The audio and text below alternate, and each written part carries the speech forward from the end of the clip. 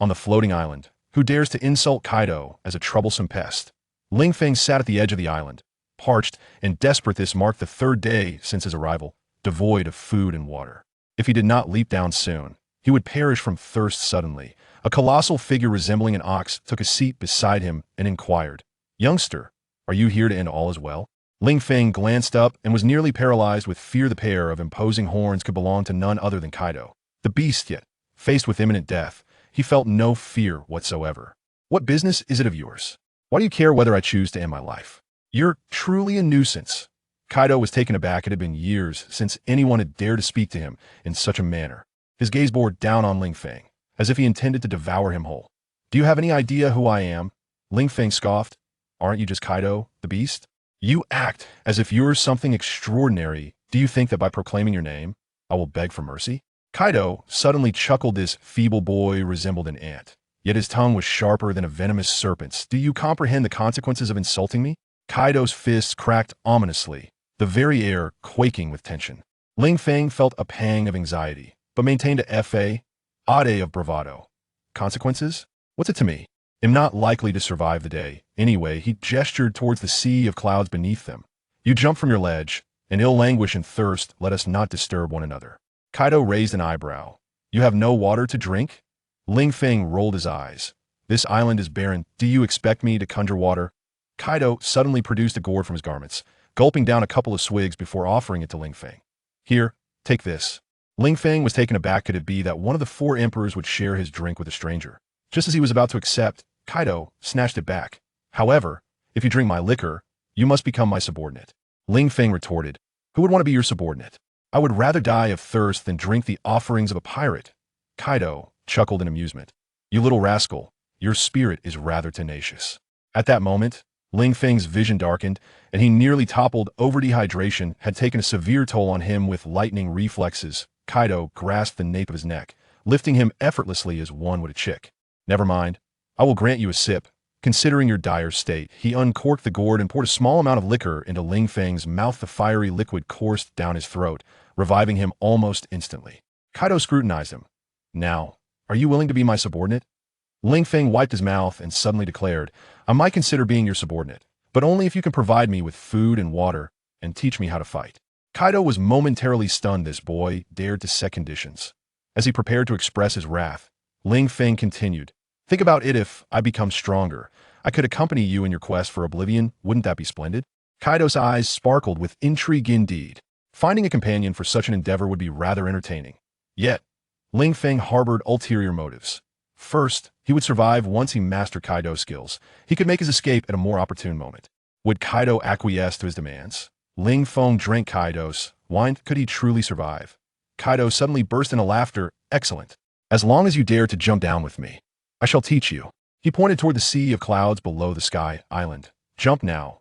Do you dare?" Ling Feng gazed into the abyss, his legs trembling. This was Kaido's deadly game. Would one truly survive such a leap? If he hesitated, would Kaido crush him on the spot? Ling Feng took a deep breath, suddenly grasping Kaido's arm. "Jumping it is. Who's afraid of whom?" Kaido paused for a moment, then erupted in laughter. "This is getting interesting." The two leaped one after the other into the depths below. Would this leap lead to life or death? Could Ling Feng truly become Kaido's subordinate? "I refuse.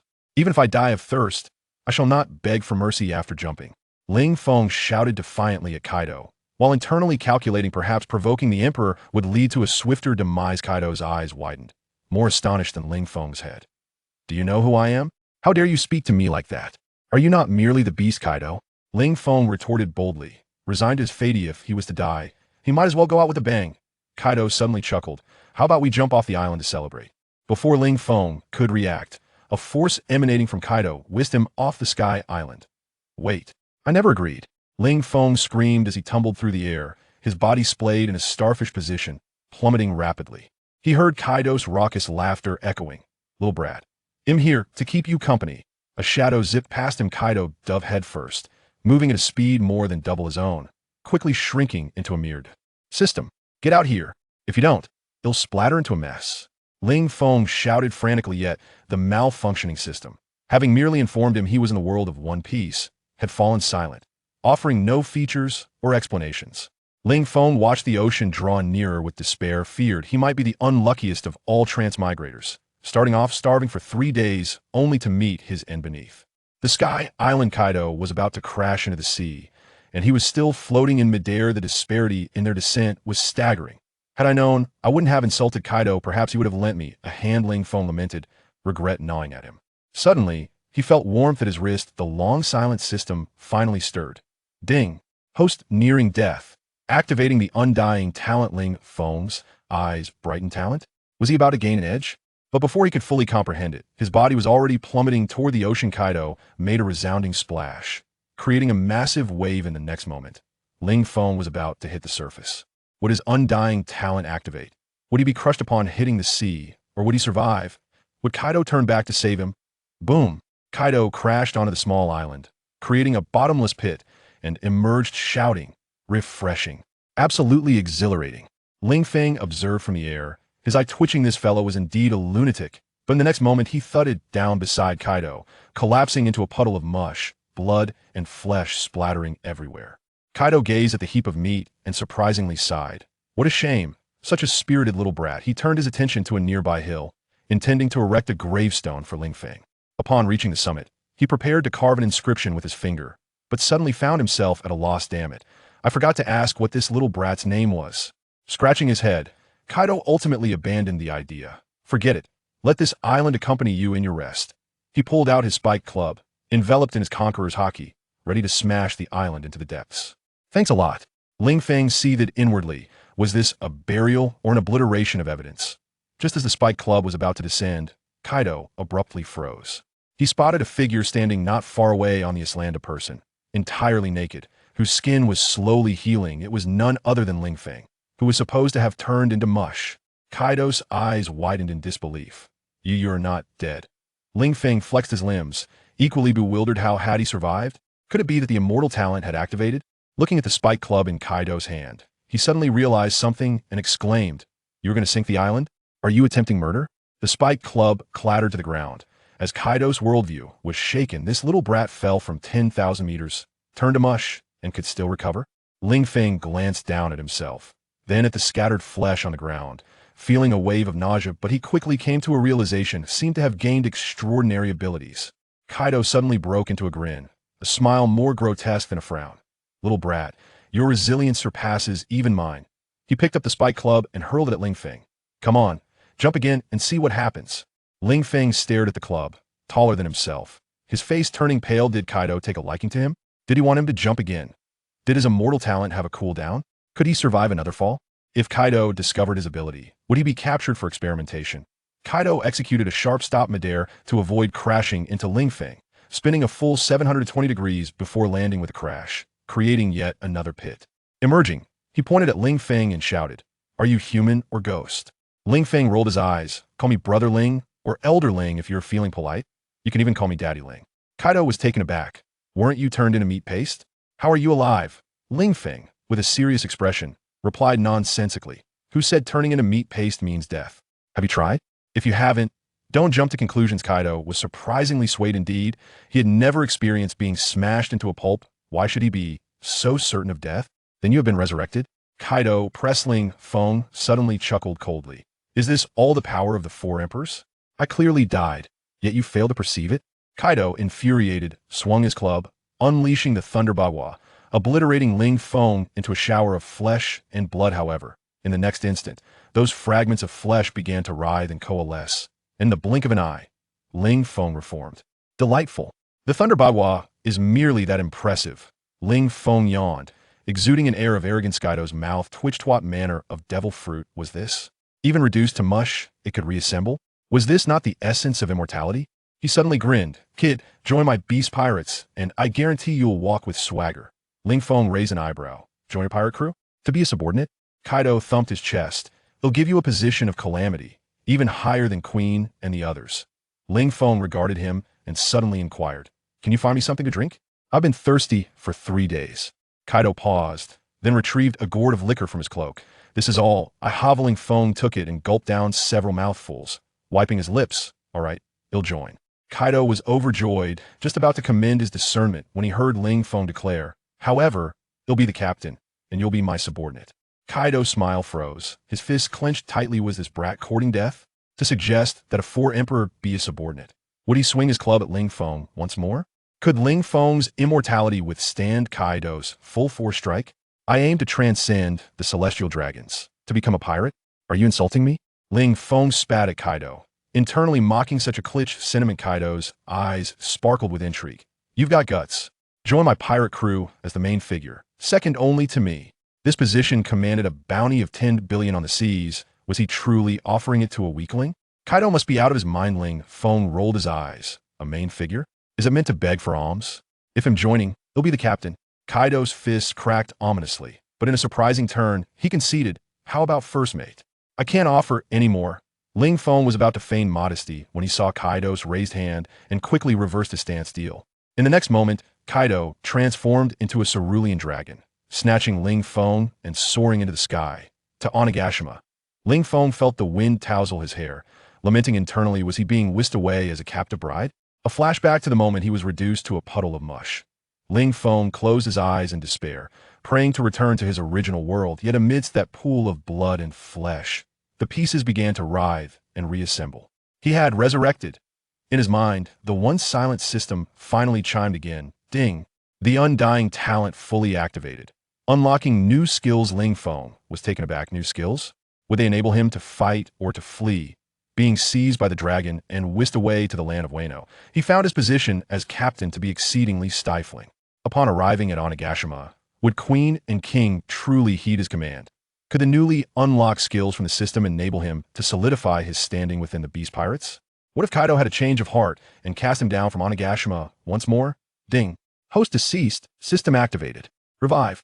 Defense enhanced. Ling Feng finally comprehended his system functioned in such a manner that each death augmented his strength, akin to a certain bald individual. Having been obliterated by Kaido's blow, his defense skyrocketed upon revival. What a delightful turn of events. Yet in the next moment he was dragged by Kaido to soak in a hot spring. Kaido, stripped bare, leapt into the bubbling pool and urged him, hurry up. We're all men here. Why be shy? Ling Feng gazed at the boiling spring water, his face turning a ghastly shade of green. Surely this was just scalding water. Since I've come this far, he gritted his teeth and jumped in, instantly propelled 3 feet high by the heat, exclaiming, hot, hot, hot. My skin is going to cook.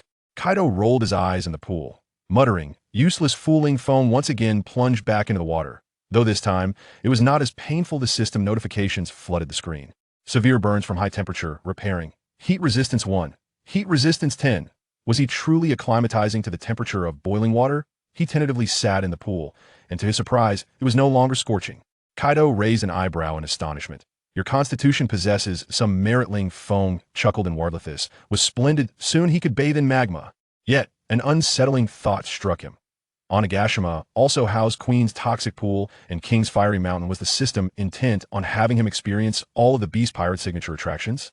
Kaido suddenly announced, tomorrow, you will face off against the All-Stars to prove your worth. Ling Feng's smile faltered while he had gained heat resistance. Could he withstand a beating? If Queen's poison were to spray him, would the system unlock a resistance to toxins? This captaincy appeared far from secure. I can't understand. I really can't understand. Have I already grown old before conquering the seas and no longer understand the thoughts of today's youth? Come on, kid. Let's have a drink. In the hot spring, Kaido of the 100 Beasts handed a gourd of wine to Ling Feng. Compared to Kaido's large gourd, his gourd is just a super small one. Ling Feng held the gourd in his hand just right. Cheers. How could one enjoy a hot spring without drinking? He clinked glasses with Kaido of the 100 Beasts, then tilted the gourd towards his mouth, gulping down the liquor as if it were mineral water, drinking quite boldly. At the same time, he sighed to himself. If only there were a beautiful girl behind him giving him a shoulder massage, that would be perfect. Of course, if there were another beautiful girl in the pool feeding him cherries, that would be even more perfect. System. What the heck, host? Are you serious about those cherries? Ling Feng, the system, something's not right. After soaking in the hot springs, Ling Feng felt like he was shining all over.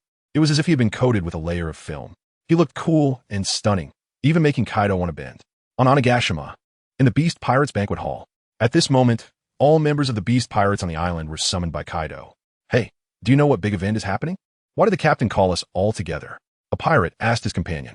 Although the one being asked didn't know either, it didn't stop him from acting cool. He patted the shoulder of the person who asked him. looking like he was lecturing younger brother. Ha ha, little brother, you're right to ask me this. Others might not know, but who am I? How could I not know? The captain summoned us because he believes the opportunity has come. It's time to claim the title of the king of the sea, the pirate king. Think about it. Among the 4 emperors, Whitebeard is injured. Shanks is a one-handed cripple. Big Mom? Just a mere woman. And I heard she's pregnant recently? Facing a bunch of old, weak, sick, and pregnant. If our captain can't win, then I'll blow up that bastard Oda who gave our captain the title of the strongest creature. Oda. I'm just a cartoonist. What the hell do I know about pirate kings? Why are you hitting me? So from now on, everyone should be a bit more arrogant and cocky when we go out, because after tonight, we will represent the face of the pirate king, Kaido. After tonight, we will no longer be the crew of the 4 emperors, but the crew of the pirate king. Humility would be embarrassing for the pirate king. Being easygoing would be a slap in the face to our captain. Only arrogance is the principle of how we, the beast pirates, conduct ourselves. Is it really like that? It must be. And then, as this rumor spread, everyone believed it. One by one, they stood in the hall, waiting for Kaido's call. At the same time, they looked forward to becoming the crew of the pirate king. However, they did not wait for Kaido to declare an attack on the other 3 emperors, but rather heard the news that the guy who spread the rumors had been chopped into pieces and thrown into the sea to feed the sharks. This made the once excited pirates deflate instantly. Damn it, I thought we were really going to fight. Turns out it was just a rumor. All right, the guy who spread the rumor has been taken care of by me. Now, I want to announce something important. Standing below the high throne, Kaido looked at his bizarre crew members. They were all half-human, half-animal creatures who had eaten artificial devil fruits. At this moment, Kaido realized the benefits of having Ling Feng join the crew, because with Ling Feng's addition, he could bring back the beast pirate's dwindling attractiveness. Clap, clap. Kaido clapped his hands. Ling Feng walked out from behind the throne and jumped straight onto the throne that originally belonged to Kaido of the 100 Beasts. Without waiting for Kaido to speak, Ling Feng arrogantly announced, "That's right, today your captain, Kaido of the 100 Beasts, is going to announce that he believes he lacks the ability to lead the 100 Beast pirates to become stronger. So he has chosen to step down and let someone else take over. That's right, from today on, I, Ling Feng, am your only king. Now, everyone cheer. Cheer for the ascension of your king, Kaido of the 100 Beasts." Listening to Ling Feng sitting in his place and talking nonsense, he raised his arm, ready to slap Ling Feng. Who the hell told you to change the script? It was clearly supposed to introduce you as the vice captain. And you're trying to take my captain position directly? Ling Feng saw Kaido of the 100 Beasts raise his hand, quickly dodged, jumped down from his position, and smiled at Kaido, saying, "Ha ha ha, just joking, Kaido. You wouldn't really hit me, would you? I see you with that serious face all day, as if everyone owes you money. I especially came to joke with you today. You can't be the humorless, right? After all, with so many people watching, if he were to be turned into meat paste by Kaido of the 100 Beasts, how would he maintain his reputation? It would be one thing if it happened when no one was around, but for Ling Feng, whether he lived or died wasn't he important. What mattered was face. Humor? Hearing Ling Feng say he was joking, Kaido of the 100 Beasts twitched the corner of his mouth, but didn't say anything further. There were so many subordinates watching. It would be good to make a joke of himself. Indeed, Ling Feng was joking with everyone. In fact, he was about to become the vice captain of our 100 Beast pirate crew. So let us give him a warm welcome with applause. After saying that, Kaido took the lead in clapping. The subordinates below were not clear about the situation, but since the captain was clapping, they couldn't just stand there like fools watching Kaido clap alone, right? That would be a problem later. So clap, clap, clap. In an instant, thunderous applause erupted, echoing everywhere. As for whether this applause was welcoming Ling Feng, that was up to individual interpretation. Following Kaido's introduction, it was time for Ling Feng to take the stage. Ling Feng stepped forward, looking at the crowd standing below, and stretched out his hands, pressing down. Instantly, the applause stopped. Ahem, hello everyone, just now. Kaido also introduced me to you. That's right, starting today, I, Ling Feng, will be the vice captain of the Beast Pirates. So, do you know what vice captain is? That's right, it means that after your captain Kaido dies, I will be the boss of the pirate crew. Ling Feng's words startled the people below, thinking to themselves, this guy really dares to say anything. However, the pirates found it strange that, even though Ling Feng said so, why did Kaido of the Beasts not react? Just like before, when Ling Feng directly sat in Kaido's seat, Kaido merely treated it as a joke. He didn't even scold him. This relationship is too good, right? Are we sure he brought back a vice captain? Are we sure he didn't go out to look for an illegitimate child and brought back an heir instead? After all, Which pirate crew's vice captain would dare to not take the captain seriously? Does he really think a captain can be as easygoing as Luffy? Kaido of the Beasts. He stole a glance at Ling Feng. This kid is too sharp-tongued, right? Just became a vice captain, and he's already cursing the captain to death? Regret resurfaced. He shouldn't have gone to Sky Island. If he hadn't gone to Sky Island, he wouldn't have met Ling Feng. If he hadn't met Ling Feng, he wouldn't have jumped off the island to commit suicide together with him. If he hadn't jumped off the island to commit suicide with Ling Feng, he wouldn't have discovered Ling Feng's ability to resurrect. If he hadn't discovered Ling Feng's ability to resurrect, how would he have let Ling Feng join his pirate crew because he valued talent? If he hadn't let Ling Feng join his pirate crew, there wouldn't be today's farcical performance. It's a pity that reality doesn't have so many ifs. Vice Captain, may I ask a question? As soon as Ling Feng finished speaking, a rebellious person in the audience stood up to ask him a question. Ling Feng looked carefully, and it was a creature with a rat's head. He vowed that in the future, when the beast pirates went to war with other pirate crews, he would use his authority to make this stinky rat suffer, pushing him to the front as cannon fodder. Just today, I became the vice captain, and you want to undermine me? If you don't become cannon fodder, who will? Go ahead and ask. I want to see what questions you have, little rat. Ling Feng looked at Mousehead and coldly said, Mousehead? Damn, I have a name, okay? You dare to call me Little Mouse? I have a mouse head because I ate the artificial mouse fruit, all right? How can you judge a person by their appearance? Forget it, that's not important. Thinking about the drought disaster and how Jack asked him to test Ling Feng, he decided to put aside the matter of Ling Feng humiliating him for now. Vice Captain, as you know, our beast pirates are not an ordinary pirate crew, but one of the 4 Emperor's pirate crews in the New World. So, may I ask if you think you are qualified to be the vice captain of such a great pirate crew? Mousehead asked. Ling Feng listened and thought to himself, bah, how can a pirate crew even dare to call itself great? If it weren't for that old bastard Kaido's coercion, who would want to be a pirate? With my looks, wouldn't it be better for me to be a king in the daughter country? Besides, as a transmigrator, even though the Wano arc of One Piece hasn't finished yet, do I really need to watch it? I don't need to, because Kaido will definitely fall, becoming a stepping stone for the Straw Hat Kid on his path to becoming the Pirate King. So, the Beast Pirates are destined to have no future. For a pirate crew with no future, I wouldn't even bother to join unless the situation forced me. What? Do you think I'm not qualified? How about I make room for you instead? Ling Feng looked at the rat head coldly and said, how dare a stinky rat question my strength? If it weren't for Kaido today, I would definitely chop off your rat head to feed my cat. When it comes to showing off, Ling Feng is a professional. Under Ling Feng's icy gaze, the rat head lowered his head and didn't dare to meet Ling Feng's eyes. After all, Ling Feng was a man personally placed in the position of vice captain by the Beast Kaido. Even if he wasn't extremely strong, he was definitely much stronger than the rat head. If it weren't for one of the 3 disasters, Drought Jack, forcing him to step up and test Ling Feng, he wouldn't have dared to. Now, after being reprimanded by Ling Feng, he immediately fell silent, feeling worried about his future. If the vice captain held a grudge against him, he would probably be done for in this life. It's all Jack's fault. But no matter if it's Ling Feng or Jack, as a small pirate, he couldn't provoke either of them. Now, is there anyone who still questions me? If so, step forward now. If not, then let us get this party started. Ling Feng stood before the throne, his hands clasped behind his back, his majestic gaze sweeping over those below, just like a king surveying his subjects, watching over the pirates. It would definitely be cool if there was a fitting BGM at this moment. If there could be an edition of Conqueror's Hockey, it would absolutely exude a kingly aura. The signing event is here. Investments to be made, votes to be cast. Come, let's raise a glass. The banquet began.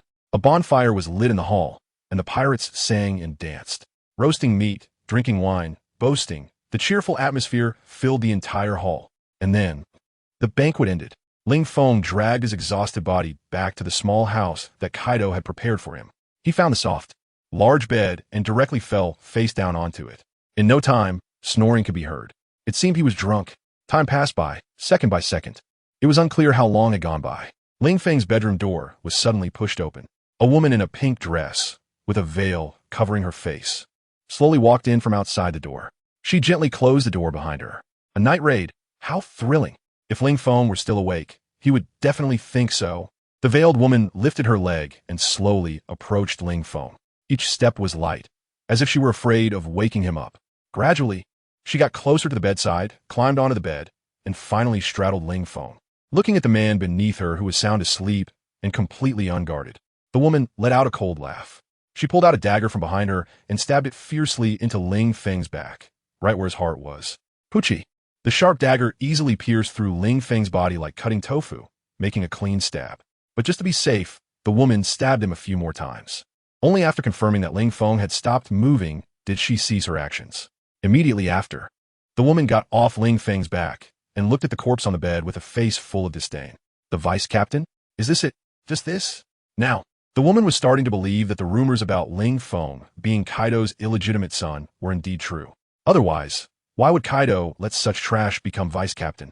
As for how Ling Feng and Kaido looked nothing alike, with such a large difference in physique, why don't those who say this take a look at the other emperor, Big Mom? That woman had so many children, and they were all peculiar in their own ways. Their sizes varied greatly. So, relying on physique cannot determine whether Ling Feng is Kaido's illegitimate son. Tossing the dagger aside, casually, the woman was about to leave. Because of the banquet that night, nearly everyone in the Beast Pirates was celebrating, meaning they were in a completely unguarded state. As long as she left quietly, no one would suspect her when the pirates discovered Ling Feng's death the next day. Poochie, however, just as the woman turned to leave, suddenly, a dagger pierced through her heart. If she wasn't mistaken, this dagger should be the same one she used to kill Ling Feng. How could this happen? The woman struggled to turn her head, only to see an unbelievable scene. Ling Feng was standing behind her with a grin, holding a dagger that was protruding from his back, piercing through his chest. Why are you not dead? The woman, no, the rat head exposed before Ling Feng. Even with a hat and a veil covering her face, and dressed in women's clothing for disguise, Ling Feng still recognized her. This guy was the one who previously questioned Ling Feng's qualifications to become vice captain in the hall. Why was she in women's clothing? It must have been to prevent anyone from seeing him enter his room, right? However, this guy had no self-awareness at all. Did she think that by wearing a hat, a veil, and changing into women's clothes, no one would recognize who she was? Or did she think that dressing like this would actually make others see her as a woman? No, they would only think she was a pervert. Who sent you to kill me? Without answering the rat head's question, Ling Feng retorted. He believed he had only recently crossed into the pirate world and was then brought here by Kaido. So enemies? Non-existent. But why was the rat head, who had previously made things difficult for him, now directly trying to kill him? Ling Feng did not believe that rat head's idea was his own, because rat head's status in the Beast Pirates was only that of a low-ranking member.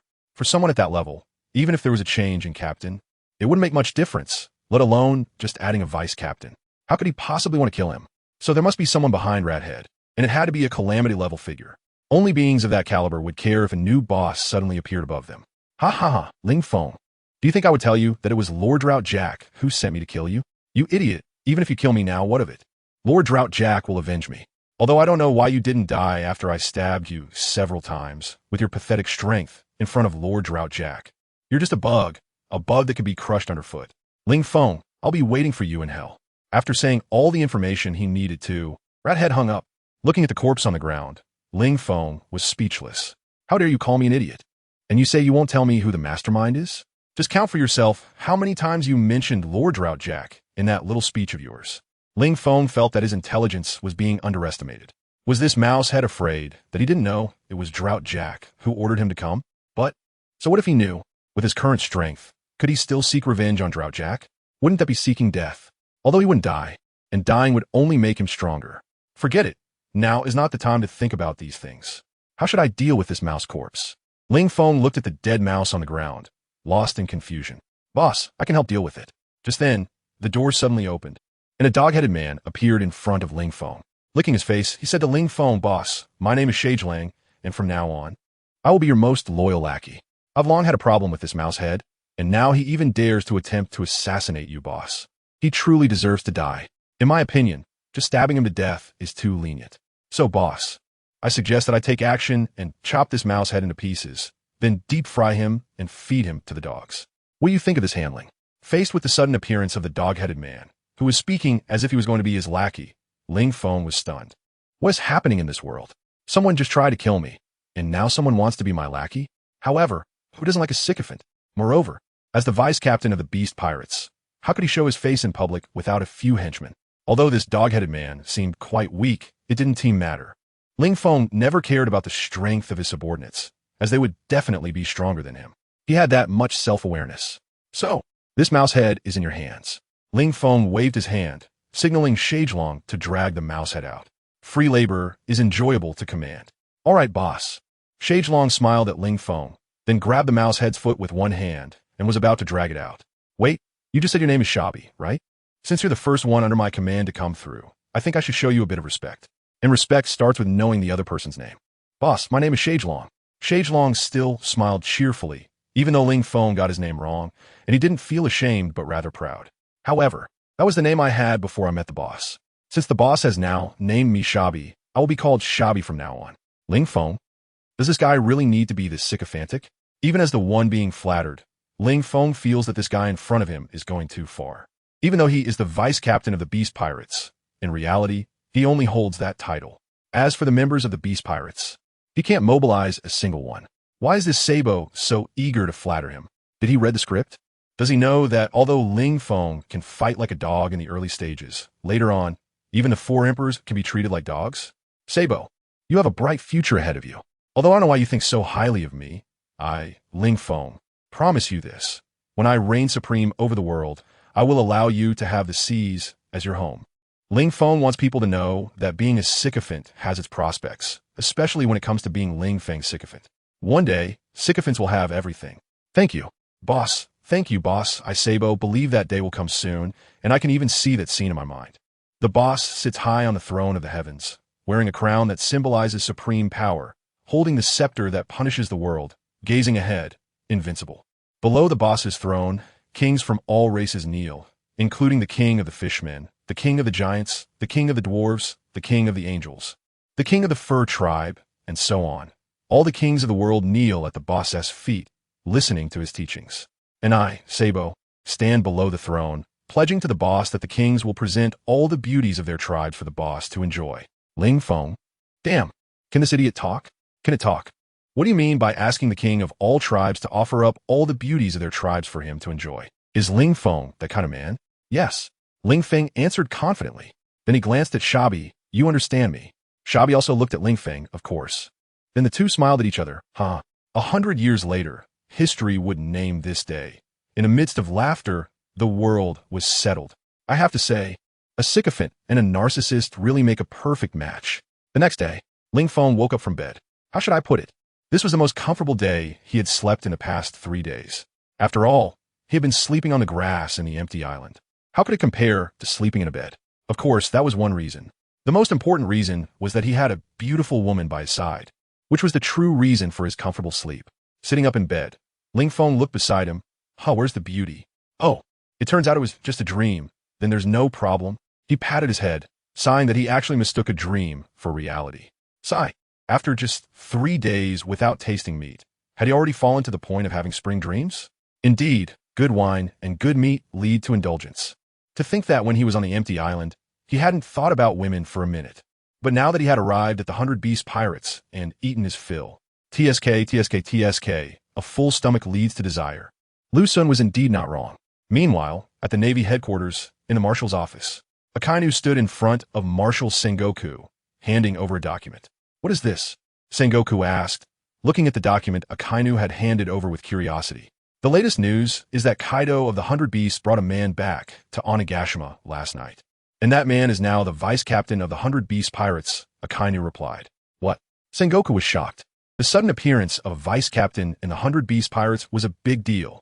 This could potentially change the dynamics of the New World. It's worth noting that among the 4 emperors of the New World, only the red-haired pirates have a vice captain. The other 3 emperors only have captains. However, since Red-Haired had once interned on Roger's ship, which also had a vice captain, it is likely that the position of vice captain on Red-Haired's ship was simply inherited from his captain's practice and holds no special significance. But the other 3 pirate crews are different. The Whitebeard pirates have Whitebeard as the undisputed leader. His crew are all his sons, a generation younger than him, so naturally, there couldn't be a vice captain. The same goes for the Big Mom pirates. All the strong under her command are her children, also a younger generation. So there couldn't be a vice captain on equal footing with Big Mom. The 100 Beasts pirates are different, compared to the family-style operations of Whitebeard and Big Mom. The talents in the 100 Beast pirates were all recruited by Kaido. Moreover, almost all of them are Zoan-type devil fruit users. In this context, Kaido actually brought back a person and made him the vice captain. The significance of this is quite intriguing. Could it be that Kaido brought back a man he feels can stand on equal footing with him? Otherwise, why would he specifically create the position of vice captain for that man instead of promoting one of the calamities to become a fourth calamity? He must think this man's abilities far exceed those of the calamities, right? With this thought, Sengoku began to feel nervous and focused intently on the document Akainu had handed over. If it is really as he suspects, then this newly appointed vice captain of the 100 Beast Pirates, even if he doesn't surpass Kaido in strength, would definitely not be far off. Just thinking about this made Sengoku's head start to ache. The existence of the four emperors was already giving him a headache. Now, it seems there's another strong figure among the four emperors. Sigh. Is it easy for him to be a navy marshal? Does it have to be this difficult for him? Sengoku looked at the document in his hand. At the top of the document was a photo. Without even thinking, he knew it was the photo of the newly appointed vice captain of the 100 Beast Pirates. TSK. Does he have to be so pretentious? Sengoku looked at the photo, seeing Ling Feng sitting in what should have been Kaido's position. Especially with Ling Feng's arrogant face, looking like he was the top dog, really annoyed Sengoku. He swore it was definitely not, because he was jealous that Ling Feng was more handsome than him. He continued to look further. Ling Feng's name appeared in the report. Ling Feng? That name is quite strange. However, Sengoku didn't pay much attention. The world is so big, how can you not allow a few peculiar names to exist? Sengoku quickly flipped through the report, mainly to see the evaluation of Ling Feng in this document. 10 minutes later, Sengoku finished reading the report about Ling Feng. The evaluation of Ling Feng in the report only had a few points. He likes to court death, enjoys showing off, is narcissistic, arrogant, but seems to have average strength. The report also pointed out that Ling Feng might be the illegitimate child of Kaido of the 100 Beasts. Of course, this possibility is very low. Average strength? Akainu. Are you sure? Sengoku set the report aside and looked at Akainu and asked, if his strength is average, then that would be great for the Navy. No, I think that guy Ling Feng must be very strong. Akainu shook his head. Why do you say that? Sengoku looked at Akainu. Firstly, the report said that when Ling Feng first appeared, he sat in Kaido's designated position and directly announced Kaido's abdication to make way for him to become the captain. Although this was ultimately treated as a joke, the report stated that Kaido had no reaction to Ling Feng's actions at all. Isn't that obvious? If Ling Feng was really weak, how could he dare to so openly seize the captain's position from Kaido? As for being an illegitimate child, would an illegitimate child dare to disregard his father, who is one of the four emperors? The report also pointed out that during his self-introduction, Ling Feng proclaimed to all pirates what being a vice captain means. When your captain dies, I am the boss. This fully demonstrates Ling Feng's ambition for usurpation. The reason he hasn't acted may simply be that he can't defeat Kaido. But even if he can't win, the fact that Ling Feng can say such things shows that he is confident enough that his strength is not far off from Kaido.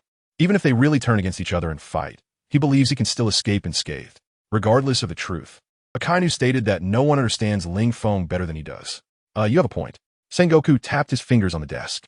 Indeed, the report clearly states that Ling Feng's entrance was very arrogant and seemed to have no regard for Kaido of the 100 Beasts. And he did this in front of all the members of the 100 Beast Pirates. Those who dare to do such things are either fools or truly formidable. Sengoku glanced at Ling Feng's photo again, thinking, such a handsome young man, he can't possibly be a fool, right? Since he isn't a fool, then he must be truly formidable. Garp, you bastard, we are discussing serious matters here. Can you stop eating sunbae? Sengoku was having a headache, not knowing how to deal with the suddenly emerged Ling Feng, who knew he would hear Garp's crunch sound of eating sunbae nearby. This made him furious. How can you not act like a human? Here I am, dedicatedly serving the Navy, and you, a naval hero, sit in the office every day drinking tea and eating sunbae. What is the salary of a naval hero that easy to earn? Garp, woo. Legalize the troubles. Sengoku, what the hell are you talking about? Swallow the sunbae in your mouth first before speaking. Gulialu. Garp took a sip of tea and swallowed the sunbae before speaking to Sengoku. Sengoku, I mean, you all discuss your matters while I eat mine. I thought that shouldn't conflict, right? Sengoku, what the hell do you mean it doesn't conflict? It's work hours, for crying out loud. You're eating sunbae and you still think you're right? Garp fell silent, seemingly realizing he was in the wrong. Here is the information. Take a look. Sengoku handed the information about Ling Feng to Garp. Garp took it and then saw Ling Feng's photo. Suddenly, he burst into laughter. Haha, what's this young man's name? That sitting posture is so badass. It reminds me of when I ruled God Island, with the momentum of a single man standing against thousands. Not bad, not bad. Where's this kid? I think he aligns with my ideals. I've decided to make him my successor, the next naval hero. Sengoku wanted to curse. His brows furrowed into a shape. Garp, I'm asking how to deal with this kid, not to praise him. Besides, that kid is currently the vice captain of the 100 Beast Pirates. How could he possibly join the Navy? Moreover, Haven T, you always wanted to train your grandson to become a naval hero? Why are you suddenly looking to change your mind? Luffy? Don't mention that kid. He has lost his mind, shouting every day that he wants to become the Pirate King. I don't know what is so great about Roger. Back then, he was always running away from me. Does living a life running from the Navy feel so free? Therefore, I have given up on making Luffy a naval hero. And now I have finally found a new target. This kid, even if I have to fight, I will make him my successor. Garp declared emphatically. I believe that under the influence of the iron fist of love, he will agree to join the Navy. Sengoku was speechless. This old fool is so stubborn. Once he makes a decision, it would take 9 oxen to pull him back. However, if he could pull the enemy's strength to his side, it wouldn't be such a bad thing after all. Garp, what do you see in him? Sengoku was curious. It's not that he doesn't trust Garp, but Garp's judgment has always been poor. In the past, Garp wanted to make Port Gas D, Ace, a naval hero. Then Port Gas D, Ace became the captain of the Whitebeard Pirates. After that, Garp, having given up on Ace, wanted to make Luffy a naval hero. And now, Straw Hat Luffy has been rewarded 30 million for his head, becoming the highest bounty pirate in the East Blue. If it weren't for Garp's old age, he would definitely have sent someone to suppress a rising star like Straw Hat. After all, while 30 million is a small bounty, such a new force breaking the traditional mold in the usually weakest East Blue could develop into something unpredictable in the future. Straw Hat's crew is still young and full of infinite possibilities. Unlike the 4 emperors in the New World, who, while incredibly strong, are already at their peaks and unlikely to have any room for growth. Those guys, even if the Navy doesn't take action, will be pulled down from their thrones by new forces in no time. What do you see in him? Of course, it's his domineering spirit, just like mine. Garp said naturally. Domineering spirit? Those 2 words have nothing to do with you. Sengoku looked at Garp, who was now picking his nose with his pinky finger. To say he has a domineering spirit is an understatement. He looks more like a fool. How many years has it been since he last fought seriously? Thinking about this, Sengoku felt a bit nostalgic for the past. Back then, he wasn't the fleet admiral, and Garp wasn't a naval hero. They were both ordinary sailors. Every time there was a battle, they would charge to the front lines, facing strong enemies and defeating them. That kind of passionate life had left them long ago. Time is a butcher's knife, grinding down all their fervor. After becoming a naval marshal, he sits in the office every day, facing piles of documents. Every day is spent either reviewing documents or attending meetings. What difference is there between this life and that of an ordinary office worker? However, once a person is in that position, they're not in control of their own fate. Having become a naval marshal, it is naturally impossible to continue fighting on the front lines. Now, he looks just like an ordinary, amiable old man. Where's the iron-blooded temperament of the Buddha of war that once made pirates tremble in fear? On Ghost Island, in Ling Feng's little hut, Ling Feng looked at Shabi and asked, Shabi, you must have stayed in Wano country for a long time, right? Do you know any fun places in Wano? Of course, for a powerful man like you, boss. The Flower Street is definitely a place where you can showcase your might. How about we go to Flower Street today? Shabi suggested to Ling Feng. Flower Street? Huh? Ling Feng looked at Shabi with an ambiguous gaze. This name? It sounds perfect for us men to go shopping. Let's go. Ling Feng waved his hand and decided to give the beauties of the Land of Harmony a lesson. However, as soon as Ling Feng stepped out the door, he awkwardly looked at Shabi and coughed. Which direction is the Flower Street? Boss, come on, ride on my back, I'll take you there. Shabi immediately transformed into a big dog, lying on the ground and inviting Ling Feng to sit on him. Being a loyal dog to this extent really moved Ling Feng. He swore that when he became king in the future, he would definitely let Shabi chew on the best bones. Otherwise, he would feel guilty about his conscience. Ling Feng flipped over and rode on Shabi's back. Shabi, carrying Ling Feng, quickly ran towards the flower capital. However, just as Shabi had left Ghost Island with Ling Feng, a man blocked their way. It was Jack, one of the 3 main members of the Beast Pirates, known as the Drought. Seeing Jack in front of them, Ling Feng frowned and patted Shabi's back. Shabi turned to look at Ling Feng, his mouth cracking into a smile. Understanding that his boss had never been inferior to others in his life, nor did he like looking up to anyone. What qualifications did the mere Drought Jack have to make him look up, after saying that Shabi directly transformed, growing from a 2-meter-tall big dog into a 10-meter-tall giant dog? With this change, Ling Feng, riding on his back, could now look down on the less than 9-meter tall Drought Jack. Ling Feng looked at the suddenly gigantic Shabi, feeling confused. Who the hell told you that I've never been weaker than others in my life? Who the hell told you that I don't like looking up to others? However, Ling Feng looked down at the drought-stricken Jack, who was shorter than him. This feeling of looking down on others is really fucking. Shabi, I never realized that there is actually someone in the world who understands me so well. I, Ling Feng, promise you that once I become king, I will definitely give you an endless supply of bones to gnaw on. Ling Feng patted Shabi's back and praised him. It should be noted that he had previously patted Shabi's back just to make Shabi let him down. After all, although he had never experienced Jack the Drought's combat power, he was sure he couldn't win against him, and the same went for Shabi. Getting off Shabi was to avoid getting hurt during the fight later on. He wouldn't die anyway, but if Shabi, such a loyal dog, were to die, he would be sad. Unexpectedly, Shabi misunderstood his intentions, but he really liked this misunderstanding very much. Woof woof. It seemed that to match Ling Feng's praise, Shabi barked happily a couple of times. Ling Feng was very pleased with this. A loyal dog that knows how to make its master look good, and as long as it gets a bone as a reward, it is satisfied. Is there a better dog in the world than this? No, absolutely not. Shabi, you're the best lapdog in the world. So, Drought Jack, what do you want to do by intercepting me halfway? Ling Feng sat on Shabi's back, looking down at Jack with a proud gaze. Whether he could win or not was another matter, but he absolutely could not lose face. After all, he was the vice captain. Drought Jack was just a minor disaster. His status overshadowed the opponents, so how could he back down? Vice Captain Ling Feng, you are mistaken. I am not here to intercept you midway, but rather to wait for you intentionally, Drought Jack said with a smile as he looked at Ling Feng. I have heard that Vice Captain Ling Feng was once a powerful pirate in the New World, possessing strength that even Whitebeard could only look up to. Therefore, my admiration for you, Vice Captain, is like the endless flow of the Yangtze River and like the uncontrollable flooding of the Yellow River. Speak plainly. Ling Feng shot Jack a glance, thinking that if he really believed Jack's nonsense, he would be a fool.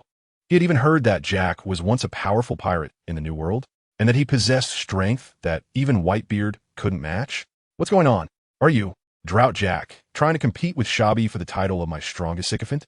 Well, actually, I truly admire your strength, Vice Captain, and I would like to seek your guidance. Rest assured, I'm tough and not afraid of you going too hard. Even if I accidentally get killed by you, it would only prove that Drought Jack is just that kind of person, and dying would be no great loss. Drought Jack looked at Ling Feng and expressed his true thoughts. Well, this guy is challenging me. Huh? Ling Feng was speechless.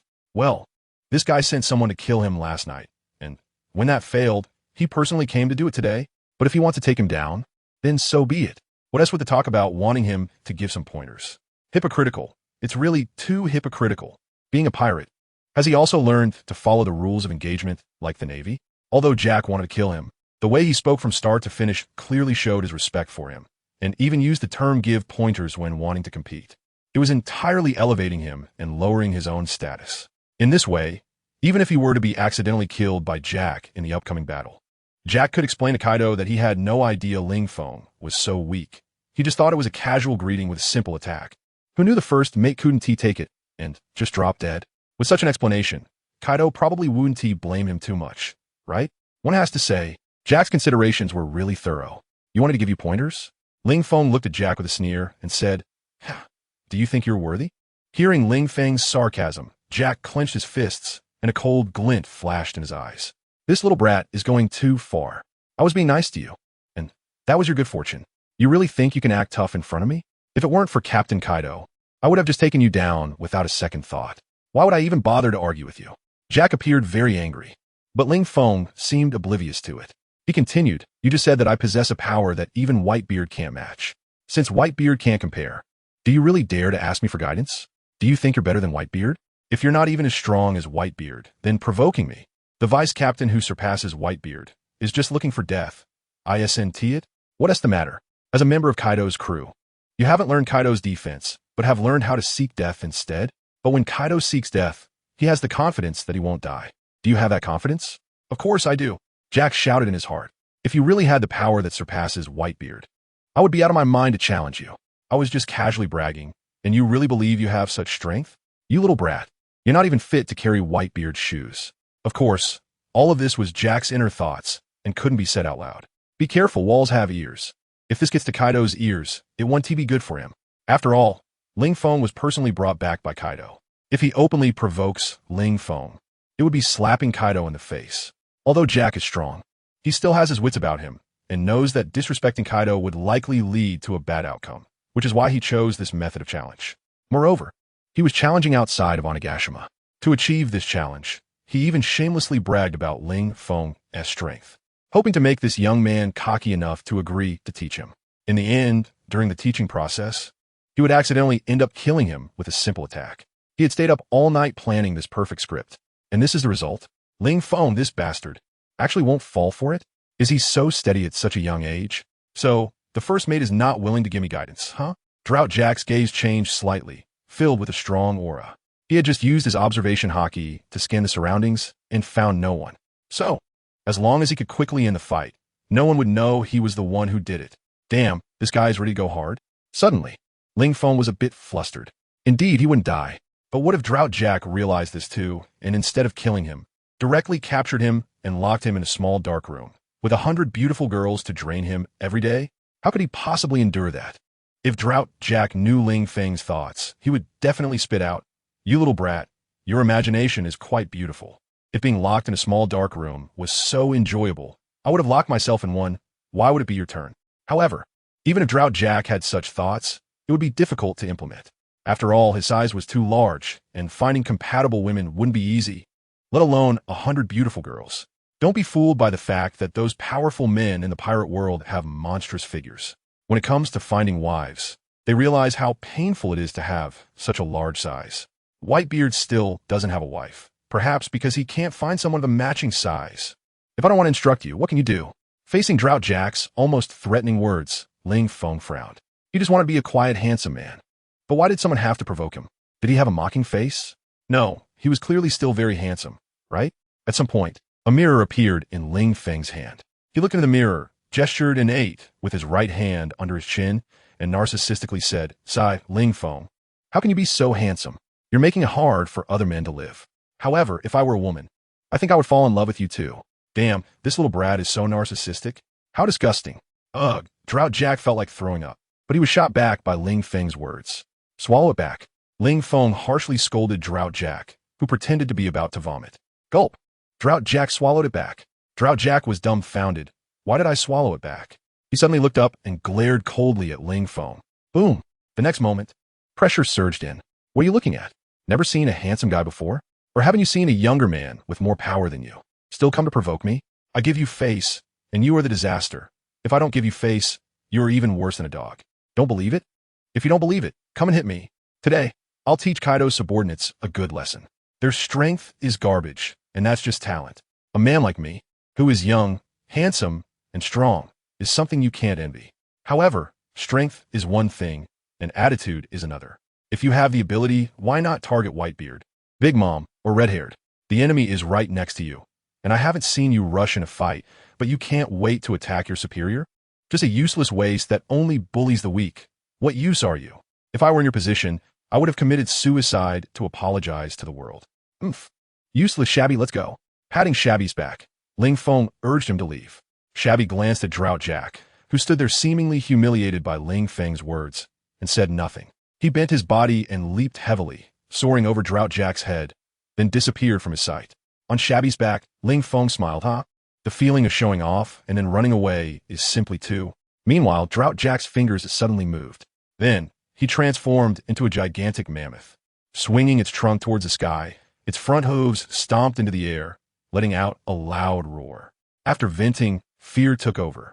Facing the verbal humiliation from Ling Feng just now, did he not want to retort or fight back? But the elephant couldn't do that.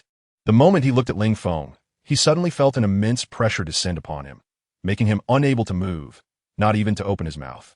He could only stand there, enduring Ling Feng's humiliation. This was definitely the most embarrassing moment of his life. Fortunately, no one else saw it. How terrifying. Who the hell is that guy? Initially thinking he would only be a loudmouth, he never expected that guy actually had the ability to render him immobile, allowing him to be at the mercy of others. Is he even human? Even when facing Kaido, I wouldn't be like this. Drought Jack smiled bitterly, realizing he had encountered an iron plate today, and it was the kind of iron plate that even if he kicked it, he couldn't break it. If Ling Feng had attacked him just now, he would have been dead. But Ling Feng didn't kill him. At that moment, Drought Jack was touched by Ling Feng's magnanimous heart. If it were him, if someone dared to provoke him, or even wanted to kill him, he would definitely use his tusks to pierce through the opponent's chest, lift them into the air, glance disdainfully at them, then flick his tusks, throwing them to the ground, and stomp them into meat paste. But what about Ling Feng? In the face of his provocation, he merely humiliated him with words, rather than killing him. What a noble character. Moreover, Drought Jack could sense from Ling Feng's words that Ling Feng was not just humiliating him, but more so reprimanding him in a tone of disappointment, hoping he could awaken. Yes, we are all part of the same pirate crew. What grudges or grievances could there be? Even if there are differences, must we fight to the death? What sense is there in hitting a fellow comrade? Isn't it better to hit Whitebeard? Captain, thank you for sparing my life. From now on, my life belongs to you. If you want me to go after Whitebeard, I absolutely won't go after Big Mom. If you want me to chase after Akiji, I absolutely won't chase after a Kainu. Turning around, the giant mammoth bowed heavily in the direction Ling Feng had left. On the other side, Ling Feng had already entered the flower capital. He never expected to have scolded himself a follower. Sure enough, in this day and age, no one listens when you speak nicely. Everyone loves to be abused. At this moment, on the streets of the flower capital, boss, ahead is Flower Street, the most prosperous place in Wano country, home to many brothels and courtesans. When I have nothing to do, I usually pass the time here. I must say, the beauties of Wano country are truly enticing. Speaking of enticing, Shabby licked his lips, seemingly recalling something, which disgusted Ling Feng. He kicked Shabby's leg and angrily scolded, "Pa, how vulgar.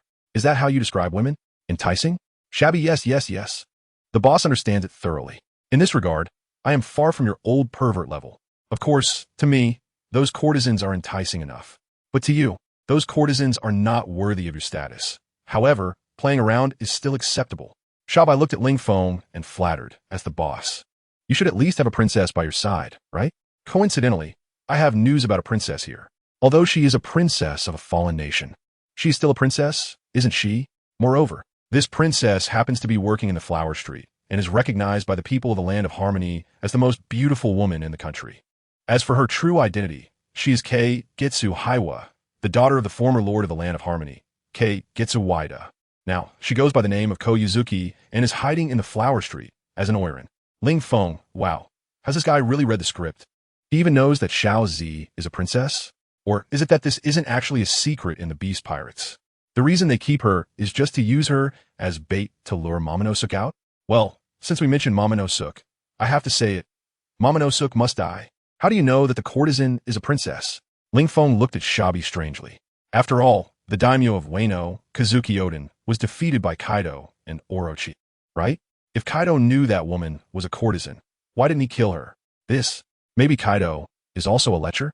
Seeing that the other party is a stunning beauty, he couldn't bear to kill her? Shabi looked at Ling Feng and cautiously replied, Ling Feng, are you kidding me? Ling Feng slapped Shabi on the back of his head. With Kaido's physique, even if he wanted to, what could he do? Shabi rubbed his sore head and hesitated before saying, this might be similar to how some nobles like to keep mermaids. Even though they can't do anything, it's still nice to look at. Ling Feng, although he thinks that Shabi is just talking nonsense. But why does he feel that this reason is reasonable and well-founded? Damn, what the hell is reasonable and well-founded? Do you really think Kaido is just an old pervert like you? Ling Feng slapped Shabi on the back of the head again. If Kaido was really such a lecher, how could he not even have a wife by his side?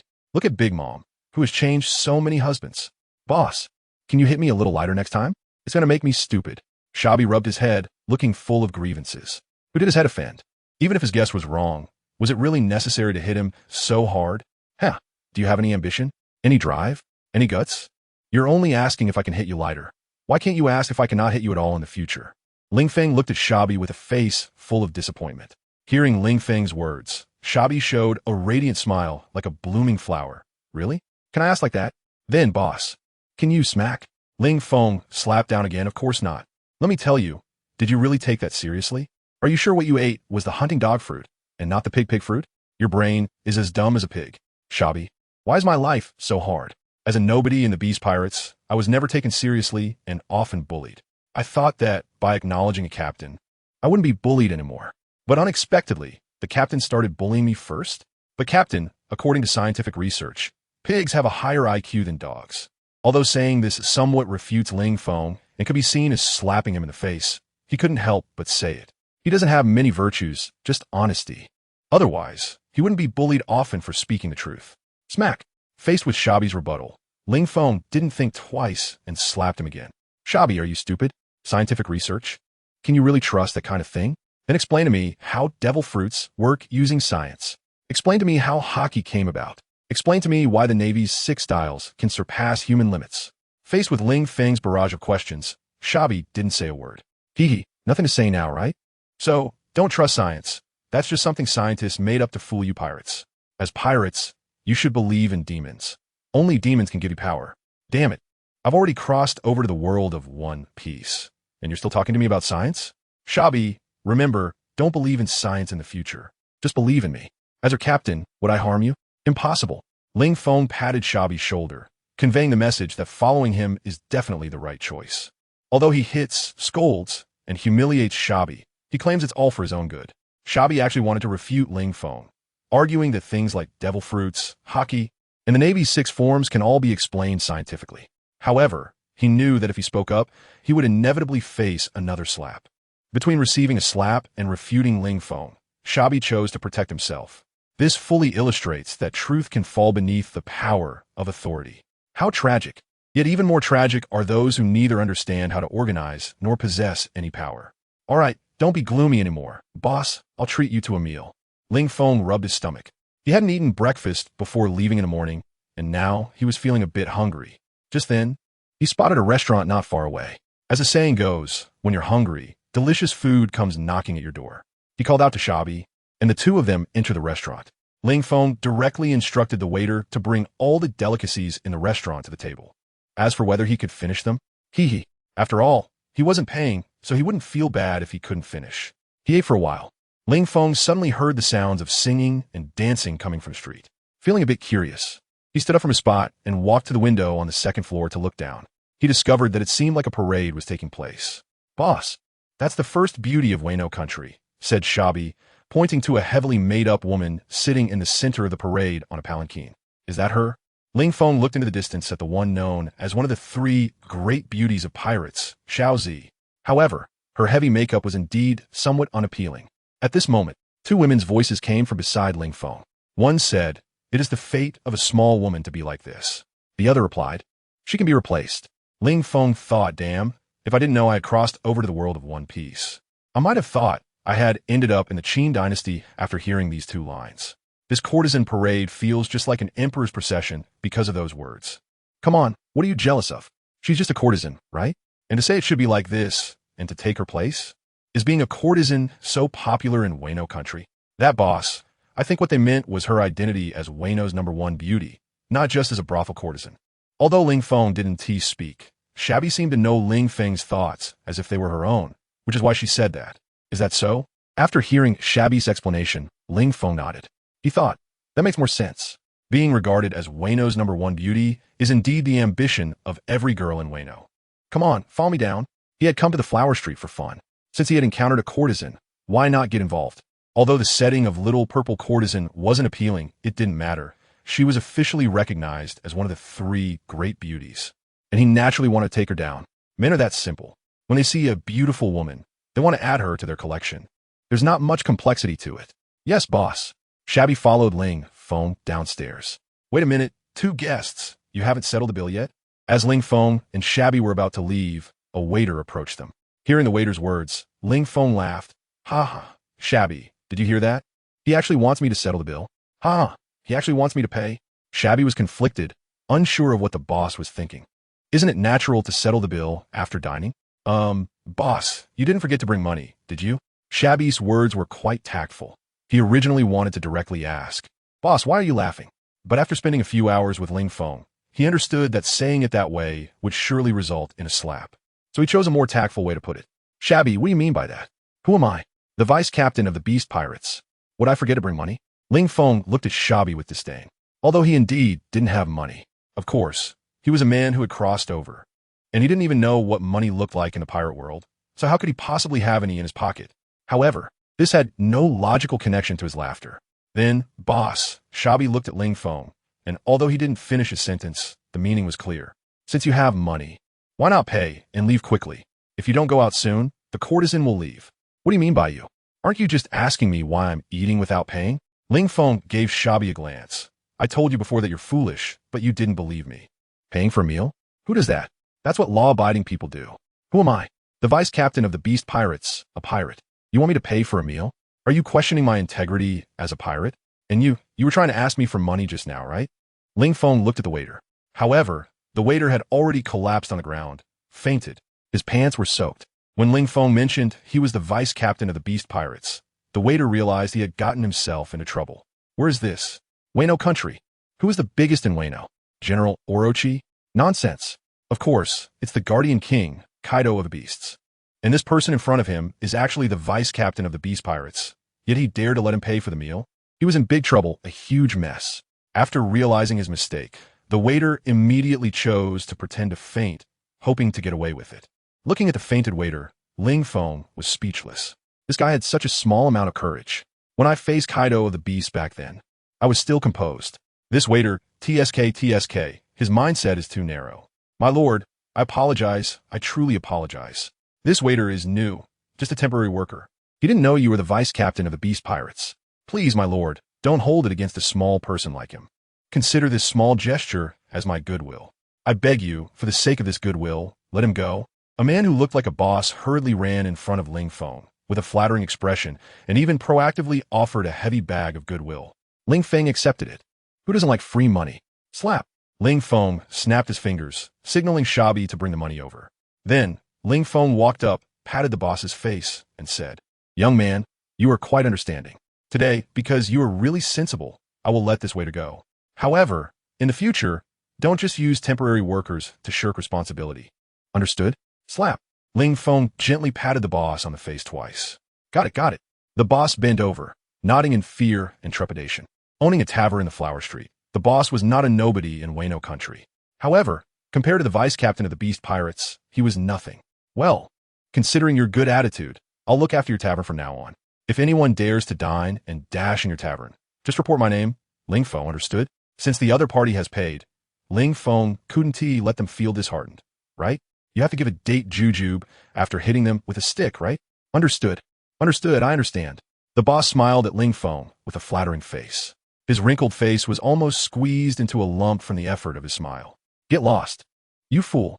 The boss's smiling face was a bit nauseating, making Ling Feng feel like throwing up after just finishing his meal. So, Ling Feng couldn't wait to leave. Of course, it wasn't tea because he was eager to rescue the courtesan from suffering. Sir, take care. Come again next time. Watching Ling Feng's departing figure, the boss continued to smile cheerfully. It was only after confirming Ling Feng's figure had vanished from sight that he immediately put away his smile, returning to a deeply gloomy expression. Uncle, why do you have to lower yourself so much to that guy? At this moment, a young man appeared beside the boss and said to him, I heard that this new vice captain is actually just a waste who is good-looking but useless. He became vice captain because he is Kaido's illegitimate son. Our backing is one of the 3 disasters, Queen the Plague, so there is no need to give face to an illegitimate child, right? Clearly, the young man looked down on Ling Feng.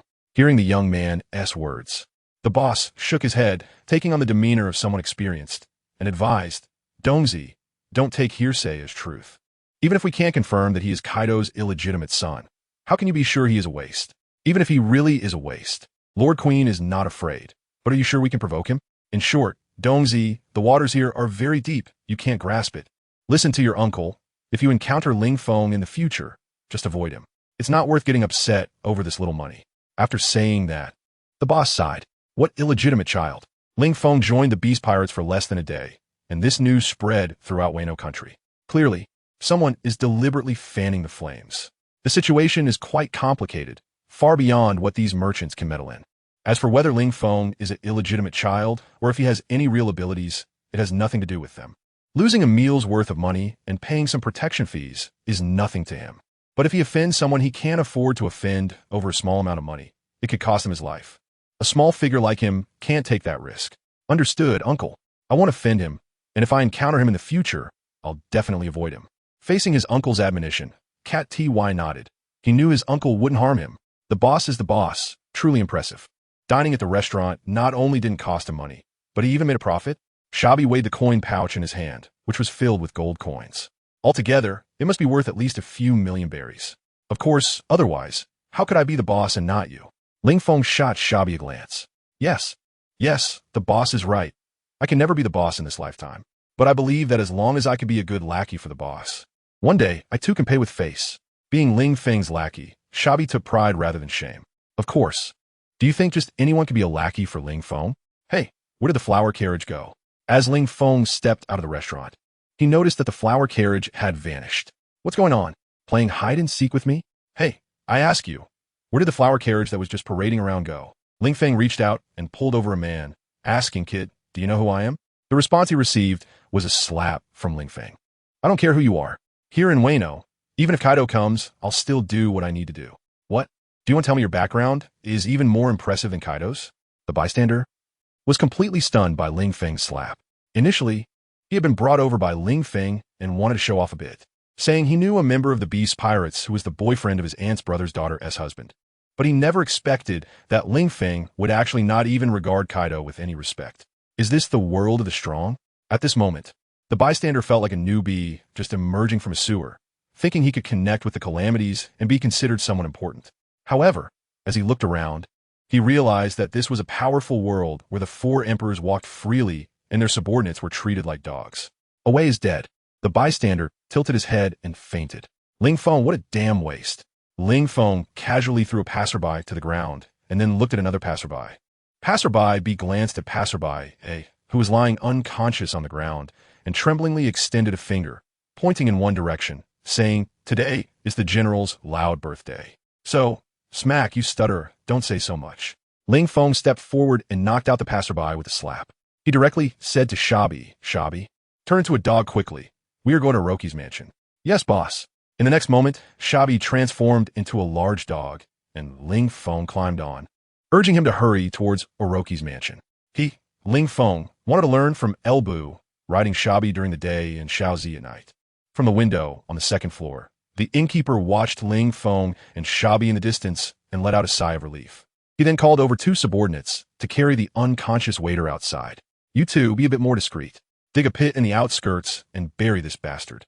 This good-for-nothing, without any insight, almost offended Ling Feng. If Ling Feng weren't easy to talk to, I might have to accompany him in death right now. The innkeeper said fiercely, looking at the waiter lying on the ground. His vicious expression was in stark contrast to the smiling face he had when facing Ling Feng. "Yes, boss." The two subordinates nodded. In a land of harmony, human life is worth nothing. Or rather, on this sea, human life is worthless. On the other side, Ling Feng, riding Shabi, had already caught up. However, as he pursued, he realized something was off. Because Shabi had actually left the city and appeared in the outskirts. "Damn it, Shabi, are you messing with me?" Ling Feng was furious, although he didn't know where General Oroki's residence was. As the general of the Land of Harmony, the apparent ruler, it must be located in the core area of the flower capital. How could it possibly be in the outskirts? That old man. I might have gotten lost. Shabi dog Wazi patted his own head, stuck out his tongue, and looked at Ling Feng with a silly grin. "Ling Feng, hey, you are a dog, even if you don't know the way. Isn't your dog nose just for decoration? If that's the case, do you believe I would chop it off and feed it to you right now?" Shabi looked aggrieved. How could the boss be so heartless? He, Shabi, was seriously being a dog and diligently doing his job, yet he was forced to eat his own nose? "Boss, should I believe it or not?" Shabi was about to cry. Originally a quite handsome dog. If he lost his nose, how would he find a partner in the future? "Ling Feng, are you really that stupid? I was just saying that casually. Did you really think I was going to cut off your nose to feed you?" Ling Feng was speechless. This idiot really has a problem with his IQ. "Really?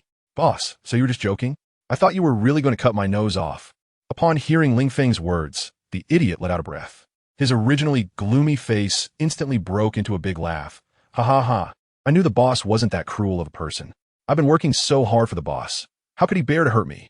Shut up and hurry up and chase after Xiaoji." Ling Feng said with annoyance. Although Shabi's intelligence was concerning, being a bit foolish was actually good.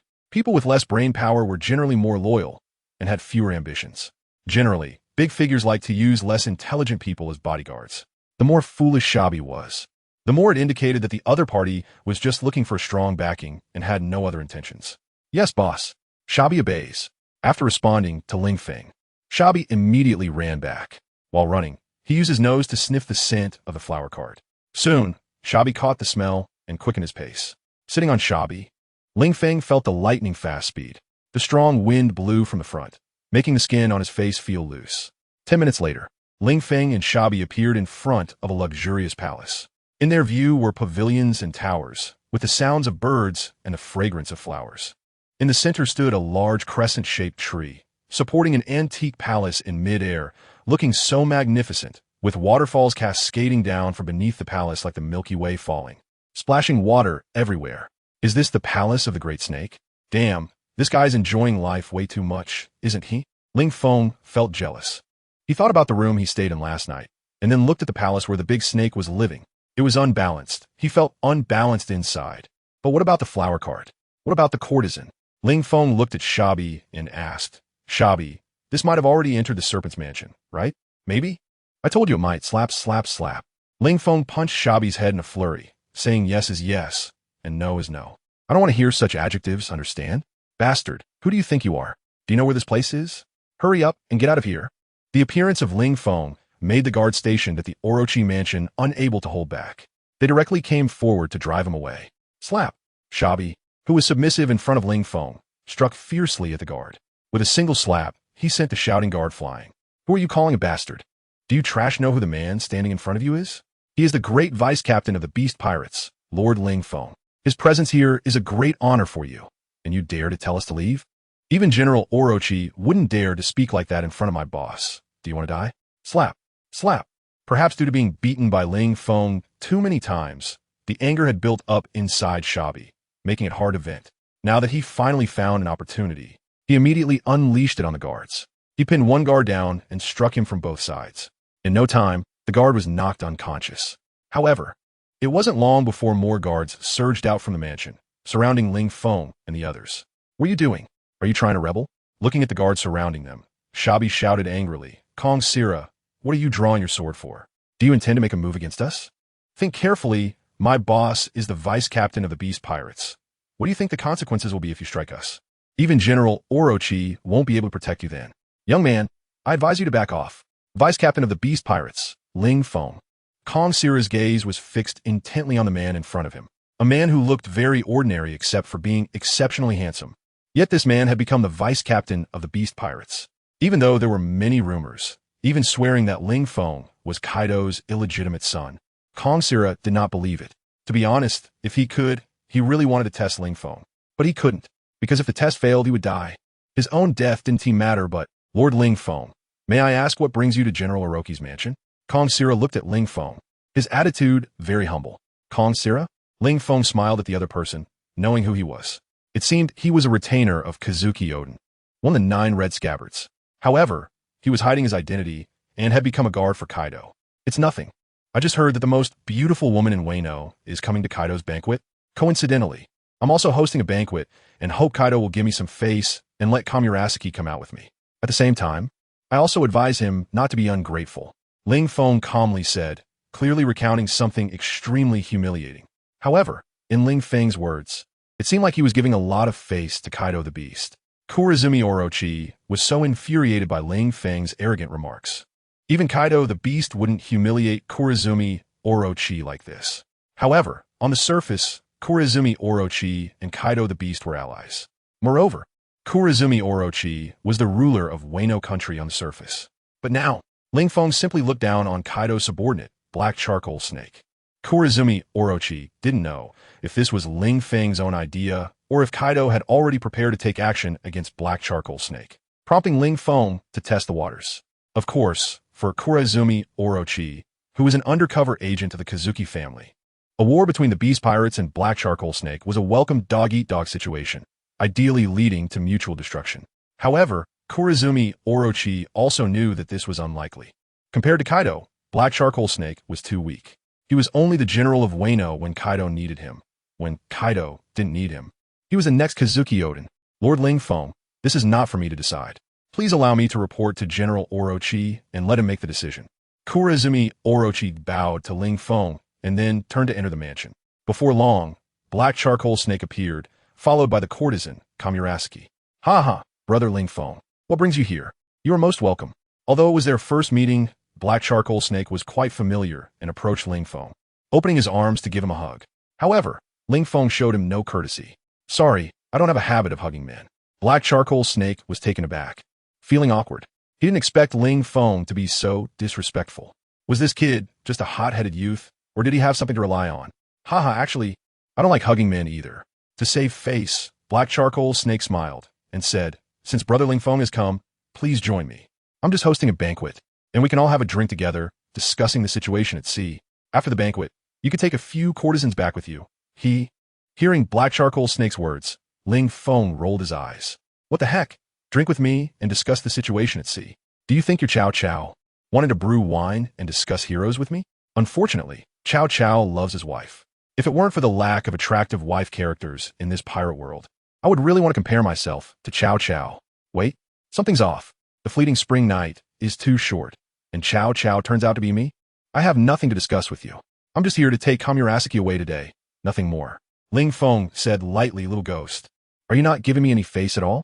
Even a clay figure has its temper, let alone a general of a nation. Ling Feng not only didn't give him face, but also directly wanted to compete with him for Shaozi. How could he tolerate this? It is well known that face is earned by oneself, not given by others. Ling Feng disdainfully said a sentence, then patted Shabi, turning him into a dog and riding on top of him, looking down at Kaido the Black Snake and saying, moreover, do you think you're a red-haired Shanks who has eaten the face fruit? Why should I give you face? What does this have to do with red-haired? Kaido the Black Snake was stunned by Ling Feng's words. However, it was obvious that Ling Feng's words were a slap in the face. Gong Shidang, get rid of him for me. In his anger, Kaido the Black Snake disregarded Ling Feng's identity. So what if he was the vice captain of the Beast Pirates? I am an ally of Kaido. How dare you, just a vice captain, stand over me and urinate? If I back down, how will I manage the entire Wano country in the future? What is wrong, Kong Shilang? Are you not going to make a move? Seeing Kong Shilang not making a move, Kaido the Black Snake frowned. Could it be that even you don't listen to me? Or are you scared by this little brat-ass title as vice captain of the Beast Pirates? Yes, General. Kong Shilang was ready to act. If his action could lead to a direct fallout between Kaido and Kaido the Black Snake, then even if he dies, it would be worth it. My lord, I'm coming to accompany you. Thinking this, Kong Shilang drew his big knife, already prepared to die, facing the vice captain of the Beast Pirates. Unless Ling Feng was really just a useless person, he would undoubtedly die. You bastard, how can I let trash like you attack my boss? Shabi stood in front of Ling Feng, baring his teeth at Kong Shilang. The battle was about to break out. At that moment, Little Purple spoke up, no, Lord Ling Feng, General Snake, please don't fight for me. I'm not worthy. I'm just a courtesan. To gain the favor of both of you is enough for me. How can I let you kill each other for me? You are both important figures in Wano. Heroes in the hearts of the entire Wano people. If anyone gets hurt, it's a loss for all of Wano. If someone has to die, then let me die. Saying this, Little Purple showed a resolute expression and directly charged toward the doorpost, seemingly intending to make a statement with her death. It was as if she was saying, since you are fighting over me, then if I die, you should stop fighting, right? If it weren't for Ling Feng knowing that this woman had a deep-seated vendetta against Kaido and the Black Snake, he might have believed her. No wonder she could thrive in the brothel. How could it be just because of her beauty? Such green tea words superficially seemed to be about her sacrificing herself to stop their conflict, but in reality, it was completely adding fuel to the fire. Indeed, upon hearing Little Purple's words and seeing her suicidal behavior, the Black Snake's face turned red with anger. He originally wanted to kill Ling Feng, but it was just a casual remark meant to teach Ling Feng a lesson. However, after what Little Purple said, he genuinely wanted Ling Feng dead. Of course, Little Purple did not die. Just as she was about to crash into the doorpost, her maid pulled her back. Ling Feng, it's all because of you that Little Purple almost died. I'm going to kill you. At that moment, Kaido the Black Snake took action himself. In a fit of rage, he aimed to slide kick Ling Feng. Kaido the Black Snake leaped up, gripping a katana with both hands, and swung it down at Ling Feng, who was riding on Shabi. Ling Feng, facing the attack of the Black Charcoal Great Snake, didn't he know why he was not the least bit flustered. Instead, he felt a sense of anticipation. After all, death could only make him stronger. What was there to be afraid of? Moreover, a single cut to the neck wouldn't hurt, so there was even less to fear. This guy? Why not dodge? The Black Charcoal Great Snake had already charged to Ling Feng's head, the katana in his hand swinging down. It was about to strike Ling Feng's neck. However, he found that Ling Feng remained completely still. Bastard. Is he looking down on him? Or does this kid think his body has Kaido's defense and can ignore his attack? If that's the case, don't regret it after dying. The Black Charcoal Great Snake was originally a man of deep scheming. However, today, for various reasons, he lost his rationality. Given his personality, he would never act personally. But last night, he heard some rumors. That is, Kaido seemed to want to execute a certain plan, and a prerequisite for this plan was to eliminate him.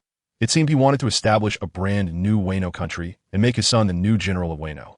This son was suspected to refer to Ling Feng, the illegitimate child. Although it was just a rumor, the Black Charcoal Great Snake felt it might be true. Though he and Kaido were allies, they had always been at odds. Even though he was the general of Wano, the people knew that he could hold this position because of the four Emperor Kaido, which made the Black Charcoal Great Snake quite displeased with Kaido. But he had no choice, as he couldn't defeat him, combined with Ling Feng's arrogance in front of him today, and the fact that he was trying to take his Little Purple away, along with Little Purple's suicide. All these reasons finally drove the Black Charcoal Great Snake to lose his rationality and personally eliminate Ling Feng. Die, arrogant little brat, the Black Charcoal Great Snake shouted. With a single stroke, he cut down on Ling Feng's neck. Splat! The katana sliced into flesh, instantly cutting Ling Feng's neck open as easily as cutting tofu. Blood sprayed all over the Black Charcoal Great Snake's face. This scene shocked everyone. They were not shocked by the Black Charcoal Great Snake's attack, but rather that the vice captain of the Beast Pirates, Ling Feng, was actually killed with one strike. No way, no way. When did the Beast Pirates start recruiting vice captains so casually? Such a weakling could become a vice captain? Then shouldn't I be able to become captain directly? It seems the rumors are indeed true. This guy must be Kaido's illegitimate child. Otherwise, how could someone with no strength at all become a vice captain? However, even if he is Kaido's illegitimate son, Kaido is after all the world's strongest creature. How could he possibly have such a weak son? Do you think Kaido was cheated on? Idiot, speak quietly. If this gets to Kaido's ears, even if you have 8 heads, it wouldn't be enough to chop off. Yes, Kaido. Now the General Great Snake has killed Kaido's son. Do you think Kaido will retaliate? Should we run away in advance? These were the disloyal subordinates of the Black Charcoal Great Snake, already thinking about escaping. They certainly wouldn't accompany the Black Charcoal Great Snake to the grave. On the side, Little Purple, meow meow meow. Little Purple's face twitched. She previously thought that Ling Feng was so arrogant and so conceited. His strength must be impressive. But reality taught her a lesson. True strong people are often low-key. Those who are high-profile and strong are usually fools. She thought she would see a fierce battle.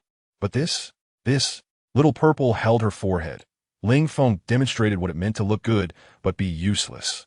He didn't even resist, and was killed by the Black Charcoal Great Snake with one strike. Falling to such a state was simply unheard of. Thud. Rolling. Watching Ling Feng's head fall to the ground and roll several times, the Black Charcoal Great Snake was also somewhat dumbfounded. He didn't expect Ling Feng to be so weak. After the shock came panic. Because the weaker Ling Feng was, the more it indicated his good relationship with Kaido. Otherwise, how could Kaido allow a waste to become a vice captain? Now that Ling Feng was so weak, it seemed the rumors were confirmed. This kid was indeed Kaido's offspring. Then what would happen to him now that he killed Kaido's offspring? The Black Charcoal Great Snake began to sweat. Killing felt good for a moment. But the aftermath was a funeral. Isn't that just him? Just as the Black Charcoal Great Snake was anxiously considering how to explain to Kaido that he killed his son, suddenly, a black claw pierced through his chest. Moreover, the claw was holding a beating red heart. Black Charcoal Great Snake. Looking at the claw that pierced through, he laughed. He laughed happily. This way, he wouldn't have to think about how to explain to Kaido that he killed his illegitimate child. Ah, spit. What nonsense are you talking about? I'm dying, and you're laughing happily? The Black Charcoal Great Snake looked at the owner of the claw, standing in front of him. A big dog. At this moment, Shabi was full of killing intent, showing its fangs and roaring at the Black Charcoal Great Snake. Taking advantage of the Black Charcoal Great Snake's moment of unpreparedness, it directly pierced its paw through the Black Charcoal Great Snake's chest and grasped its heart in its hand. The Black Charcoal Great Snake never calculated that Shabi, a mere dog, would dare to kill him, would actually be able to kill him. What do you mean you dare to attack my boss, who will die if not you? Saying this, Shabi pulled its paw out of the Black Charcoal Great Snake's chest. A bloody heart was gripped in its hand. The Black Charcoal Great Snake could even see his own heart, which seemed to still be beating. Daring to attack my boss. Your heart has been eaten by a dog. This was not Shabi cursing, but stating a fact. Then, The black charcoal great snake saw its heart being thrown into Shabi's mouth. Crunch, crunch, being chewed. At that moment, the black charcoal great snake had only one question. That is, can a person live without a heart? The answer is naturally no. So, the black charcoal great snake fell straight to the ground, its eyes wide open, unable to close them. General, General. For a moment, the people of black charcoal great snake panicked. Originally, their general had killed Kaido's illegitimate child, which was enough to make them panic about how to deal with retaliation from Kaido. Now, it was even worse. Before Kaido could appear, the black charcoal great snake had been killed by Ling Feng's mount, which had ripped out his heart. Little purple, meow, meow, meow, meow, meow. Happiness came too suddenly. If they were not still in the black charcoal great snake's mansion, she would definitely laugh up to the sky. Although she always wanted to personally kill the black charcoal great snake to avenge her father, she also knew that was impossible. She was too weak. Unless someone could subdue the black charcoal great snake and present him to her to kill. Now the black charcoal great snake had actually perished along with the vice captain of the beast pirates. Although the idea of mutual destruction seems unlikely, it doesn't matter. In any case, both of them are dead. It can be foreseen that Wano will be in chaos, even though Kaido is already dead. Once Beast Kaido learns that his illegitimate son was killed by Kurizumi Orochi, the entire interest group of Kurizumi Orochi will likely be wiped out. Regarding this, Kaido'saudacity is very happy. System, detecting that the host has been beheaded. The host is now dead. The host has been revived. System, the host's strength has been enhanced. Strength evaluation. Although your strength has been enhanced, you are still a weakling. So please continue to court death. The long road ahead is accompanied by death. Only through death can you become stronger. Keep it up, host. When you have died 1,000 times, you will be invincible. Of course, if you choose to shoot yourself to rack up deaths, I advise you to reconsider. Only being killed counts towards your death count. And it cannot be a case where you actively let someone else kill you. Ling Feng was resurrected. The head that had fallen to the ground flew back to Ling Feng's neck and then fused without a single wound. No one could tell that this was a person who had just been decapitated. This scene stunned everyone. Am I dreaming? This is too ridiculous, right? How is it possible? Can a person come back to life after being beheaded? Oh, this is insane. I must be seeing things. Some people went crazy and shouted as they ran away. The ninja guard team of the Black Charcoal Snake watched this scene, unsure whether they should take action. Should they seek revenge for the Black Charcoal Snake? But the Black Charcoal Snake was already dead. Even if they could take revenge, what difference would it make? Wouldn't they still face the pursuit of Kaido, of the 100 Beasts? My lord, from now on, we will be your most loyal ninja team, willing to serve you until death. So, between living and seeking revenge, the ninja guard team chose to live. After all, who were they not following? Nearby, Kaido'saudacity saw this scene and twitched his mouth. Damn, you people have no shame. You should know that this guard team was the most trusted group of the Black Charcoal Snake. And now, they betray him right after he died? Shameless, despicable behavior. Selling out their master for glory. Trash. Shame on you for being associated with such people. My lord, I am Kaido'saudacity, willing to serve you until death. After cursing the ninja team in his heart, Kaido'saudacity, a guard of the Black Charcoal Snake, knelt down. He had originally joined the Black Charcoal Snake to be a spy. And now that the Black Charcoal Snake was dead, he could switch to the 100 Beast Pirates and continue being a spy. After all, whether it was the Black Charcoal Snake or Kaido of the 100 Beasts, they were both enemies. What difference does it make where he spies? However, in the face of this group's loyalty, Ling Feng didn't even glance at them. Kaido'saudacity was one of the Red Scabbards and was destined to go to war with Kaido. Keeping such a person by his side would be like placing a time bomb next to him. Whoever wants him can take him. He doesn't want him anyway. As for the ninja team, trash that kneels down as soon as their master dies. Such people could stab him in the back at any time. Shachi is better. Even though he was beheaded by the Black Charcoal Snake, he didn't run away, nor did he kneel and beg for mercy. Instead, he chose to ambush and take down the Black Charcoal Snake. A gentleman like Ling Feng naturally only needs subordinates with the noble integrity of Shachi. Therefore, Ling Feng ignored the group kneeling on the ground, pledging loyalty to him, and directly rode Shachi to appear in front of Shinobu. After all, his purpose for going out today was to have some fun. Killing the Black Charcoal Snake? That was just a side note, not worth mentioning. Little girl, I have my eye on you. What do you think? Ling Feng rode on Shabi's back and appeared in front of Xiao Zi, looking down at her from a height. He extended his finger to rest on Xiao Zi's chin, lifting it up so she could look directly at him. Of course, asking was one thing, but the outcome wouldn't change. Whether Xiao Zi agreed or not, it didn't hinder Ling Feng from taking her away. A man must show a tough side to win a woman's heart. A licking dog can only watch the goddess be affectionate with other men, and even has to actively provide protection when the goddess is with others. Shabi, boss, you didn't say this at first, did you? You clearly said that a licking dog would end up with everything in the end, right? Hurry up and finish off the big snake. Little girl, I've taken a liking to you. What do you think? Faced with Ling Feng's domineering words, Xiao Zi smiled gently. I am but a weak woman. Since the adult has taken a liking to me, what can I do? I can only silently endure it and hope that the adult will show mercy. Although I am a courtesan, this is still my first time. I don't care if it's your first or second time. Ling Feng sneered, grabbing Xiao Zi's wrist with a strong hand. With a forceful tug, Xiao Zi let out a scream, and her whole body was lifted off the ground, pulled into Ling Feng's embrace. Ha, let's go, idiot. Ling Feng laughed heartily, holding onto his victory spoils as he arrogantly took Xiao Zi back to his lair. If this were a fantasy novel, it wouldn't be long before a young hero came knocking at the door, right? I heard you are Kaido's illegitimate child. On the way back to Onigashima, Ling Feng was stopped by a man. The man had two horns on his head, resembling those of Kaido the Beast, a ghostly mask on his face, and wielded a kanabo similar to Kaido's, blocking Ling Feng's path back to Onigashima. However, Ling Feng knew that the one standing before him was not just any man. It was Yamato, Kaido's daughter. Kaido had always raised Yamato as a son, and even her attire was male clothing. Even the subordinates refer to her as young Master Yamato. No, that's just a rumor. Ling Feng shook his head at Yamato and said, how could I be his illegitimate child? I am as close as a brother to Kaido. Those are all rumors. Don't listen to other people's gossip. How do you know I'm a girl? Yamato appeared a bit flustered as Ling Feng revealed her gender. Although her identity as a girl wasn't exactly a big secret in the Beast Pirates, as the higher-ups generally knew, how could Ling Feng, an outsider, know? Of course, it's because your father has promised you to me. Ling Feng looked at Yamato and smiled. So, my true identity is not Kaido's illegitimate son, but rather his son-in-law. At this moment, the little purple girl in Ling Feng's arms was so angry that her face was turning purple. This Ling Feng was really shameless, right?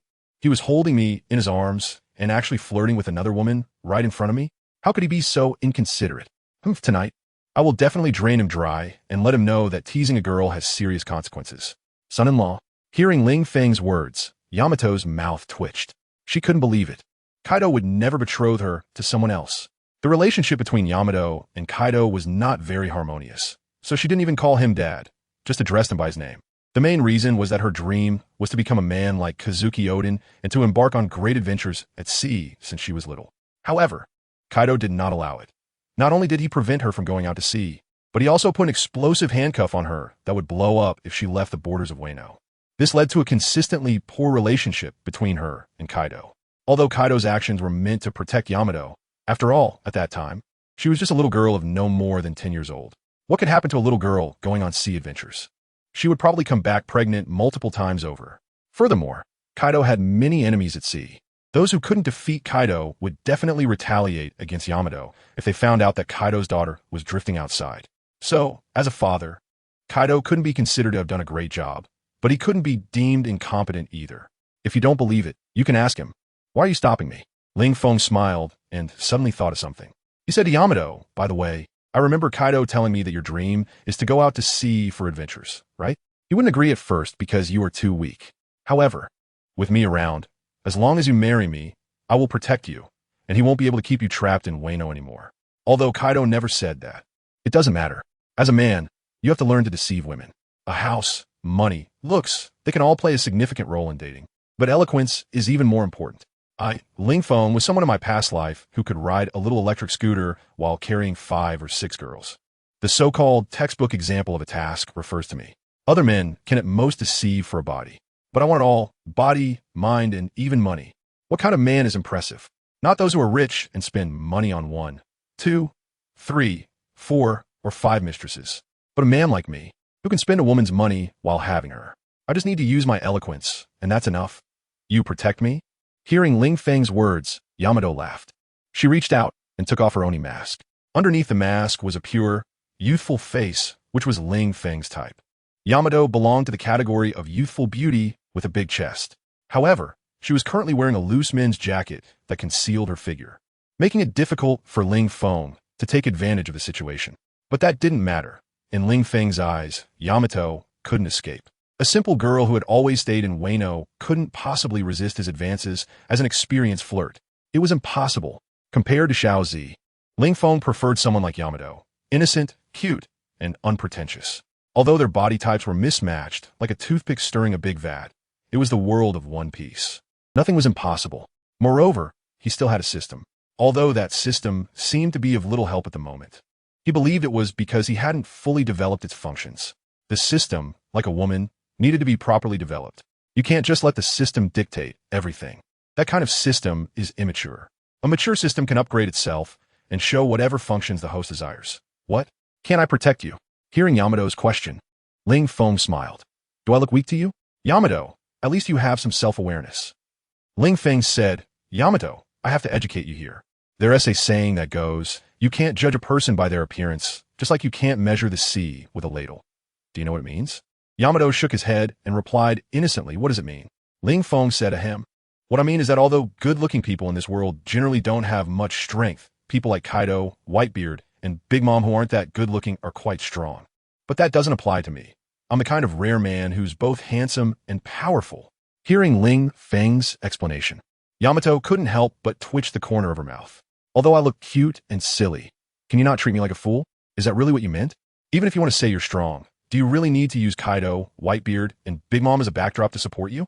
Also, you mentioned 3 of the 4 emperors, but why didn't you bring up Shanks? Is it because he's quite handsome? Bah! What's so handsome about a guy with scars on his face and a missing arm? Ling Feng spat and said, speaking of red-haired, I have more to say.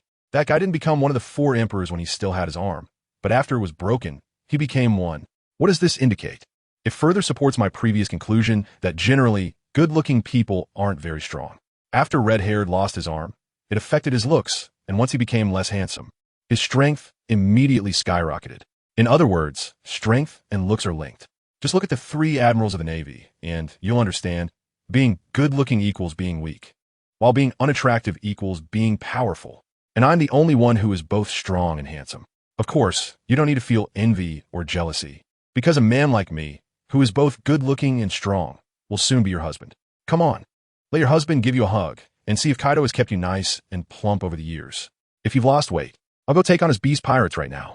Yamato thought, I don't know why, but even though I feel Ling Feng is talking nonsense, I actually have an impulse to rush over and hug him. How could this be? Am I starting to like men? No way, that can't be. Yamato shook her head vigorously and pointed her kanabo at Ling Feng, saying, since you say you're very strong, then come and fight me. If you really are stronger than me and can take me out to sea, then what's wrong with me becoming your wife? Clearly, Yamato would not believe Ling Feng just because of a few words. Only by defeating her could Ling Feng prove that he wasn't lying. Ling Feng, this Yamato, it's not easy to fool around. Why do girls always want to fight? Isn't that too unladylike? But thinking about it, how ladylike can Kaido's woman be? However, fighting? Are you kidding? With someone like Yamato? It would be a miracle if he could block a single hit. As Kaido's only daughter, she should be at the same level as the Calamities, right? Definitely not something he can handle now. So what should I do? Ling Feng was holding Xiao Zi in his arms, and he squeezed her bottom with his big hand, lost in thought. System detected that the host has been provoked by the woman he likes, and the host feels very displeased. As a man, the host's dignity compels him to take action. He looks at Yamato and charges in with a sliding tackle, wanting to show Yamato the power of women on top and men on the bottom, only to be utterly defeated by Yamato's Thunder 4 trigrams. System. The above is an accurate analysis by this system of the results that will occur after the host's impulsive actions. Therefore, this system advises the host once again, do not act impulsively. The female tiger opposite is not someone who can be dealt with by just a sliding tackle. Ling Feng, damn, you broken system. Are you that playful? If you have the time to mess with me, why don't you give me a general's combat power so I can end the battle with one punch? And then at night, I can lie on the left side with Xiaozi and on the right side with Dahu. Wouldn't that be great? System. A system reflects the host. Ling Feng, son. So, besides analyzing the results of my charge, do you have any good suggestions? For example, finding a weakness in Yamato that would allow me to defeat a stronger opponent? System. I'm also looking for such a way, so that I can achieve a lower level victory in the system realm, and I won't have to be a useless system like the host. Ling Feng, damn it, I'm angry. System.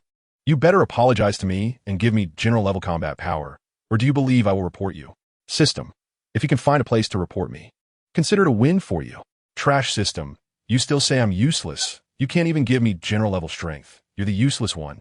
Ling Feng cursed at the system, hoping to provoke it with this kind of taunt, making the system prove that it wasn't useless, and then directly elevate his strength from level 1 to level 100.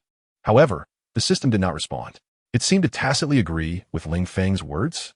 Ling Feng is also really something. Does this system have such good psychological quality? Not even refuting when being scolded? What's wrong? Afraid to duel with me? Seeing Ling Feng remain silent, Day frowned slightly, feeling somewhat disappointed. Could it be that the man before him is just a handsome guy with a talking mouth? All that strength is just bragging? What am I thinking? I'm just considering what method to use to fight you without causing you any harm. Ling Feng waved his hand. I, Ling Feng, the absolute overlord of the battle world. Kaido admired my power so much that he almost got blown away by my punch, which is why he used you, his daughter, to bind me to the beast pirates. Otherwise, how could a mere beast pirates accommodate someone like me? With my strength, dealing with you could easily lead to me accidentally blowing you up, so don't be ungrateful. Indeed, I don't dare to fight you. I'm afraid, but not of losing to you. I'm afraid that if I accidentally exert some force, I might just kill you. Anyway, boasting doesn't cost anything. Ling Feng can brag as much as he wants. Are you really that strong? Hearing Ling Feng's confident words, Yamato hesitated a bit. Could it be that within that slender frame lies an unparalleled power? But why can't I see it at all? Strong people, don't they all exude a powerful aura from the inside out? Even without a clash, shouldn't they be able to feel each other's strength? Or is it because I'm too weak, so I can't have a mutual appreciation clash with Ling Feng? Are you really that strong? Upon hearing Yamato's question, Ling Feng laughed. Isn't that obvious? Ling Feng, if I claim to be the second in the New World, even Whitebeard wouldn't dare to claim to be the first. If it weren't for the fact that I consider Whitebeard's old age and frailty, challenging him now would definitely lead to a crushing victory. Of course, as a junior, I also respect Whitebeard. After all, the title of the world's strongest man wasn't easy for him to obtain. If I were to take it now, he would probably die with regrets. So, I've decided to wait until he passes away naturally before claiming the title of the world's strongest, which is also a way of showing respect to the elderly. TSK. Ling Feng, I'm moved by your noble character. You could easily take the title of the world's strongest man from Whitebeard, yet you refuse to bully the elderly. I believe Whitebeard's spirit in the sky will definitely thank you. Yamato, hearing Ling Feng's self-praise, she didn't know what to say. Especially the last line. Wasn't that a bit shameless? Moreover, Whitebeard is alive and well right now. Why mention him in the afterlife? Are you cursing him to death? Ling Feng doesn't know what Yamato is thinking. Otherwise, he would definitely refute it, saying how could it be a curse? According to his calculations, the Marineford War will only last a month or two, so Whitebeard can't hold out much longer. Am I wrong for sending him off early? All right, I believe your words, but I still hope to experience the power from the world's strongest man. No, it should be the power that surpasses the world's strongest man. At this moment, Yamato tightened his grip on the kanabo, his eyes filled with determination. A tremendous aura was released from Yamato, crushing towards Ling Feng. Conqueror's Haki? Ling Feng was taken aback. Damn, why is this woman not playing by the rules? You say you don't believe me, I can accept that, but now you say you believe me and still want to take action against me? Isn't that a bit too much? And if you're going to take action, then just do it. I'm not afraid since I can't die. But using Conqueror's Haki, that's where you're in the wrong, okay? If I get knocked out under your Conqueror's Haki, wouldn't that just make me look even more foolish after all the bravado I put on? Just as Ling Feng was feeling flustered, the system said, feeling that the host is about to fail in showing off and is instead being humiliated as a system. I felt a sense of shame. So now, I will forcibly help the host awaken Conqueror's Haki. A woman should be conquered in the manner of a domineering CEO. Boom. The next moment, an unparalleled force awakened from Ling Feng's body. A shocking impact burst out in all directions. Ling Feng's Conqueror's Haki collided with Yamato's Conqueror's Haki at this moment. The sky was torn apart. The earth was shattered, with countless rubble flying around like cannonballs shooting off in all directions. The collision of the two auras was like a nuclear explosion, although no mushroom cloud formed. The shockwave caused the sky and ground to tremble, while Ling Feng and Yamato, at the center of the impact, stood like great Buddhas, immovable, like a stabilizing pillar of the sea. Even amidst the raging tides, they could not be shaken in the slightest. The clash of their Conqueror's Haki persisted for a long time. It wasn't until Yamato took 3 steps back, using the wolf-tooth club in her hand to smash into the ground to support herself against the shock, that the clash of their Conqueror's Haki dissipated into the air. This also confirmed Ling Feng's strength. In a clash of Conquerors hockey, she actually lost? To be aware, this was her second defeat in a clash of Conquerors hockey. Well, in the entire Wano country, only Kaido possesses Conquerors hockey. So losing to Kaido isn't something to be ashamed of. After all, he's like a father figure, right? But now, she actually lost to an outsider, which was hard for her to accept. Could it be? This is the world of the strong? The reason Kaido didn't let her leave Wano was that there are many strong individuals like Ling Feng on the sea, and he was afraid it would hurt her confidence. At this moment, Yamato felt very disappointed. As a scumbag, Ling Feng naturally seized the opportunity. He directly appeared in front of Yamato and said to her, "Beautiful lady, I think I need a shoulder to lean on right now. Don't be shy. This shoulder is specially prepared for you." Ling Feng patted his shoulder. However, he looked at Ling Feng with a strange expression, as if to say, "With your small frame, are you sure your shoulder can support me?" Realizing Dahi's thoughts, Ling Feng was also dumbfounded. Yeah, how could he forget the difference in their sizes? Damn it. System, get out here. Is there any way for me to get a little bigger? Ling Feng shouted at the system in his heart. System, which aspect are you referring to? Ling Feng, something is definitely wrong with you. What I'm referring to is obviously the body shape. Otherwise, could it be that little bit of the word too? System, oh, body shape? Sorry, I can't do that. If it's that little bit of the word too, haha, I can't do that either. Just asking if you're mad. Ling Feng was so angry that he wanted to smash the Dogecoin system. What time is it? And he is still messing with him. Deheo, don't be sad. Losing to me isn't a big deal. Even if your dad compared to me in Conquerors hockey, he would lose, so it's normal for you to lose. No need to be upset, really. Without the comfort of shoulder, Ling Feng could only settle for words of consolation. In any case, it's not that you're weak. It's that I'm too strong. Although there's no legend of me on the sea yet, I'm the type that peaks right after debuting. Really? There's no reason to be sad about losing to me. Ling Feng placed one hand onto his face. Very smooth, scratch that. Hoping to soothe his hurt little heart with affection. I believe in you. Hee. Suddenly, he lifted his head, looked at Ling Feng with a smile, and said, "Honey, let us go home." Saying this, he hugged Ling Feng tightly and ran towards the direction of Ghost Island. Ling Feng, his head was deeply trapped in a certain circle, which made him enjoy the suffocating pleasure. However, this big change happened too quickly, didn't it? Just like that, she acknowledged him as her husband? Are the girls in the One Piece world so easy to deceive? Stand still. Shabi and Xiaoji were both stunned. Did Ling Feng really just leave them behind? Especially Zaya's Purple.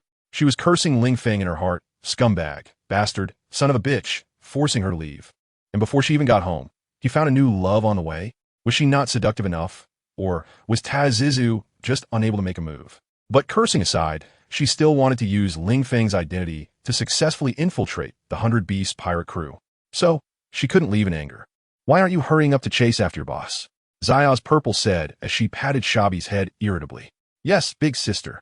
Shabi smiled at Zaya's Purple and quickly ran in the direction where Ling Feng had disappeared. Zaya's Purple was the boss's woman, so he had no other thoughts. Smack. Bastard. What kind of drug did you give my daughter? She's actually crying and saying she wants to be your wife? In the room of Kaido of the 100 Beasts, Kaido slammed the table angrily, glaring at Ling Feng. Just last night, his daughter Yamato actually came to him and said she wanted to marry Ling Feng, asking when they could hold the wedding. Kaido was truly at his wit's end. After raising a beautiful daughter for over 20 years, she was just taken away by a man he had only brought back for a day. Although he quite liked Ling Feng, it didn't mean he would give away his daughter. I didn't say anything, did I? Maybe I was too outstanding? Outstanding boys are always liked by girls, right? Ling Feng touched his nose and laughed. Bah, you little brat. Don't you have any shame? Outstanding? I don't see anything outstanding about you. Kaido of the 100 Beasts said irritably. If I'm not outstanding, why did you make me the vice captain? Ling Feng retorted. You don't have any self-awareness at all. I made you the vice captain because I value your ability to survive, right? In the future, when I go out to commit suicide, at least I'll have company. Do you really think it's because you're outstanding? Kaido of the 100 Beasts bared his teeth and was about to take action against his daughter. Ling Feng had already touched his bottom line. If Ling Feng cannot give him a good explanation, even if he can't kill Ling Feng, he will definitely make Ling Feng's life worse than death. Kaido, that's not right. Do you think that just because I won't die, that's all there is to me? No, that's just a trivial ability of mine. If you don't believe it, just watch. Ling Feng's eyes widened, and he unleashed his Conqueror's haki. At that moment, Kaido of the 100 Beasts was stunned. What the hell? This little brat has actually awakened Conqueror's haki? Kaido's mouth twitched, his face full of disbelief. To him, Ling Feng didn't seem to have any qualities of a king at all. How could he possibly awaken Conqueror's Haki? This does not meet the conditions for awakening it. Remembering what Ling Feng said, that he wouldn't die, was just an insignificant ability of his. Could it be that he, Kaido of the 100 Beasts, really underestimated him? This little brat is truly an extraordinary powerhouse. Even if he has Conqueror's Haki, so what? There are plenty of people in the world with Conqueror's Haki, but there are only 4 emperors. If you want to marry my daughter and inherit the 100 Beast Pirates, mere Conqueror's Haki is not enough. Ling Feng's display of Conqueror's Haki caught Kaido of the Beast's attention for a moment. But that was all. For someone of his level, possessing Conqueror's Haki was just basic. It meant nothing. TCH, who said I want to inherit the Beast Pirates? Kaido, stop being so narcissistic. The only thing that attracts me is your daughter Yamato. As for the Beast Pirates, whoever wants to inherit it can do so. I won't. What's so fun about being a pirate? If it weren't for Kaido's previous coercion, he wouldn't have even come to the Beast Pirates. Ha ha ha. Ling Feng, you're quite something. I really didn't misjudge you. I knew you weren't the type to be obedient. Indeed, how could the mere Beast Pirates be worthy of my son-in-law? My son-in-law should at least aim to become the Pirate King. Kaido of the Beasts might have misunderstood. He took Ling Feng's words to mean that he didn't care about inheriting the Beast Pirates because he believed Ling Feng was saying he would definitely create a force stronger than the Beast Pirates. But in fact, Ling Feng was simply saying he didn't want to be a pirate. As for building a force, how could someone who just arrived in the pirate world a few days ago think that much? However, Kaido's wild thoughts, while unfounded, were at least directed in a positive way for him. Therefore, Ling Feng chose not to explain, since he wanted to create better conditions for his daughter. Having strong power was essential. This devil fruit will be your father-in-law sponsorship, your first pot of gold. I hope you can unify the seas in the future and make Yamato the first lady of the seas. Kaido of the Beasts pulled out a devil fruit from somewhere and gifted it to Ling Feng. Ling Feng looked at the spiral-patterned devil fruit in Kaido's hand, unsure whether he should accept it. After all, he was about to marry Yamato, and here he was, still without a dowry, while Kaido was already sending over a bridal gift. And it was a devil fruit, quite extravagant. Wait, could this possibly be a synthetic devil fruit? Ling Feng suddenly thought of something. It is known that artificial devil fruits have side effects. If one fails after consuming it, they could end up as a fool who can only laugh. If it's that kind of devil fruit, then whether Kaido of the 100 Beasts is helping him or harming him is uncertain. What am I thinking? You little brat. How could I possibly let my son-in-law eat that kind of trash? Ling Feng's words made Kaido of the 100 Beasts very unhappy. This fruit in my hand is a genuine devil fruit, definitely not some artificial trash. I don't believe it. Ling Feng curled his lips. You. Kaido's eyes widened. His right hand raised high, ready to slap Ling Feng. In an instant, Ling Feng smiled and said, dear father-in-law, I was just joking. Why get physical? Who are you? You're my father-in-law. You can't harm me. As he spoke, Ling Feng snatched the devil fruit from Kaido's hand and took a bite. Watching Ling Feng's rapid change of attitude, Kaido was both amused and angry. This little brat was great in every way, except he was too cheeky. Ugh, so disgusting. Just after swallowing the devil fruit, Ling Feng felt like he was going to vomit. The legendary devil fruit was said to taste as bad as feces. However, as a good young man who had never tasted feces, Ling Feng refrained from commenting on it. Nonetheless, it was indeed the most unpalatable thing he had ever eaten. As expected, to gain immense power, one must endure pain that ordinary people find hard to bear. System. Feeling the host consume the devil fruit and gain immense power, but simultaneously being cursed to never swim in the sea for life. This was an absolute despair for the host, who wanted to often throw swimsuit parties with beautiful girls. Therefore, host, just call me daddy, and this system will generously lift the curse for you. Ling Feng, system. Do you know that readers don't like overly intelligent systems? If you keep being so cheeky in the future, do you believe I will tell the author to erase your intelligence directly? System. Master, I was wrong. I will help you eliminate the curse right away. The curse has been removed, and you can have a swimsuit party on the beach to your heart's content. Make sure to give the readers some benefits when the time comes. Readers, you see, I've said this, so you shouldn't dislike me, right? Ooh, did you just eat it like that? Watching Ling Feng take a bite out of the devil fruit, Kaido of the 100 Beasts twitched his mouth. Hearing Kaido's words, Ling Feng rolled his eyes. What else? Should I wash it, cut it, and eat it with a knife and fork? Wouldn't that make it seem more upscale? Kaido of the 100 Beasts. Alright, it's better to just eat it directly. If I really did it the way Ling Feng said, that would be too pretentious, right? His 100 Beast pirates are all real men. That kind of dainty way of eating doesn't suit them at all. Besides, they are pirates, not celestial dragons. So where do all these rules and etiquette come from? Although celestial dragons aren't necessarily very polite either. However, you should know the side effects of devil fruits, right? If you eat one devil fruit and then eat another, the powers of the two fruits will collide in your body, causing it to explode. Previously, Kaido thought Ling Feng's immortality was due to the power of a devil fruit. But now Ling Feng has actually eaten the devil fruit he gave him without hesitation, which indicates that Ling Feng's ability to come back to life does not come from a devil fruit, and that is quite unusual. Indeed, his initial judgment was not wrong. This kid, although a bit cheap, is definitely a talent. Ling Feng suddenly widened his eyes, looking at Kaido of the 100 Beasts in disbelief, his face turning green. With a trembling voice, he said, "Kaido, what did you say? Eating 2 devil fruits will make a person explode? No way, no way, you must be joking with me, right?" Kaido of the 100 Beasts replied. Damn, this little brat. He can't really not know this widely known fact, right? So that means the ability he had before was actually the ability of a devil fruit? Kaido was about to cry. His daughter had finally found a place to belong. If he accidentally got her killed, then Yamato would definitely hate him. Well, even now, he didn't like him. Kid, hurry up. While there's still time, spit it out. Kaido had never been this anxious. He even wanted to lift Ling Feng upside down. But Ling Feng suddenly pointed at Kaido and burst into laughter. Haha, Kaido, I was just kidding you. You actually believed it so easily? I obviously know that eating 2 devil fruits will make you explode. Slap. Before Ling Feng could continue mocking, Kaido slapped him, turning him into a paper-thin figure. This damn little brat. Kaido realized he had been played by Ling Feng and was about to go crazy. It's just that Ling Feng wasn't his illegitimate son. Otherwise, he would definitely regret not having shot him against the wall back then. System. Host has died. Host has been revived. The host's strength has been comprehensively enhanced. A sincere evaluation from the system. The host's current physical quality has reached the average level of the pirate world. That feels great. Ling Feng stood up from the ground and straightened his waist. To be honest, after dying once and being resurrected, he felt like his mental state had become the best it could be. It was like when he had been starving for 3 days on Sky Island. After falling to his death and being revived, he no longer felt hunger. This is what they call a full-state resurrection, right? But system. Just how strong is the average physical quality in this pirate world? Ling Feng was very curious. After all, what can we say about averages? They're all traps. If he averages his defense with Kaido, how astonishing would his defense be? If he averages his strength with Whitebeard, how incredible would his strength be?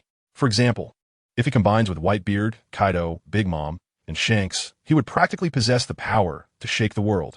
Although removing him, this combination would still have the power to stir the world. Ling Feng asked, but the system did not respond. Ling Feng just let it go. Looking at Beast Kaido, he said, "Kaido, so you know that eating 2 devil fruits will cause an explosion?" Beast Kaido was stunned. Is he an idiot? Of course he knows.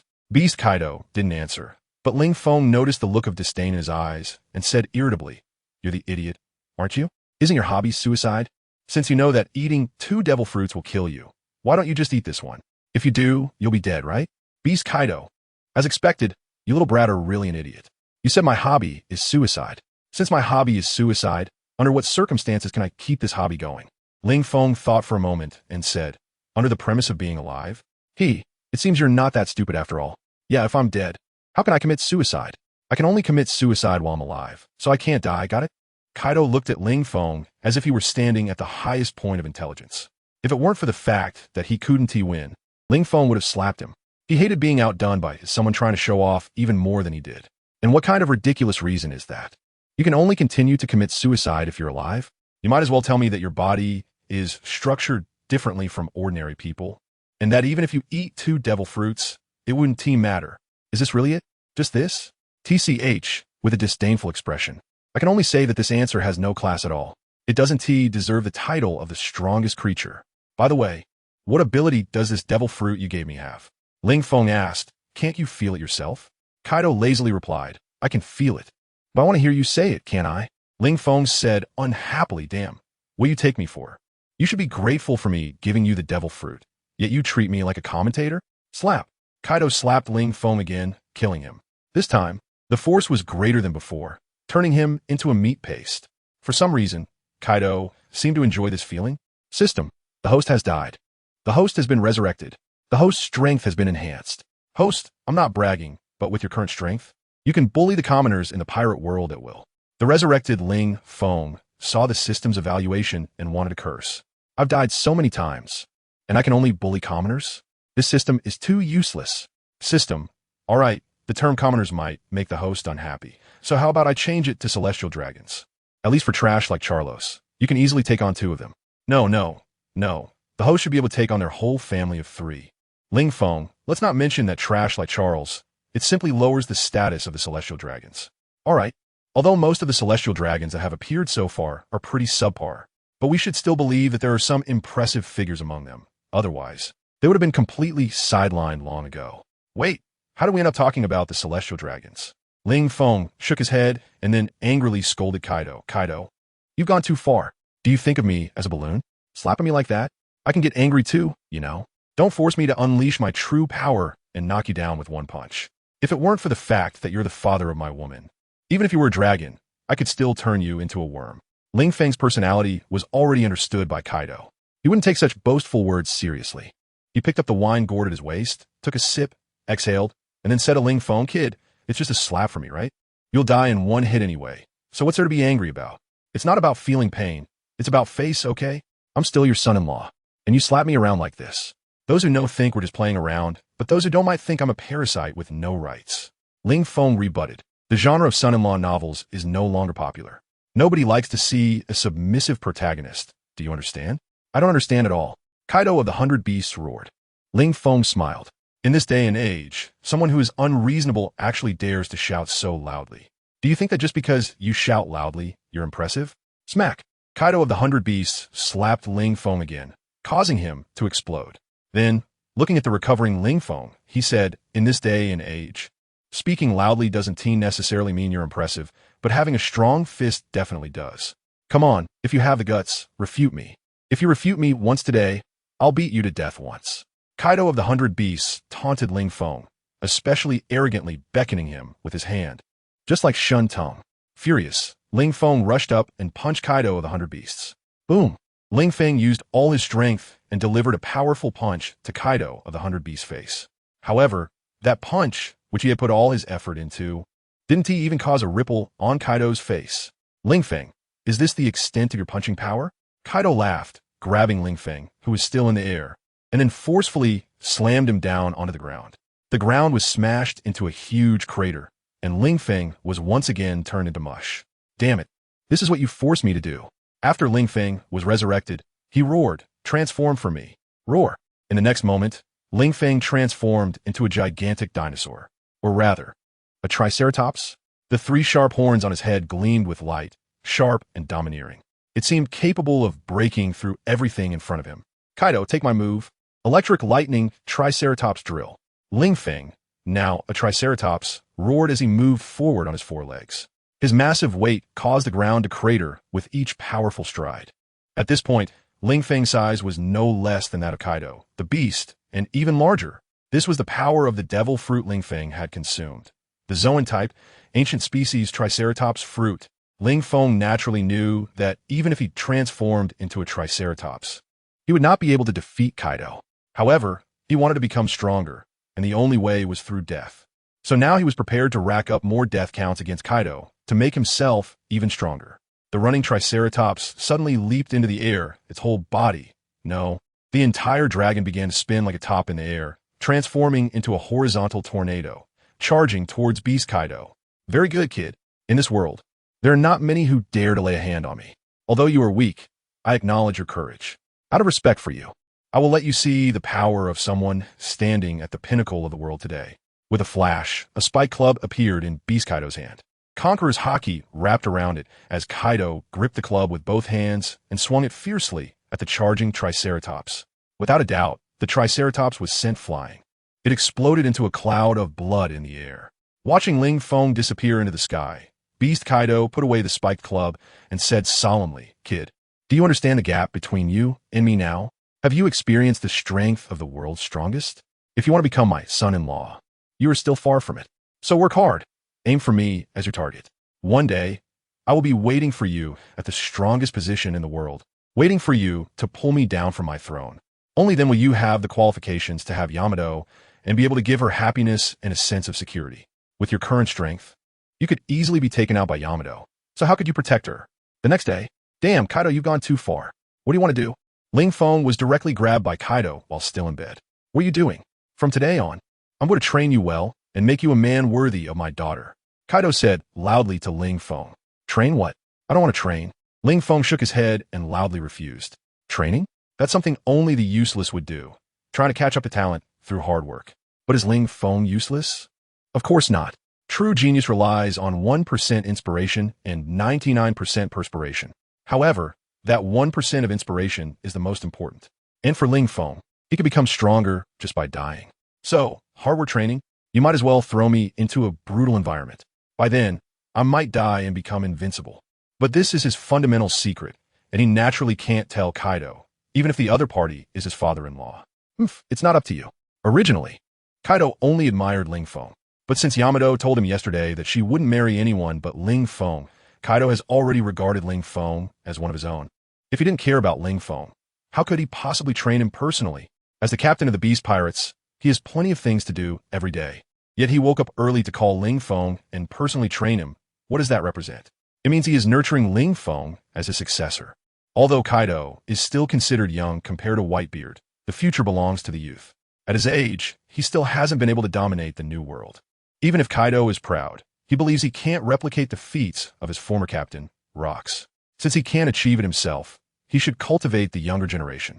Originally, he intended to train Yamato, but due to Yamato's lack of understanding, their relationship has always been strained, and since Yamato is a girl, Kaido has never really focused on her training. Now, the appearance of Ling Feng finally sparked the interest of Beast Kaido. Since I can't become the Pirate King, then let me appreciate the new generation becoming the Pirate King. Red-haired. On this point, I think we can have a mutual exchange. After all, I have experience. Splash. Beast Kaido directly threw Ling Feng into the sea.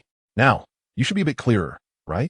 Ling Feng, I'll fuck your daughter. Why don't you try being thrown into the sea right after waking up and see if you wake up a bit? So, Kaido, what exactly do you want? Ling Feng crawled up from the sea, his whole body wet. He simply took off his shirt and pants, leaving only his shorts on. After all, he had already been in a hot spring before, so it wasn't a big deal. Ling Feng, I hope you're mentally prepared for what's coming. I will train you in the strictest way possible to make you the goal of becoming the overlord of the sea, Kaido said loudly to Ling Feng, almost spitting on him. Kaido, can you not be so childish? Always talking about being the overlord of the sea reminds me of a certain man. That guy's catchphrase is, I will become the Pirate King. If I really become the overlord of the sea, wouldn't that be the same as being the Pirate King? What if that man comes after me?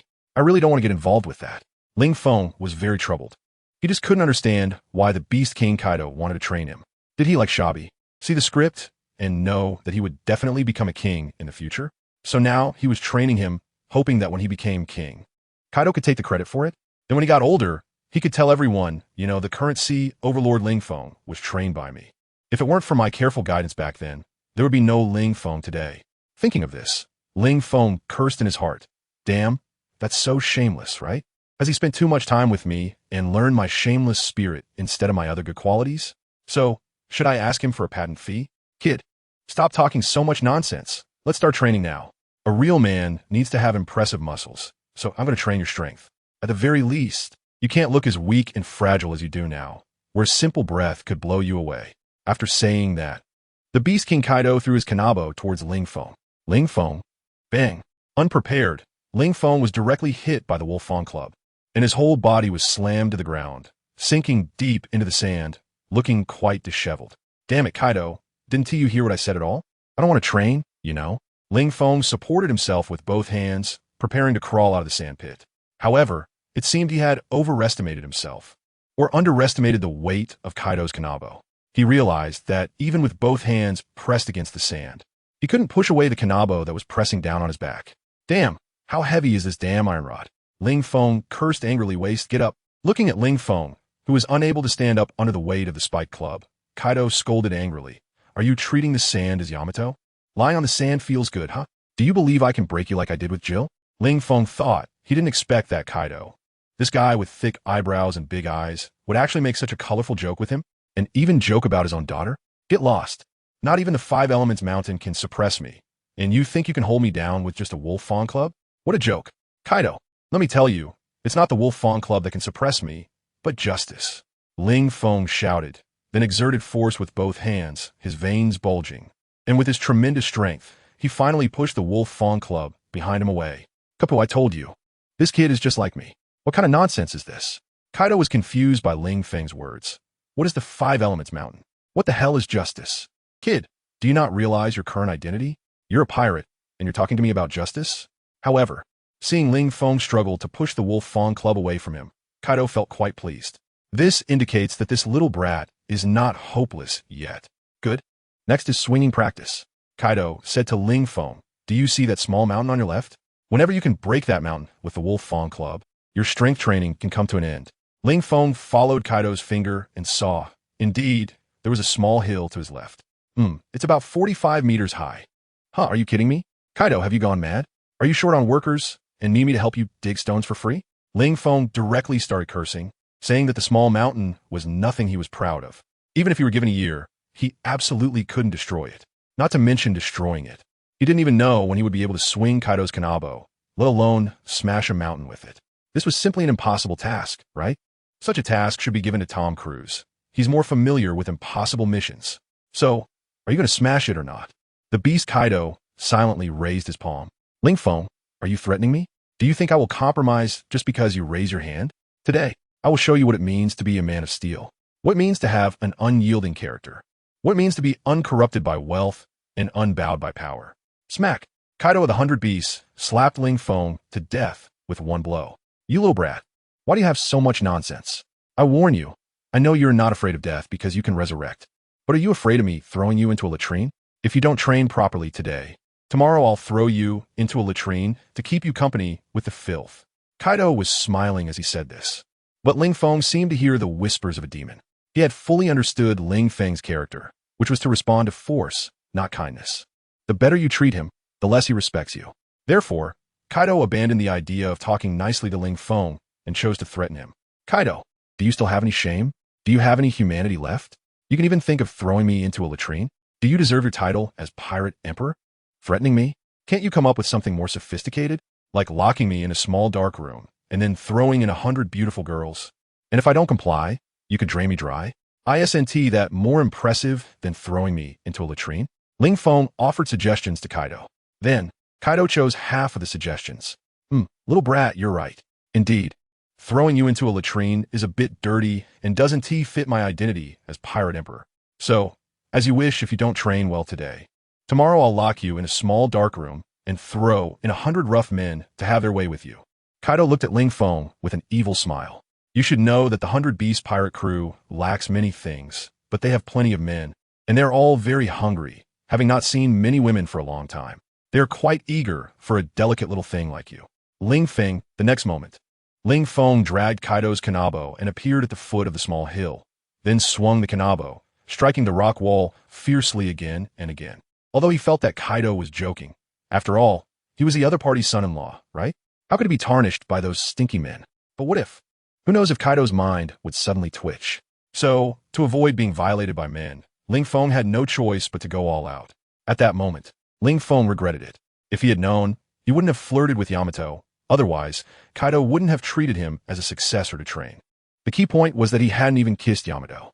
What a loss. After a day, Ling Feng felt like he was falling apart. Lying on the bed, he didn't want to move at all. Exerting again, so comfortable. On the bed, Ling Feng felt the massage from Xiao Zi, almost moaning from the pleasure. Sir, Kaido is really too much. How could he treat you like this? Xiao Zi took the opportunity to sow discord while massaging Ling Feng. A gentleman like you. And Kaido actually makes you mind for him. It's really inhumane. You're the vice captain, yet you're doing the kind of work that only criminals should do. Yes. Ling Feng was embarrassed to say that he was trained by Kaido to be like this. He told Xiao Zi that he was mining to strengthen the beast pirates. After all, whether it was buying weapons or devil fruits, it all required a lot of money. That's right, that old guy was really too much. Ling Feng clenched his fist and struck the headboard with force. As a result, it hurt him, and he cried out in pain. I can't take it anymore. Xiao Zi, give me a knife. Ling Feng asked Xiao Zi for a knife, then stabbed it into his own heart. In no time, Ling Feng resurrected in full health. The fatigue and pain in his body had completely vanished. Sigh, he had lost his mind. He forgot that he could resurrect in full health just by dying once. If he had done this earlier, he wouldn't have had to experience the soreness all over his body. As for Xiao Zi, she was not surprised anymore. After all, she had witnessed Ling Feng getting his head chopped off by the black charcoal giant snake. If he could survive having his head cut off, how could he not survive a stab to the heart? Xiao Zi, you sleep alone tonight. I'm going to find He. Leaving those words, Ling Feng left. That smelly Kaido. The pain you left on me today, I'm going to make He pay for it. If I can't beat you, can I not beat your woman? Well, I can't beat her either. But that doesn't matter. The important thing is that He won't fight back. Watching Ling Feng's back, Xiao Zi gritted her teeth. That smelly man, before even getting my body, he starts being fickle. What's so good about that He? After saying that, she plopped down on the bed, grabbed a pillow, and smashed it hard against the still open door. If you have the guts, don't come back. I don't even care to serve you. After cursing, Xiao Zi lay on the bed and cried loudly. In fact, even she didn't understand why she was crying. Because she clearly just came to be an undercover agent, right? Ling Feng is not interested in her. Shouldn't that be better? However, for some reason, as she watched Ling Feng's departing figure, she always felt like she had lost something important. Knock, knock, knock. Yamato was taking a shower, but also heard the knocking sound. She asked curiously, who is it? It's me, your husband. Ling Feng said outside the door. Creak. In the next moment, the door opened, and Yamato appeared in front of Ling Feng. Looking at Yamato, who was completely undressed and still wet, Ling Feng was a bit stunned. Did you just finish your shower and haven't had time to dry off? No, I haven't finished my shower yet, Yamato said with a smile, shaking his head. Ling Feng hurriedly entered the room and closed the door. If someone saw this scene, he would be at a great disadvantage, right? Why didn't he wrap a bath towel around himself before opening the door for me? Ling Feng asked curiously. Because you're my husband, it's no problem for a girl to show her body to her husband, they said naturally. Ling Feng, how should I put this? This answer seems fine at first glance, but he always feels something is off. Yoda is being too proactive, isn't she? Does she really see him as her husband? Well, that's not important. Next is the time for benefits. Since you haven't showered yet, and I haven't either, how about we shower together? Ling Feng smiled and suggested, okay. Wait a moment, I'll give my husband a back rub. He replied cheerfully. Then the two entered the bathroom. 1,000 words are omitted here. You need to recharge VIP to watch. That's impossible. As a conscientious author, how could I fool readers with this part is omitted? That would be unethical. In the bathroom, the white mist enveloped them, making it hard to distinguish between male and female. If the mist were to dissipate at this moment, we would clearly see a handsome young man giving a back rub to a voluptuous beauty. Yes, just a back rub. Anyone with impure thoughts should go reflect in solitude. And then, there was really nothing more. After taking some liberties with He, Ling Feng returned to his own house. He didn't stay to sleep with He. Due to their size difference, he feared that if he slept with He, she might accidentally crush him if she turned over. Alright, that's a joke. The main reason is that seeing but not being able to touch made Ling Feng quite unhappy. The next day, Ling Feng was once again awakened by Kaido. Originally, Ling Feng thought he would be taken to the same place as yesterday. After all, he hadn't even smashed a small hill there. But in fact, he was overthinking it. Kid, I've thought it over. Training like yesterday is simply too slow. Strength comes not from training, but from getting stronger in battle. Based on my experience, every strong person at the pinnacle of the sea has become stronger through one battle after another until they become the strongest. So, starting today, you will get stronger through battle. Kaido said to Ling Feng. Get stronger through battle? Fight with you? Ling Feng asked, tapping his ear unconvinced. He thought Kaido was just addicted to torturing him. What does getting stronger through battle even mean? It was just an excuse for him to find a way to torment him. But Ling Feng was wrong. Kaido had no intention of fighting him. In Kaido's words, kid, you're too weak. Fighting you would just be a one-sided beating, and it's impossible to get stronger from that.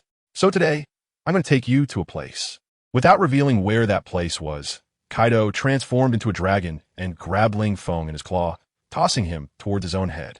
Ling Feng stood firmly on top of Kaido's head, holding onto the two dragon horns on Kaido's head with both hands. At this moment, Ling Feng has a feeling of being a Chinese master chef, riding the dragon and breaking through the clouds. One-sided beating? Ling Feng's mouth twitched. Although this is a fact, do you really need to say it out loud? Can you consider my feelings? I also have my pride, you know. By the way, where are you taking me? Ling Feng stood on top of Kaido's head and shouted loudly. If the voice was too small, it would be covered by the sound of the wind, and Kaido wouldn't be able to hear it at all. You'll know when you get there, Kaido replied and stopped talking. Huh, did the wind stop? Are we at the destination? After an unknown amount of time, the howling wind by his ears ceased. Ling Feng curiously asked Kaido. Yes, it's here. Under the feet of Ling Feng, Kaido replied, Go, experience battles of blood and fire, and grow stronger. You are destined to become the king of the seas. Ling Feng, that, I can say, your words are not inspiring at all. They really don't motivate me at all. Ling Feng stretched lazily and asked, Where's this place? He looked down and saw a small island below. However, since he was high up in the air, the island looked as small as a soccer ball, making it impossible for him to see the specific situation on the island. A chaotic land, filled with slaughter and blood. Your goal is to kill all the pirates on the island, understand? Kaido said casually. Chaotic land? Ling Feng rolled his eyes and said to Kaido in a displeased tone, Kaido, are you underestimating me? I thought you would take me to storm the Navy headquarters, or at least to challenge Whitebeard. But this? Just a chaotic place where pirates gather? Isn't this just like playing a game and grinding for experience? Come on, I'm Ling Feng, a being destined to peak from the moment I debut. You actually wanted to grind for small fries? I'm not going. Ling Feng crossed his arms and pouted. How could he, Ling Feng, engage in such a trivial matter? A group of nameless individuals had no right to be his opponents. Only someone like Whitebeard, a Marine admiral, could stir his desire for battle. Kaido thought, damn, this brat has no real skills, yet he acts so arrogantly? He even dares to challenge Marine headquarters or Whitebeard. Does he think he is invincible? With his abilities? He'd probably be taken down by the little Marines and the small fry from Whitebeard's crew if he charged in. It doesn't seem matter for him. But what about my face? You are the vice captain of the beasts, handpicked by me. If you get taken out by some Marine grunts and Whitebeard's underlings, I'd be laughed at for life. Are you not going? Kaido's bulbous eyes rolled upward as he coldly looked at Ling Feng and said, Kid, you don't have a choice. Today, you're going whether you like it or not. As for Marine headquarters, once you clear out the pirates on Chaos Island below, I'll take you to Marine headquarters to witness the pinnacle of power in this world. Now get down there. As Kaido lowered his head, Ling Feng began to fall downward. Ling Feng? Damn, Kaido, you bastard, you just threw me down like this? Do you have any humanity left? Ling Feng cursed loudly, but Kaido ignored him. There he was, lying on top of the clouds, blankly watching Ling Feng fall down. He wanted to see how Ling Feng would deal with the vicious pirates below. Below on the Chaos Island, an island that had been occupied by pirates for hundreds of years. Blood conflicts occurred every day. According to unreliable statistics, since the first pirate landed on this island, it has buried at least millions of pirates. Of course, that doesn't matter. What matters is that from today onwards, this island will be surnamed Ling. Why, you ask? Just because I said so. If you don't believe it, send me a knife in the mail. Provocation JPEG. In the air, Ling Feng shouted loudly as he fell. No reason, just for fun. As Ling Feng fell lower and lower, he finally saw the entire island. It was an ordinary island, mostly covered by forests. And on the sandy beach by the coast, Ling Feng noticed that two groups of pirates seemed to be fighting fiercely. It was brutal, with blood spilling and bullets piercing flesh. It seemed like every moment a pirate was dying. Bang! The next moment, Ling Feng hit the ground. Why is the ground so soft? So comfortable? Suddenly, Ling Feng stood up from the ground, originally thinking he would be smashed into a pulp, but in the end, nothing happened. Is it because he has become stronger? Thinking of this, Ling Feng reached up to touch his head. Fortunately, he had only gotten stronger and hadn't gone bald. Hee kid, you're stepping on my belly, of course it's soft. Suddenly, a sinister voice came from beneath Ling Feng. Ling Feng was taken aback and looked down, only to find that it was actually a pig. A big fat pig, no less. He was currently standing on the belly of that big fat pig. No wonder it felt so soft. Oh, pigs can talk now, in this day and age. Ling Feng squatted down, looked at the pig head, and then flicked its nose with his finger. To be honest, it was quite fun. Crazy pig. You're the real pig here. Your whole family are pigs. I'm the devil fruit user of the pig fruit.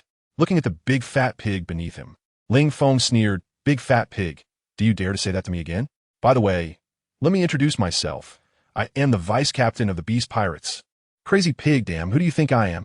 Do you think I'll back down just because you mention your identity as the vice captain of the Beast Pirates?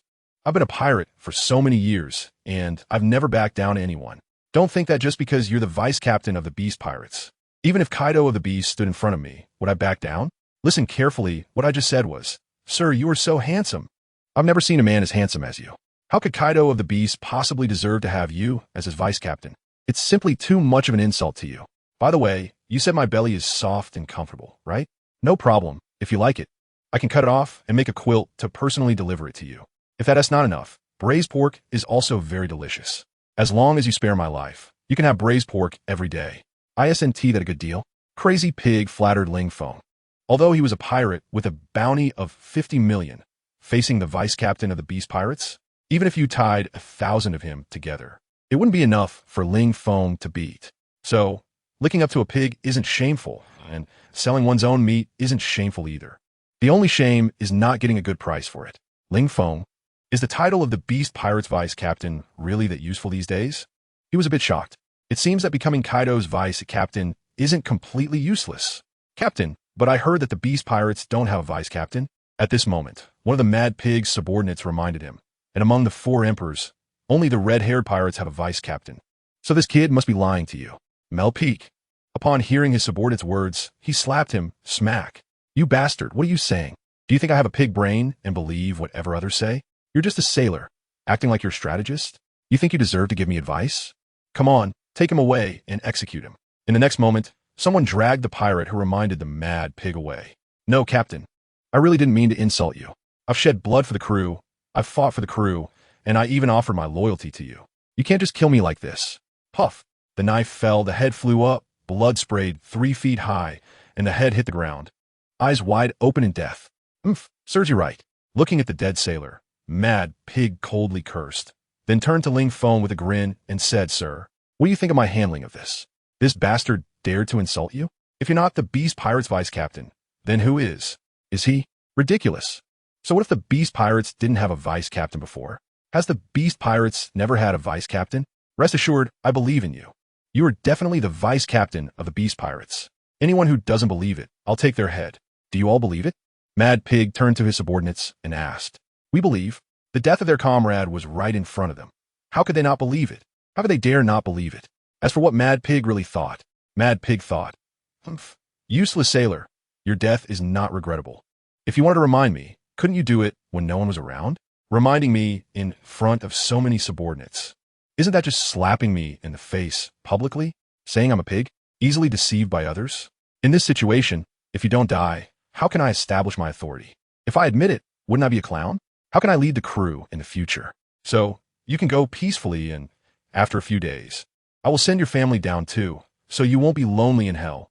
A family should always be together. Don't thank me. It's what I should do. Who told me I'm a captain? Big fat pig, you really have a pig brain. Your sailor just said that the beast pirates don't have a vice captain. And you actually believe that guy is the vice captain? I really don't know how someone with your brain managed to fight through the West Sea all the way into the New World. Do you have a backer in the New World, and you were just escorted here? On the other side, a hunting dog mocked Mad Pig, just before Ling Feng landed. These 2 groups were still fighting fiercely. But because Ling Feng smashed directly onto Mad Pig, the previous battle came to a halt. The strengths of both sides were about the same. The hunting dog Aster and Mad Pig Philip were equally matched. The 2 had fought several times over the past few days, but no winner emerged. Now, Aster finally found an opportunity to mock Mad Pig, and he certainly wouldn't let it slip. Vice captain of the beast pirates? With Ling Feng's delicate appearance? He, the hunting dog Aster, wouldn't believe it. It should be noted that the beast pirates are famously rough men. Ling Feng's handsomeness is completely out of place. Okay? Dead dog. You're the one with a pig brain. Your whole family has pig brains. Just because my sailor said the beast pirates don't have a vice captain, does that mean there isn't one? Do you always believe your subordinates? Then do you know that your deputy was having a wild affair with your wife in the small woods behind the island last night? Mad Pig Philip was even more ruthless, directly putting a big green hat on the hunting dog in public. You're talking nonsense. My deputy would never do such a thing. The hunting dog didn't believe it and turned to his deputy standing next to him. Right, Karu? Karu, this is of course the captain. How could I possibly sneak around with the captain's wife? That's impossible. After saying that, Karu wiped the sweat from his forehead, cursing inwardly, damn. I was so careful last night, yet I still got found out? What a damn disaster. It seems I need to be even more cautious next time. Hunting dog Philip. You actually slept with my wife? The hunting dog wasn't an idiot. Seeing Karu stammering and sweating, it was clear he was guilty. He thought he had treated the guy as a brother and shared all the good things.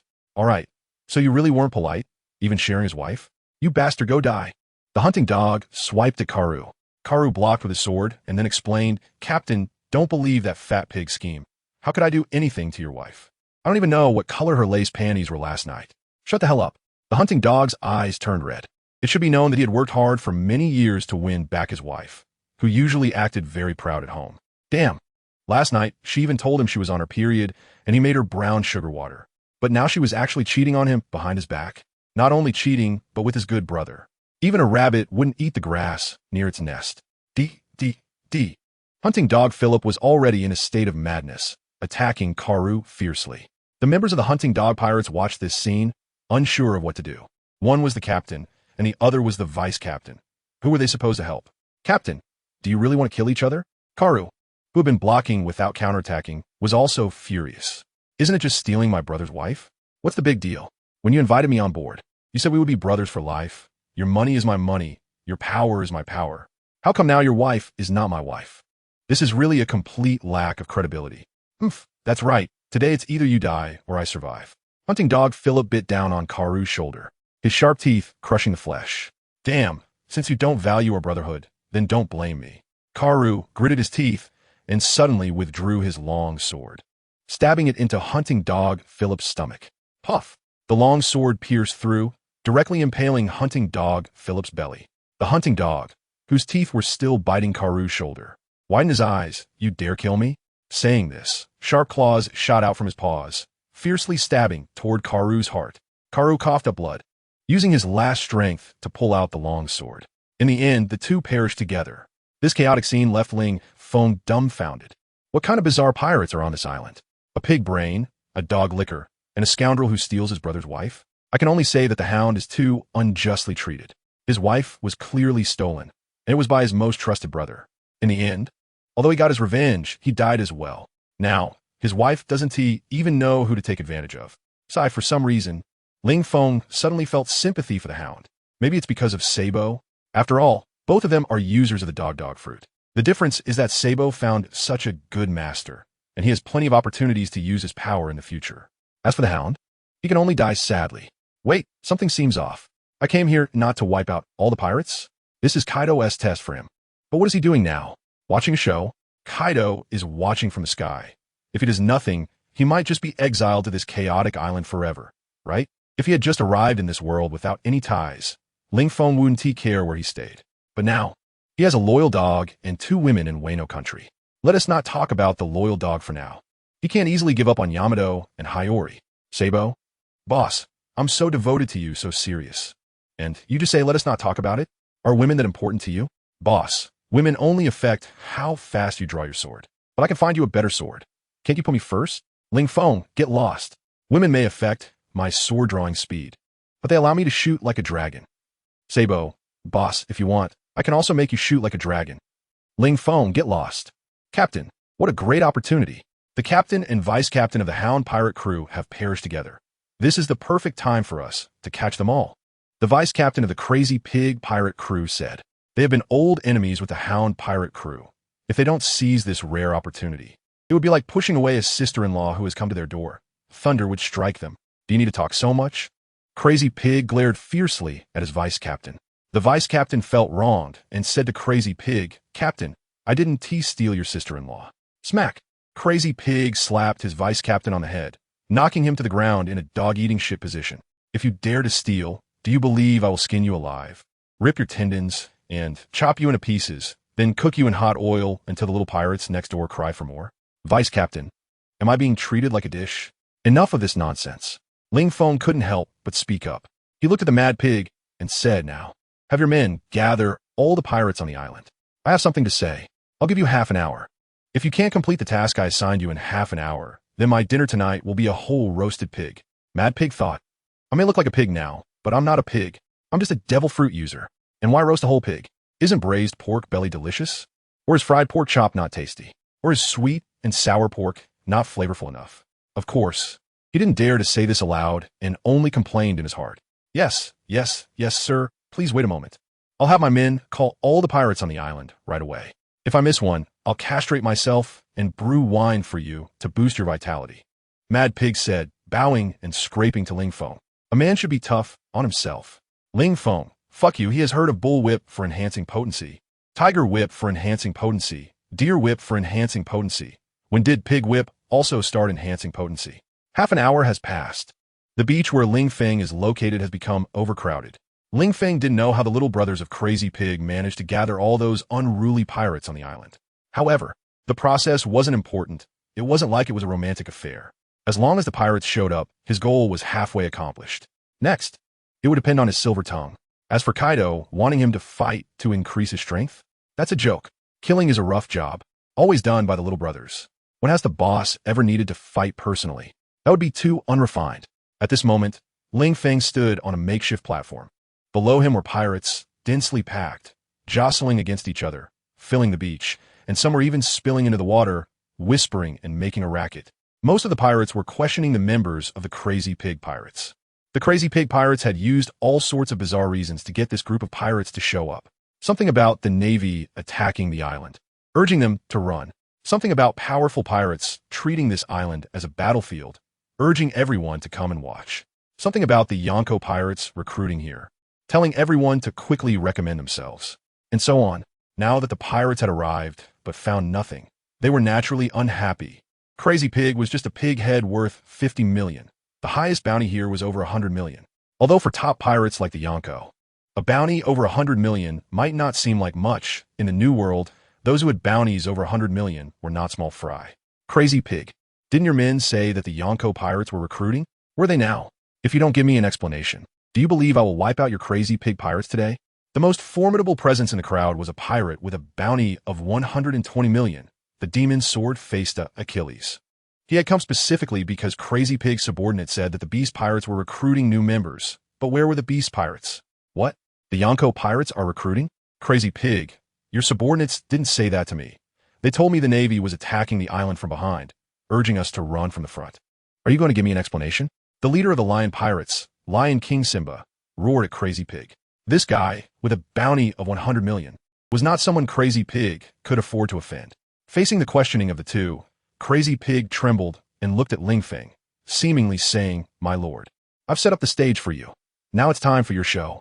Ling Feng gave the mad pig a reassuring expression, saying everything is under control. Then, standing on a high platform, he spoke up, "Shut the hell up." Of course, it wasn't just a verbal warning, but also accompanied by his conqueror's haki. Ling Feng finished speaking, his eyes widened, and an invisible, domineering aura surged from him. Then, one by one, the pirates on the beach fell to the ground without any warning. It was like locusts falling from the sky, densely packed. Among the 100,000 people on the beach, at least 50,000 fainted. Conqueror's haki? The demon sword-faced Achilles swallowed hard. Shocked, he thought to himself, "This is a rare conqueror's haki that only one in a million awakens, representing a person's kingly qualifications. Who is this guy? It's one thing to be so young and handsome, but he also possesses conqueror's haki? Is there no one left to live?" As Ling Feng's conqueror's haki manifested, the scene with 100,000 people instantly fell silent. You could hear a pin drop. Ling Feng expressed his satisfaction. Although he felt that conqueror's haki was as common as dogs when watching One Piece. In fact, even among the Yonko pirate crews, there are only about 2 per person. If it were evenly distributed among all the pirates in the world, one can imagine how rare conqueror's haki really is. Now, is everyone quiet? Ling Feng looked down at the quiet pirates below him and smiled. Good, now listen up. If I accidentally say something you don't want to hear, you better keep it to yourselves. A bunch of trash, just the scum of the sea. You'll listen to whatever I say, got it? Disagree? Sorry, but you don't have that right here. Now, each of you better listen carefully. I am Ling Feng, the vice captain of the Beast Pirates. This year marks the 30th anniversary of the Beast Pirates, and we are planning to expand our business to become the sole ruler of the New World. Therefore, we need more talent. Of course, I'm not talking about you. You are just garbage. I am here to select a few not-so-bad pieces of trash from among you, polish them up, and turn them into a powerful force under my command. 7 people. There are about 100,000 pirates here, give or take. That doesn't matter. What matters is that today, I will take 7 of you away. These 7 will become my capable subordinates. I've already thought of their code names, the 7 deadly sins. So, the time is yours now. Fight to your heart as content, battle fiercely, do whatever it takes. The last 7 standing will leave here with me and dominate the entire New World. So what is your choice? To continue living in obscurity on this chaotic island, eventually dying in some pirate skirmish, or to stand out in this battle, follow me, become the rulers of the New World, and make a name for yourselves across the world? Ling Feng looked down at the pirates below and passionately said, "There is only one opportunity, right in front of you all. Will you follow me and make a grand effort? Or will you live quietly and obscurely? Is this choice so difficult? Is it really that hard? Of course not. Which pirate hasn't dreamed of becoming the pirate king before setting sail? But reality is harsh. Before departure, everyone dreams big. Yet in the end, they're all worn down by reality. On the road to becoming the pirate king, there are countless bones, countless deaths, countless people retreating, and countless choosing to live ordinary lives. However, there's still a group of people striving upwards. They're unyielding, they are resilient, they are strong, and they dare to take risks, all just to reach the strongest throne. Kill! Someone shouted, and the slaughter began. One by one, the pirates pointed their blades at their comrades. Just as Ling Feng said, there's only one chance, and only 7 positions available. The first to strike has the advantage, while the last to strike suffers. Among pirates, there are not so many emotional ties. It's more about deceit and betrayal. Therefore, Ling Feng was not surprised by the choices of the pirates. As for whether Ling Feng deceived them, they didn't even think in that direction. A single display of Conqueror's haki stunned half of the men present. A vice-captain of the Beast Pirates, though Ling Feng appeared ordinary, it was clear that with his strength, he could eliminate everyone present by himself. So under absolute power, did Ling Feng need to deceive them? It was evident that Ling Feng's Conqueror's haki had intimidated these people. No one believed that someone who could stun 50,000 people would joke around with a bunch of small-time pirates. For some reason, standing on the platform, Ling Feng felt a great sense of pleasure at this moment. Perhaps this is power? With a single word, one can control the life and death of 100,000 people. What could be more exhilarating than such power? As for the fighting, begging for mercy, and crying of the pirates below, he turned a blind eye. Since they chose to be pirates, they should have anticipated this day. If they don't become the strongest, sooner or later, they will become stepping stones for others. Time passed second by second. The sounds of battle grew quieter, but the number of fallen increased. Blood stained the ground. Bodies piled up like mountains. Ling Feng stood on the high platform, resembling an audience member in a gladiator arena, watching the pirates below struggle like wild beasts, all for the chance to obtain the 7 elusive opportunities he spoke of, not just for survival, but for a chance to rise even higher. These people, however, had no idea that the so-called 7 deadly sins were merely words he casually threw out. He never intended to accept any of them, not a single one. After all, a group of pirates with a bounty of only 100 million. Even if they joined his ranks, what use would they be? Such beings couldn't possibly help him ascend to the position of world overlord. Obviously impossible. This was the tragedy of the weak. The strong could casually make promises that might never be fulfilled. Yet the weak had to expend all their efforts for a chance given by the strong, risking everything. Were they foolish? No, no one is foolish. They simply had no choice. Times have changed. The new world now belongs to the 4 emperors. As pirates under the oppression of the 4 emperors, there are only 2 choices. 1. Overthrow the 4 emperors and claim the throne for themselves. 2. If you can't beat them, join them. The first option, overthrowing the 4 emperors, sounds simple, right? But they are not Luffy. The 4 emperors cannot simply be overthrown, since they couldn't overthrow them. They had no choice but to join. But can one just join the ranks of the 4 emperors? Even if they do join, what about their status? Take the Whitebeard pirates, for instance. Besides their own crew, they have dozens of pirate crews under them, numbering in the thousands. Even if they joined, what status would they have? The other 4 emperors are similar. Therefore, if joining only means becoming an ordinary lackey with no status, it would be better to fight alone on the seas. But now Ling Feng offered them a chance. As long as they stood out, they could become his 7 most powerful subordinates, guaranteed to be valued. And compared to those nearly aging 4 emperors, how young was Ling Feng? Perhaps the new world now belongs to the 4 emperors, but the future new world will undoubtedly belong to young people like Ling Feng. Thus, following Ling Feng and latching onto the right thigh means their future could be limitless. This was the reason these pirates were willing to take the plunge. Of course, not all pirates were willing to take the risk. Some small-time pirates knew they had no chance, so they didn't want to participate, as it was a fight that could lead to death. But under the prevailing trend, what could they do even if they didn't want to participate? Ling Feng said that he only needed 7 people. Accordingly, on this beach, apart from Ling Feng, only 7 people needed to stand. Therefore, those who wanted to escape would also be targeted and killed. And when others wanted to kill them, wouldn't they resist? Impossible. In the end, everyone would still be drawn into the battlefield. After an unknown amount of time, the battle ended. Only 7 survivors remained on the scene. They stood side by side, looking at Ling Feng on the high platform, kneeling on one knee, pledging their loyalty to him. My lord, we are fortunate not to have failed our mission and have become the last survivors. From now on, we are your people in life and your ghosts in death. We are willing to serve you with utmost loyalty until the end. Their voices were loud, heroic, and very synchronized, as if they had rehearsed it. But Ling Feng knew this was impossible. His presence here was an accident, and making this group of people kill each other was merely a spur-of-the-moment decision. They couldn't have known in advance. Of course, this was no longer important. Ling Feng looked at the 7 people kneeling on the ground, each of them bearing wounds to varying degrees.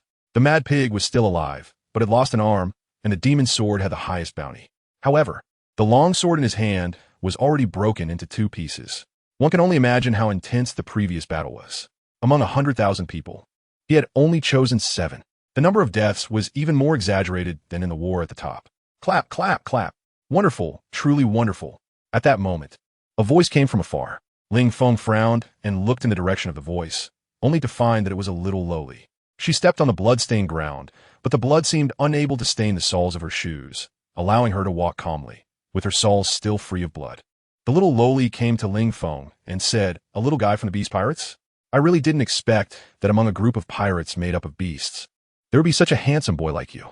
Moreover, you managed to incite the pirates on this chaotic island to turn against each other with just a few words. It's really a shame you're not in the Navy." Ling Feng smiled and said, "I think so too." Ling Feng's response caught the little lowly off guard, and she laughed. "Ha ha ha, you really dare to say that? Aren't you afraid that Kaido will hear you and just take you out? Kaido won't do that. He has bet the future on me." Ling Feng replied calmly. "But what about you? Who exactly are you?" Facing the mountain of corpses without changing his expression, knowing that she was the vice captain of the beasts, and still appearing relaxed and fearless when mentioning Kaido, Ling Feng couldn't really treat her as just a little girl. Despite her appearance clearly not exceeding 14 years old. Why 14? Because any older and she would be a young woman, not a lowly. "Kaido has bet the future on you?" The little lowly was taken aback, tilting her head, looking quite adorable, making Ling Feng want to reach out and give her a head pat. But for some reason, just as he was about to extend his hand, a sudden image flashed in his mind of his hand reaching out and then being cut off. Could it be that I've awakened my observation hockey and started to foresee the future? Little one, several years ago, I also met a man who was no less formidable than Kaido. He went to the weakest East Blue and returned with one of his arms severed. When I asked him why, he said he had wagered his arm on the new generation. Now you tell me that Kaido has also bet the future on you? And that old man Whitebeard seems to be quite concerned about a new recruit as well, wanting to push him to the throne of Pirate King. What is going on? Have the current 4 emperors begun searching for successors? The little lowly looked at Ling Feng and curiously asked, "But Big Mom doesn't seem to have chosen a successor. That's probably just because she hasn't given birth to a child she is satisfied with." The little lowly's words shocked Ling Feng. The man who lost his arm in the East Blue was none other than Shanks, right? His bet on the new generation was none other than Luffy. And Whitebeard's concern for the new recruit was obviously Ace. As for Big Mom, she has so many children, but it seems none have caught her attention, mainly because the men she found were not good enough. The seeds weren't strong enough. But why does this little lowly know so much? Who exactly is she? For the first time, Ling Feng felt that things were beyond his expectations. The random island he threw to Kaido, could it be hiding a big shot? Who exactly are you? Ling Feng looked at the little lowly and asked, "What is your purpose in telling me this?" "Purpose?" The little lowly smiled. "As the owner of this island, I think you should give me an explanation. If you act recklessly on my island, and this matter gets out today, will there still be pirates coming to this island in the future?" "The owner of this island?" Ling Feng was taken aback. "Isn't this Chaos Island? It's a chaotic place where small pirates of a new world conduct various information and item trades, with no order, no laws, and no rules. When did a master come out of Chaos Island?" Although he thought this way, Ling Feng didn't feel she was lying, because there was no need to, even though he hadn't seen the little lowly in action. Based on their interactions during this time, Ling Feng felt that this little lowly was definitely not easy to deal with. At the very least, she was much stronger than the 7 pirates who had survived. Moreover, what I am doing today is not reckless. I am selecting talents. Those who survive will follow me to conquer the world, make a name for themselves on the sea, and hold supreme power. How could such an opportunity have a negative impact on this island if it were to spread? It might even attract those who want to join the Beast Pirates, but have been searching in vain, causing the island's reputation to become even more renowned. Ling Feng was boasting, not only explaining things to the little girl, but seemingly expecting her to thank him for his actions. Hee, so you're not planning to explain things to me, huh? The little girl narrowed her eyes, but her expression looked very dangerous, making Ling Feng feel as if he was facing Kaido, the beast. Little girl, what kind of attitude is this? Do you know who the man standing in front of you is? He is the vice captain of the Beast Pirates, the future king of the New World. No, the future ruler of the entire world. I don't care if you're the island owner or not. Now apologize to me, apologize to Lord Ling Feng, or else I, the old pig, will be the first to disagree. In the face of such a situation, the mad pig was the first to stand up and express his stance. He also knew that the little girl in front of him was not easy to deal with, and he was definitely not her match. But he still stood up. He was betting that Ling Feng could protect him. For him, a pirate who had drifted on the sea for more than 10 years with only a bounty of 50 million, his path had already reached its end, and it was almost impossible to rise again. Ling Feng was his last chance, so he needed to show his loyalty, even if it didn't have strength. As long as he licked well, he believed Ling Feng would not treat him poorly. After all, in many cases, what big shots consider is not the combat power of their subordinates, but the loyalty of their subordinates. Otherwise, no matter how strong the combat power is, if it's a traitor who likes to stab in the back, what's the use? Squad, you could just report my ID directly. Seeing this, Ling Feng silently gave a thumbs up to the mad pig in his heart. Mad pig, well done. I originally didn't plan to take you. But considering how you're licking so well, I'll leave you a spot in the 7 deadly sins. I see your unwavering loyalty. Bang. However, the next moment, the mad pig's head exploded like a watermelon hit by a stick, splattering red and white all over the ground. Ling Feng, do you really dare to kill my pig right in front of me? Don't you know that pork is very expensive these days? Ling Feng looked at the little lowly and gritted his teeth as he spoke. He was genuinely angry. Even if you're a big shot, I am still the vice captain of 100 beasts.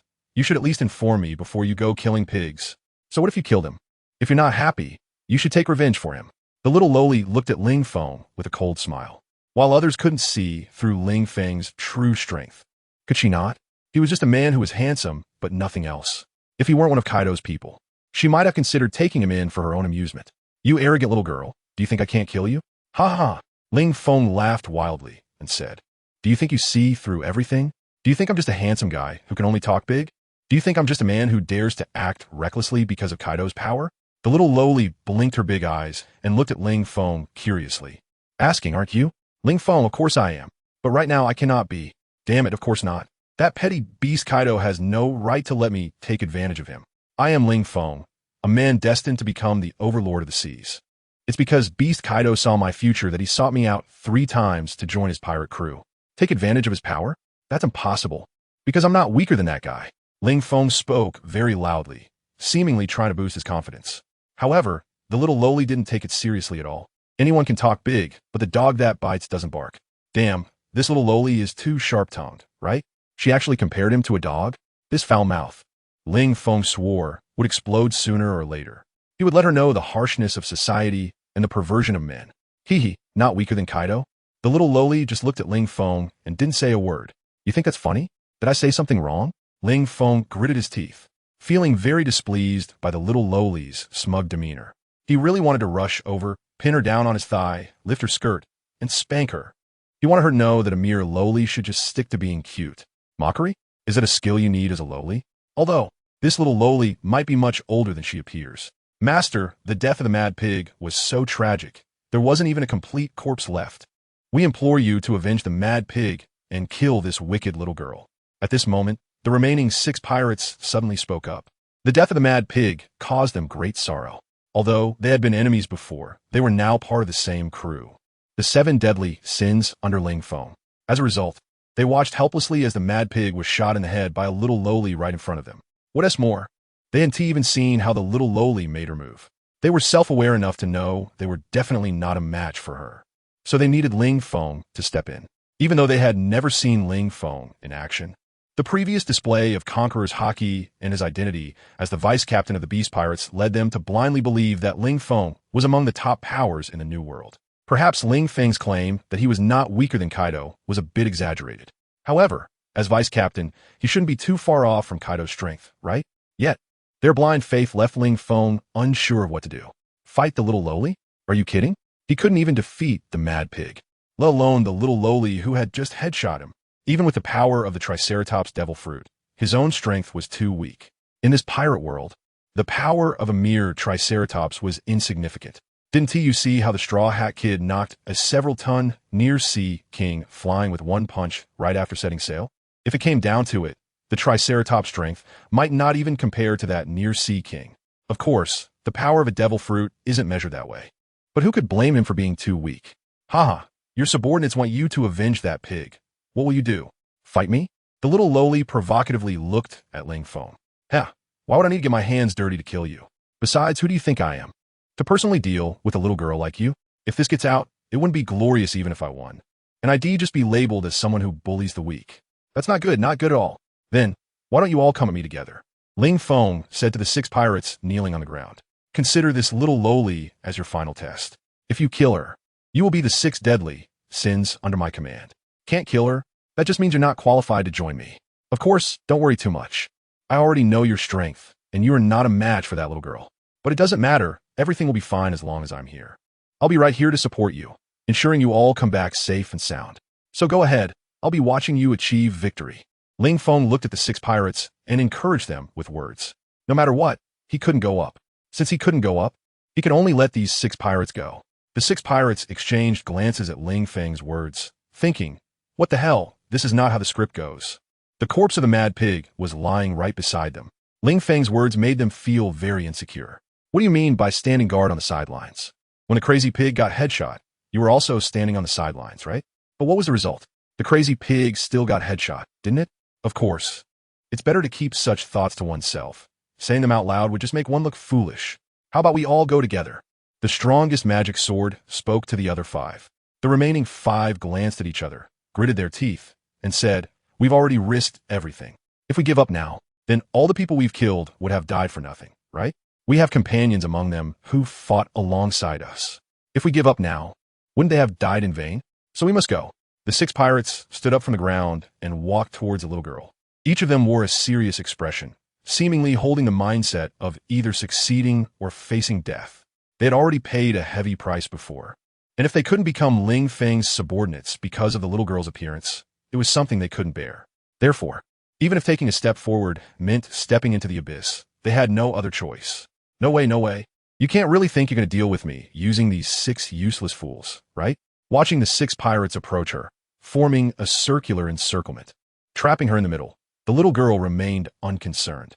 After all, they were just a group of hopeless losers, dreaming of elevating the 100 Beast Pirates. But they didn't consider whether they were worthy of such aspirations with their weak abilities. Useless? Hearing the little girl's words, Ling Feng looked at her coldly. I won't allow you to say that about them. Perhaps their strength is weak, and they have no future due to their age. But they are loyal to me, willing to fight and die for me. Such noble character makes them 1,000 times, 10,000 times better than you, this venomous little girl. Hearing Ling Feng's words, the 6 pirates felt somewhat touched, thinking to themselves that they hadn't followed the wrong person. The boss still valued them. Otherwise, he wouldn't have angrily retorted at the little girl for calling them useless. This made them willing to risk everything for Ling Feng. As the saying goes, a soldier dies for one who knows him. The pirate's gazes changed, all because of Ling Feng's words. This made the little girl have to regard Ling Feng with a higher opinion once again. Previously, Ling Feng had caused 100,000 pirates to turn against each other with just a few words. Now, with another sentence, he made the surviving 6 pirates abandon their fear of her, each one exuding a predatory gaze. If Ling Feng gave the order, they would likely make a move against her. Such verbal prowess was truly something she had never seen in her decades of life. In this era of pirates where everything was settled with fists, in a world that believed strength was truth, Ling Feng, who could make others fight for him just by speaking, was genuinely terrifying. Of course, it couldn't be ruled out that those pirates were simply too foolish, easily misled by Ling Feng's casual words. You say I'm venomous? The little girl's lips curled into a smile as she looked at Ling Feng. Are you sure those words apply to me? You know, you previously incited the pirates to turn against each other, indirectly causing the deaths of 100,000 people. While I merely killed a pig, when it comes to being venomous, I can't compare to you. No, you're too modest. Ling Feng waved his hand and said, I'm different from you. Although I indirectly caused the deaths of 100,000 people, it was to give them a vast future. Their inability to grasp it and dying here only shows they are people of that level. Even if they didn't die here, they would die in future conflicts. They died for their dreams, so their deaths are something to be proud of. But you are different. You have crushed the dreams of the mad pigs. So you are malicious. Dreams? The so-called dreams of the 7 deadly sins you speak of? The little lowly looked disdainful and said, "Don't think I don't know. Your so-called 7 deadly sins are just something you came up with on the spot. You never intended to recruit anyone here. Because in the end, you look down on these useless people just like I do. The reason you let them kill each other is simply because you don't want to get your hands dirty. Although you can't beat me even if you try. You're talking nonsense? I didn't. I'm not." Ling Feng denied it 3 times in a row. He was even more shocked, thinking, what the heck? Is this lowly a worm in my stomach? How does she know about this? However, he definitely couldn't admit it. You're flustered. The little lowly said to Ling Feng calmly. Little ones, go for it. Ling Feng was too lazy to talk to the little lowly and directly prepare to take action. Yes, my lord. The 6 pirates drew their weapons and rushed forward. They showed no regard for martial ethics. The 6 of them combined were nearly 300 years old. Yet they banded together to bully a little girl who looked to be no older than 14. But they felt no shame, for history only remembers the victors. You wicked girl. The 6 shouted, without any fancy moves, only deadly ferocity, because they understood that what they faced was not just a little girl, but a demon that could kill them in an instant. Caution was absolutely necessary. However, under absolute power, the number of opponents could not decide the outcome. Before the attack of the 6 even reached the little lowly, she lifted her leg and took a step forward. Bang, bang, bang, bang. 6 consecutive sounds, like fireworks exploding. The heads of the 6 pirates burst open. Blood rained down, covering the ground.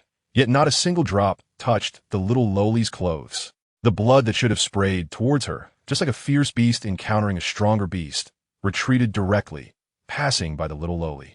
The 6 pirates, with a combined bounty of 400 million, were easily blown away. And Ling Feng still hadn't figured out what had happened. This little lowly, could she be a monster? Were you just thinking that I'm a monster? Suddenly, the little lowly looked up, smiling at Ling Feng, and said, unbeknownst to Wen, the little lowly had already appeared on the platform, standing right in front of Ling Feng. The two were less than a meter apart. Ling Feng looked at the little lowly's smile, which should have made him, a lowly enthusiast, feel excited, but instead, it sent chills down his spine. Those pirates who were very powerful in his eyes were easily taken out by this little lowly. If it were him, he would at least be blown apart.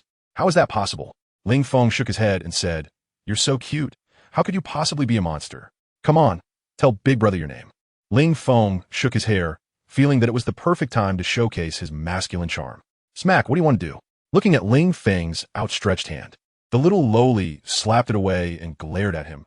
You perverted lowly lover. I'm so small, you don't have any thoughts about me, do you?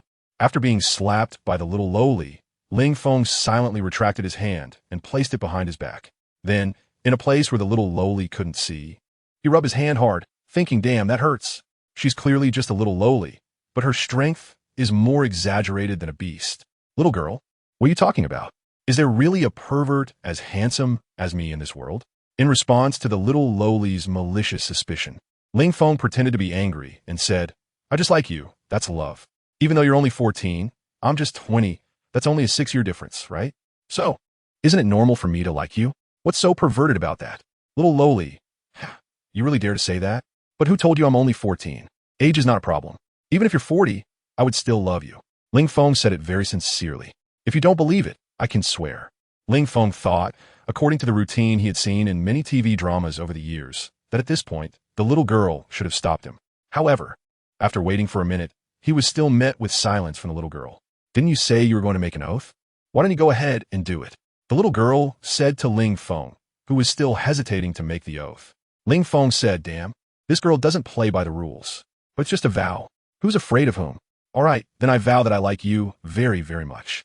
If I'm lying, let me be struck by lightning. Ling Feng swore in front of the little girl. Boom!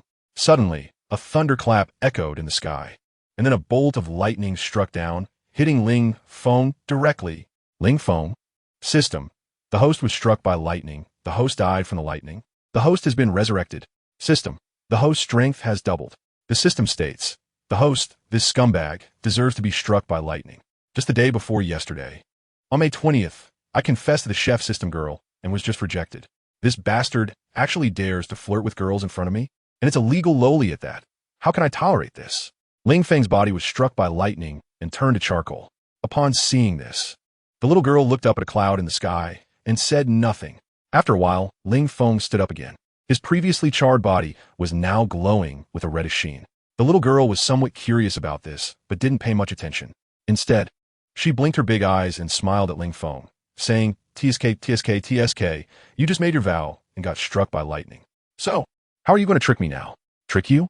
Little girl, how can you say that? I, Ling Feng, never lie," Ling Feng said seriously. "As for why I was struck by lightning, it's because I'm handsome, and that's just the way heaven is, isn't it?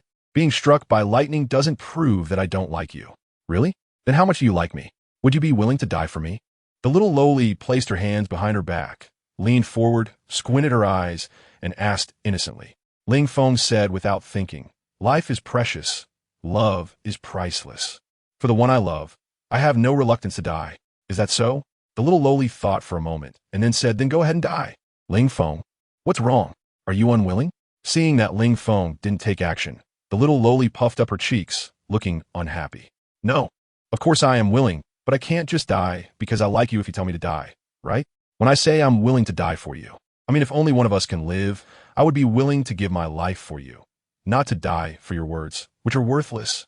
Ling Feng looked at the little lowly seriously and said. After listening, the little lowly shook her head, finding it really boring. She thought she had encountered an interesting little guy, but in the end, he was just afraid of death. "Since you are unwilling to die with dignity, let me help you." Suddenly, the little lowly's expression changed. In Ling Feng's eyes, the little lowly transformed completely. She was previously a graceful little girl, so cute that one would want to pinch her cheeks. But in an instant, she became a mesmerizing enchantress, every move capable of making men hard as rock. "Am I beautiful?" the little lowly asked Ling Feng. "Beautiful, truly too beautiful." At that moment, Ling Feng's eyes lost focus. His expression became foolish, looking just like a fool, with a big grin on his face, not knowing what he was thinking.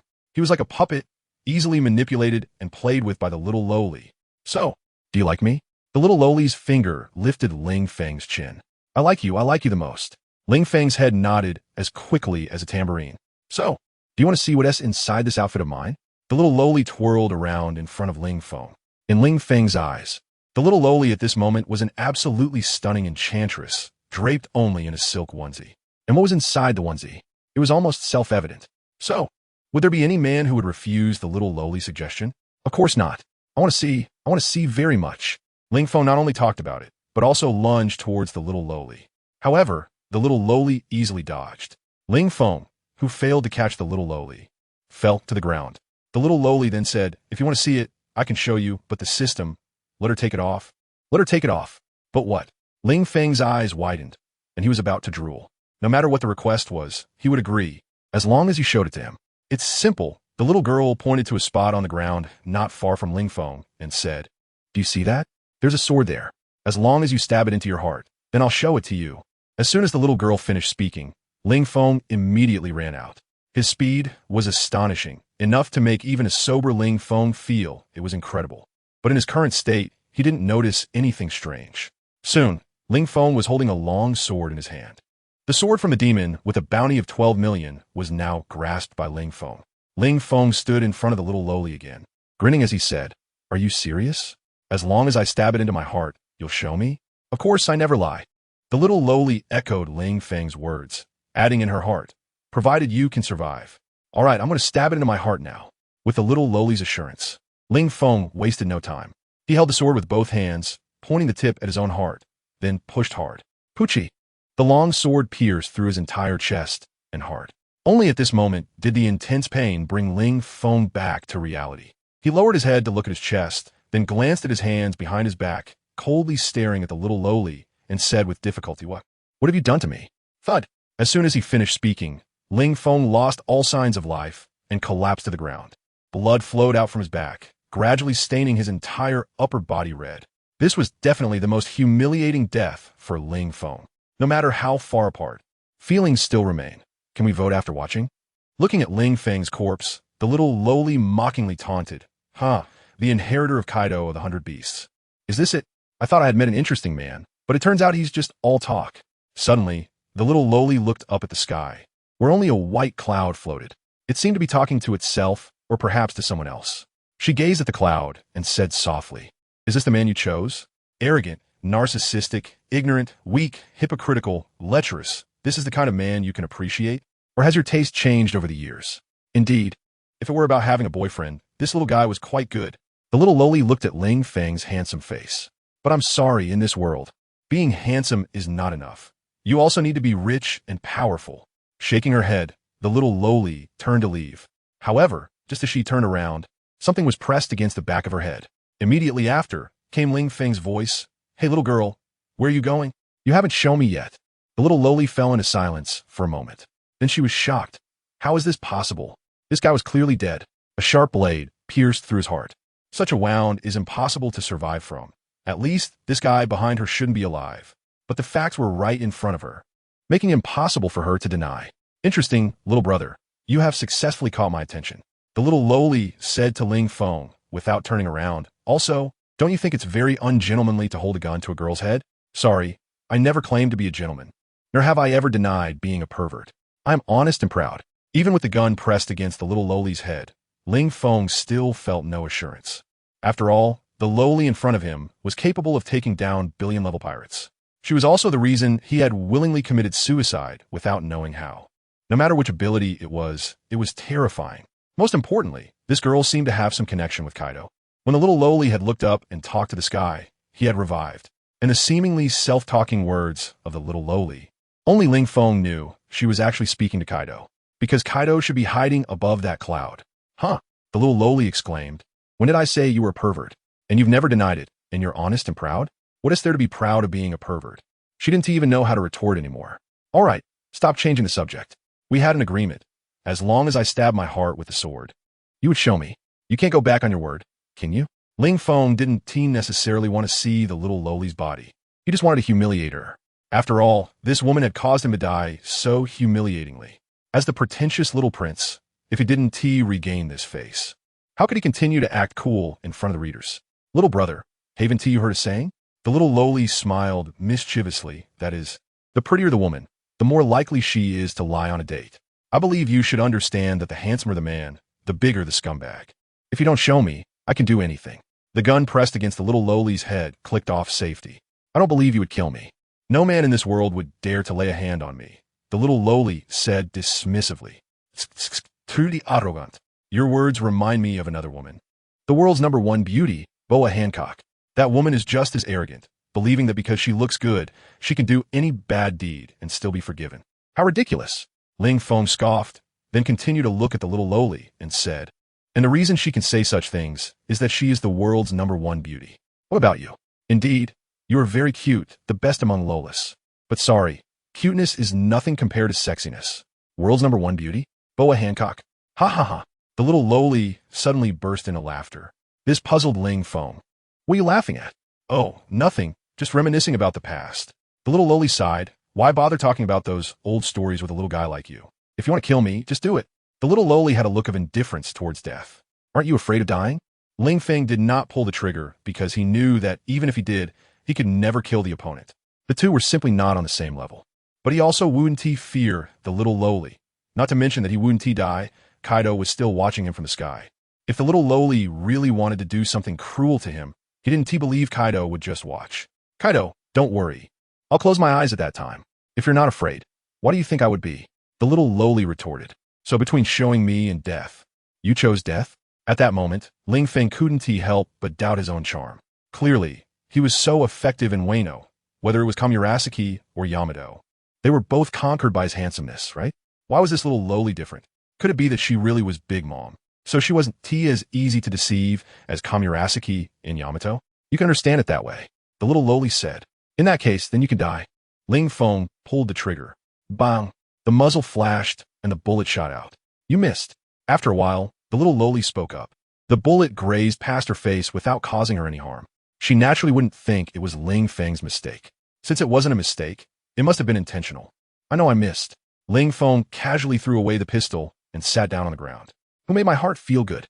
I can't bear to see such a cute little lowly die. But you don't need to thank me, so don't offer yourself to me. I'm not the kind of man who takes advantage of others' misfortune. Of course, if you insist on offering yourself to me, I would at least decline 3 times before reluctantly accepting.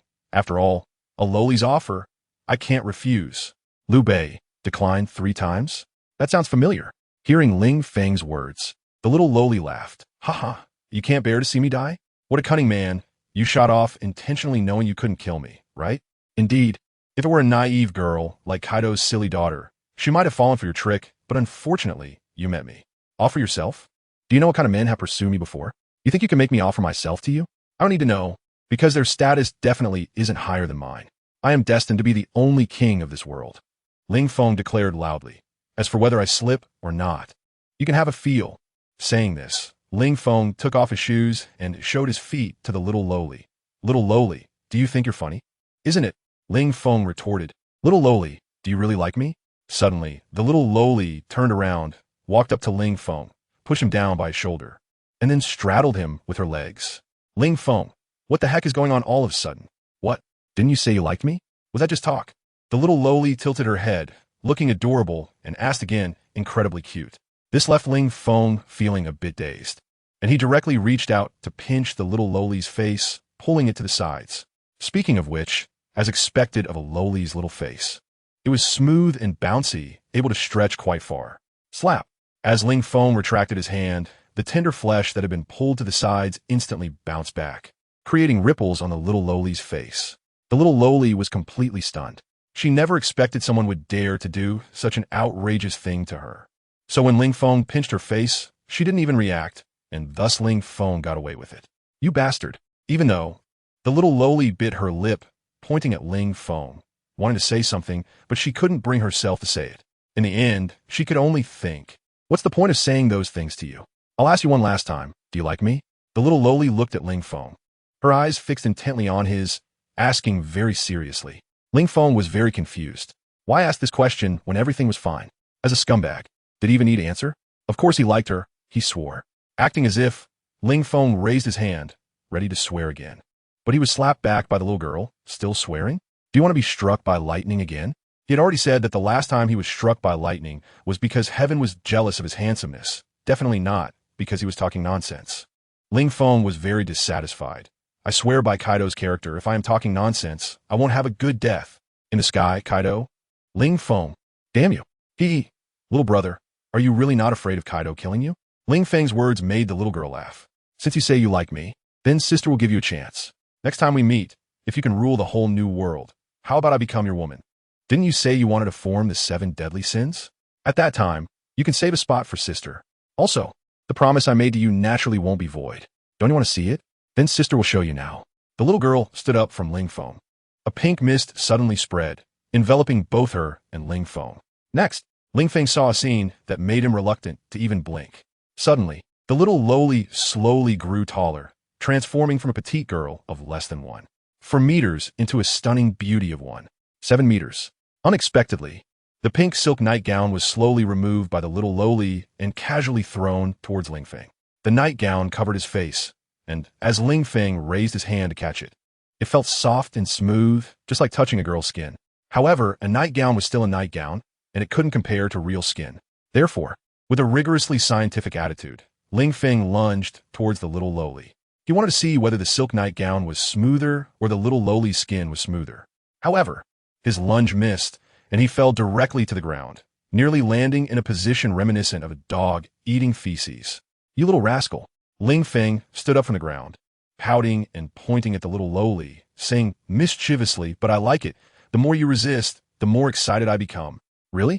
The little lowly raised her eyebrows at Ling Feng, flashed a captivating smile, and then beckoned him with her finger. Then come on, come over here. Faced with such temptation, how could Ling Feng not react? He lunged at the little lowly again. This time, she did not evade, and Ling Feng caught her securely. The soft and fragrant touch had already made Ling Feng's heart race. He leaned down to kiss the little lowly. Wait. The little lowly extended her finger and pressed it against Ling Feng's lips. Don't be so hasty. I'm yours sooner or later. Then, she placed both hands on Ling Feng's chest and pushed him down to the ground. Finally, she mounted him. The little lowly smiled, her fingers circling on Ling Feng's chest. Little brother, listen well. My name is Gothic D. Lowly, and my future husband is going to be a man who becomes the king of the world. So, are you willing to work hard to sit on that throne, representing supreme power for your sister? Sister, isn't it a bit early to talk about business? Ling Feng was somewhat dissatisfied. He had prepared everything, and the little lowly wanted him to wait? What a joke. How could a real man wait in such matters? He flipped over, took control of the situation, and looked down at the little lowly, saying, "Sister, even if we have to wait, it has to be 3 hours. After I'm done, you can let me wait. At that time, during the sage time, I can wait casually for the modifications after 404. 3 hours, are you sure?" The little lowly tilted her head. "Of course, I never lie." Ling Feng answered seriously.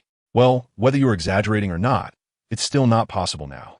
The little lowly waved her finger in front of Ling Feng and said, "Sister said that my future man must be a man who will become the king of the world. So if you want to be with Sister, then let's talk about it. After you become the king of the world." After saying that, the little lowly pushed Ling Feng away and slowly put on her clothes. "Ling Feng, are you kidding me? My pants are already off, and you're telling me to talk about it later?" Soon, the little lowly put on her clothes, slowly walked in front of Ling Feng, lifted his chin with her finger, leaned down, and gave him a kiss on the lips, saying, "Consider this as your deposit from your sister. When you become the king of the world, whether it's JK or black stockings or white stockings, your sister will wear them for you." Ling Feng sneered, "I've seen the old me without clothes, so what's the big deal with seeing someone dressed? Sometimes, wearing clothes can be even more enticing than being without them. Goodbye, little one." After saying that, the little lowly snapped her fingers, and Ling Feng drowsily fell asleep. When he woke up, he found himself lying on Kaido's back. What's going on? Feeling the hard scales beneath him and the howling wind passing by his ears, Ling Feng was stunned. "Where's the little lowly? Could it be that I was dreaming before? What's up, little guy? Did you have a nice dream?" Kaido turned his dragon head and asked Ling Feng. "Kaido, you know the truth about that woman, right? Tell me." Ling Feng looked at Kaido and questioned him. Kaido suddenly said mockingly, "Then beg me, and I'll tell you." Ling Feng said seriously, "What the hell?" He actually saw his own reflection in Kaido. When did this guy learn to be like him? No, even worse. "All right, I'm begging you. Tell me her story. I've realized that my soul has been taken away by her. So I need to find her and take my soul back from her." Kaido shouted at Ling Feng, "Kid, do you really think it's okay to say you like another woman in front of me? Don't forget, you're my son-in-law." Ling Feng retorted, "What are you talking about? When did I ever say I liked another woman in front of you? Don't think just because you're one of the 4 emperors, you can slander me, old man. You're really bad." Ling Feng was the first to complain. "I clearly said she took my soul away." Kaido sneered. "Is there a difference?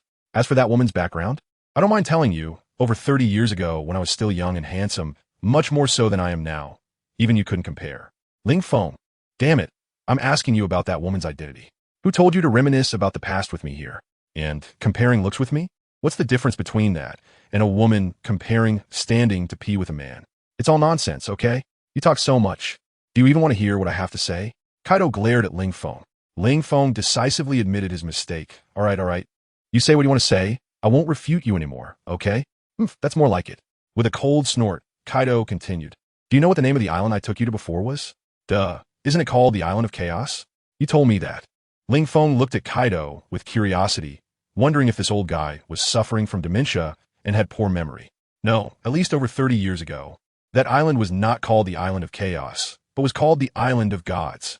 Kaido said. Ling Feng was shocked. "The Island of the Gods? Are you sure you're not messing with me?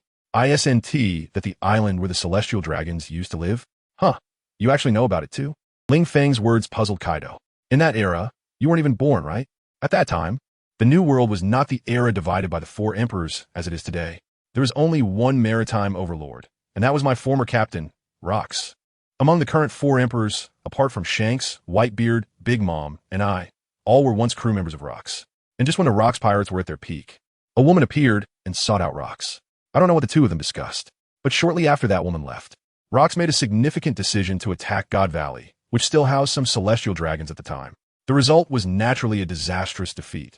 The Rox pirates were obliterated, with only a few strong members escaping. However, although the Rox pirates failed, the celestial dragons also suffered considerable losses due to this battle. Ultimately, the surviving celestial dragons moved from God Island to Mariehua on the Red Line. "That woman, was it Goth D. Lowly?" Ling Feng asked, surprised that there was such an insider story behind the God Valley incident. Did Rox charge in a fit of rage for a beauty and set foot on God Island to slay the celestial dragons? That's right, it was her. A mysterious woman. Kaido nodded in acknowledgement. "If that's the case, how old is she?" Ling Feng clicked his tongue. "The Battle of Goddess Valley seems to have happened 36 years ago, right? Damn, The little lowly even called herself sister before, and now she is already at the level of an aunt, right? I actually got kissed by her. This is a huge loss, a big one. How old is she? Kaido shook his head.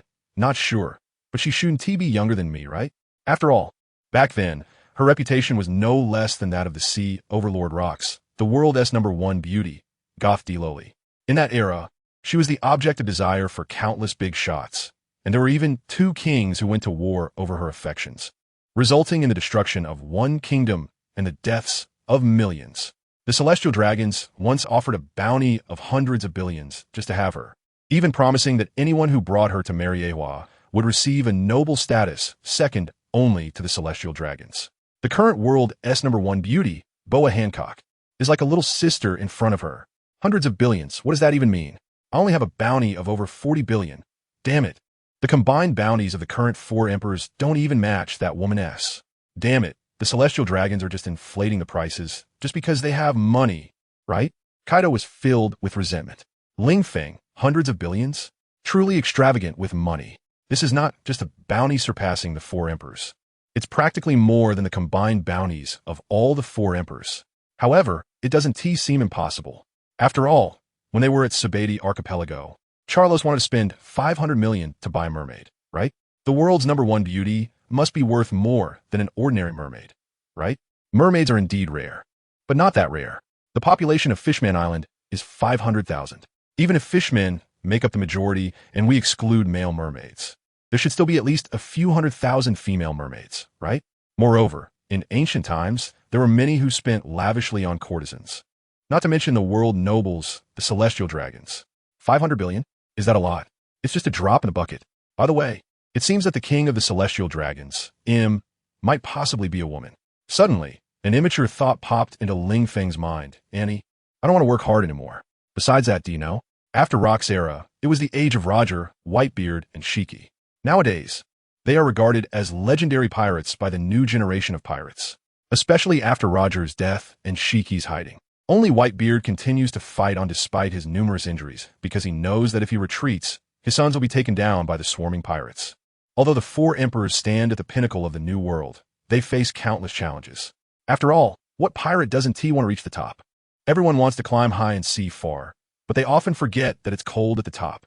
Only strong individuals like me dare to stand atop the clouds, overlooking the entire new world. Speaking of the 3 of them, Kaido can't help but boast about himself. They all fought fiercely for that woman. No, it should be said that the pirates of that era, aside from competing for the title of Pirate King, were also vying for that woman.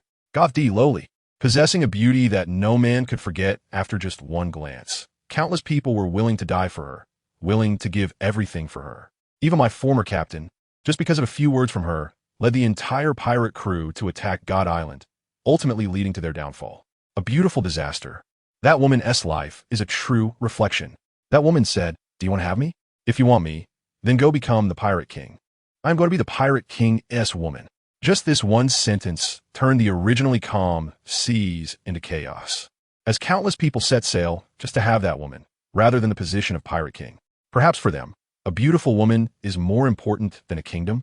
After countless battles, in the end, Whitebeard, Roger, and Shiki stood out from numerous pirates, becoming the most powerful pirate crew of that time, with Shiki's power being the most formidable, hinting at the possibility of becoming the next Rocks.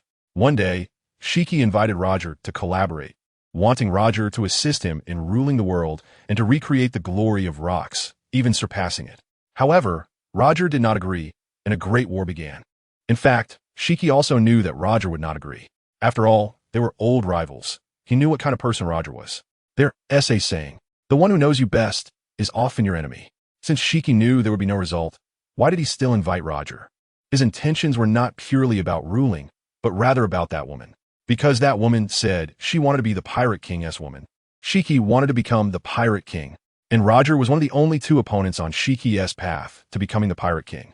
In terms of strength, the 3 of them were evenly matched, but because Roger's crew was small, Shiki chose Roger first. He had already ambushed a large number of pirate fleets at the place where he invited Roger. That battle is now known as the Battle of White Wall. The reason being that Shiki invited Roger to rule the world together, but Roger refused, which enraged Shiki and led to the war. But the real reason was merely to compete for a woman. The outcome was that Roger won. It is said that a sudden storm turned the tide for Roger's crew, who were originally at their wits' end. The truth doesn't matter. The result is that Shiki was defeated, with over half of his massive pirate fleet sunk to the sea. And in the end, a few years later, Roger reached the final island of the Grand Line, Raftel, and was hailed as the Pirate King. Ling Feng was taken aback.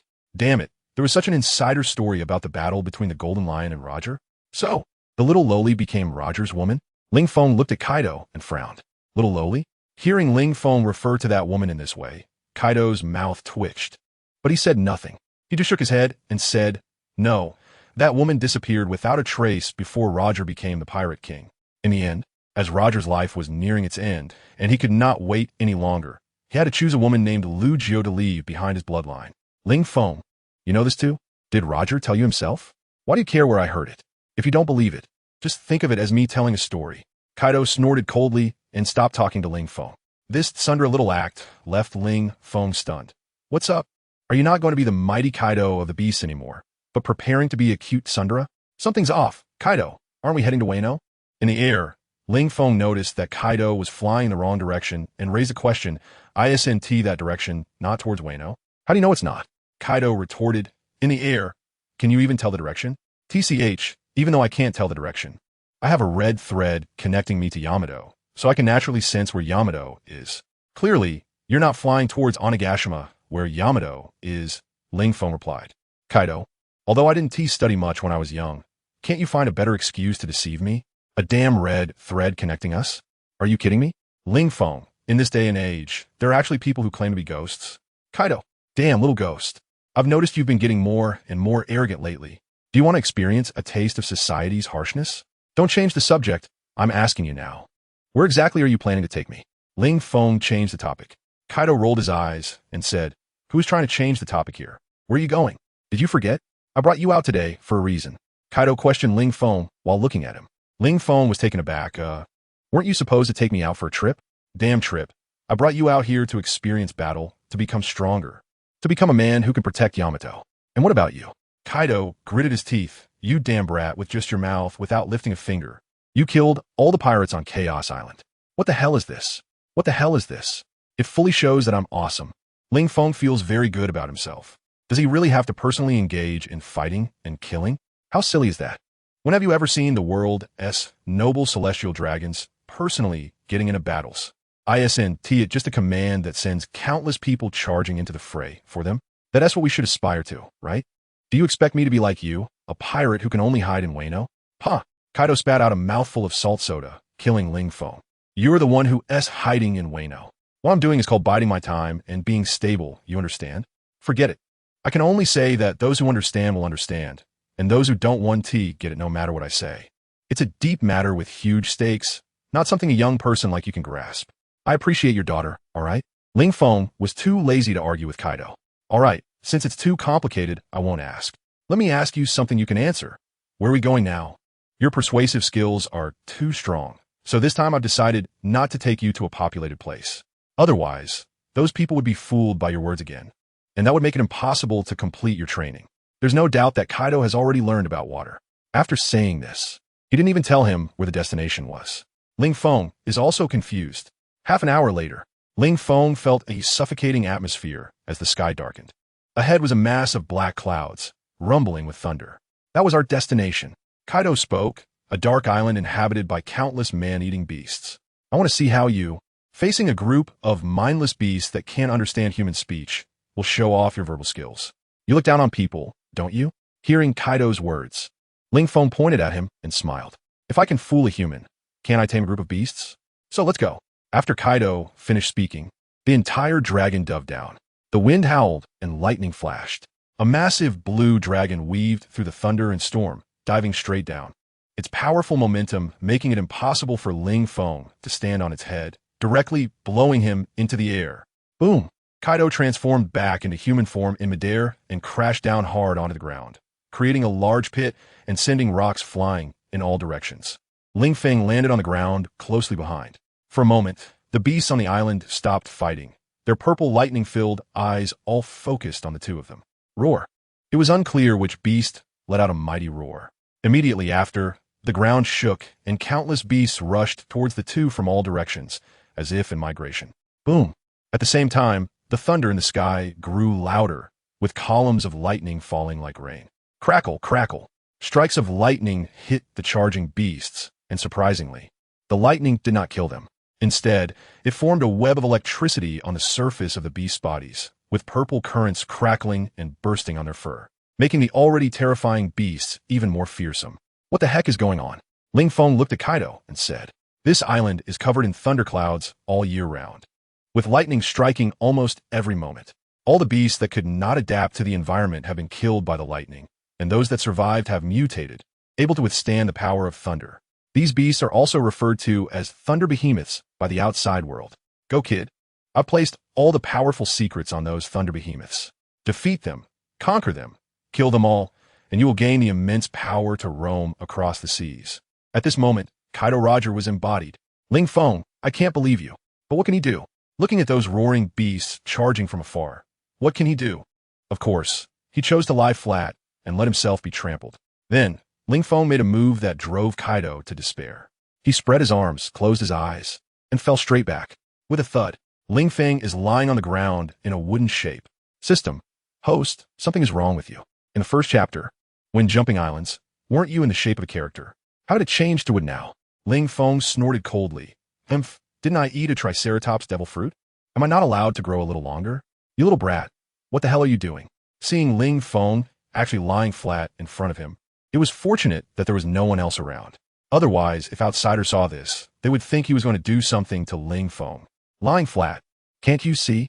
Ling Feng put his hands behind his head, looked at Kaido with a grin, and said, "I hated hard work in my last life. So in this life, I'm just going to take it easy. Don't stop me, or I'll abandon Yamato when I get back." Bastard, you little punk actually dare to threaten me? Kaido gritted his teeth in anger. If you really dare to hurt Yamato, do you believe I'll chop off your Jill and fry it to feed the dogs? Then I'll give you a surgery to turn you into a woman and finally send you to the brothel to become a courtesan? Ling Feng rolled his eyes. Aren't I just making a joke to lighten the mood? Kaido, why are you taking it so seriously? Brat, you think you can make fun of me, and I'll just let slide. But Yamato is my daughter. If you dare to make her unhappy, I'll make you understand that what you're seeing now is just my kind side. When I turn dark, just wait for my evil smile. Ling Feng decided to skip this unhappy topic and said to Kaido, "All right, Kaido, I was wrong. I apologize." Kaido replied, "Who the hell apologizes while lying on the ground? Ling Feng, do you want me to kneel down for you? Did I say for you to kneel?" Kaido was speechless. "Can't you have a better attitude? I worked hard to take you to Chaos Island, to this Thunder Island. What was it for? Was it for myself? It's all for you, to make you stronger. Do you think your current strength is already strong enough? If it really comes to a fight, anyone from my pirate crew who has eaten a devil fruit could easily crush you. Or do you think that because you have the ability to resurrect infinitely, you don't need to get stronger? Kid, this sea is very dark. Don't think that just because I'm good to you, all pirates on the sea are good people. Even me, if you casually go find a pirate outside and mention my name, see if they won't be scared, frowning, sweating, and trembling. So, this is a world where people eat people, and what we need to do is not to change this world, but to become the existence at the top of the food chain in this world of cannibalism. Only we eat people, and no one can eat us, understand?" Kaido looked at Ling Feng, feeling frustrated. He truly regarded Ling Feng as his son, nurturing him as his heir. But Ling Feng repeatedly disappointed him. Even back at Chaos Island, you could make those pirates turn on each other, but that was thanks to my name, thanks to the Beast Pirate's name, right? You really think it's all on you? Do you think any pirate would care about you? A world of cannibalism? Maybe. Ling Feng nodded, although he couldn't empathize at the moment, as he had just arrived and became the vice captain of the 100 Beasts. He hadn't really experienced the harsh realities of society yet. Of course, some people may face harsh realities as soon as they enter society, but there are also others who may never experience such hardships in their lifetime. Ling Feng felt that he should be the latter at this moment. "It's here." At this time, Kaido whispered. Then he silently moved away from Ling Feng. "What is here?" Ling Feng looked at Kaido with confusion, but Kaido didn't notice. Instead, he saw a giant elephant. The surface of the elephant's body shimmered with electric light. Roar! The elephant appeared in front of Ling Feng, directly stomping down with its hooves, fiercely trampling down on Ling Feng. The immense power crushed Ling Feng into meat paste. Moreover, the force didn't diminish, creating a large pit in the ground. From the center of the pit, spiderweb-like cracks spread out in all directions. System. Host has died. Host has been revived. Host's strength has been enhanced. Roar? Originally, the elephant was ready to turn and leave, but it was surprised to see Ling Feng, who had been turned into meat paste, actually revive again. However, who cares about that? One more stomp. The thunderous giant elephant once again stomped down with its hooves, viciously aiming at Ling Feng. Ling Feng looked up at the hooves, descending from the sky towards him. To him, it felt as if the sky was collapsing. The elephant was enormous. At least 10 meters tall, covered in lightning, resembling a divine beast suppressing hell. Damn, one stomp wasn't enough, and now it wants to stomp on me a second time? Ling Feng was also angry. Do you really think you're my girlfriend? I've spoiled you too much? Ling Feng looked at the elephant's hoof, clenched his fist, and his face turned red. Crack! Ling Feng's arm was directly crushed, and then his whole body was once again trampled into a meat paste. Ling Feng is resurrected once again. Ling Feng decided not to confront the elephant directly. The difference between humans and beasts is that humans have wisdom. He turned around and appeared behind the elephant, reaching out to grab its tail. Just then, a lion charged in and bit down on his upper body. A snap was heard. Ling Feng was bitten in half by the lion, with the upper half of his body directly swallowed by the lion, blood staining the fur on the lion's neck red. He revived once again. Ling Feng realized that this was not a fair showdown at all. He looked around at the hundreds of ferocious beasts eyeing him hungrily. After racking his brains through the 36 stratagems, he ultimately decided, bah, a real man never uses tricks. Just charge in. After all, he wouldn't die. Afraid of death? Transform. In the next moment, Ling Feng turned into a massive triceratops. He dug into the ground, creating a large pit, and just as he was gearing up to charge at the beasts in front of him, a bolt of lightning struck from the sky, directly hitting the triceratops. The triceratops convulsed once and then collapsed to the ground. System: Host has been struck by lightning and died. Host has been revived. Host strength has increased.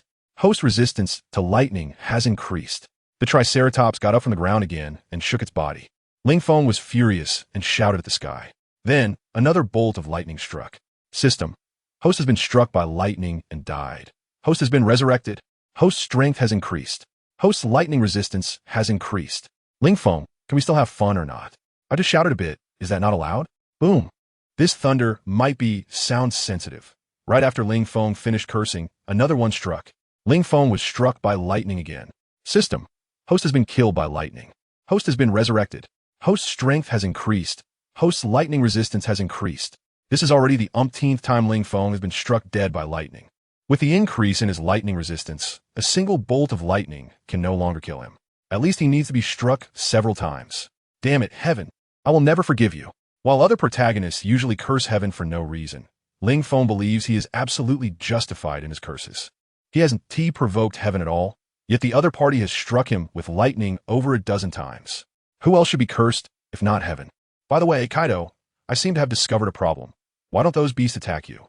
Suddenly, Ling Feng looked in the direction of Kaido. It should be noted that since just now, he had been constantly harassed and attacked by the beasts. Yet Kaido was standing just a few dozen meters away, and not a single beast went to attack him? What the hell? Did the beasts think he was easier to bully? Because they weren't stupid. Kaido replied, Ling Feng, speak clearly. Because fierce beasts tend to seek benefits and avoid harm. They know what kind of existence can provoke them and what kind cannot.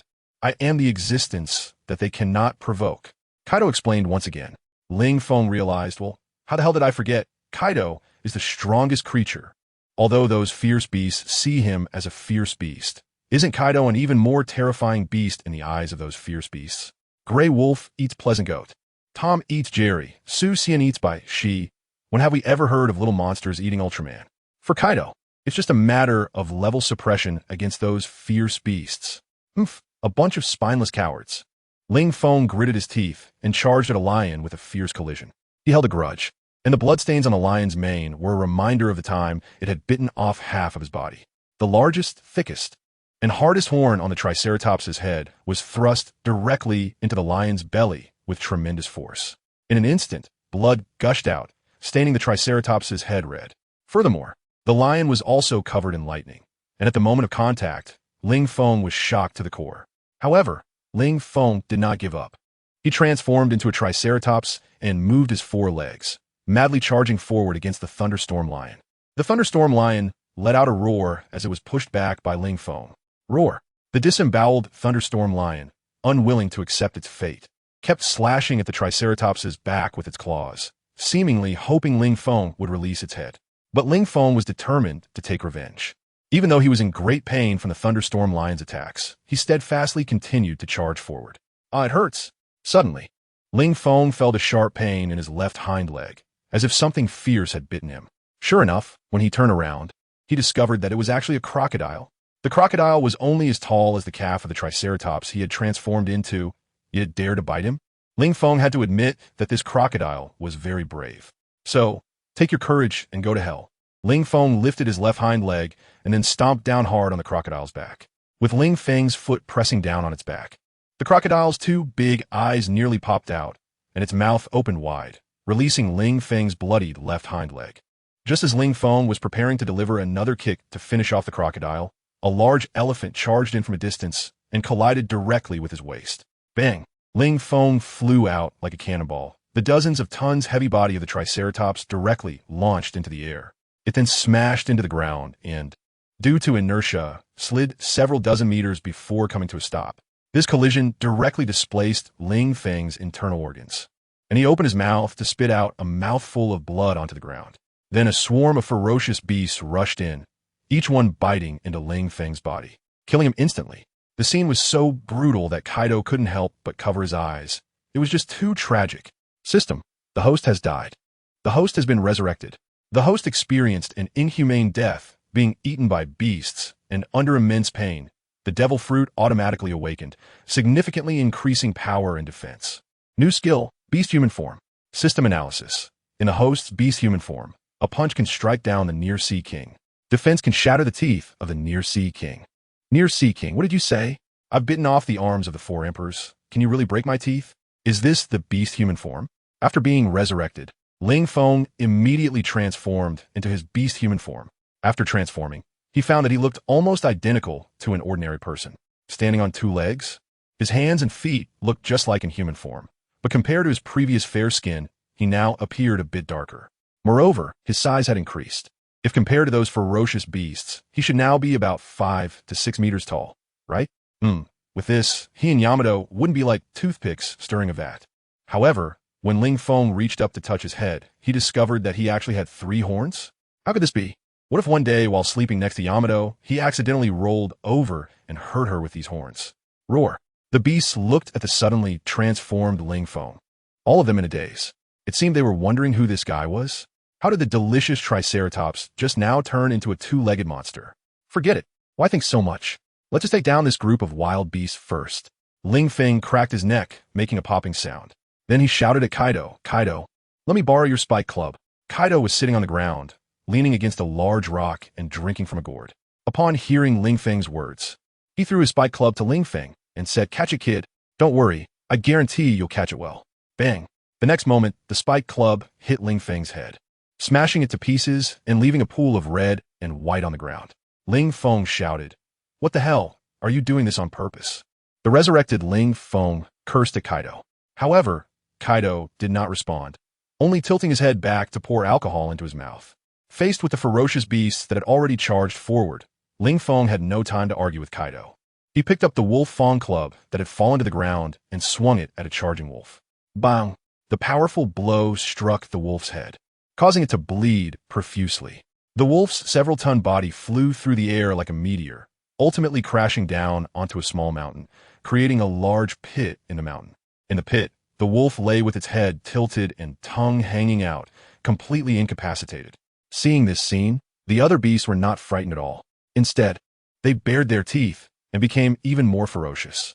Some of the beasts even ran towards the dead wolf's body, devouring it bite by bite. "Come on, today I just want to be killed by you, or kill you." Ling Feng beckoned to the ferocious beasts with a flick of his finger. Roar! With a beastly roar, hundreds of ferocious beasts charged toward Ling Feng. In the next moment, Ling Feng's arms and thighs were bitten by the beasts. The immense pain twisted Ling Feng's face into a terrifying grimace.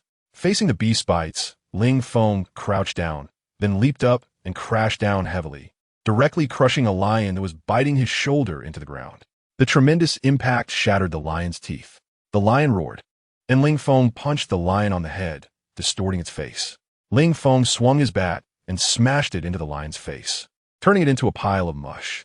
But at that moment, a wolf bit off his other arm, blood spraying from the severed limb and splattering all over the wolf's face. Ling Feng turned around and threw a punch directly into the wolf's mouth, saying, "You want to eat me? Go ahead. I'll serve myself up to you."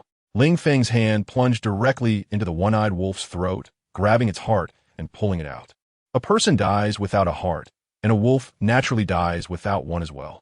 Looking at the wolf's corpse lying in front of him, Ling Feng kicked it in the waist, sending the one-eyed wolf's body flying away. In midair, the wolf's corpse was devoured by other ferocious beasts. Just as he was about to continue his killing spree, a sharp pain suddenly shot through his chest. Ling Feng looked down and discovered that a scaly claw was protruding from his chest. Struggling to turn his head, he found that it was actually a crocodile. The crocodile was standing upright, its claw inserted into his back and piercing through to the front of his chest. "Bastard!" Ling Feng spat out a mouthful of blood. Struggling to hold on to his last breath as he swung his wolf-toothed club and struck the crocodile, sending it flying. He finally couldn't hold on any longer and closed his eyes. As the fallen Ling Feng lay on the ground, the beasts rushed forward, ready to feast on him. But Ling Feng instantly revived, gripping the wolf-toothed club tightly. Centering on his legs, he swung the club in a wide arc, spinning continuously, spinning and spinning. All the beasts that approached Ling Feng were swept away one by one. Just when Ling Feng was about to pursue the victory, dozens of bolts of lightning in the sky seemed to be attracted, transforming into a massive lightning pillar with a diameter of several meters, striking down towards Ling Feng. The thick lightning pillar illuminated the dark night sky, and for a moment, the ground centered around Ling Feng became like daytime. The blinding light made it impossible for the beasts to open their eyes. The lightning fell, enveloping Ling Feng completely, and took a long time to dissipate. When the lightning disappeared, Ling Feng opened his mouth and exhaled a puff of white smoke, then collapsed straight down. System: Host has been struck dead by lightning. Host has been revived. Host's lightning resistance increased by 100%. Host has awakened the skill Thunderstrike due to being struck dead by lightning too many times. Thunderstrike, a show-off skill, as long as the host shouts lightning come. A bolt of lightning will fall from the sky and can strike a target within the host's line of sight. Ling Feng is alive again. Hearing the system's words, he gave a try. Thundercome. With a loud shout of thundercome, a tremendous roar echoed in the sky, and a bolt of lightning struck directly on the thunder giant elephant in front of him. However, after being struck by the lightning, the thunder giant elephant not only was not injured but became even more energetic and charged towards Ling Feng. Ling Feng charged up as well. This giant elephant had trampled him many times. He absolutely couldn't let go. Thunder comes. Ling Feng roared as he charged forward, raising the metal wolf-tooth club high. The metallic club attracted all the lightning, and countless bolts of electricity converged from all directions, gathering on top of the wolf-tooth club. The scene was incredibly shocking. Ling Feng held the wolf-fang club with both hands and shouted, "Thunderous 8 trigrams." In that instant, hundreds of lightning bolts in the sky converged onto the wolf-fang club, allowing Ling Feng to unleash an effect that far surpassed the thunderous 8 trigrams of the beast Kaido in terms of special effects. "Die for me." Boom! Ling Feng exerted all his strength and swung the wolf-toothed club at the thunder giant elephant. The club struck the giant elephant's head directly, and in that instant, the thick spikes on the club left a bloody wound on the elephant's skull. The gathered lightning focused together, instantly scorching the thunder giant elephant. Even though the thunder giant elephant had adapted to its environment and was not particularly afraid of thunder, even able to gather lightning on its surface to enhance its strength, it had its limits. The power of hundreds of bolts of lightning gathered by Ling Feng was still too much for the thunder giant elephant to withstand. The delicious smell of roasted meat wafted over, making Ling Feng swallow hard. He reached out and tore off one of the elephant's ears, chewing on it. Not bad. In the distance, Kaido of the 100 Beasts was drawn to Ling Feng's shout of Thunder Bagua. He looked over, initially thinking Ling Feng was just playing around, but to his surprise, Ling Feng actually managed to pull it off. Moreover, visually, it seemed like he was merely wrapping a thread of lightning around his wolf-toothed club. But Ling Feng? He had directly unleashed a column of lightning. The dazzling electric light even made it difficult for Kaido to see Ling Feng at the center of the lightning. Although in terms of power, what Ling Feng unleashed could not compare to his own. In terms of damage, it was definitely not weaker. After all, it was the power of lightning. Next up, it's your turn. Ling Feng held an elephant ear in one hand and a wolf-fang club in the other. pointing at the surrounding ferocious beasts. Then, he swept the wolf fawn club in a circle, counting all the beasts without leaving any out. Roar, roar, roar. The beasts seemed to understand Ling Feng's provocation and roared loudly one by one. Although the giant elephant had been taken down, they showed no signs of fear. The giant elephant, despite its size, was herbivorous. How could it compare to this group of carnivorous beasts? A fierce tiger was the first to charge. Ling Feng swung his stick, but was easily dodged by the fierce tiger. The tiger appeared behind Ling Feng and slapped him on the back, breaking his spine. Then, the tiger bit down on Ling Feng's head and started gnawing at it. The revived Ling Feng was very unhappy. He had clearly become stronger, yet he was being bullied by an old tiger. Moreover, Ling Feng discovered that after the fierce tiger attacked him, the other beasts stayed in place and did not move. What is going on? Could it be that this tiger is the leader of these beasts? Now that the leader has made a move, the other beasts can only watch? Ling Feng was looking at the tiger, and the tiger was also looking at Ling Feng. Then the tiger suddenly extended its paw towards Ling Feng, curling its fingers as if to say, "Come on, fight me, human." Wow, is this tiger so smart? Unfortunately, I already have Shabi. Otherwise, I would definitely make you my mount. Sigh, Shabi, look how good I am to you. Choosing to ride a dog instead of tiger. You must be loyal to me from now on. Ling Feng sighed, lamenting that men like him who are not fickle are truly becoming rare. Sigh, should I choose to he or Xiaozi? Right, I definitely can't let Boa Hancock slip away. And there's also Princess Shirahoshi of the Fishman, Princess Vivi of Alabasta, and Princess Rebecca of Punk Hazard. Oh, and Navy Officer Tashiji seems pretty good too. Well, since I have Tashiji, then Tina should join as well. Oh, and I can't let Momonosuke go either. System. Host, you really are an exceptionally good man who is not fickle at all. Are you seriously going to have them all? Ling Feng, thank you for the compliment. System. Am I really complimenting you? You really have no self-awareness at all. Ling Feng ignored the system and looked at the fierce tiger that was provoking him with a beckoning gesture. You old tiger, how dare you provoke me? Today, I'll chop off your head, use it as a pot, stew soup with your whip, brew wine with your bones, and feed your meat to my dog. Before a fight, it's wise to throw out some harsh words to disturb the opponent's mind. System Ba, if you can't win, you can't win. What wisdom? If you could take down that little tiger in an instant, would you still be saying all this? Host, don't think I don't know you. Whenever you can't win, you only rely on your mouth.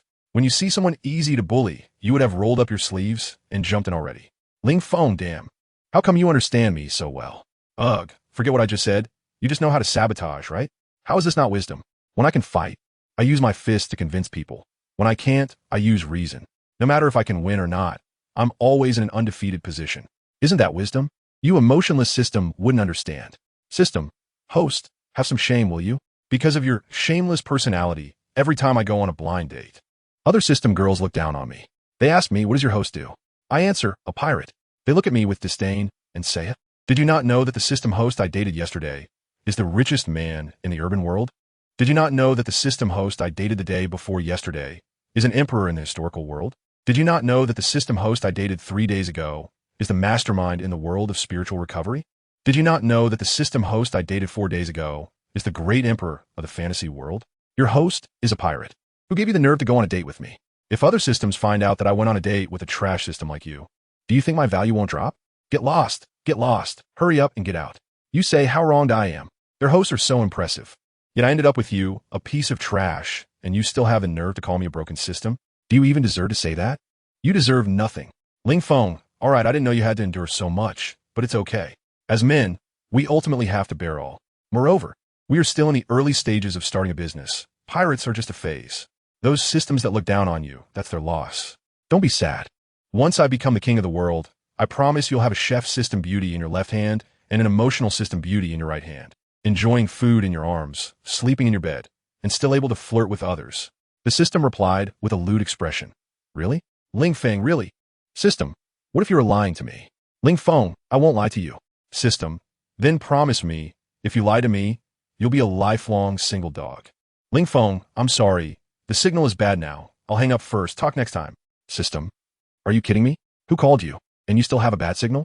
Useless host, ruining my system, and you don't even dare to guarantee anything. I can't believe I believed your words before. I'm so damn stupid. Roar. The fierce tiger roared and charged at Ling Feng. Although it couldn't understand what Ling Feng was saying, it could tell from Ling Feng's nasty expression while shouting at it that it was definitely not good words. As the king of this Thunder Beast Island, How could it tolerate the dignity of being the king of all beasts being trampled by a two-legged beast? Watching the tiger's movements, Ling Feng knew that the tiger in front of him was not easy to deal with, so he focused all his attention. But it was still useless. The tiger's speed was too fast, like a gust of wind, and in the blink of an eye, it disappeared from Ling Feng's sight. When Ling Feng saw the tiger again, it was already in front of him. The fierce tiger's claw pierced through his heart. When the claw was pulled out, there was still a bloody, warm heart that was beating. Oh, whoa. Just like that, the fierce tiger swallowed the heart in front of Ling Feng. It even teased Ling Feng with a little glance, as if to say, "Kid, aren't you very unwilling? If you're not satisfied, come catch me. And if you catch me, I'll let you have your way." Ling Feng fell to the ground unwillingly, then came back to life fully revived. The fierce tiger found it strange that this two-legged beast could die repeatedly and come back to life again and again. However, it didn't care. No matter how many times the weak two-legged beast revived, it was still just a weak two-legged beast. Facing the revived Ling Feng, the fierce tiger turned around, its tail like a whip, striking towards Ling Feng. Ling Feng had no reaction, and his body was directly broken in half. The tail of the tiger was sharper than a steel blade, because Ling Feng could be certain that with his physical strength, an ordinary person wielding a steel knife could not leave a single mark on him, no matter how casually they swung it. The gap was too large. Ling Feng was revived again, and his gaze towards the fierce tiger changed somewhat. He initially thought that even if the fierce tiger was the beast king of this beast island, its strength would definitely not differ too much from that of other fierce beasts. But now he realized he was wrong. In terms of both power and speed, this guy far surpassed the other fierce beasts. They were not even in the same league. If other fierce beasts were at the level of the 5 emperors, then this fierce tiger was at the level of the 4 emperors. It is well known that a single normal attack from a 4 emperor can KO a 5 emperor. Sai, what should he do? Ling Feng fell into deep thought. Fighting is not an option. How about some verbal sparring? Although the fierce tiger in front of him looked quite smart, it probably couldn't understand what he was saying. Ling Feng reached out to pinch his chin. Could it be that he could only sell his looks? It seemed that a fierce female tiger was in front of him. Roar! However, the tiger didn't give Ling Feng much time to think. It charged at him again. This time, the tiger's strength seemed to have weakened. A paw struck Ling Feng's chest, not killing him, but sending him flying. In midair, Ling Feng curiously touched his chest.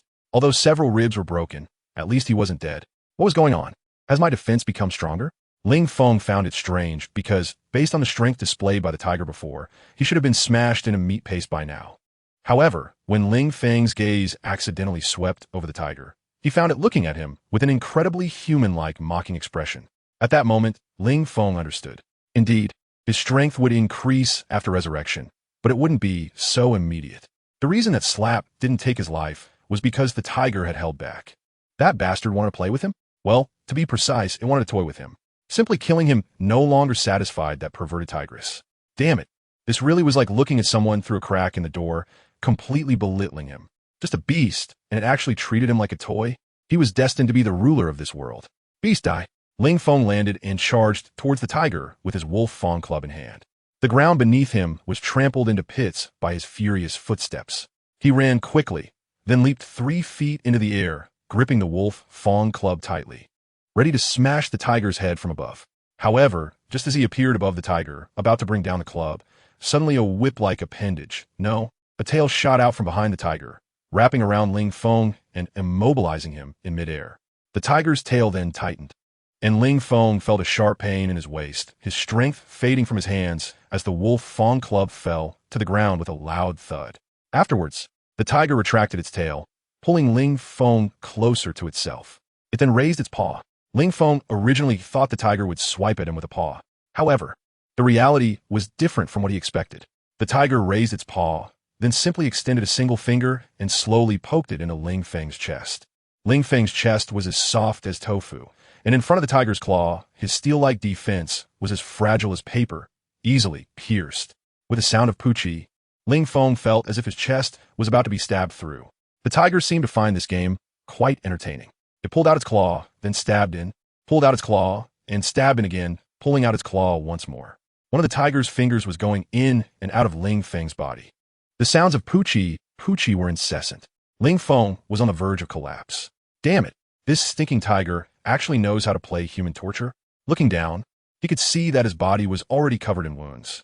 Blood was gushing out of his injuries like a faucet, splattering onto the ground. The floor had already turned into a small puddle. Wait. Suddenly, Ling Feng thought of something. He was in beast human form right now, which is why he had been captured. If he just shrank down and transformed back into his human form, he could escape the tiger's tail's grasp, right? With this thought, Ling Feng felt foolish for forgetting such an obvious thing. In the next moment, he reverted to his human form. Instantly, he slipped out from the grip of the tiger's tail. With a rustle, Ling Feng's figure disappeared. The fierce tiger widened its eyes, momentarily stunned. Where did that bipedal creature go? I clearly had it caught with my tail just a moment ago. The tiger flicked its tail again, and originally, it should have felt the person being wrapped up in its tail, but now it was empty, leaving it feeling lonely. Ling Feng transformed back into his beast human form after falling from the sky, picked up the wolf-toothed club from the ground, and struck the tiger's head with a powerful swing before the ferocious tiger could react. I'll hit you, to add more impact, Ling Feng shouted as he swung the club. The wolf-toothed club accurately hit the left side of the fierce tiger's face. Ling Feng originally thought that with this hit, even if he didn't smash the tiger's head and draw blood, he would at least knock it flying. But he was overthinking it. Under his strike, the tiger's face merely wrinkled a bit. It was nothing.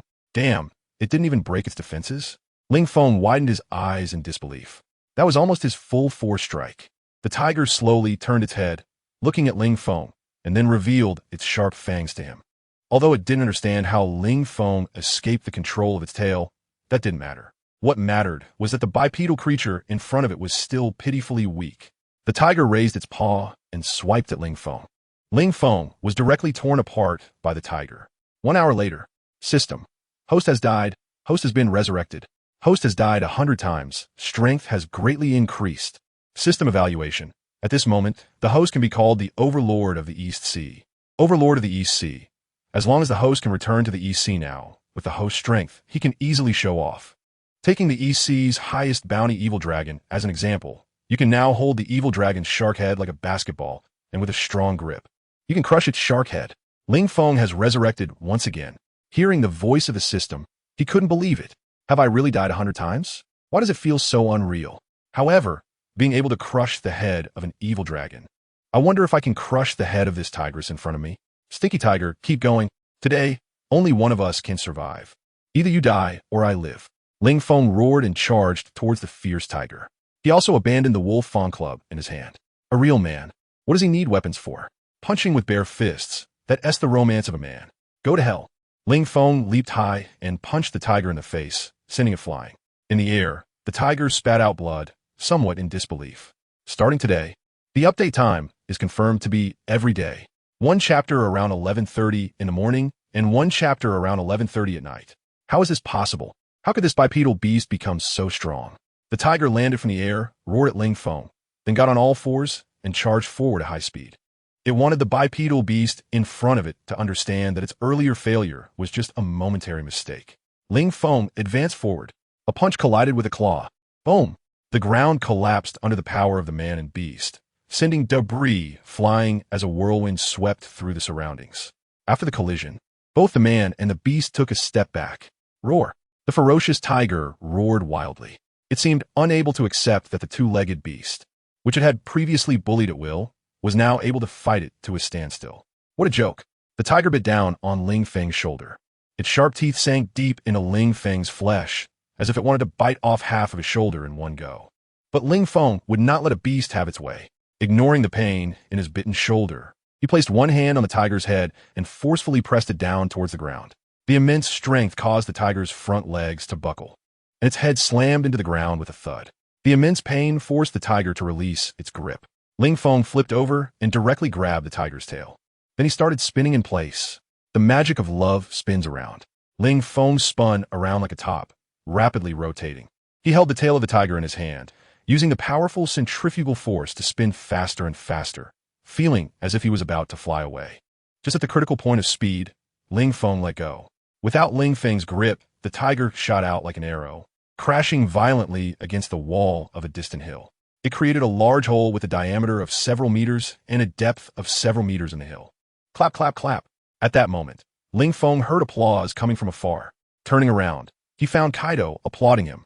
Ling Feng smiled and waved his hand at Kaido, saying, "Haha, don't praise me, this is what I should do. It's just a mere beast. As long as I take it a bit seriously, it's not a problem at all, right?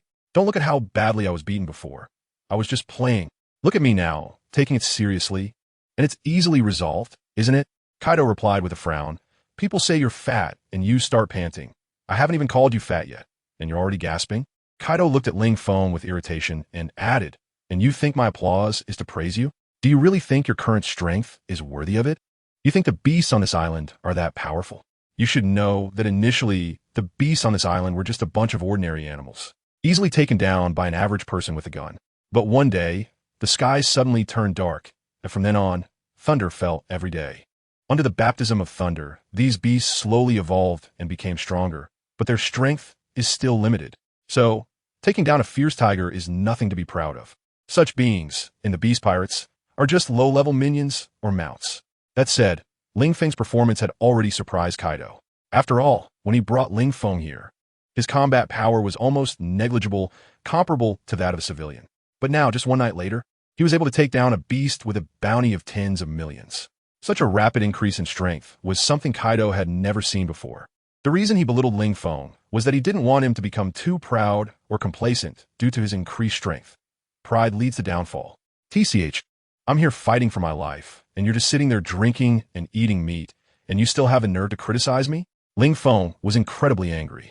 So, he turned his rage into a desire to kill. He charged directly into the pack of ferocious beasts, starting a merciless slaughter. One hit, one kill. Not a single beast could resist. When those fierce beasts saw their boss being taken down by Ling Feng, they had no intention of fighting him anymore and all turned to flee. However, they couldn't escape at all. They were completely outmatched in speed. Moreover, this was an isolated island in the sea, and it wasn't very large either. Where could they run to? You big, stinky elephant. You were the one who trampled me to death several times, weren't you? Ling Feng appeared in front of a thunder giant elephant, swung his club down, and directly smashed its head. Blood splattered all over Ling Feng's face. Ling Feng just wiped himself off casually with his clothes and continued to kill. Damn Kaido, you dare to criticize me? Godi, bastard Kaido, you look down on me? Crawl away, you trash Kaido. One day, I'll be able to knock you down with a single blow. Ha ha ha, Kaido, do you know how powerful I am now? Keep calling me, I won't let you off. Ha ha. Facing a group of ferocious beasts, Ling Feng imagined them as Kaido, and now he is torturing Kaido. So, when facing Kaido, I am submissive, but when facing beasts, I strike hard. Bang! Suddenly, Ling Feng felt that his but had suffered a heavy blow, and the powerful force sent him flying, crashing headfirst into the ground. Pulling his head out of the dirt, Ling Feng turned back and shouted, Kaido, you bastard, why did you kick me? Kaido's mouth twitched. How dare you ask me? Do you even remember how you just insulted me? Don't you have any self-awareness? Ling Feng awkwardly smiled and said, Ha, we found out, huh? Kaido was speechless. You shouted so loud if I couldn't hear it. Do you think I'm deaf? TCH, I'm just stating the facts, okay? Is it not allowed to speak the truth these days? Ling Feng retorted directly. Although it belongs to you now, the future is mine. So, the future me will definitely be stronger than you. Since I'm stronger, it should be no problem to beat you down, right? Damn right. Oh, you little brat. Are you already thinking about getting strong and beating me up later? If that's the case, then I should take the chance to bully you good before you grow up. Otherwise, there won't be any opportunity in the future, and that would be such a pity. Kaido looked at Ling Feng and said viciously. Ling Feng looked at Kaido, whose face was twisted with ferocity, eagerly approaching him with clenched fists. Ling Feng felt that he might have said something wrong. No, he didn't say anything wrong. It's just that he shouldn't have expressed these thoughts in front of Kaido. After all, in front of Kaido, he was no different from those ferocious beasts he had tormented. Hey, don't come over here. If you do, I'll call for help. Ling Feng threatened while backing away as he watched Kaido's massive figure approach step by step. Although he was also about 5 or 6 meters tall now, there was still a gap compared to Kaido. Call for help. Ha ha ha, then go ahead and call. I want to see who will come to save you. Kaido said with a wicked smile. And the louder you scream, the more excited I'll be. But don't worry, I can guarantee you that even if you scream your throat raw, no one will come to save you. Ling Feng, why does this style feel a bit off? Kaido, I was just joking with you earlier. Calling for help? I, with my iron will, would never call for help. Let's fight. Who's afraid of who? Look at my beloved iron fist. Ling Feng was the first to strike, landing a punch on Kaido's chest. Kaido was completely unfazed, but his arm, due to his immense strength, ended up breaking. With a crack, the bone in his forearm popped out of the flesh. It was a bloody sight that looked like it wouldn't pass inspection. Damn, That defense is truly invincible. Although Ling Feng knew Kaido had strong defenses, he didn't expect that after his punch, Kaido would be fine while he himself got injured. Indeed, the force of action is mutual. Kid, keep going. Show me your martial prowess, Kaido said to Ling Feng, quite pleased. Even though Ling Feng's punch hurt him more than it hurt Kaido, he could sense Ling Feng's significant progress from that punch. He was also thinking his training methods were indeed correct. Only through combat could one grow quickly, especially for someone like Ling Feng, who could come back to life. He could endure the most brutal and fierce battles, because there would be no cost of death. Others wouldn't dare to train like Ling Feng. After all, aside from Ling Feng, everyone else only has one life. One mistake could mean death. There's no chance for a redo like Ling Feng has. It seems that heading to the Navy headquarters needs to be put on the agenda, Kaido thought to himself. After all, Ling Feng was currently only fighting beasts. But in reality, the opponents in battle are often humans. So even though Ling Feng's strength has improved fighting beasts, he still lacks combat experience. After all, wild beasts are almost always straightforward and won't ambush. Wild beasts also don't have weapons. They definitely won't cooperate with each other. The combat methods of wild beasts are limited, almost just pouncing, biting, clawing, and tail whipping. It's too easy to defend against. Where's the insidiousness of humans? Of course, for Ling Feng, ambushes are inconsequential. After all, he won't die. But no matter what, he must take Ling Feng to the Navy headquarters. After all, previously when he took Ling Feng to Chaos Island, Ling Feng managed to defeat those pirates just with his words. If he takes Ling Feng to another pirate island like that, who knows, Ling Feng might pull off some crazy moves and lead the pirates to mutual destruction. So, he chose the Navy headquarters. Kaido couldn't believe that no matter how powerful Ling Feng's words were, he could actually make the Navy kill each other. Kaido, go D. Ling Feng clenched his fists, his whole body soaring in midair, and his fists continuously struck towards Kaido. In the air, dozens of fist shadows could be seen. Bang, bang, bang, bang. Ling Feng went all out.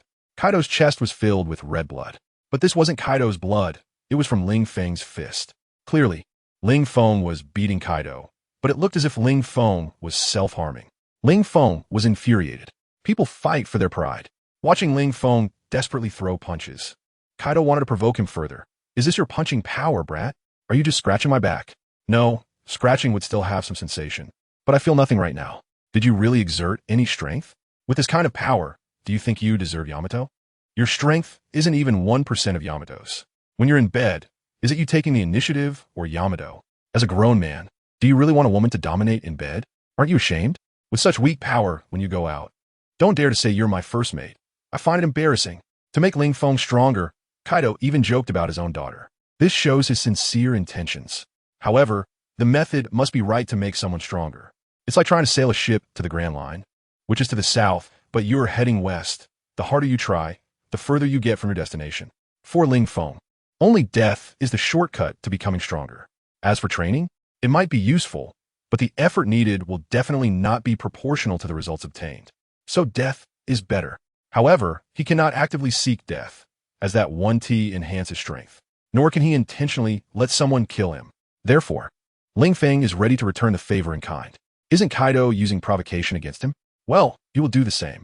Kaido, are you so old that you don't even have the strength to fight back? Can you only stand there and take a beating? I have to say, you make a great punching bag. I'm really enjoying this, ha ha ha. Ling Feng laughed wildly, and then threw a punch directly at Kaido's face. With one punch, Kaido's face was slightly distorted. Bang! Ling Feng's stomach collided with Kaido's foot, and Ling Feng flew out. He was spitting out blood uncontrollably. He could feel that all his bones and internal organs were shattered. System. Host has died. Host has been revived. Host's strength has been enhanced. System blessing. I hope the host will continue to work hard and die 1,000 times soon, so that this system can marry the beautiful and rich system and reach the peak of the system. Host, go die, you can do it. Ling Feng, what the hell does this blessing have to do with me? I work hard to help you reach the peak of life. You must be dreaming. System, host, that's not how you should say it. If I reach the peak of life, doesn't that also mean the host has reached the peak of life? Our fates are tied together, right? Our relationship should be closer than yours with Yamato, shouldn't it? Ling Feng, how can you materialize into a beautiful girl? System, host, it's already bright outside. Please stop dreaming. This system is male, a straight man, and you can't bend me no matter how hard you try. Got it? Oomph. A system that can't materialize into a beautiful girl is definitely not a good system. Ling Feng complained, and the system was silent for a moment before saying, well, actually, I can manifest too. A beautiful girl is not a problem. My appearance can change at will. However, I can't become a flesh and blood type, but rather a mechanical beautiful girl made entirely of steel if the host isn't afraid of it breaking. Stop, stop, stop. Ling Feng quickly interrupted the system's words, saying that although his current physical condition isn't good enough, in the future, he should be able to wear steel plates. But it's unnecessary, so, system, just stick to being your system and don't turn into a mechanical beauty. Otherwise, this book would have to be renamed The Story of Me and My Robot Girlfriend. Little ghost, what are you waiting for? Come up and fight me. Kaido looked at the resurrected Ling Feng standing still, not knowing what he was thinking, and reminded him, today, if you can make me take a step back, I will personally deliver Yamato to your room tomorrow. Ling Feng, this is really something. He is indeed my biological father. Ling Feng stated that he definitely cannot learn from Kaido in the future. If he has a daughter with Yamato, he must protect her well and not give any old perverts outside a chance. Is that true? As long as I let you take a step back, you will personally send Yamato to my room? Ling Feng looked at Kaido and asked. He was already a bit impatient. After all, a fight where every punch lands. How could it compare to the thrill of fighting Kaido instead of Yamato? Of course, I never lie, Beast Kaido assured. But why does Kaido's words sound so familiar? Oh, it turns out I used to say that too? Then it's fine. After all, there shouldn't be many men in this world who lie as much as he does. Especially with Kaido's face, at a glance. He doesn't look like someone who would often lie. Then here I come. Ling Feng moved his shoulders and stretched his body to reach his peak state, then shouted thunder come. Dozens of lightning bolts struck him from the sky. The arcs of electricity surged, making Ling Feng at that moment look like a thunder god commanding thousands of thunders, shocking and terrifying. Surrounded by thunder, Ling Feng appeared behind Kaido.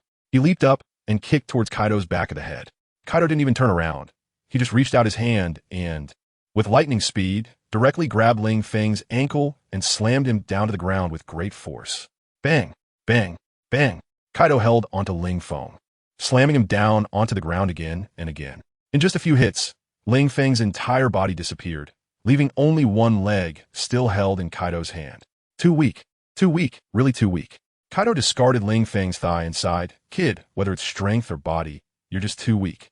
A man as small as you cannot survive in this vast sea. Of course, you can rely on being my son-in-law to act recklessly. But as a man, is it really okay to live off others? What's wrong with living off others? The resurrected Ling Feng patted his backside and smiled. I'm a man who can rely on my looks to make a living. Why must I rely on my abilities? Although it's said that men conquer the world and women conquer men, what if the one at the pinnacle of the world is a woman? If I conquer her, doesn't that mean I've conquered the world? TSK, you dare to say such shameless things? Kaido gritted his teeth and glared at Ling Feng. He thought Ling Feng would have understood after such a bloody battle that this is a world where the weak are preyed upon by the strong. And only by becoming stronger is it most important. Everything else is illusory. But listen to Ling Feng's words. Is this even human talk? To actually dream of conquering the world through conquering women? Do you deserve it? Even I, with my strong physique, can be a perpetual motion machine for 10 days and nights and still don't have that opportunity. And you want it? Just because you look better than me. You think you're amazing? What's the use of looking good? A real man relies on that staff that can grow and shrink, be thick or thin, soft or hard. Why can't I say it? A tree without bark will surely die. A person without shame is invincible. Understand? Is it my fault that I can live off my looks? I think you are just jealous of me. Ling Feng felt there was nothing shameful about enjoying living off others. After all, people's tastes vary. Some can only eat hard food, while others are naturally suited for soft food.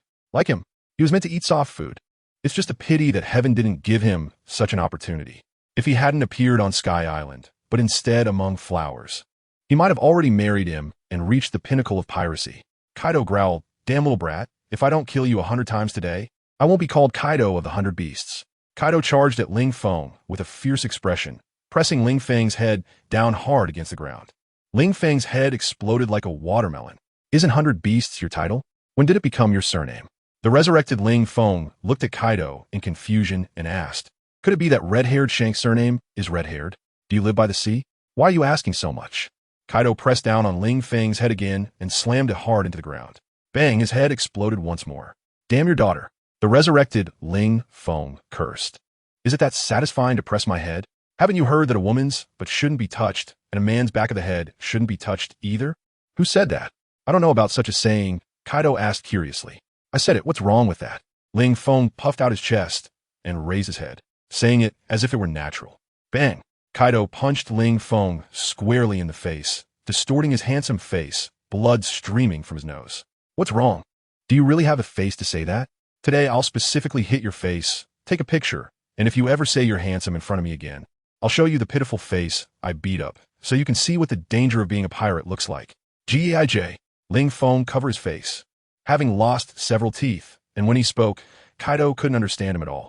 In frustration, Kaido threw another punch and killed Ling Feng again. Looking at the resurrected Ling Feng, Kaido asked, "What did you just say?" Ling Feng replied, "I said, don't hit the face." Kaido, you really angered me today. Originally, I just wanted to talk to you as your son-in-law, but what I got in return was your disdain. Since that's the case, I'll lay it all on the table. My weak power before was all just an act. Now, let me show you my true strength. Ah, Ling Feng roared, his muscles bulging. In an instant, he tore through his own clothes. The aesthetic of violence was fully displayed before Kaido. Burst forth, little universe. I am the man who will become the Pirate King. I am destined to become the Hokage. I will definitely be the Spirit King. There's only one truth. Because we are fairy tale. At this moment, Ling Feng felt as if he had been possessed by countless protagonists from two-dimensional anime. A mere beast, Kaido? Do you believe I can let Conan out to take a stroll around your house and you be gone? Kaido, what the hell is this kid babbling about? However, Kaido's expression changed slightly, because for a brief moment, he truly felt that the Ling Feng before him seemed to transform into an even more terrifying monster than himself. But how could that be? He was the strongest creature. How could there be a monster more terrifying than him in the world? It must be an illusion. Definitely an illusion. But it's not an illusion, beast Kaido. Boom. At some point, Ling Feng had already appeared in front of Kaido, his fist just inches away. Kaido was completely unprepared. He didn't even see how Ling Feng appeared before him. But in that instant, Ling Feng seemed to teleport directly in front of him, his fist and Kaido's face a mere breath apart. There was no time to defend. Of course, Kaido had no intention of defending either. After all, a mere Ling Feng wasn't worth him, beast Kaido, taking a defensive stance. But the next moment, Kaido was stunned, because he felt an incredibly powerful force surge from his cheek. Half of his face was directly knocked askew, blood splattered from his teeth. And the intense pain was hard for beast Kaido to accept. How many years had it been? How many years had it been since he felt such painful blows? How is this possible? This kid, how could he possess such power? Kaido found it hard to believe. Bang! Ling Feng's punch struck Kaido's face, sending him flying. Under Ling Feng's punch, Kaido's body shot out like a cannonball, his feet instantly leaving the ground, his whole body being thrown out like a fishing rod. Boom! After flying back for several hundred meters, Kaido crashed into the mountainside. The small hill, several dozen meters high, couldn't withstand such immense power and collapsed with a single blow. Beast Kaido was buried in the mountainside. Is this really my strength? Ling Feng glanced at Kaido, the beast, buried in the ruins in the distance, then looked at his own fist. He had just been boasting a moment ago. To think that he actually landed such a powerful blow? Could it be that I have a golden finger? That is, whatever I boast about can come true. System. Well, okay, system, I was just joking. I obviously know it was you who helped. Ling Feng smiled and said to the system, but how did you do it? If you have such power, why not just give it to me directly? Why make me die over and over again? Is it fun for you? System, do you think I can just casually give you this invincible power? I sacrificed the physical enhancement gained from your 10 deaths to obtain this strike for you. Okay? Ling Feng, is that it? I died 10 times for this? Damn, you fucking system. Even though I like to show off, do you really think I'm an idiot? 10 deaths just to gain one powerful strike? That's not worth it, right? System, is it really not worth it? I saw how great it felt when you punched Kaido before. Didn't you enjoy it? Yes, but what happens after the enjoyment? Ling Feng was speechless. I just want to show off and enjoy myself all the time, but you only let me show off for a moment, and then it's a cremation ground afterward. Right? System, what is wrong with the cremation ground? Anyway, you can still be resurrected, even if you turn to ashes. Fine, I won't argue with you anymore. However, sacrificing 10 times can grant me the power to punch Kaido to pieces. If I sacrifice 100 times, can I directly take Kaido down with one punch? Ling Feng asked. System, you could give it a try. Ling Feng thought, forget it, how can I say this? Now Kaido is also my backing. If I beat him up, how can I still use his name to show off? In the distance, amidst the ruins, Kaido slowly sat up. the rubble that had been pressing on him falling off. As Kaido sat up, he still felt a bit dazed. He reached out and rubbed his head vigorously, seemingly trying to recall how he had been knocked away by Ling Feng's punch. He touched his face where Ling Feng had hit him. Ouch, that hurts. Kaido inhaled sharply and then spat out a mouthful of blood. It was all red, and half a broken tooth. That punch had knocked out his teeth. Kaido stood up from the ground, rushed in front of Ling Feng, and looked at him with a very complicated expression, saying, "Kid, was that punch just now your real strength?" I've occasionally read novels over the years and come across some stories about pretending to be weak to eat the strong. But I never thought I'd actually encounter something like this. Sure enough, reality is even more fantastical than novels. Don't be surprised, it's just basic operations, Ling Feng waved his hand and said, "As everyone knows, I, Ling Feng, am a low-key man. However, you went too far before, actually pressing my head down to slam it into the ground. I've never seen such an arrogant person in my life. I had no choice but to reveal 1% of my strength. Otherwise, with one punch, there would be no Kaido of the 100 beasts left in this world." Kaido, upon hearing Ling Feng say he had never seen someone so arrogant, wanted to respond, "Well, now you have." But then he thought, although Ling Feng's strength was lacking, his verbal skills were unbeatable. Engaging in a verbal battle with Ling Feng was bound to end in defeat for him. So, why bother provoking him further? As for Ling Feng claiming to reveal 1% of his strength, Kaido just chuckled. Although he was surprised by Ling Feng's revealed strength, he knew Ling Feng was best at bragging, so he didn't believe it at all. In this world, there was no man who could take him down with one punch. Ling Feng, since people can't do it, then I won't act like one. You really brought me a big surprise, kid. This way, I can safely entrust Yamato to you. Kaido patted Ling Feng on the shoulder and said with great satisfaction, "Indeed, my judgment as Kaido of the 100 Beasts was not wrong. As the saying goes, good horses are common, but good trainers are rare. Kid, meeting me is truly the greatest honor of your life." Ha ha ha. Ling Feng, what the hell does Kaido mean by this? Is he trying to take all the credit for himself? My strength has nothing to do with you. If it weren't for your discovery, would I be this strong today? Ling Feng noticed that Kaido was really becoming more shameless. Could it be because his punch just now made Kaido's skin thicker? Quite possible. Kid, come on, let's have a real battle. Kaido cracked his knuckles, seemingly ready to engage in a true fight with Ling Feng, rather than a one-sided beating from before. With the strength of Ling Feng's punch, Kaido believed that Ling Feng was a worthy opponent to take seriously. Of course, that's all there was to it. If that punch, just now, was Ling Feng's full power, then he could still easily overpower Ling Feng. Ling Feng rolled his eyes, thinking, damn, I'm such an idiot for continuing to fight with you. He knew that that punch cost him 10 deaths, which had already caused his strength to drop a bit compared to before. If he died 1,000 times, he would be invincible. Now, he had already died over 100 times, achieving a small goal, but he didn't want a single battle to cause his strength to revert back to how it was before he crossed over. Time after time of brutal deaths had made him numb to the concept of dying. It felt like it was integrated into his life, no different from eating or drinking. But even so, he had no interest in constantly getting killed. Although death could make him stronger, he had already died hundreds of times that night. Everyone would eventually feel weary of it.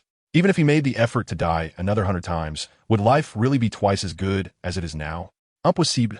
It's like some authors who could easily increase their daily word count by a few thousand to tens of thousands, thus increasing their daily income by hundreds or thousands.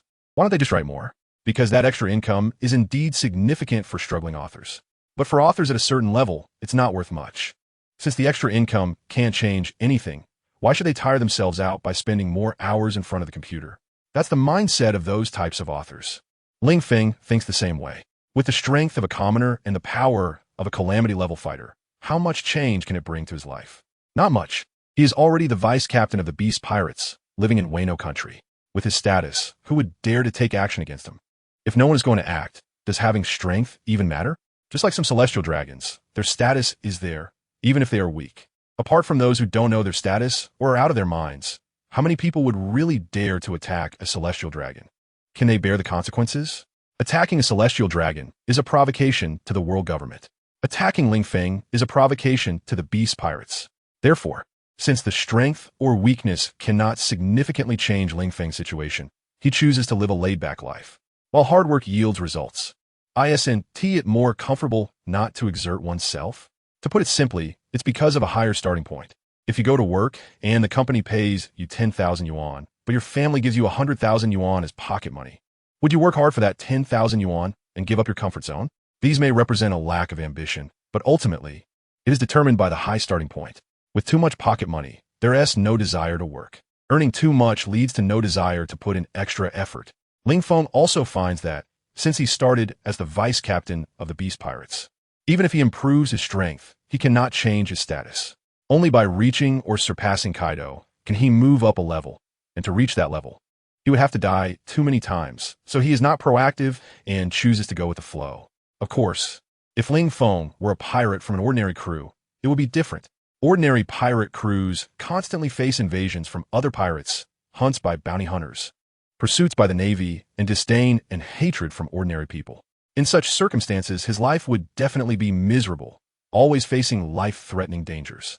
Therefore, he must continuously increase his strength, become stronger, change his identity as a small-time pirate, and exchange it for a better life. Perhaps this is what is called pretentiousness. Some people work hard for a job that pays 10,000, while others look down on such a job. It can only be said that the work is the same, but the conditions and standards of judgment for each person are different. Reader, are you trying to tell us that the reason the protagonist doesn't strive to become stronger and gets killed is that his starting point is too high? Even without striving to become stronger, he can live a life that most people envy, right? Since he can be rich without effort. Why should I work hard to become the wealthiest? Can this describe the protagonist's mindset? Reader, that's a lie. Reader, what about the truth? Reader, clap, clap, clap. Question, is this applause or a slap in the face? Little brat, let's have a big fight. Kaido said to Ling Feng. Not coming. Therefore, facing Kaido's challenge, Ling Feng turned his head and directly refused, exuding an air of indifference. However, Kaido does not play fair. He directly struck Ling Feng with a blow, Thunderbawa. With that strike, Ling Feng was instantly obliterated. Since you won't come, then I'll force it, Kaido said to the resurrected Ling Feng. Ling Feng said, forget it. He's too lazy to scold me. I'll just take care of it when I get back. Come at me. Thinking about how he had already spent 10 lives against Kaido, he decided to make up for it now. After saying that, Ling Feng charged in.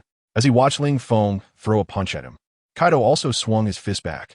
He thought it would be an evenly matched clash, but in the end, with one punch, he directly shattered Ling Feng's arm. And then his fist continued forward, crashing into Ling Feng's chest, puncturing it with one blow. Then, an interesting scene unfolded. Ling Feng had a bloody hole in his chest. His body draped over Kaido's arm, swaying unsteadily. It looked like a piece of cured meat hanging on a windowsill to dry. You think you're funny, huh? Kaido shook his arm, and Ling Feng's corpse was directly tossed on the ground. Looking at Ling Feng's body, Kaido trembled with anger, feeling cold all over in the middle of summer.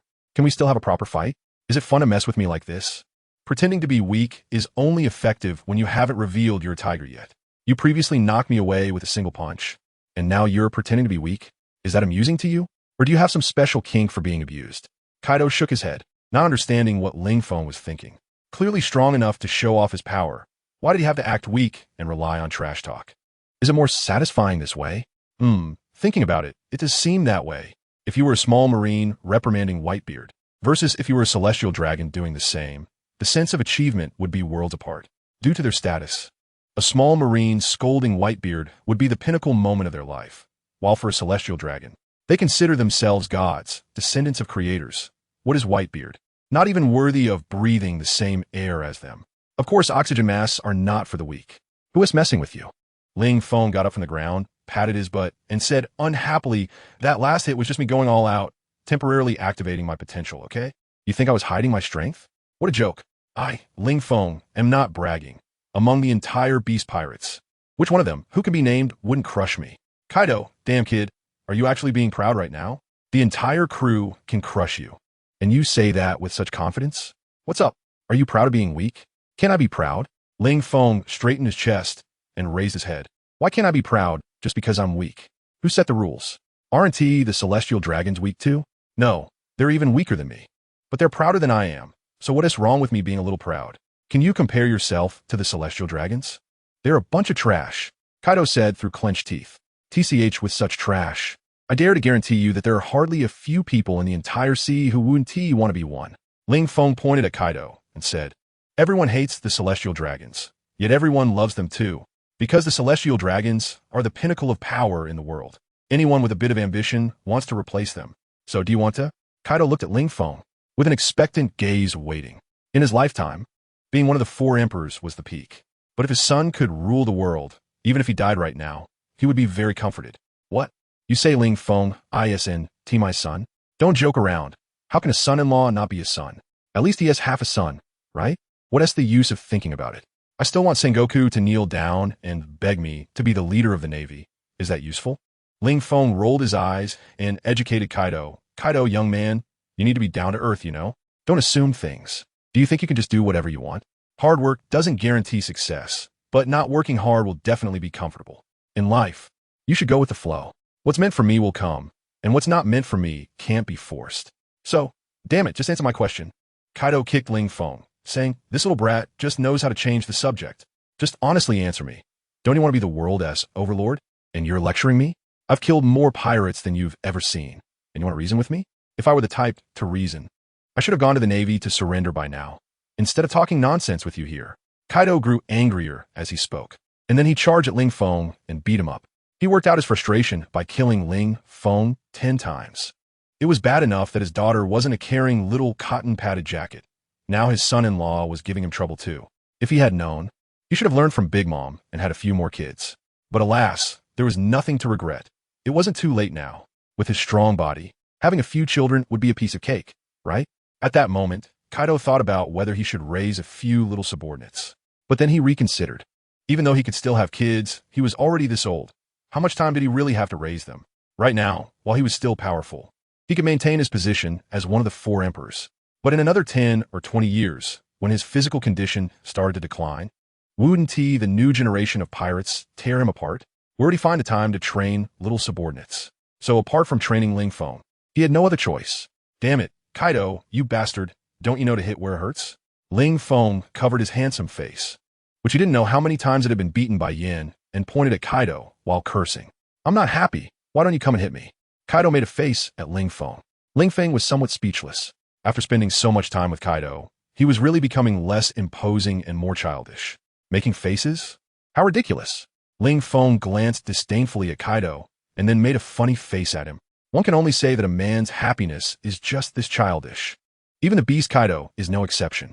Although he usually presents himself as dignified, domineering, and proud, that is just a facade for outsiders. After all, he is one of the four emperors. Should he really show a hesitant, weak, and childish side? Their essay saying that when you are in a high position, you often have no control over yourself. You have to care not only about yourself, but also about the countless people following you. Well, that is not important. What matters is that Kaido asked Ling Feng to hit him. Haha, Ling Feng said he has never heard such a ridiculous request in his life. Since that is the case, how could he not fulfill it? Kaido, here I come. Ling Feng charged forward and directly flew onto Kaido's face. He rode on the neck of the beast Kaido, raining down punch after punch on Kaido's face, saying, you just hit my face. You pretended to be cool in front of me. You told me to beat you up. Now I'm going to satisfy you fiercely. How does that feel? Bang, bang, bang.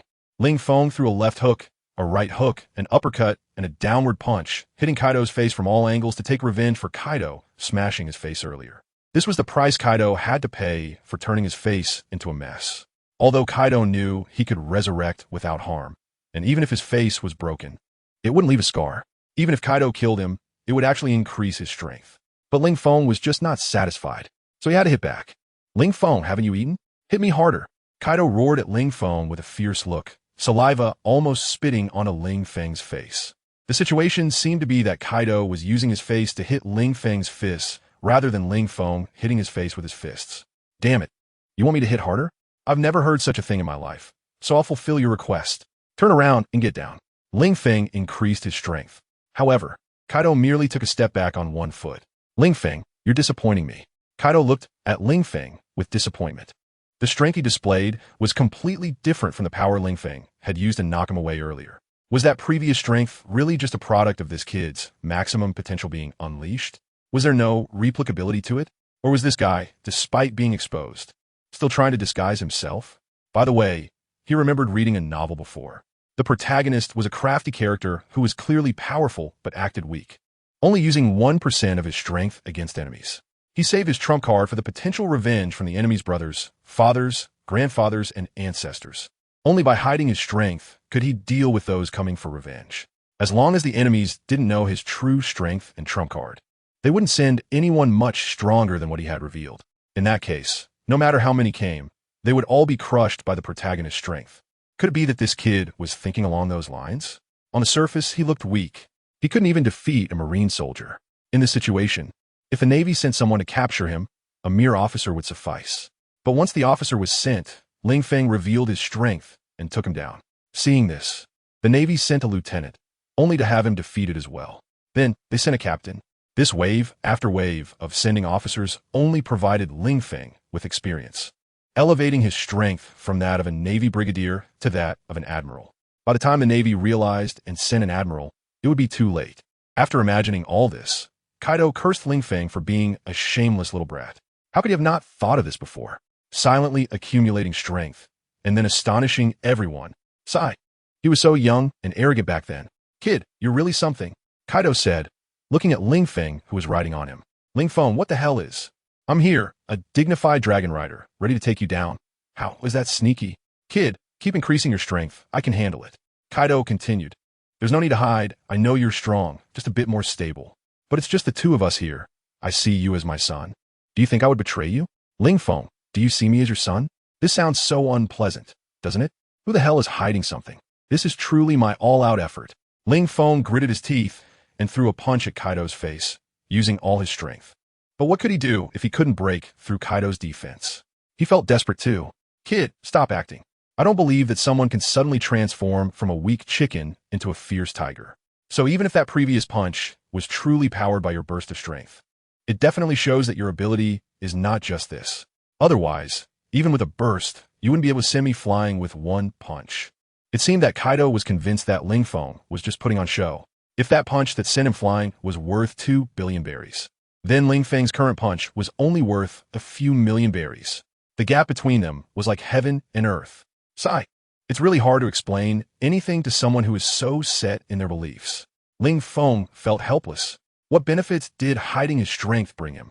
None. Since there were none, why hide it all? Although he knew Kaido had high hopes for him, he really wasn't a true dragon yet. He was just a triceratops.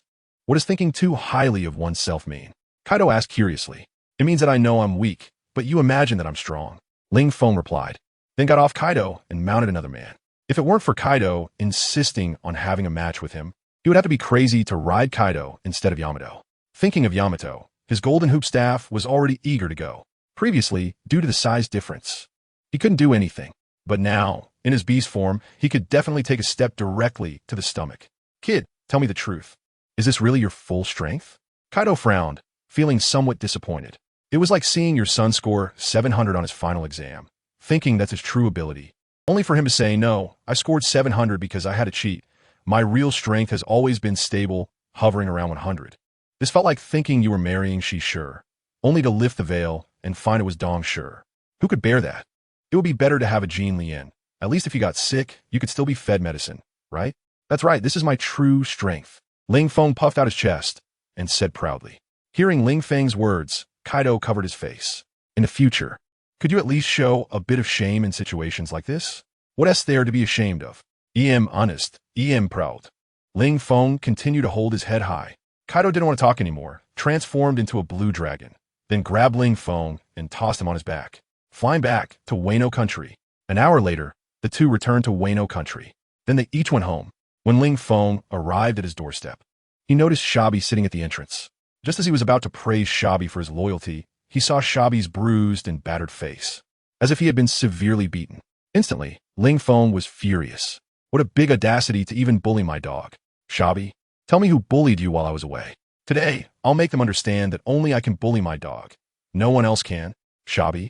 At first, when he heard Ling Feng's words, he was a bit moved, thinking Ling Feng was going to take revenge for him. But then, was that it? Although there were hints of revenge in his words, it still felt off somehow. But it didn't matter, since his master was back. Shabi felt like he had found his backbone and hurriedly lunged forward, directly hugging Ling Feng's leg, crying loudly, "Wah, boss, you're finally back. Do you know how I've been these past few days? Wah, you must stand up for me. For the past 2 days, Drought Jack has been looking for opportunities to challenge me, and he beat me up so badly. That is fine. After all, Shabi, am just a dog. Getting beaten is nothing. But even if I'm a dog, beating a dog should look at the owner. Drought Jack humiliating me like this completely disregards you, boss. Not only did he hit me, but he also verbally insulted you, saying you're not worthy of being the vice captain of the Beast Pirates, just a kept boy. His words were really harsh, and I won't repeat them to dirty your ears. He has gone too far. To maintain your honor, I fought hard against him. But in the end, after 3 days and nights, I still lost half a move. Ling Feng wondered. After fighting for 3 days and nights, did he ultimately lose half a move? Are you sure? In Ling Feng's view, Shabi should belong to the lower ranks of the Beast Pirates, categorized as a giver level. How could he possibly fight for 3 days and nights with Drought Jack? If he were really that strong, at least he would be a flying six, right? At the very least, he should be a real fighter, right? Well, although the flying six seems to be composed of the 6 strongest real fighters, below the givers are the laughers, who failed to gain abilities from consuming artificial devil fruits and just laugh heartily, along with the very bottom tier, the waiters, who haven't eaten any devil fruits yet. Sigh. Ling Feng was also speechless about the levels of the Beast Pirates. It sounded more like a comedy team. Come on, aren't you a pirate crew? When determining internal ranks, can't you come up with a more imposing name? Ling Feng has decided that the Beast Pirates need to reform, starting with the internal hierarchy. It's a pleasant decision. By the way, Shabi, why are you still here? Ling Feng looked at Shabi curiously and asked, Shabi, what are you doing here? Shabi replied, Boss, shouldn't I be here? Ling Feng retorted, of course not. This is my home. Don't you have a doghouse? Why do you have to sit at my door? Does it look good? Ling Feng said irritably. But Shabi, feeling wronged, replied, but you said you were going to help me get revenge, didn't you? Did you forget what you just said after going out for a bit? Revenge? When did I say I would help you get revenge? Ling Feng shook his head and looked at Shabi with disappointment, saying, you useless guy. Just because you've been defeated, do you think you can ask your master to take revenge for you? Although I could easily take revenge for you. It's wrong for you to rely on your master like this. You should work hard, train diligently, and become stronger. Then take down Drought Jack yourself. Everyone says a dog's mouth can't spit out ivory, right? So you should make an effort and bite off Drought Jack's ivory. Making all those who think a dog's mouth can't spit out ivory shut up. Remember, Shabi, you're my dog, and I am the pinnacle of all life in this world. Therefore, you must become a being above all animals, understand? Only then will you deserve to be my dog. But boss, I can't beat that big, stupid elephant. Shabi said awkwardly, looking at Ling Feng. Ling Feng glared at him. Didn't you just say that you fought for 3 days and nights before losing half a move? Cough, cough. I may have exaggerated it just a tiny bit. Just a little bit.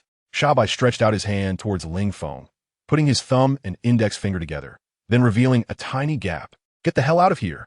Ling Feng kicked Shabi, saying, you stinky dog. Why didn't I learn my good character? You learned to boast in an instant, didn't you? This is all thanks to your good teaching. Shabi flattered in response. Ling Feng didn't know what to say.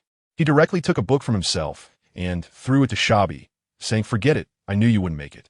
Take this secret book and practice well. It will ensure that in 3 years, you can make a Kainu call you dad. After saying that, Ling Feng directly bypassed Shabi and entered the room. At the same time, he sighed in his heart. Clearly we are all dogs. Why are you so weak? System. Maybe a dog reflects its master? Ling Feng, don't forget, I'm also your master. System. After Ling Feng left, Shabi picked up the secret manual that Ling Feng had thrown on the ground. The cover of the manual had the words Sword Manual written on it. Could this be a legendary swordsmanship manual? Shabi felt a bit excited. Although he wasn't a swordsman, that didn't matter. He then opened the sword manual, and the first page had only one line. Forget your beloved, Shabi thought. What does this mean? Then he turned to the second page. Second page of the sword manual, sever the ties of infatuation. The third page of the sword manual, slice the god of love. The fourth page of the sword manual, raise your hand to extinguish the mundane. The fifth page of the sword manual, angrily cut down the old lover. The sixth page of the sword manual, do not become a romantic partner. The seventh page of the sword manual, close the heart's door in seclusion. The final page of the sword manual, protect the master well. Finally, there was a summary, with no woman in the heart. Drawing the sword will naturally be divine. As Shabi flipped through the sword manual over and over, he fell in a deep thought. After a while, he suddenly knelt down at Ling Feng's door and bowed, saying, Boss, I understand now. It turns out that women are the source of my weakness. I will go kill her now. After saying that, Shabi got up from the ground and quickly ran towards the direction of the flower street. Today, while researching, I suddenly discovered that among the flying six of the Beast Pirates, there's a triceratops fruit. Sai, what can I say? The next day, Ling Feng asked Shabi to gather all members of the 100 Beast Pirate Group in the hall. He has something to announce. At this moment, Ling Feng hasn't left yet. However, the conference hall of the Beast Pirates is already packed with people. The vice captain suddenly summoned us. Do you know what it's about? I heard that the vice captain is going to announce that he is actually the captain's son. Nonsense. I have inside information. My friend's brother's wife is the vice captain's maid, and she told me that the vice captain is going to officially announce his wedding with Lord Yamato. A wedding with Lord Yamato? Is it a same-sex marriage? Idiot. Are you new here? Although we call him Lord Yamato, he is actually a girl. Of course, there are too many interests involved in this. So I can only say those who understand will understand. I can't explain too much to those who don't, so you can ponder it. Newbie, should I ponder you? Lord Yamato is a girl? This circle is too chaotic. Can you stop messing with the newbie? An elder couldn't take it anymore and said directly, the vice captain marrying Lord Yamato? If your eyes aren't useful, you might as well donate them. You know the vice captain's body shape, right? Or do you not know Lord Yamato's body shape? The size difference between them is so big. How could they possibly get married? And Lord Yamato is mine. The pirate who was rebutted. All right, after saying so much, it turns out the last sentence is your true feelings, right? But do you even deserve it? Don't you take a look at yourself in the mirror? With a face like a leopard and a tail swinging around. Don't think that just because you stand on two legs you're really human. A perfect woman like Lord Yamato is someone a beast like you can match with? Instantly saying, Lord Yamato is mine? I spit. You're the one who should insult yourself. Covered in scales, your hands are no different from beast claws. With someone like you, how can you say I'm a beast? Do you even deserve it? Not at all. Well, everyone is a beast, so let's not attack each other. Okay, we are all of the same origin. Why rush to harm each other? At this moment, the newbie stepped forward to calm the anger of the two elders. But by the way, is Lord Yamato really that good-looking? Do you all actually like her? Then let me see if I have a chance. Bang, bang. The two elders turned around and each punched the newbie pirate in the face, sending him flying. You trash. How dare you think about Lord Yamato? Besides, you just joined the pirate crew. What right do you have to stand with us, the givers? Is there no decorum? Is there no law? The newbie pirate who was sent flying, what's wrong with the newbie? Does the newbie not deserve to stand with you? The newbie, unconvinced, got up from the ground, wanting to show everyone what it means to be fearless like a newborn calf, and to seek revenge against the two givers who hit him. But just then, suddenly, music started playing. The doors of the conference hall opened. A handsome man walked in from the entrance, dressed in a black suit, draped in a white cloak, wearing sunglasses, and holding a cigar in his mouth, slowly making his way to the high platform in the conference hall. Along the way, everyone made way for Ling Feng. A small path of 1 meter appeared in the originally crowded hall, allowing Ling Feng to pass through. Ling Feng walked slowly, looking very arrogant. However, none of the pirates present dared to speak, all silently watching Ling Feng. Ling Feng slowly walked forward, about to ascend the high platform.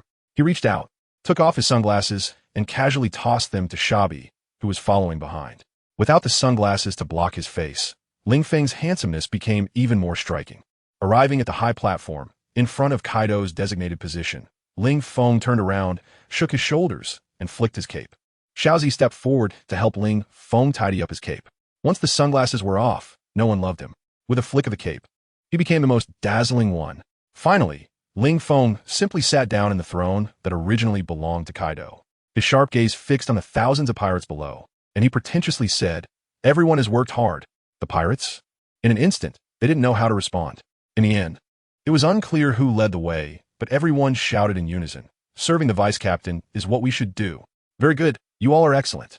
Ling Feng extended his finger and drew a circle in front of his line of sight, saying, the achievements of the 100 Beast Pirate Group today are inseparable from your contributions. I hope that on the road ahead, we can continue to work together, forge ahead, selflessly dedicate ourselves, and witness my ascension to the throne of the heavens. At that time, you will all share in the merit of the dragon. Clap, clap, clap. The applause erupted throughout the hall. Then someone quietly asked the person next to them, hey, what does merit of the dragon mean? Idiot, I told you to study more, but you didn't. Now look at you, not even knowing what merit of the dragon means. The person next to them scolded, what are you babbling about? I'm asking because I want an answer, not for you to criticize me. The questioner gritted their teeth, ready to lash out if Ling Feng weren't watching from above. You're calling me an idiot and you don't even believe it? If I knew, I would have answered you already. The questioner retorted, so, you don't know either. Yet you still have a nerve to call me an idiot? Of course, because when I asked others before, they also called me an idiot. Now I don't know. And you don't know, our IQs are at the same level. Is it wrong for me to call you an idiot? The person next to them shrugged. The questioner sighed, fine, I'm the stupid one for even asking you questions. If I ever ask you again, I'll just marry a pig. Silence. Everyone be quiet. On the throne, Ling Feng clapped his hands and addressed the murmuring pirates below. I ask you, do you know why I gathered you here today? The pirates exchanged glances, no one daring to answer, fearing that a wrong answer would get them fed to the dogs. Forget it. It doesn't matter if you don't know. Today, I gathered you here to change the misconceptions people have about you on the sea. Just look at yourselves. Either you have the faces of beasts, or the skins of beasts, or you just look like beasts. This honor is really affecting our 100 Beast pirate group's diplomacy. You could scare someone to death just by going out. So you all need to change. Ling Feng said loudly, of course. I understand that you don't want to look like this. This is the downside of the artificial devil fruit. You can't change your appearance. But you can change in other ways. For example, wear a stylish outfit. That's right. Even though you are all beasts, you shouldn't give up on yourselves. Even if you're going to be beasts, you should at least be well-dressed beasts. Therefore, starting today, everyone in the 100 Beast pirate crew must start wearing suits. What? Wear suits? Ling Feng's words sparked a heated discussion among the pirates. What did the pirate crew become so strict? They even have to regulate what to wear? However, that suit really looks great. The pirates looked at Ling Feng's face and the black suit he was wearing with jealousy, imagining that if they wore a suit, they might have even 10% of Ling Feng's handsomeness. No, even 1% of Ling Feng's handsomeness would be good. It's worth noting that just because they have a beastly appearance, it's hard for the members of the Beast Pirates to find a wife. They can only go to the brothels to find some worldly women. But even though they are pirates and may look ugly, they still want a clean wife. Playing around is one thing, but they can't just abandon their wives. Therefore, there were almost no pirates who rejected Ling Feng's decision. After all, which man could refuse the chance to become more handsome? Great, since there are no objections regarding the dress code, I have decided to change the ranking system of the Beast Pirates. No one raised any objections, and Ling Feng felt very pleased. He continued now. The internal ranks of the Beast Pirates are divided as follows.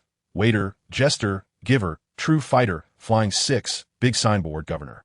I think this ranking is ridiculous. Therefore, I have decided to abolish this division starting today. From now on, the ranks within the Beast Pirates will be classified as follows. Cavalry, Knight, Baron, Viscount, Earl, Marquis, Duke. The lowest rank, Waiter, corresponds to Cavalry. The second rank, Jester, corresponds to Knight. Giver corresponds to Baron. True Fighter corresponds to Viscount. Flying Six corresponds to Earl. Big Signboard corresponds to Marquis. Kaido corresponds to Duke. And I, Ling Feng, am your one and only king, the man unifying the entire Beast Legion. That's right, starting today, the Beast Pirates will no longer be the Beast Pirates. You will be the Guard Corps of Wano. Pirates are ultimately not a pleasant term, so starting today, you must abandon your identity as pirates. From now on, you are no longer pirates, but the regular army of Wano, soldiers who will expand my territory. Ling Feng kept brainwashing the pirates below. The pirates were all getting tipsy without even drinking. What the hell? Aren't we pirates? How do we suddenly turn into soldiers? Speaking of turning into soldiers, can we still go out to sea and plunder resources? At this moment, Drought Jack stood up. Among the three calamities of the Beast Pirates, only Drought Jack showed up. The other two either didn't want to give Ling Feng face or were delayed by something. But that's not important. Even though Ling Feng didn't say anything on the surface, he noted it all down, ready to settle the score later. Jack, what a bold move. Do you think you could just call my name?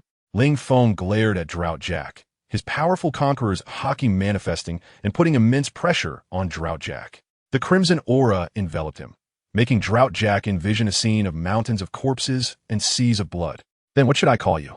Drought Jack took a step back, feeling inexplicably that Ling Feng had changed. Previously, he had locked eyes with Ling Feng and felt a tremendous pressure. But now he felt as if he was facing a death god emerging from a mountain of corpses and a sea of blood. Ling Feng loomed in the sky, and beneath him was an endless mountain formed from piled-up corpses, with blood cascading down like a waterfall. In short, it was terrifying. Drought Jack, who had seen the world, couldn't understand why he felt so scared every time he faced Ling Feng. No, this wasn't in line with his courage as Drought Jack. After today, he planned to set sail and toughen up his courage. In the future, whether he saw the ships of the four emperors or the marine admirals, he would approach them. A person's courage only grows through life and death experiences. The king of ships was born at this moment. What do you think you should call me? Ling Feng squinted his eyes and dangerously scrutinized the other party. Although he couldn't defeat Drought Jack didn't know that. Therefore, he had to keep up the act, and it had to be convincing. There were so many pirates watching. If he couldn't persuade Drought Jack, how could he speak with authority in the future? Vice Captain. Drought Jack gritted his teeth and finally shouted in humiliation. I want to ask you, Vice Captain, have your so-called reforms been approved by the captain? You said we should all wear suits, which I can tolerate. After all, changing clothes isn't a big deal, but then you want to change our internal hierarchy. That's already quite serious. But the most outrageous thing is that you want us to give up our pirate identity and become part of the Beast Pirates of Wano? That doesn't seem appropriate, does it? Faced with Drought Jack's questioning, Ling Feng smiled. What's inappropriate about it? Are you really prepared to be pirates for a lifetime? What's so great about being a pirate? The Pirate King is dead, and the remaining crew members of the Pirate King are living quiet lives. Aside from Shanks becoming one of the 4 emperors, aren't the others just leading inconspicuous lives? Even the crew of the Pirate King is like this. Are you sure you still want to insist on being a pirate? Vice Captain, you are boosting others' morale while extinguishing your own. The Pirate King Roger is dead, and most of the Roger pirates have gone into hiding. Does that mean our beast pirates will inevitably follow the same fate? Since ancient times, the waves of the sea pushed the former waves to the shore, with the former waves being crushed on the beach. Perhaps 20 years ago was Roger's era, but now, times have changed. Why can't our beast pirates unify the entire New World, become a dominant force like the Rocks Pirates, and enjoy the New World exclusively, dividing it with the world government along the Red Line and the Calm Belt? TSK, TSK, TSK, Drought Jack, you really are. Ling Feng repeatedly pointed at the drought-stricken Jack with his finger, exasperatedly saying, What can I say about you? Really, your vision is too small indeed. Why do you insist on ruling separately from the world government? The New World only occupies such a small piece of the entire world. Can't you be a bit more ambitious? 800 years have passed. The wheel of fortune turns. And the celestial dragons have been sitting in that supreme position for 800 years. It's time for them to come down. So listen carefully, Jack. What I want is not to rule separately, but to replace them. Do you understand? Ling Feng responded domineeringly. And to take their place, what kind of identity do we need? Are we pirates? If that's the case, will the common people on the sea recognize us? Although it's the victors who write history, their recognition doesn't determine the outcome, but having a good reputation is always a plus. So, the first step is to clear our name. We are not a pirate crew. We are the regular army of Wano country, and we represent not pirates, but the will of a nation. However, people on the sea all know that we are members of the Beast Pirates. Can this identity really be washed clean just by saying so? Drought Jack retorted. Where the hell did you get so many words from? I said it can be cleared, so it can be cleared. Don't believe it? Then just hold it in. Ling Feng was too lazy to explain. Anyway, the matter was decided this way. You can choose not to obey, then just leave the Beast Pirates. A mere one of the 3 disasters. I can easily go out to sea and find someone to replace you, believe it or not. Drought Jack gritted his teeth. Ling Feng was clearly targeting him. He actually wanted to drive him out of the Beast Pirates. Even beasts wouldn't do such a thing. Yet Ling Feng was capable of it.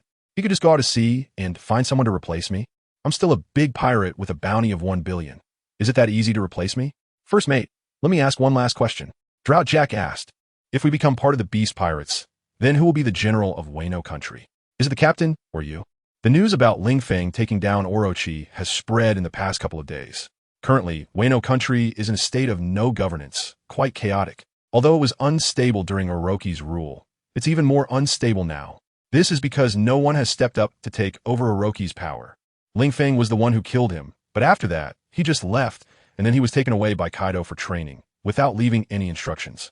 With both leaders gone, the remaining members of the Beast Pirates don't know what to do, so they simply decided to wait until someone returns. Otherwise, if they try to handle things on their own and offend Ling Feng, it would be a loss. After all, it was Ling Feng who acted personally. Who knows if he has any plans? If they do something that doesn't align with Ling Feng's thoughts, wouldn't that offend him? In that case, it's better to let things develop naturally. They can deal with it when Kaido and Ling Feng come back. A general? No, in the future. Wano country will only have a king, not a general. Ling Feng said. As for who will be the king, it's neither me nor Kaido, but Yamato. Yamato will be the king of Wano country. See, how reasonable is that? Drought Jack replied. That does sound quite reasonable. After all, this is Wano country. Since it's called Wano, having a king named Yamato from Yamato's country, doesn't that sound quite natural? However, he wondered why Yamato. Kaido isn't old enough to step back yet, right? Even if Kaido doesn't take the position, ISNT is still Ling Feng, and even without Ling Feng, ISNT there's still me, Drought Jack. Let us not forget, Yamato is just a girl, and she's never even left Wano. Can she really handle the responsibility of being a king? Vice Captain, is this the captain's decision? Drought Jack asked. Yes, it's a decision made together by Kaido and me. This was, of course, a lie to Drought Jack. The reform was something he had come up with on a whim the night before, so when would he have had time to discuss it with Kaido? But that didn't matter. He believed Kaido would agree with his decision. After all, his decision wouldn't harm Kaido's interests. Plus, once you reach the level of the four emperors, everyone has the strength to establish a country. It's just that it's either unnecessary or hard to gain recognition. Pirates are pirates. Wanted to wash their hands and become kings and royal armies, an easy task.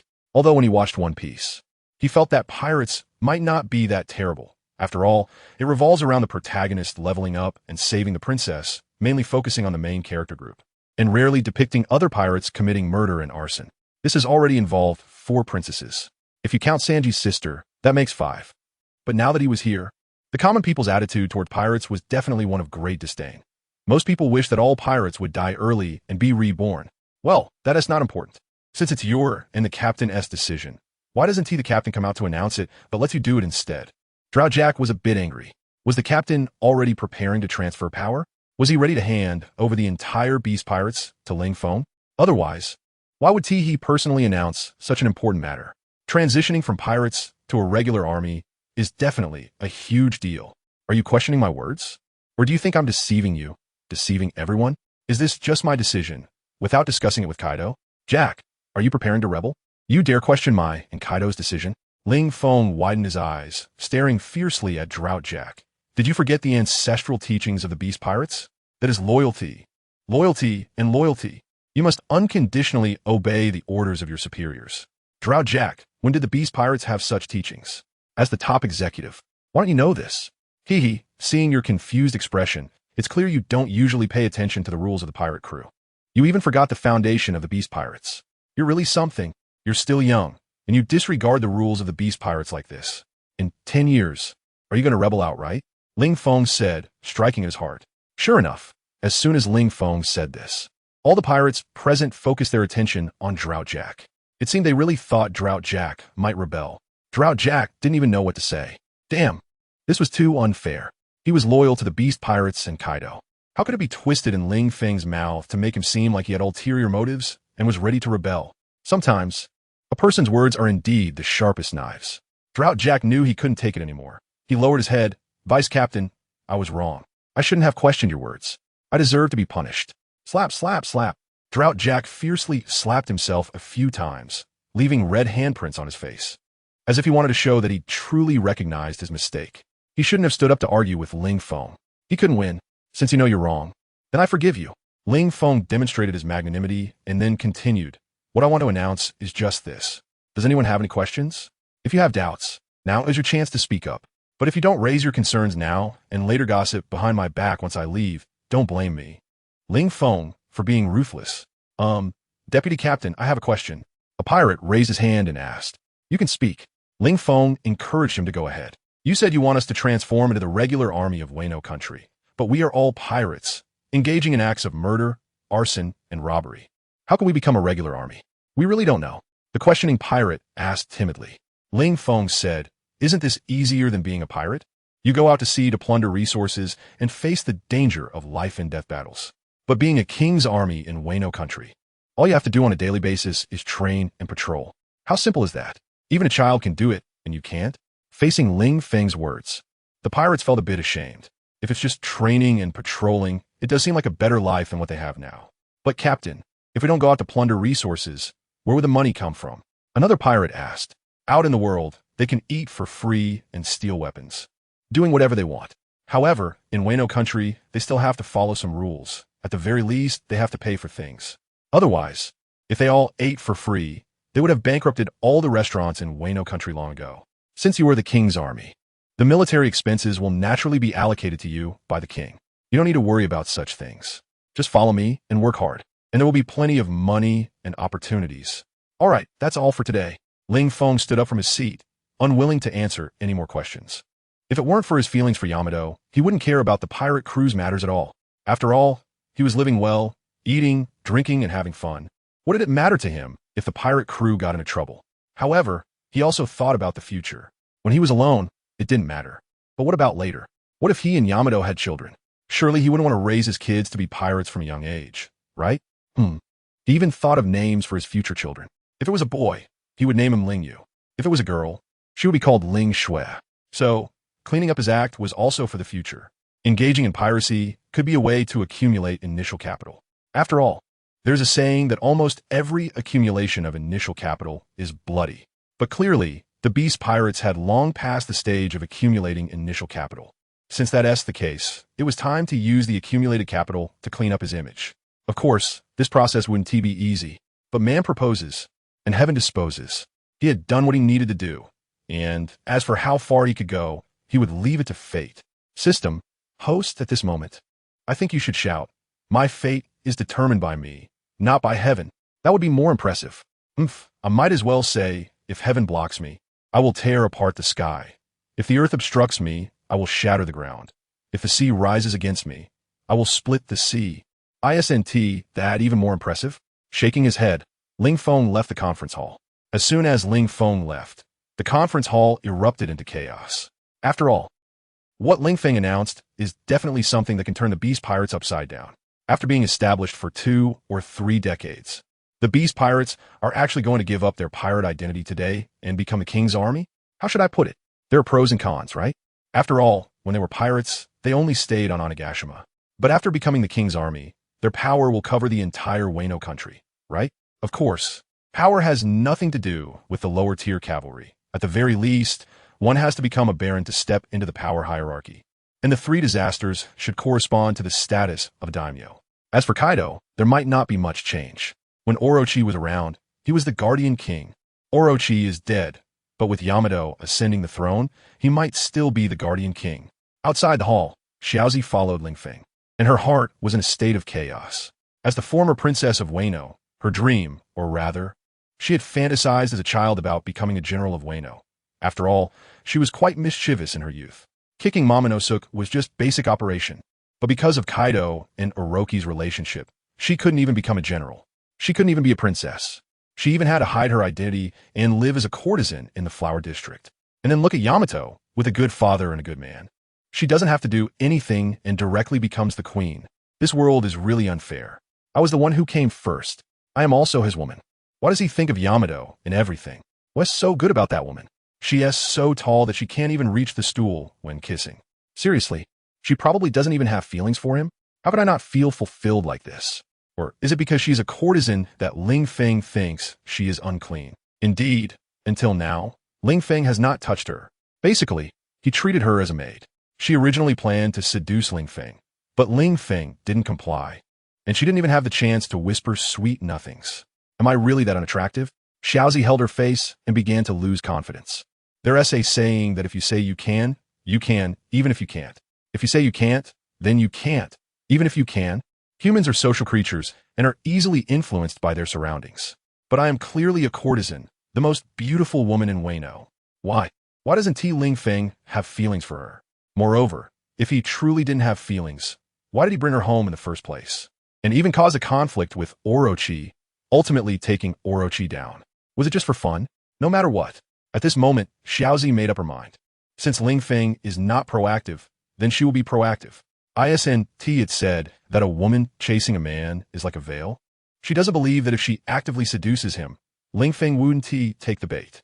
How could a wolf not eat a sheep? The ratings on QQ reading are quite terrible, almost falling below 6 points. Which lovely reader can help raise the score? Reader, hee. Today, as authors don't know how to think about the plot, set characters, and update more, and are always thinking about using benefits to buy us off? Are we the kind of people who can't move when we hear about benefits? Xiaozi, what are you thinking? They've already arrived home. But Ling Feng noticed that Xiaozi seemed to be lost in thought. He didn't know what unhealthy thing she was thinking about. Not sharing at all. Xiaozi placed her hands between her legs, gripping her skirt, her fingers spinning in circles, looking somewhat flustered. Although she had already decided to seduce him, at the moment, she felt a bit anxious. She was afraid that if she couldn't seduce him, she might be taken advantage of. No, it should be if she couldn't seduce him. She would be seen as an unashamed girl. What to do? Sir, if there's a beautiful girl tempting you, what would you do? Xiaozi looked at Ling Feng and asked nervously, a beautiful girl tempting me? Ling Feng thought for a moment and asked, well, that depends on how beautiful she is. My standards are quite high. For example, someone as beautiful as me. Xiao Zi blushed and twirled in front of Ling Feng, showcasing her graceful figure. Someone like you? Are you really that beautiful? Ling Feng retorted, sorry, I didn't mean to say you're not beautiful. It's just that I'm face blind and really can't tell if you're pretty or not. Xiao Zi. All right, let's not talk about whether you're beautiful or not for now. What if that girl comes from a good family? Xiao Zi continued to ask. You tell me what kind of family you're talking about. Ling Feng walked over to the sofa and sat down, then patted his thigh, inviting Xiao Zi to sit on it. Xiao Zi, without any hesitation, walked over and sat on Ling Feng's lap, wrapping her arms around his neck and lifting her chin. She blew a breath against Ling Feng's neck and said, that girl is a princess. What do you think of such a family? A princess? Isn't that an ordinary family? Ling Feng looked at Xiao Zi with confusion. Xiao Zi said, are you a celestial dragon? Aren't princesses from ordinary families? Well, let's not talk about beauty and family background. Let's talk about money. That girl is very wealthy. Xiao Zi said seriously. Ling Feng said, cut. What does her money have to do with me? I'm not interested in money. I've never touched money. Xiao Zi, can we still have a pleasant conversation? By the way, how much money does she have? Ling Feng looked at Xiao Zi and asked, didn't you say you're not interested in money? Xiao Zi was puzzled. Although I'm not interested in money, I'm interested in spending it. Ling Feng said with a smile. Xiao Zi's mouth twitched, and then she said, if you can marry her, she can bring a dowry of 1 billion berries. 1 billion berries? Ling Feng rolled his eyes. I thought it was a lot of money. Just 10 small goals? Who do you look down on? Do you believe that if I casually go to Fishman Island and catch a few fishmen, I could auction them off for tens of billions? But Fishman Island is Whitebeard's territory. If you make a move on Fishman Island, it's declaring war on Whitebeard. Xiao Zi said, Whitebeard, the strongest man in the world? It will be fine to be my opponent. Ling Feng had a dismissive attitude towards Whitebeard, making Xiao Zi's heart race, causing her coat to slip off her shoulders, revealing her fair skin. Ling Feng swallowed hard. Then he pretended to stretch out his hand to pull Xiao Zi's clothes back and place his hand on Xiao Zi's thigh, saying, Xiao Zi, in the future, don't wear such revealing clothes. It's not good. There are too many perverts in this world. Don't believe me? I followed a girl dressed revealingly last night. Xiao Zi thought, in her whole life, she had never seen anyone admit to being a pervert. Although Ling Feng seemed to be joking about himself to discourage her from wearing sexy clothes, something about it felt off. Got it. I'll only wear it in front of you in the future. Xiao Zi smiled at Ling Feng. Sir, I feel like I've gained some weight recently. Ling Feng silently typed a question mark. So what? Xiao Zi heard that exercise could help with weight loss, so she hoped that the adult could help her. Xiao Zi shyly lowered her head, thinking that she had been so obvious that Ling Feng couldn't possibly not know what she meant, right? As a result, Ling Feng really didn't know. How can I help you with your exercise? Should I hold your feet while you do sit-ups? Xiao Zi was speechless. Ling Feng really doesn't understand, or is just pretending to be innocent. Sir, it's a bit hot now, and I've just sweated a lot. I want to take a shower, but I can't reach my back. Could you please help me scrub my back? Xiao Zi continued to hint at Ling Feng indirectly. After all, as a girl, she couldn't just say, Ling Feng, come on, let's get it on. That would be too shameless, right? Helping others is the source of happiness. I can do it. Ling Feng nodded. Then, my lord, I will go prepare some hot water.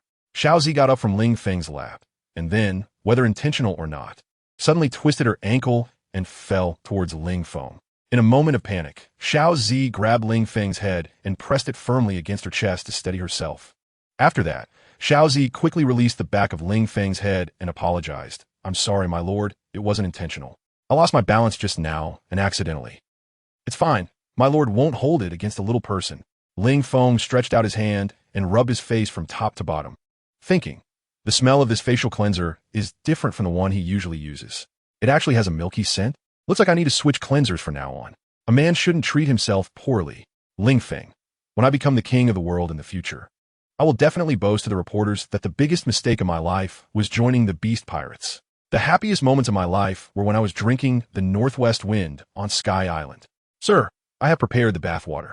At the bathroom door's smooth, long white legs suddenly stretched out, playfully beckoning in Ling Feng's direction, as if saying, come on, have fun after all, there's plenty of time. Come on, indulge after all, there's plenty of time. Then I'll come. Ling Feng stood up from the sofa, undressing as he walked. By the time he entered the bathroom, he had returned to his original form. Sir, is it comfortable? Xiao Zi knelt in front of Ling Feng, her jade-like little hands massaging his shoulders with varying pressure. The white bubbles perfectly enveloped Xiao Zi, making her difficult to see clearly. However, this blur, like a mosaic protection, was nothing in Ling Feng's eyes. He had already reached a state of clarity in his heart that transcended such things. Generally speaking, it was still a bit lacking compared to the dragon service I once experienced in the paradise of Tianshang Runjian. Ling Feng smiled and said in the sky, "A one-stop service?" For some reason, a scene appeared in Xiao Zi's mind. In the sea of clouds, there was a water pond. Ling Feng sat half-naked in the water pool, resting his arms on the edge of the sea of clouds. Kaido, who had transformed into a dragon, squatted in front of Ling Feng, his body covered in bubbles. Then, it was impossible to think any further. The scene was too beautiful. An hour later, the two finally finished their bath after some dragging. On the bed, "Sir, please have mercy on me." Under Ling Feng. Xiao Zi looked at him with a pitiful expression and said.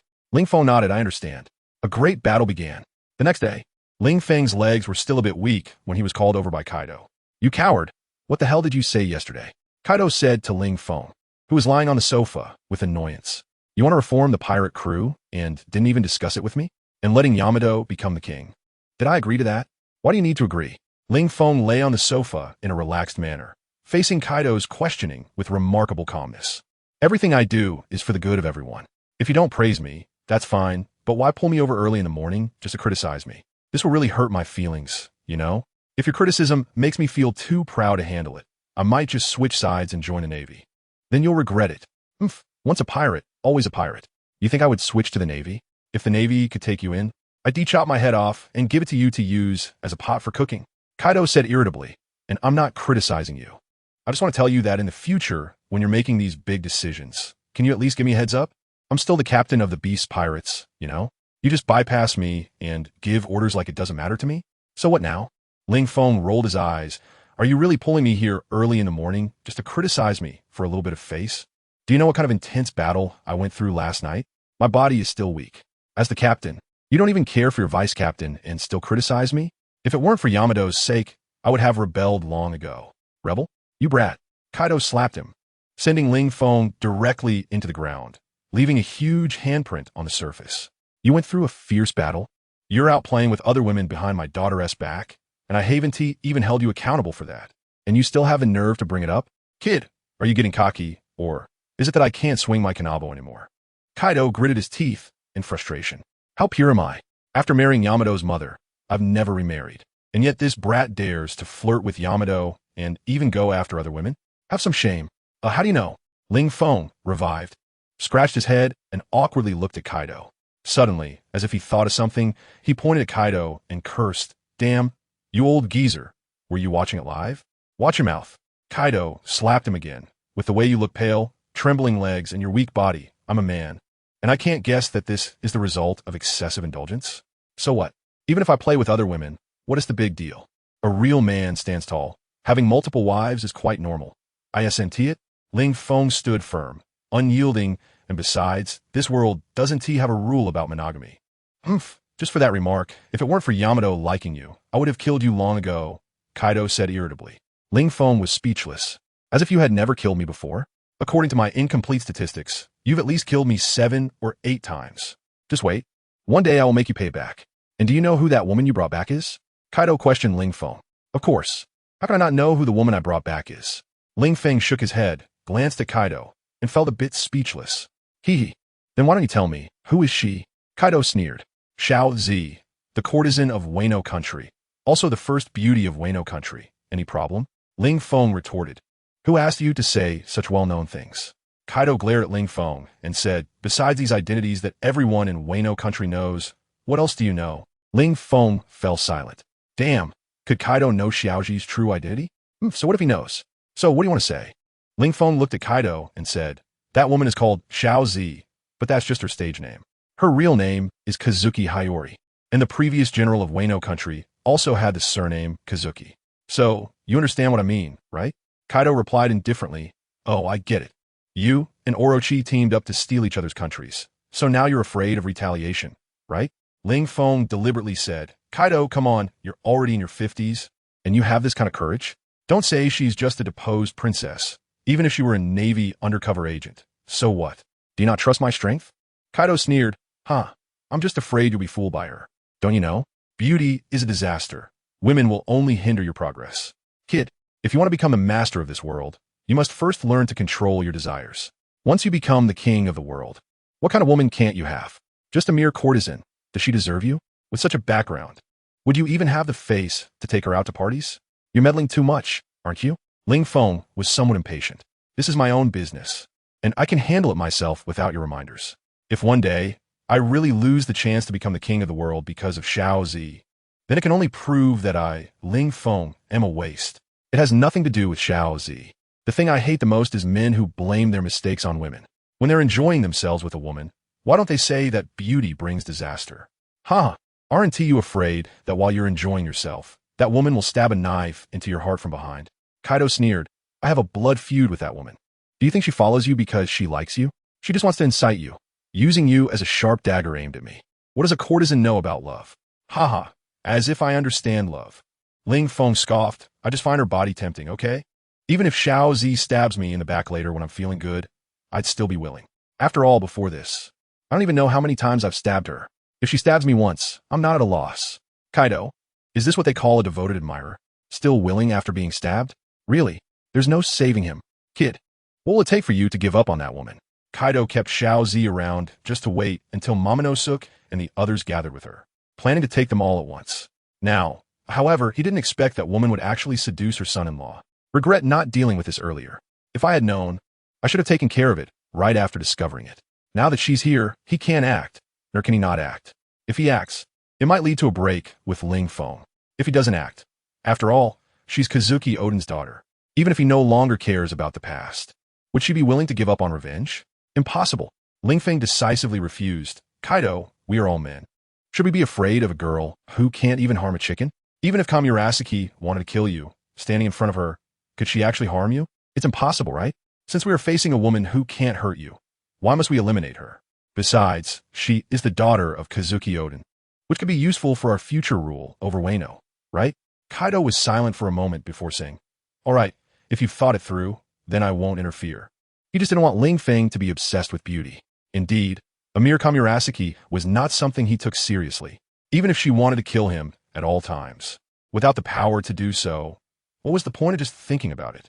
However, kid, how did you know Kamurasaki's true identity? Kaido looked at Ling Feng with curiosity. It was known that Wano had been in a state of isolation, meaning news from Wano could hardly get out. As for Kamurasaki's identity, that dated back 20 years. At that time, Ling Feng was probably just born. Where do you get the information about Kamurasaki's true identity? I read a manga called One Piece, and it was written in there, Ling Feng said truthfully. However, Kaido rolled his eyes. Just make it up. If you don't want to say it, forget it. You saw in a comic?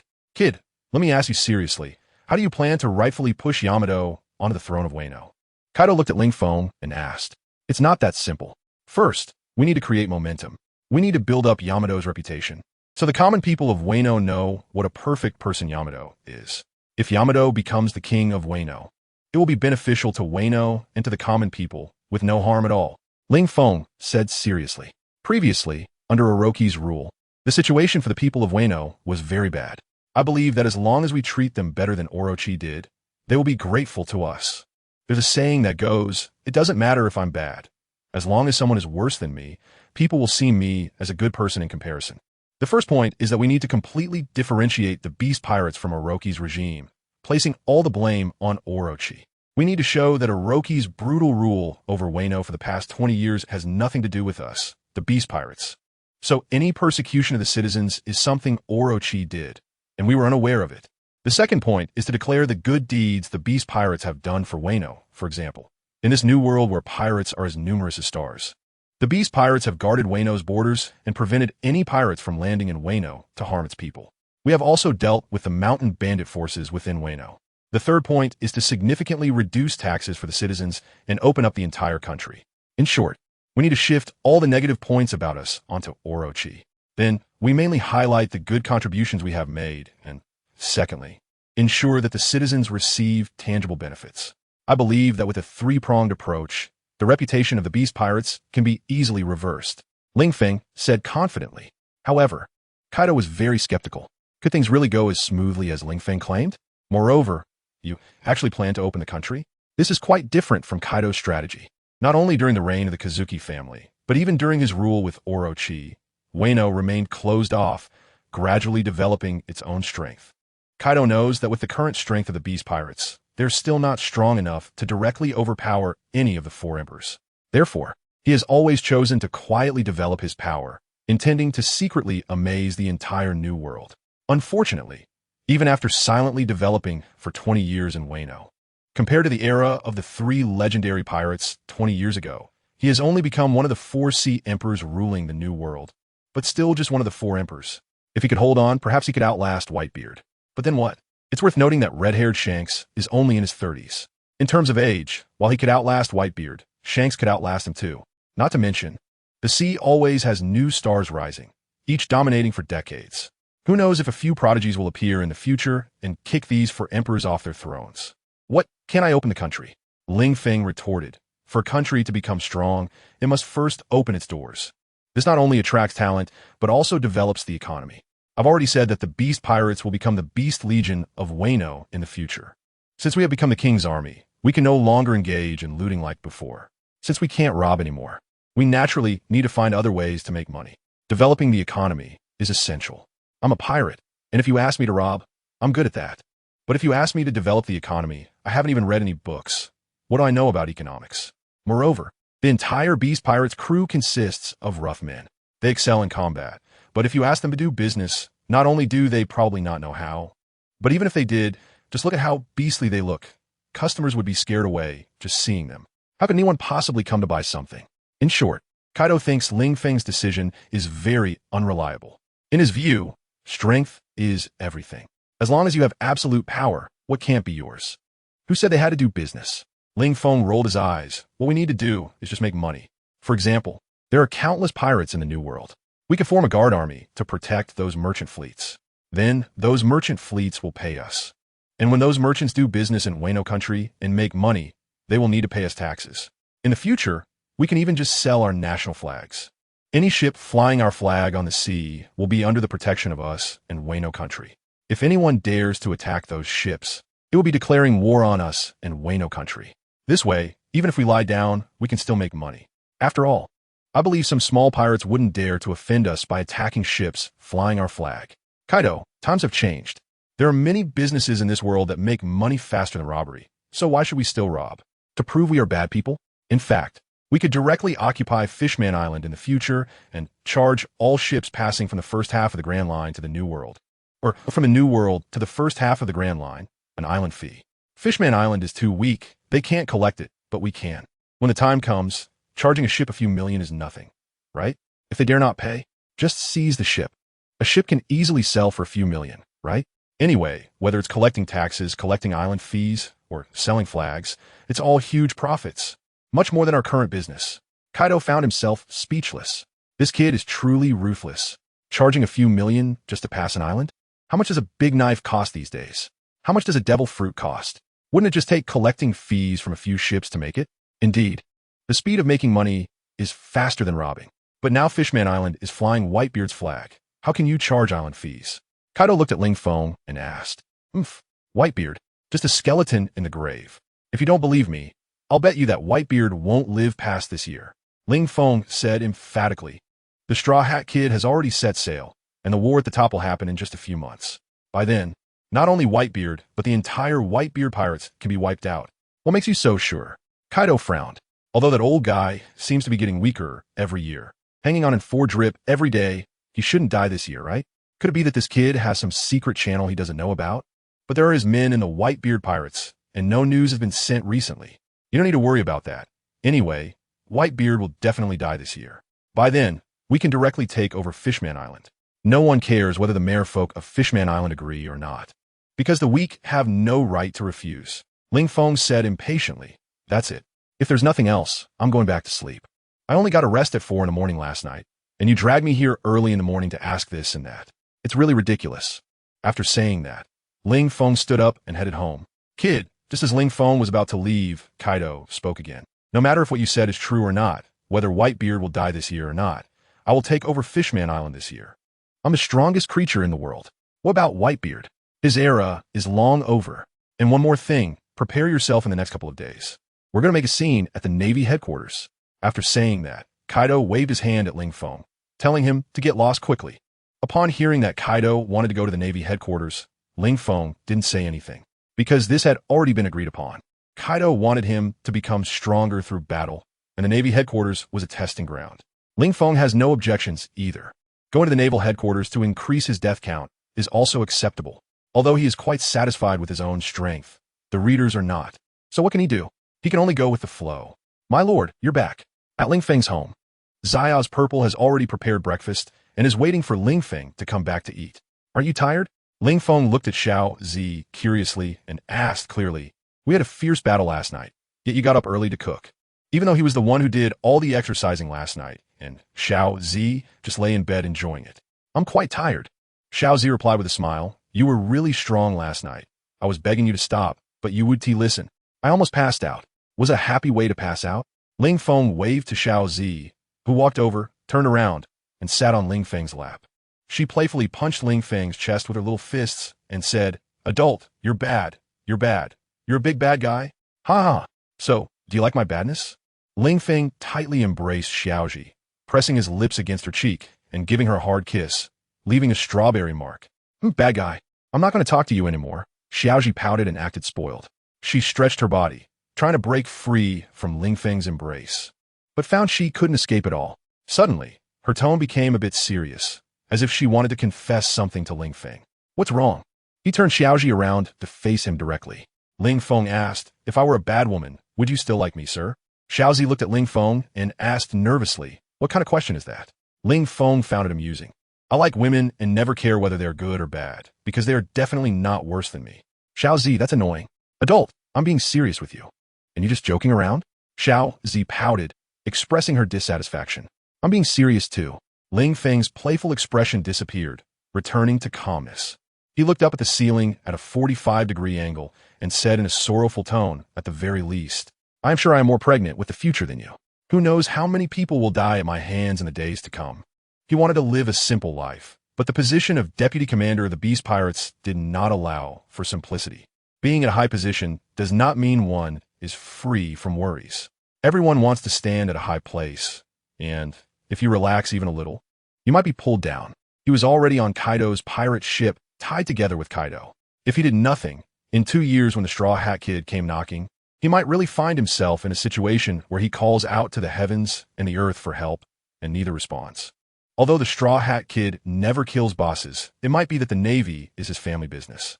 After he defeats the boss, the Navy would come right behind to pick up the scraps and then send the defeated boss to Impel Down.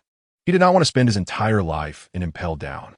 After hearing Ling Feng's words, Xiaozi fell silent for a moment before continuing, my lord. Actually, my true identity is... Xiaozi was about to confess, but Ling Feng suddenly covered her mouth. Xiaozi looked at Ling Feng in confusion. Ling Feng shook his head at her and said, it doesn't matter what your identity was before. Just know that you are my woman now, understand? Saying this, he didn't even eat and carried Xiaozi into the bedroom. My lord, no, we haven't had breakfast yet. Xiaozi said shyly as she was thrown onto the bed. Looking at Ling Feng, it doesn't matter. We can eat after we're done. Ling Feng finished speaking and pressed on. However, Xiaoji said, sir, that's not what I meant. I meant that being full gives you more strength. Ling Feng said, all right, let's eat first. There's no rush. He picked up Xiaozi again and returned to the dining room. Come on, open your mouth, ah. Xiaozi held a bowl of porridge in one hand and a spoon in the other, scooping a spoonful of porridge and bringing it to Ling Feng's mouth. It was just like feeding a little baby, and she even made a sound, as if encouraging Ling Feng to imitate her. Ling Feng, isn't this too childish? How old are we? Still making me open my mouth like a little kid? Ling Feng opened his mouth, and Xiaozi placed the spoon at the edge of Ling Feng's lips, slowly pouring it in. Ling Feng took a bite of the white porridge in his mouth and smiled at Xiaozi, saying, it's sweet. Could this be the taste of love? Xiaozi replied, the sweetness might be because I added sugar, right? Ling Feng, you don't understand romance. How can I not know it's sweet? It's so sweet it might rot my teeth. Can it really be the taste of love? Sigh, I'm so tired. After finishing breakfast, Ling Feng didn't even have the thought of eating another meal. Even if Xiaozi stripped herself and lay on the dining table, Ling Feng wouldn't move, simply because the other person didn't understand any of the joys of life. Afternoon, Ling Feng found Yamato. The girl was exercising in a forest, However, when she saw Ling Feng coming, Yamato immediately sneakily put away the Wolf Fang club behind her, not wanting Ling Feng to see it, seemingly not wanting him to think she was a violent girl. In the past, Yamato always appeared as a man, but after their encounter a few days ago, Yamato changed to wearing women's clothing. However, while clothes can be changed, a general personality is not so easily learned. Ling Feng, you're here. Yamato let go, and the Wolf Fang club fell from her hand. Then she ran directly towards Ling Feng. When she reached him, she jumped up, wrapping her legs around his waist, leaned down, and kissed him on the cheek. Gotcha. After kissing Ling Feng on the cheek, Yamato looked at him with a smile and said, Ling Feng, I heard you want me to become the king of Wano, but I don't want to be a king. It's not interesting at all. So what do you want to be? Ling Feng hugged Daong and sat down on a large rock, smiling as he looked at the other person and asked, What do you want to be? Daong thought for a moment and said with a grin, I want to be the king's woman. The king's woman? Huh? Ling Feng licked his lips and smiled. So, who do you think is suitable to be the king? You bad person, asking on purpose. Ling Feng. But I don't want to be the king either. What should I do? Ling Feng pretended to look aggrieved. When Wang was talking, I was so busy every day. How could it be as easy and happy as it is now? Then how about letting my dad take over? They thought for a moment and said, Of course, if you really want me to be Wang, then I'll listen to you. After saying that, Day lowered her head and pressed her face against Ling Feng's chest. Feeling Ling Feng's heartbeat close to her ear, her face couldn't help but turn red. A wife follows her husband. Although she wasn't married to Ling Feng yet, she was willing to do anything for him. You said that, what else can I do? Ling Feng shrugged his shoulders and said, If you really don't want to take the position, we can let Kaido take it, or we can support Puppet. In any case, who sits at the top is not the main issue. What matters is that Wano must be under our control. Previously, Ling Feng had also considered supporting a puppet, and the former Princess Hiyori's identity was quite suitable for that role. After all, it's not easy for a pirate crew to clear their name. They can support a puppet and then gradually transform things. However, he also thought about his relationship with Yamato. If he proposed making Hiyori the ruler, what if problems arose? If they were evenly matched, it wouldn't matter. But Yamato has a complete advantage over Hiyori. The next day, Ling Feng is going to cause a ruckus at the Navy headquarters with Kaido. Although he is not very willing, he only has two choices in front of him. One is not to go, and then be forcibly taken by Kaido, who would throw him down from the sky. At that point, would the Navy listen to his explanation if he claims to be an innocent citizen? The second option is to choose to go with Kaido, fight a battle, get captured, and then escape. Although he hasn't started writing yet, the script has already formed in Ling Feng's mind. It feels quite silly. Running into someone else's territory, fighting, or getting beaten up, and then escaping? What is the point? Is it really necessary? He can't understand Kaido's thought process. Or is it that Kaido is somewhat like him, only becoming stronger after dying, while Kaido becomes stronger after being beaten? Is that why he keeps looking for trouble? Before leaving, Ling Feng and Yamato are saying their goodbyes. Yamato reluctantly holds onto Ling Feng's arm, worriedly saying, Ling Feng, can you not go? What if you get captured by the Navy? I heard the Navy has the 10 most brutal tortures that can torment a person terribly. What are you thinking? Who do you think I am? The mere Navy headquarters? ISNT that like my backyard? I can go whenever I want and leave whenever I want. Does the Navy want to keep me and torture me? What a joke. Even if all 3 admirals came together, it would only be a 50-50 chance for them. With so many outsiders watching, Ling Feng naturally has to appear strong. Although he thinks that if he goes to the Navy headquarters alone, he most likely won't come back. But he is going with Kaido. Kaido has been captured so many times and has escaped from the Navy headquarters multiple times. There is no reason they would take him along this time and not escape, right? So this should be safe. However, it's better to be cautious. Yamato is still worried. What if the Navy doesn't play fair, poisons you, uses drugs or seduction? I've heard that the Navy has 36 strategies, each one vicious. If they can't beat you, they might resort to some underhanded tactics. Can you please not go? Yamato, that is too much. When I stormed the Navy headquarters before, you didn't say a word of concern. Now that Ling Feng is going with me, you're worried he might get captured and not come back? Besides, this time we're going together. Aren't you worried about me too? Kaido is angry. How can you treat the father who has been feeding and taking care of you for over 20 years this way? Is it that Ling Feng, this little brat, has fed you a few times of milk and is more important than me? They say daughters are their father's lovers from past life. Why doesn't that apply to me? Kaido sighs. However, Yamato completely ignores Kaido's words and continues to hold Ling Feng's arm. Say if you really have to go, then take me with you. Yamato is very determined. Having one more person means one more advantage, right? Ling Feng was speechless. What advantage? Do you really think we are going to attack the Navy headquarters? We're just going there to deliver. How could we possibly take you with us? No way. You just wait for me at home. This is a man's battle. You, as a girl, can just stay at home and cheer 666. Don't you know I hate violent girls the most? Ling Feng placed his hands on Yamato's shoulders and said seriously, "Don't worry, I promise you. I will bring Kaido back safe and sound." Kaido, you brat, are you even speaking human language? Bringing me over safe and sound? Just based on you? Did you take my script?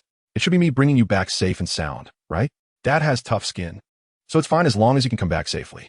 After all, he's been caught by the Navy twice, so Ling Feng, if you encounter danger or something unmanageable, you must choose to run away. Don't be impulsive. Just let Dad cover for you. He is tough.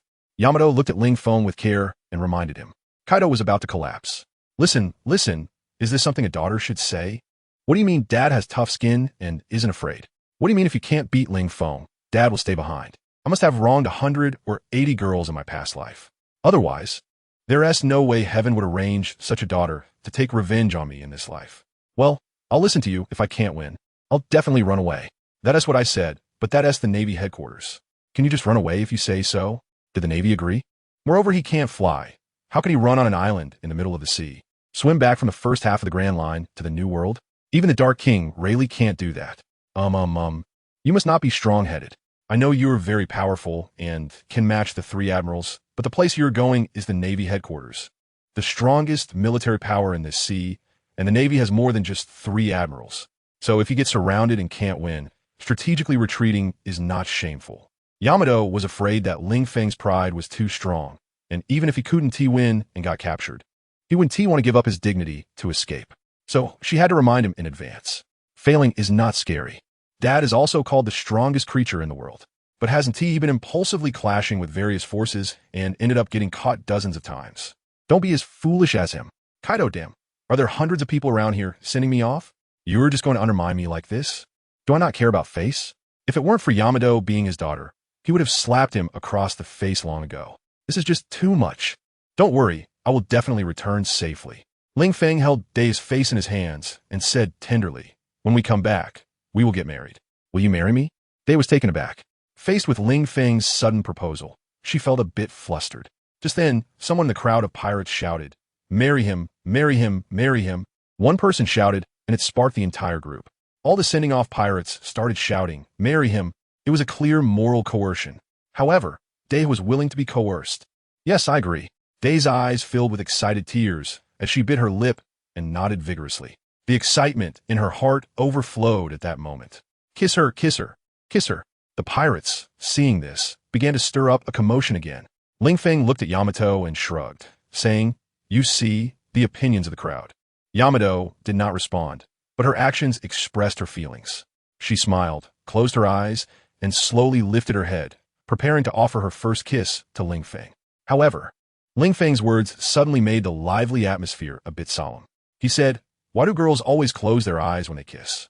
The pirates, Kaido, Yamato. Who else have you kissed? Yamato got angry, not because Ling Feng had kissed other girls. After all, it was normal for someone as handsome and excellent as Ling Feng to have dated other girls.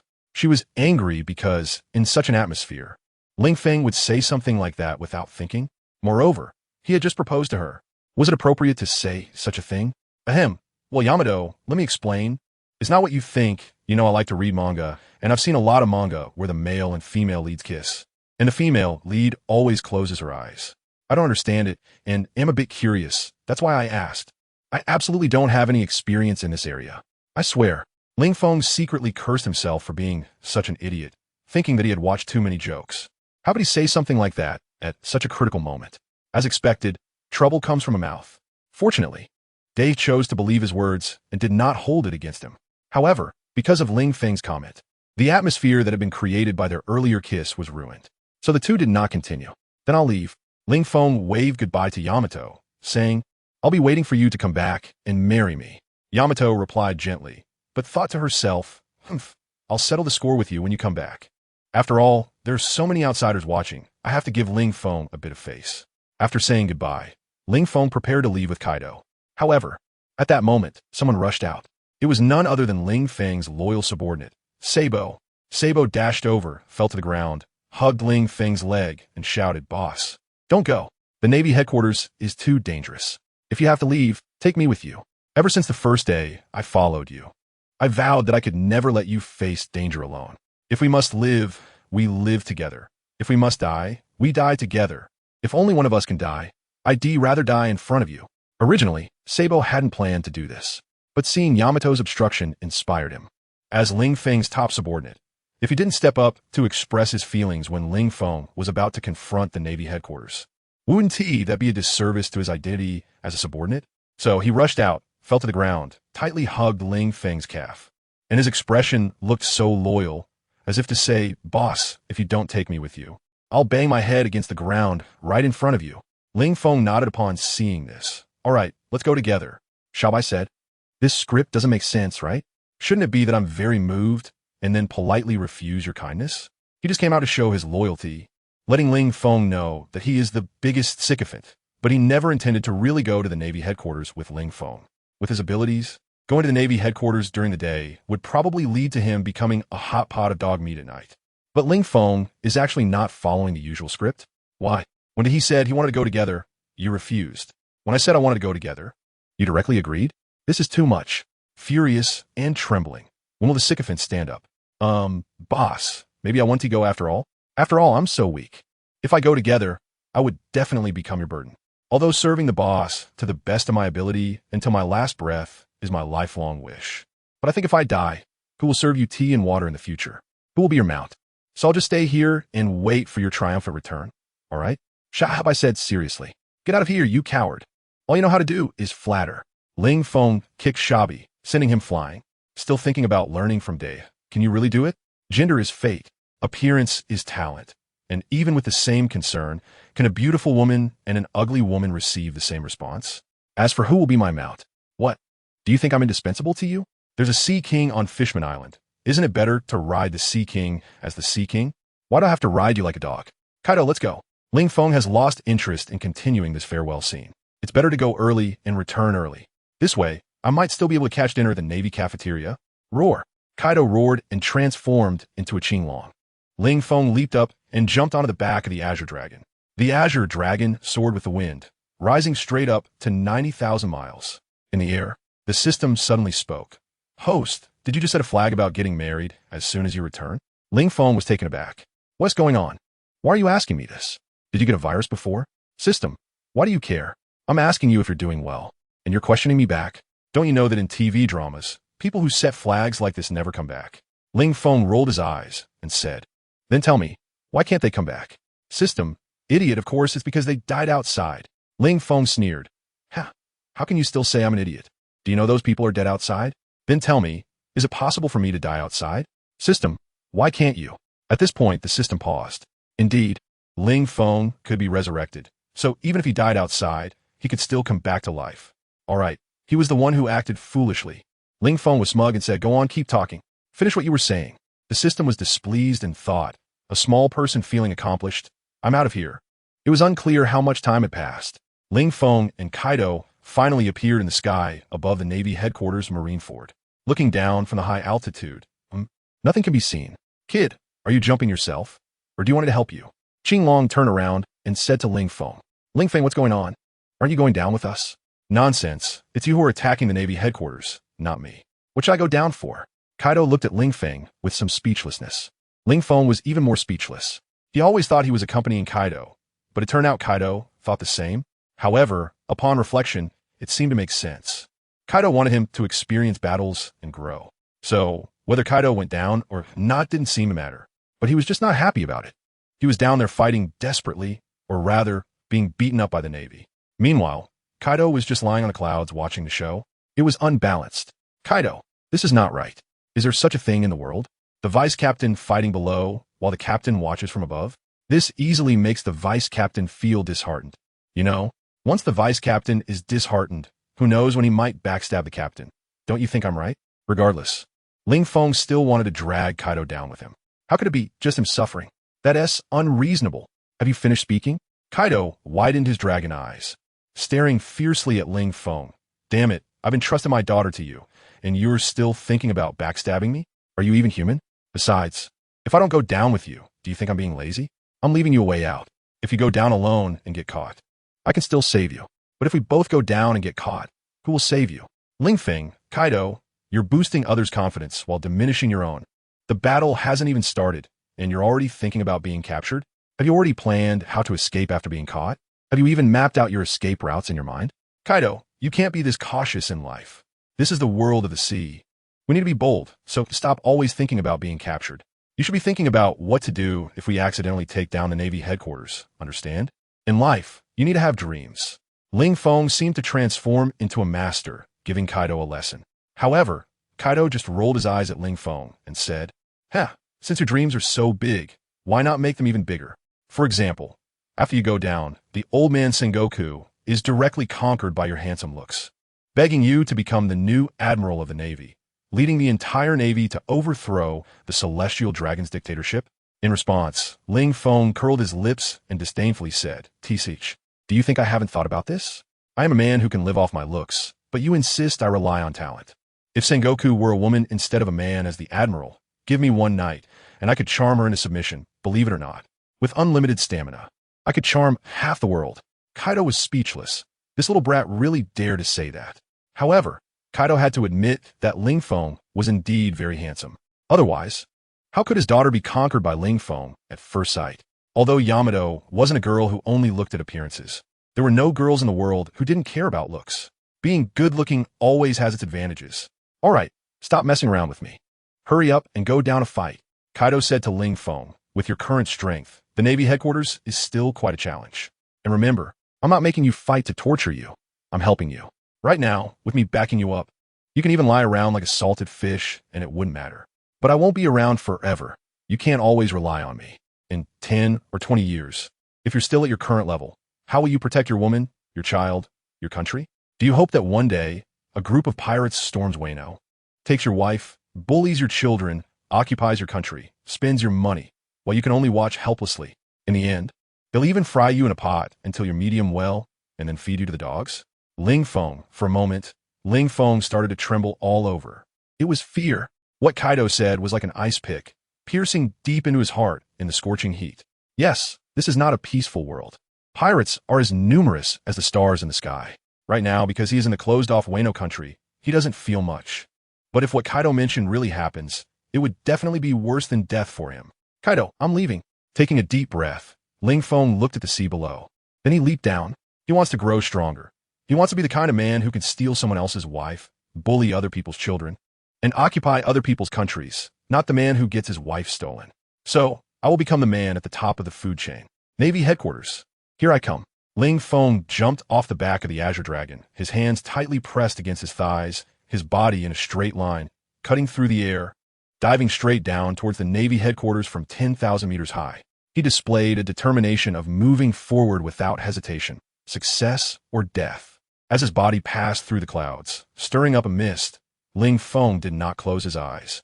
As he descended, gradually, an island appeared before him, and then, slowly, a massive castle-like structure came into view. Finally, the word justice written on the front of the castle flashed before Ling Feng's eyes. In the end, with a loud crash, Ling Feng landed face first on the cement ground of the Navy headquarters square, creating a huge, cylindrical pit in the ground. When Ling Feng crawled out of the pit, he found himself surrounded by circles of Navy soldiers. Each one was craning their necks, seemingly eager to be the first to see what had dropped from the sky. What are you looking at? Haven't you seen a handsome guy before? Crawling out of the pit, Ling Feng straightened his suit, then pulled out a pair of sunglasses from his pocket and put them on, saying arrogantly, "You guys are still the Navy? Why are you slacking off here instead of patrolling during the day? If I were your boss, I'd fire you all. What a mess." After speaking, Ling Feng took out a cigar from his pocket and put it in his mouth. "By the way, do you have a lighter? Could I borrow one?" Ling Feng patted himself up and down, realizing he had forgotten to bring his lighter when he went out. What a hassle. "I have fire." A Navy officer, seemingly intimidated by Ling Feng's aura, took out a lighter from his pocket and lit it for him. "Thanks, brother. You're great. When I become the Navy Marshal, you'll have one of the positions of the 3 admirals."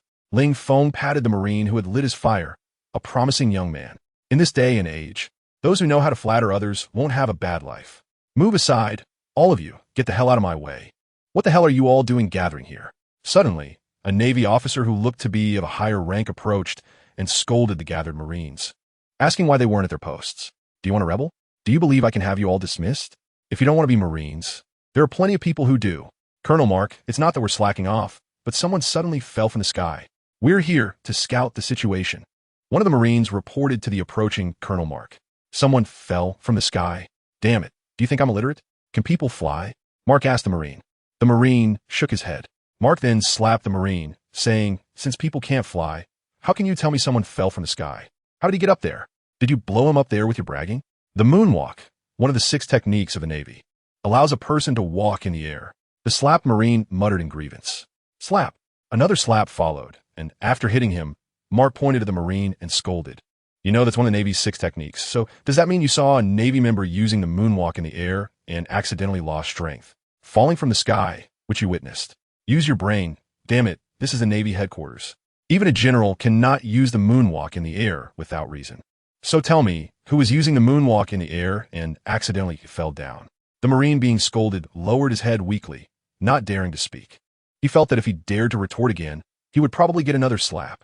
Sigh, this damn power. Oomph. When I become a Navy colonel in the future, I will definitely teach new Marines a lesson like this. After all, the Dragon Slayer becomes the evil dragon. Make way, all of you, get out of my way. Surrounded by a large group of Marines, Ling Feng felt it hard to breathe, mainly because they were all male Marines. If they were female Marines, that would depend on their looks. Young man, did you get hit? Ling Feng squeezed through the crowd and came to the seaman who had been slapped. He shook his head and comforted him. Don't be sad. If you can't make in the Navy, come to the kingdom of He, tell them my name, and at least you can be a baron. Also, don't be too cautious in life. A seaman who doesn't want to become a naval marshal isn't a good seaman. If you get hit, you should hit back. Being timid won't lead you anywhere. Sure, he's a naval colonel and has a higher rank than you, but so what? He only became a naval colonel because he spent an extra 20 or 30 years in the Navy. Give you 20 or 30 years, and you might not necessarily be lower in rank than him.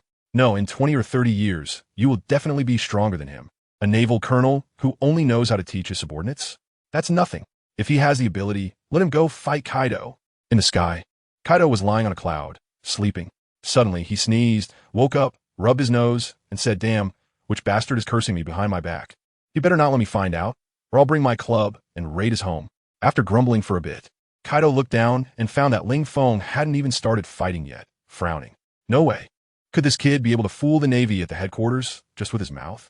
Shaking his head, Kaido went back to sleep. Really? Do you really think I can become a naval admiral in 20 or 30 years? The beaten seaman grabbed Ling Feng's arm with both hands, feeling like he had found a kindred spirit.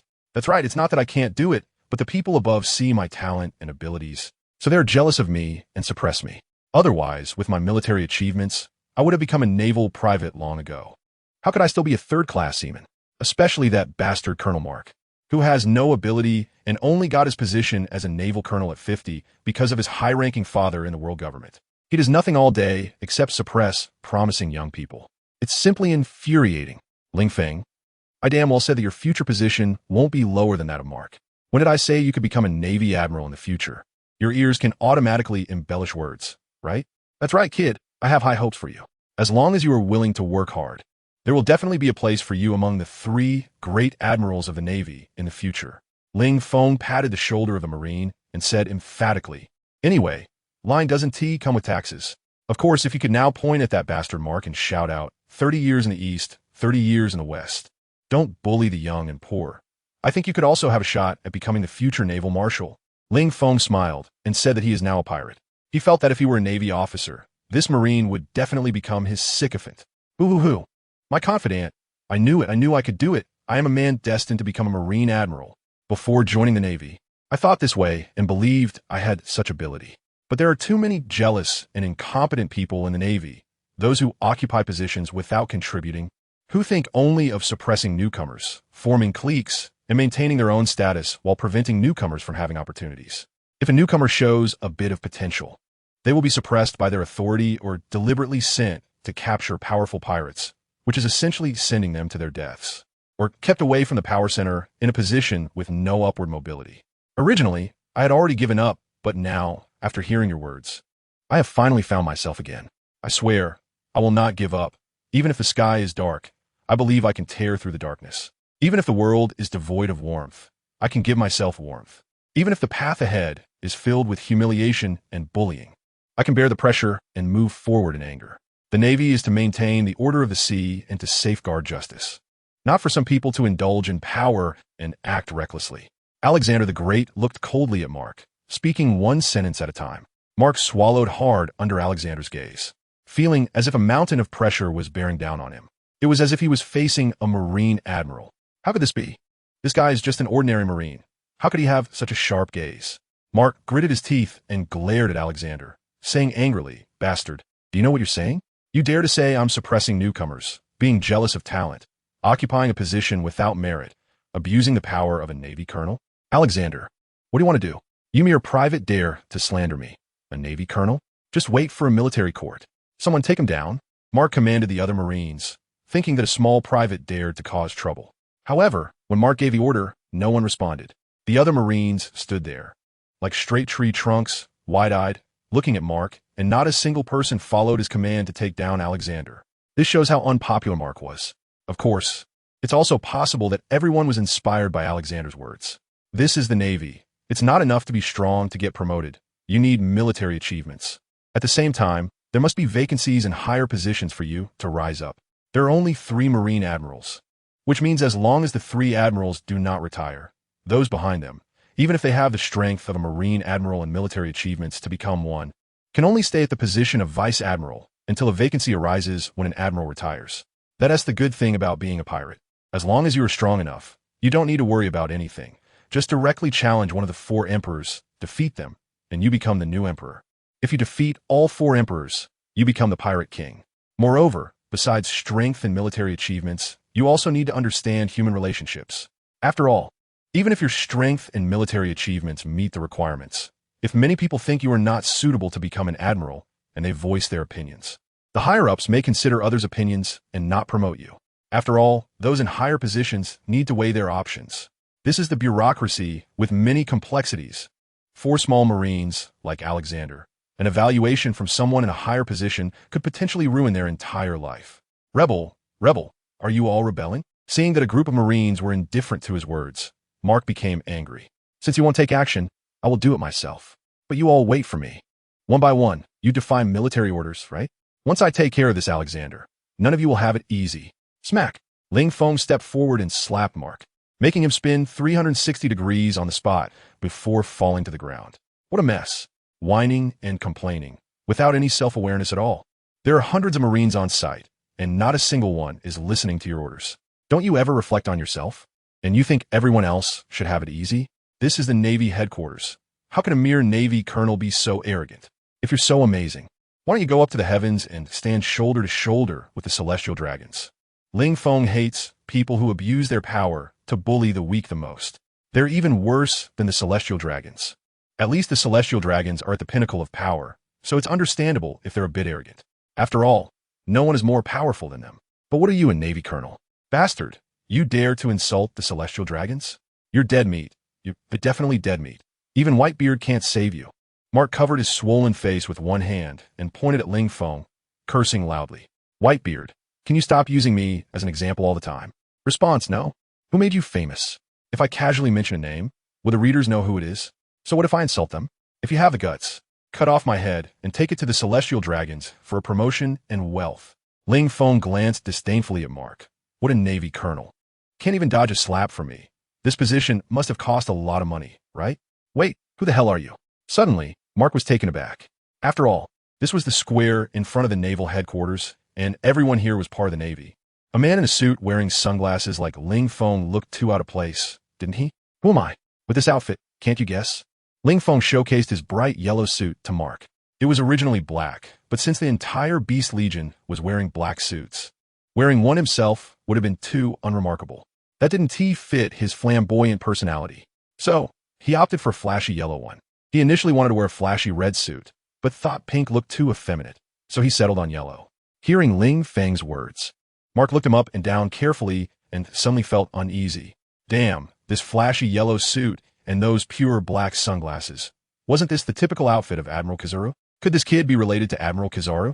However, even if he was related to Admiral Kizaru, it wouldn't be right to insult a celestial dragon like this. But then again, the celestial dragons were indeed up in the sky.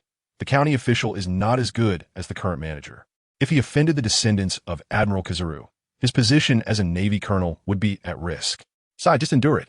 Haha, well, little brother, I see you are handsome and talented. If you join the Navy, you definitely have the potential to be an admiral. Mark got up from the ground, walked in front of Ling Feng with a big grin, and reached out to drape his arm over Ling Feng's shoulder. After all, they were both handsome guys, right? What could be the grudge? Even if there was one, considering Ling Feng might be Admiral Kizaru's son, it must be a misunderstanding. It definitely has to be a misunderstanding. Let us give it a try this afternoon, you know what I mean? I recommend checking the latest chapter for the past 24 hours reading rate. So, everyone, don't just lurk. If you can read, please do. At the very least, let me get a few more rounds of recommendations before it flops, okay? Reader, did I just hear the author say I'm handsome? Hee hee, potential for an admiral? Who are you looking down on? Ling Feng pushed away the hand that was trying to hook onto his back, looking at Mark with a sneer. If I join the Navy, becoming a fleet admiral would be a piece of cake. As for you, a mere colonel in the Navy, you don't even qualify to be my lackey. Mark thought, what the hell? This is way too arrogant, right? Even if you're the son of Admiral Kizaru, you shouldn't talk like that. Your father is just an admiral, and you dare to look down on them? If it weren't for your previous humiliation of the celestial dragons, I would have thought you were one of them. How else could you be so arrogant? As for being a lackey, Mark didn't refute it. If he had the chance to flatter, he would definitely do it. Flattery is healthier, after all. Of course, flatter sounds bad. They usually call this behavior brown-nosing. Being in the Navy, if you don't know how to brown-nose. How can you be in the Navy? If you don't flatter, how will your superiors know you're on the same page as them? If you and your boss aren't on the same page, will they give you opportunities for promotion? As for your achievements? Haha, as a subordinate. The achievements you make are just your superior's achievements. After all, if your superior doesn't take you out, and you don't have the opportunity to lead a team on your own, where will your opportunities for achievement come from? Of course, if you want to get promoted, the best way isn't to achieve merits, but to eliminate your superior. As long as everyone above you is gone. Won't it be easy for you to rise to the top? Well, none of this matters. After all, Ling Feng is not in the Navy. Little brother, may I ask, do you have any relatives with Admiral Kizaru? Mark looked at Ling Feng and asked with a flattering smile. For example, are you his son or something? Slap. Ling Feng slapped Mark's face, leaving him stunned. Why did you hit me? Did I say something I shouldn't have? Bastard, are you humiliating me? Who the hell is related to that creepy old man? Look at how handsome I am. If that old guy Kizaru had even a fraction of my good looks, he would be sitting in the position of Fleet Admiral right now. Ling Feng said with reason. After all, the Navy also has its pride. How can an unattractive person qualify to be the face of the Navy? A handsome naval admiral can definitely gain more favor from the common people. Similarly, if someone who looks like a villain becomes a naval admiral, the civilians would think, if such a person can become a naval admiral, how good can the Navy be? Values are influenced by appearances, and it's not just a saying. Therefore, even in the Navy, looks do matter. Mark widened his eyes in disbelief as he looked at Ling Feng. This guy had already insulted the celestial dragons, which was one thing since they couldn't hear it. But now, he actually dared to say in the Navy headquarters that the naval admiral was an ugly old man. Was he really not afraid of death? Or did he have some powerful background that Mark was unaware of? Mark was conflicted, because if Ling Feng had no background, he could easily seize him now to gain favor with Admiral Kizaru or even the celestial dragons. But would someone without a background dare to speak so arrogantly? What if he made a move and found out that Ling Feng had a remarkable background? Wouldn't he be looking for trouble? Hey, what are you guys doing huddled together? Don't you have patrols to do during the day? At this moment, Admiral Kizaru walked over from a distance, looking at the gathered sailors, and questioned them. He was originally preparing to set sail for a mission, but unexpectedly found a group of sailors slacking off. This was too much. It's one thing to slack off at night, but during the day like this, don't you know that the naval admiral can see everything happening in the square through the office window? You're slacking off right under the admiral's nose. That's quite bold. Better than me at slacking off. Seeing Admiral Kizaru, Mark immediately rushed over and, with a flattering tone, said, Admiral Kizaru, I report that someone said you look ugly. Upon hearing Mark's words, Kizaru's already unhandsome face frowned even more, becoming even uglier, and he said, which bastard is blind? My face has charmed countless girls. Even now, although I'm older, there are still many female sailors who knock on my door every night because they like my looks. How dare someone say I look ugly? If you're blind, you should donate your eyes to someone in need. It's him. Mark pointed at Ling Feng and shouted loudly. Faced with Mark's accusation, Ling Feng did not deny it and stepped forward, saying, That's right. It was me who said it. Do you have a problem with that? Kizaru. Damn. If someone said you looked ugly, wouldn't you have a problem with that? How can you even ask me if I have a problem? Of course, I have a problem. But before Kizaru could finish speaking, Ling Feng continued. Old man Kizaru, one should have self-awareness.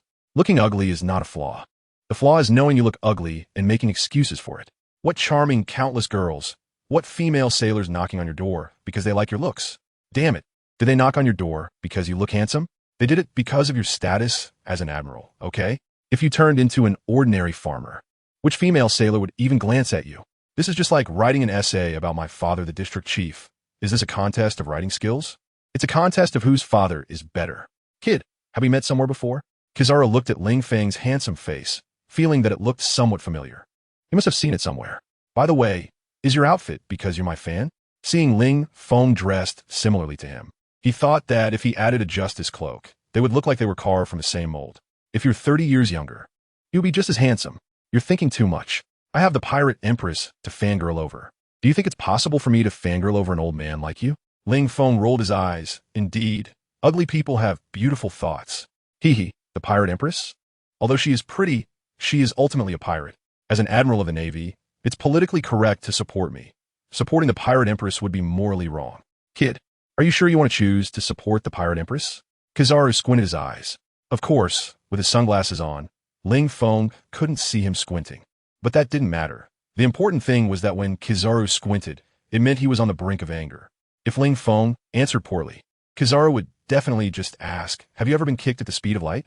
And without giving Ling Feng time to respond, he would kick him without any martial ethics. In a dark alley, two men were secretly meeting there. They were constantly on the lookout for anyone following them, as if they were engaged in some illegal transaction. After a while, one of the men spoke up. Did you bring the goods? Yes, I brought them. The other man nodded and slowly opened his trench coat, revealing a corner of the item. Then he quickly covered it up, not allowing the buyer to see any more. That hurried glance, although the buyer couldn't see the true appearance of the item, he still saw a word peeking out. Recommendation. That's right. It should be the legendary recommendation ticket. Legend has it that if you gather 81 recommendation tickets, you can summon a small black room and lock your favorite author inside. To get out, the author must at least update 10,000 words daily.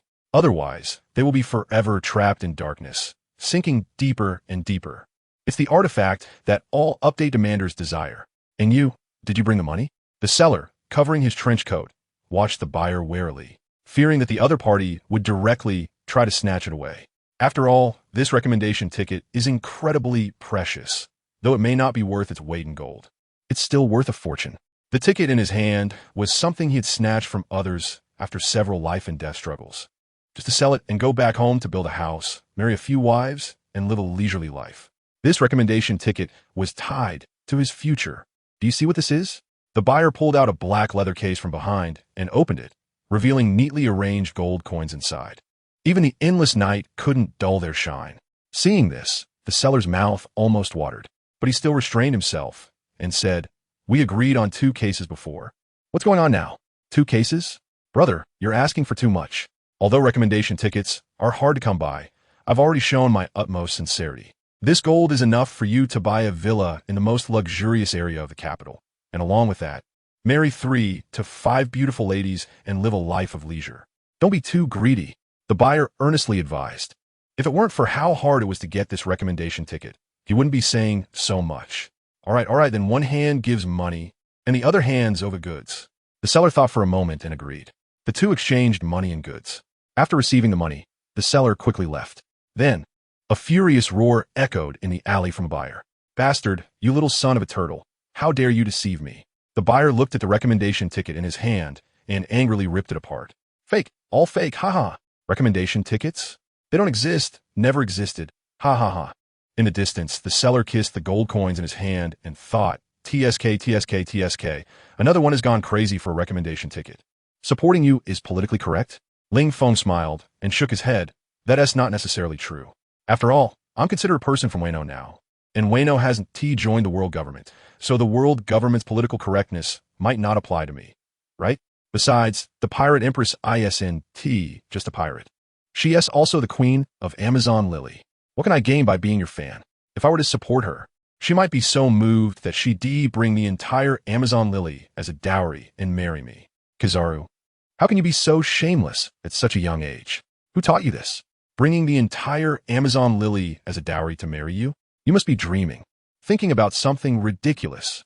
With Boa Hancock's personality, if you dare to say that in front of her, do you believe she would slap you and turn you into stone? And then kick you into pieces? Wait, you just said you're from Wano?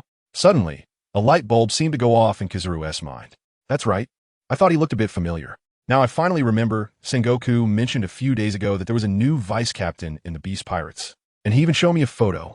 Yes, the photo looks almost exactly like the man in front of me. You're the Beast vice captain. What is your name again? Kizaru scratched his head, realizing he had forgotten Ling Feng's name. But it wasn't a big deal.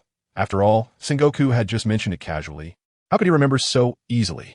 Seeing Kizaru struggling to remember his name, Ling Feng's mouth twitched. Damn, old man, are you doing this on purpose? My name is only 2 characters long, and you can forget it? I think it's time for you to retire and enjoy your old age. Coincidentally, I'm planning to build a nursing home in Wano.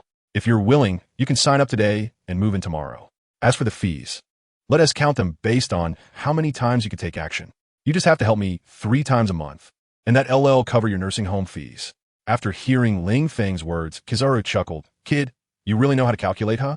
I'm a Marine Admiral, and 3 actions from an Admiral can only cover 1 month's nursing fee. Is your nursing home built in Mary Geos to specifically serve the Celestial Dragons?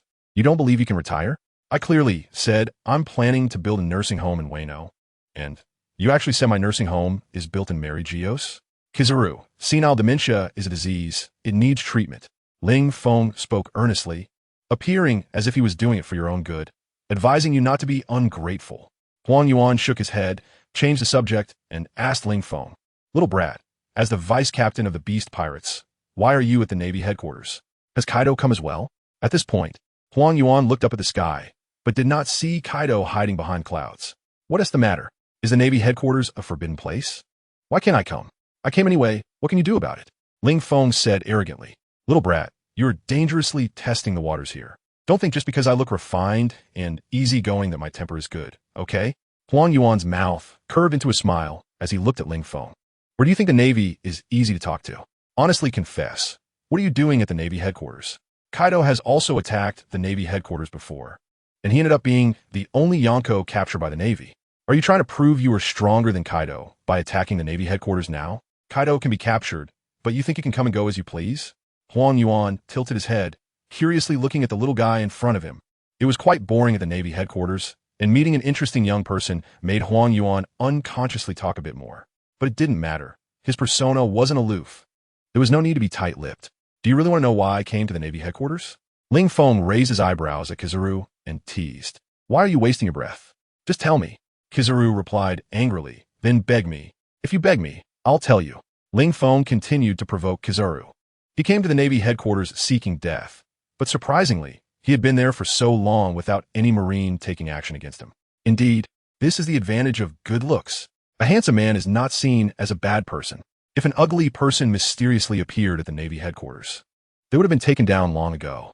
The righteous Marines won't listen to your explanations. Kid, do you really want to die? Kizaru had never seen someone so shameless. As a pirate, he dared to provoke a Marine admiral like him. Truly, the seas are vast, and there are all kinds of pirates. Now, there are pirates who dare to challenge a Marine admiral. If this continues for a few more months, will there be pirates who openly beat up the Celestial Dragons? It's lawless, truly lawless. Yes, I want to die, but do you think you can kill me? Ling Feng sneered, pointing at Kizaru, and loudly said, Old man, today Ling Feng, and putting it bluntly here.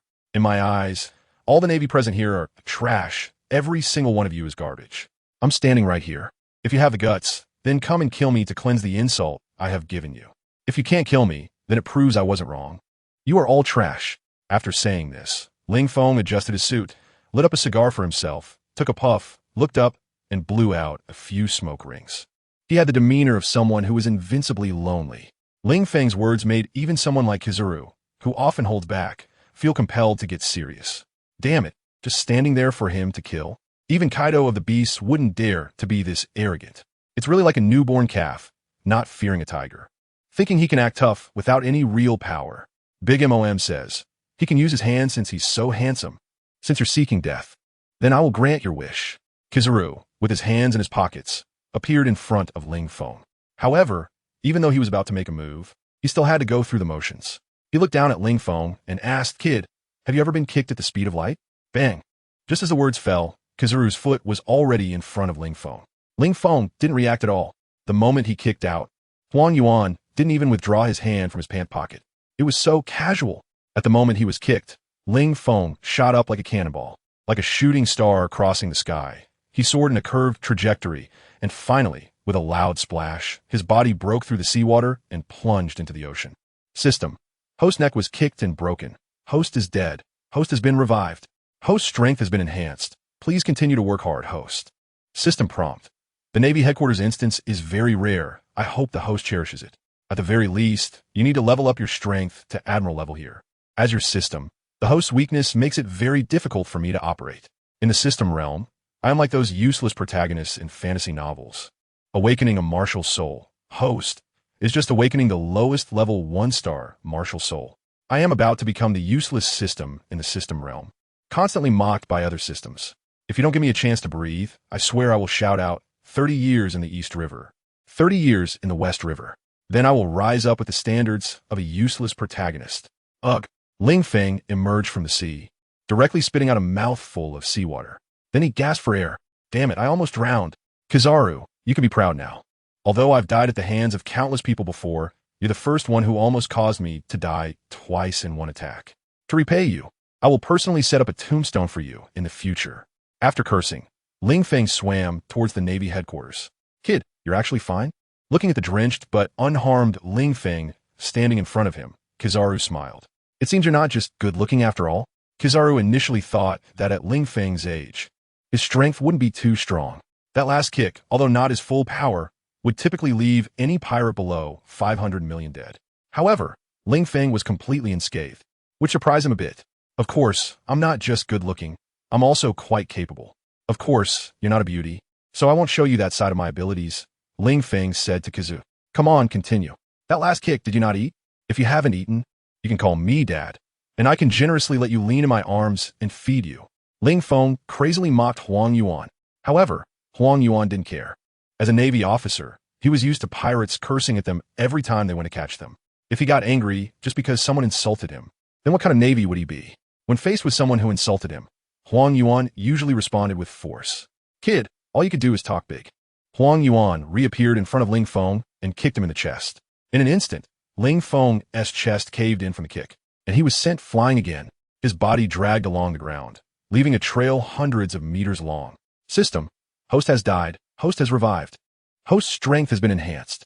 Standing up from the ground, Ling Feng brushed off the dust from his chest and appeared in front of Huang Yuan again. Old man, are you playing house with me? Is this the strength of a Navy admiral? My dog is stronger than you. Huang Yuan frowned, sensing something was wrong. From that kick earlier, he clearly felt that he had completely broken Ling Feng's ribs. Under normal circumstances, Ling Feng would have felt dead. But now he not only wasn't he dead, but his ribs seemed to have reset as if he had never been kicked at all. Could this guy have super regeneration abilities? Knife. Thinking of this, Huang Yuan extended his hand to Mark. Mark immediately handed his saber to Huang Yuan and flattered him. Admiral Huang Yuan, here you go. Come on, I've got faith in you. A mere sub-captain of the Beast Pirates is nothing to you. Huang Yuan, are you mocking me? Huang Yuan glared at Mark. Mark was stunned, not knowing where he went wrong. Huang Yuan explained to him. You said I could solve this with one kick, but I've already kicked him twice, and that kid is still standing there unharmed. Are you mocking me? Mark, shit. Flattery backfired. Admiral Huang Yuan, please let me explain. I absolutely didn't mean to mock you. Oh, he didn't even know how to explain anymore. Get lost. Huang Yuan was too lazy to listen to Mark's explanation and kicked him away.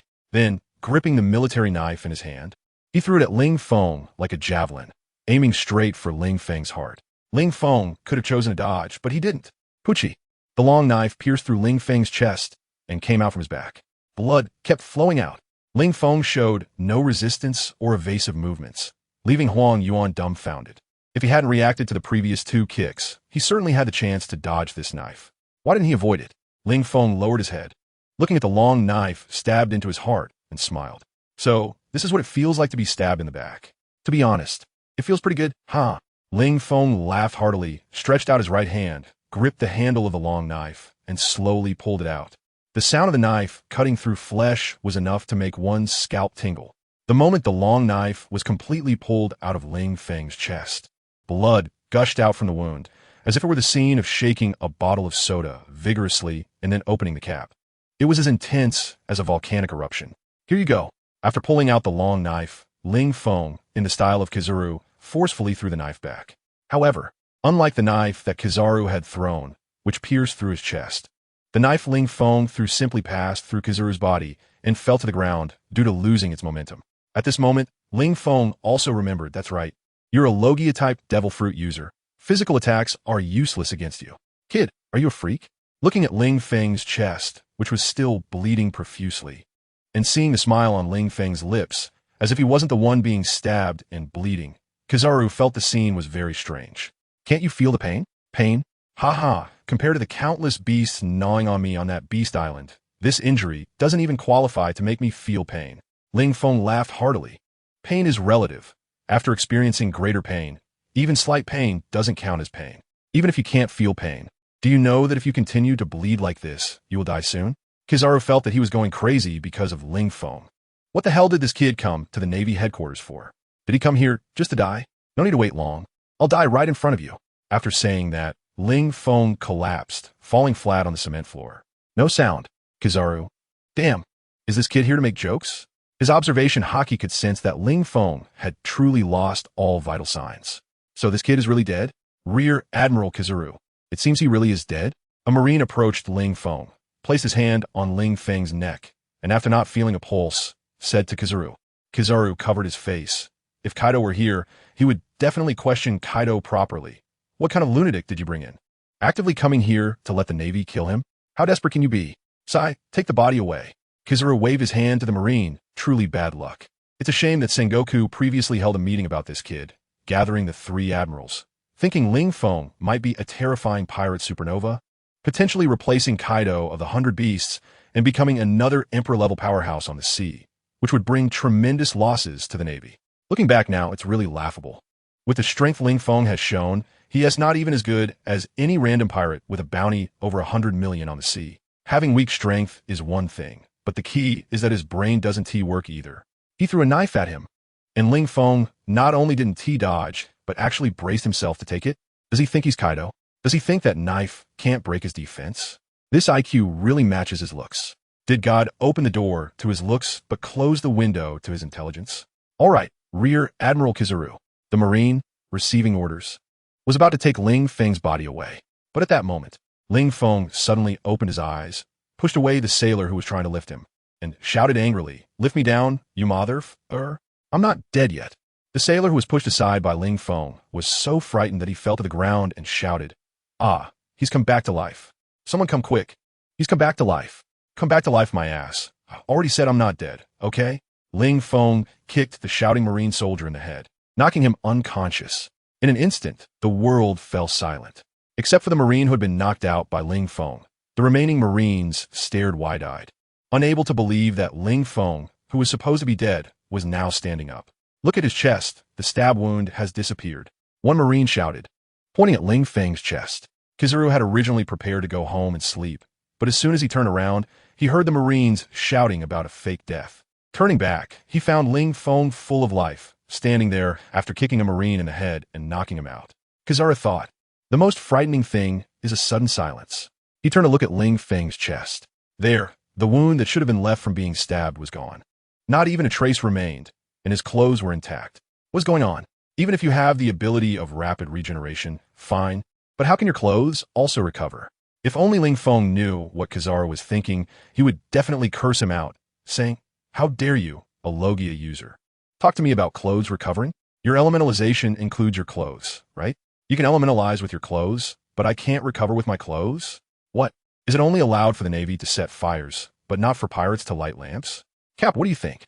At this moment, not far away in the Marine Justice Building, in the Marshal's office, Marine Admiral Sengoku and Marine Hero Garp were standing by the window, watching everything happening in the square. Since Ling Feng had caused a commotion, the two had been peeking through the window. What else can I see?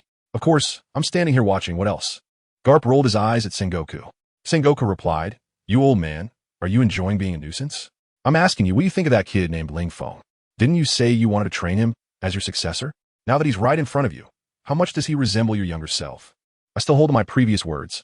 I really admire this kid. He gives me a feeling that he can calm the seas. Garp said seriously as he looked at Sengoku.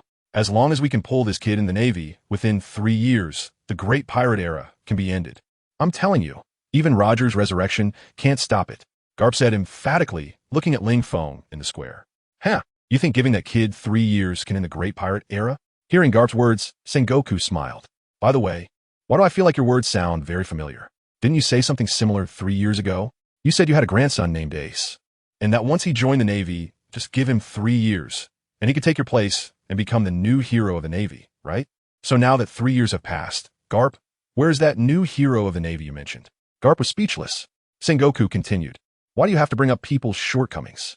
Who knew that Ace, that little brat, would abandon the Navy and become a pirate? If I had been there at the time, I would have knocked him out and dragged him back to the Navy. Besides, am I wrong? That kid Ace is now the captain of the Whitebeard 2nd Division and is a well-known pirate in the New World.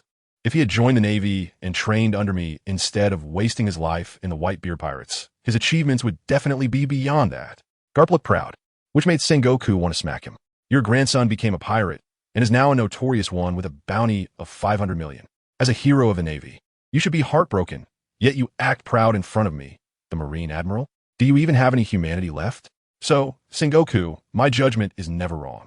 Just like 3 years ago when I thought Ace could replace me as the new hero of the Navy, today I feel the same way about this kid named Ling Feng. He is the savior of the Navy who can help stabilize the entire Grand Line. Garp said confidently. What? You ask why I don't mention the 4 Cs.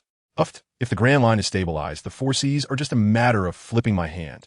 Hey, Garp, that sounds familiar too, Sengoku said coldly. Just a few months ago, you told me about your grandson named Luffy, who is now 16, and you were planning to recommend him to join the Navy. You even guaranteed me that your grandson would be more impressive and powerful than Ace, and that just give him 3 years, he could topple the 4 emperors and sweep the new world for the Navy. Now what about that? Tell me, what is your grandson, who should have joined the Navy, doing now? Sengoku said through gritted teeth, spitting in Garp's face. Garp, feeling embarrassed, could only wipe his face and explain, Sengoku, can you blame me? I even personally sailed back to the East Blue to bring that kid to the Navy headquarters. But what happened? That kid went out to become a pirate the day before I arrived in Fusha Village. Damn it, it's all Shank's fault. If it weren't for Shank's influence, Luffy would have definitely joined the Navy by now and become the strongest Marine under my training, instead of being a damn pirate. He keeps shouting about wanting to be the Pirate King, saying the Pirate King is the freest man on the sea. Nonsense. Did Roger feel free when I was chasing him? A guy who has never even met the Pirate King dares to say he's the freest man? Who brainwashed him? If I find out, I'll make him taste my iron fist. Garp gritted his teeth. He had trained 2 grandsons, both aimed at joining the Navy, yet they both set sail to become pirates without his consent. It was enough to drive the 70-year-old man mad. Huh, so Garp, is this your judgment? The 2 kids you said could bring change to the Navy have both become pirates. One has a bounty of 500 million and is famous in the New World, while the other has become the highest bounty pirate in the East Blue and is about to reach the Grand Line. The more I say, the angrier I get. And now you have the audacity to introduce me to someone who has already become a pirate, claiming he can clear the seas for the Navy and stabilize the great pirate era. The key is both of those you mentioned were your grandsons, starting as unknown kids, while this one is already the vice captain of the Beast Pirates. If he is given 3 years, and if he has any rebellious spirit, then 3 years later, the Navy might just be renamed after him. Sengoku shook his head. There was no way he would agree to let Ling Feng join the Navy and become Garp's successor, even leading the Navy in the future. The Navy had never set such a precedent. How could someone who had been a pirate also become a Navy officer? The Navy would not allow such a stain. The key point is, if this matter were to spread, how would the world view the Navy? They would think, if even a former pirate can change his ways and join the Navy, becoming a leading figure in it, then who else cannot join the Navy? Can such a Navy truly provide them with a sense of security? Sengoku, this time is different. Garp shook his head. Ling Feng is not the same as my 2 grandsons, Ace and Luffy. Although I indeed wanted to train them to be the strongest sailors, the fact is, from a very young age, they were already thinking about becoming pirates. So it was predictable that they would go to sea and become pirates. However, I feel that Ling Feng definitely did not want to be a pirate from a young age. He is likely being forced into it by Kaido now, as he had no choice before. But now, He can choose to be a good person, a Navy officer. Don't ask me how I know Ling Feng is being forced by Kaido. It's just intuition. Carp even cut off Sengoku's chance to refute him. Sengoku, what intuition? As the fleet admiral of the Navy, he should have enough composure. Yet Sengoku couldn't help but curse. Are you trying to use your intuition to gamble on the future of the Navy? You must know that from recent intelligence. We learned that the kid is about to marry Kaido's daughter. Do you think he would betray his fiancée, and father-in-law? Why not? Carp looked at Sengoku and countered. My grandson could betray me to become a pirate. Why can't that kid betray his fiancée, and father-in-law? Sengoku, I'm not lying. I really think that kid is capable of making a great sacrifice for the greater good, as long as we can sway him. Maybe we won't even need to take action. He might just bring Kaido and his daughter here himself. You think everything is just what you think? Sengoku was furious, pointing at Carp and shouting, I don't want your opinion, I want my opinion. I think that kid cannot join the Navy. Otherwise, we will definitely regret it in the future. I am the fleet admiral of the Navy, and I have the final say in the Navy. I absolutely will not agree to let that kid join the Navy. Hee, fleet admiral? Carp looked at Sengoku with a cold smile. You really are full of authority. Being the fleet admiral is such a big deal. I can't even give a suggestion. The Navy is all up to you now. You're so impressive. Should I kneel and bow to you when I see you in the future, Sengoku? Sengoku. Damn. When did he say Carp should kneel and bow to him? Can this old guy stop overthinking? Looking back, they had almost entered the Navy at the same time, and, through twists of fate, became the most capable partners. In battle, they could trust each other's backs, supporting one another until they reached this point. From the lowest rank of a third-class soldier, step by step up to second class, first class, private, sergeant, staff sergeant, second lieutenant, lieutenant, captain, until they became Navy vice admirals. However, in the end, Carp, for certain reasons, repeatedly refused to be promoted to admiral. Otherwise, the position of fleet admiral might not necessarily be his. Well, it should still be him. Carp's personality was not suited to be fleet admiral, even though he had the strength and achievements to be one. Carp, stop talking nonsense.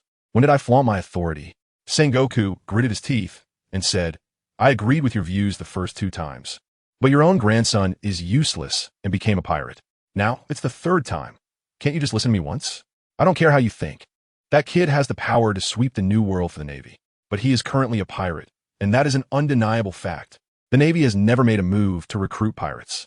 For hundreds of years, I cannot let this rule be broken under my watch.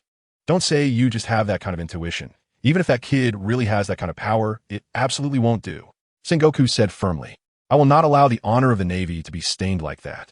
Bah, Sengoku, what are you talking about? It's just about recruiting someone who has been a pirate, and that stains the honor of the Navy? Moreover, based on our intelligence, don't we know that the kid hasn't done anything heinous? Can't you give someone a chance to turn over a new leaf? As the saying goes, a wayward son returning is worth more than gold. How old is that kid? Around 20. At that age, isn't it normal to make a mistake? I don't believe, Sengoku, that you have never made a mistake from childhood to now. Furthermore, aren't the 7 warlords also pirates, yet they were still recruited by the world government?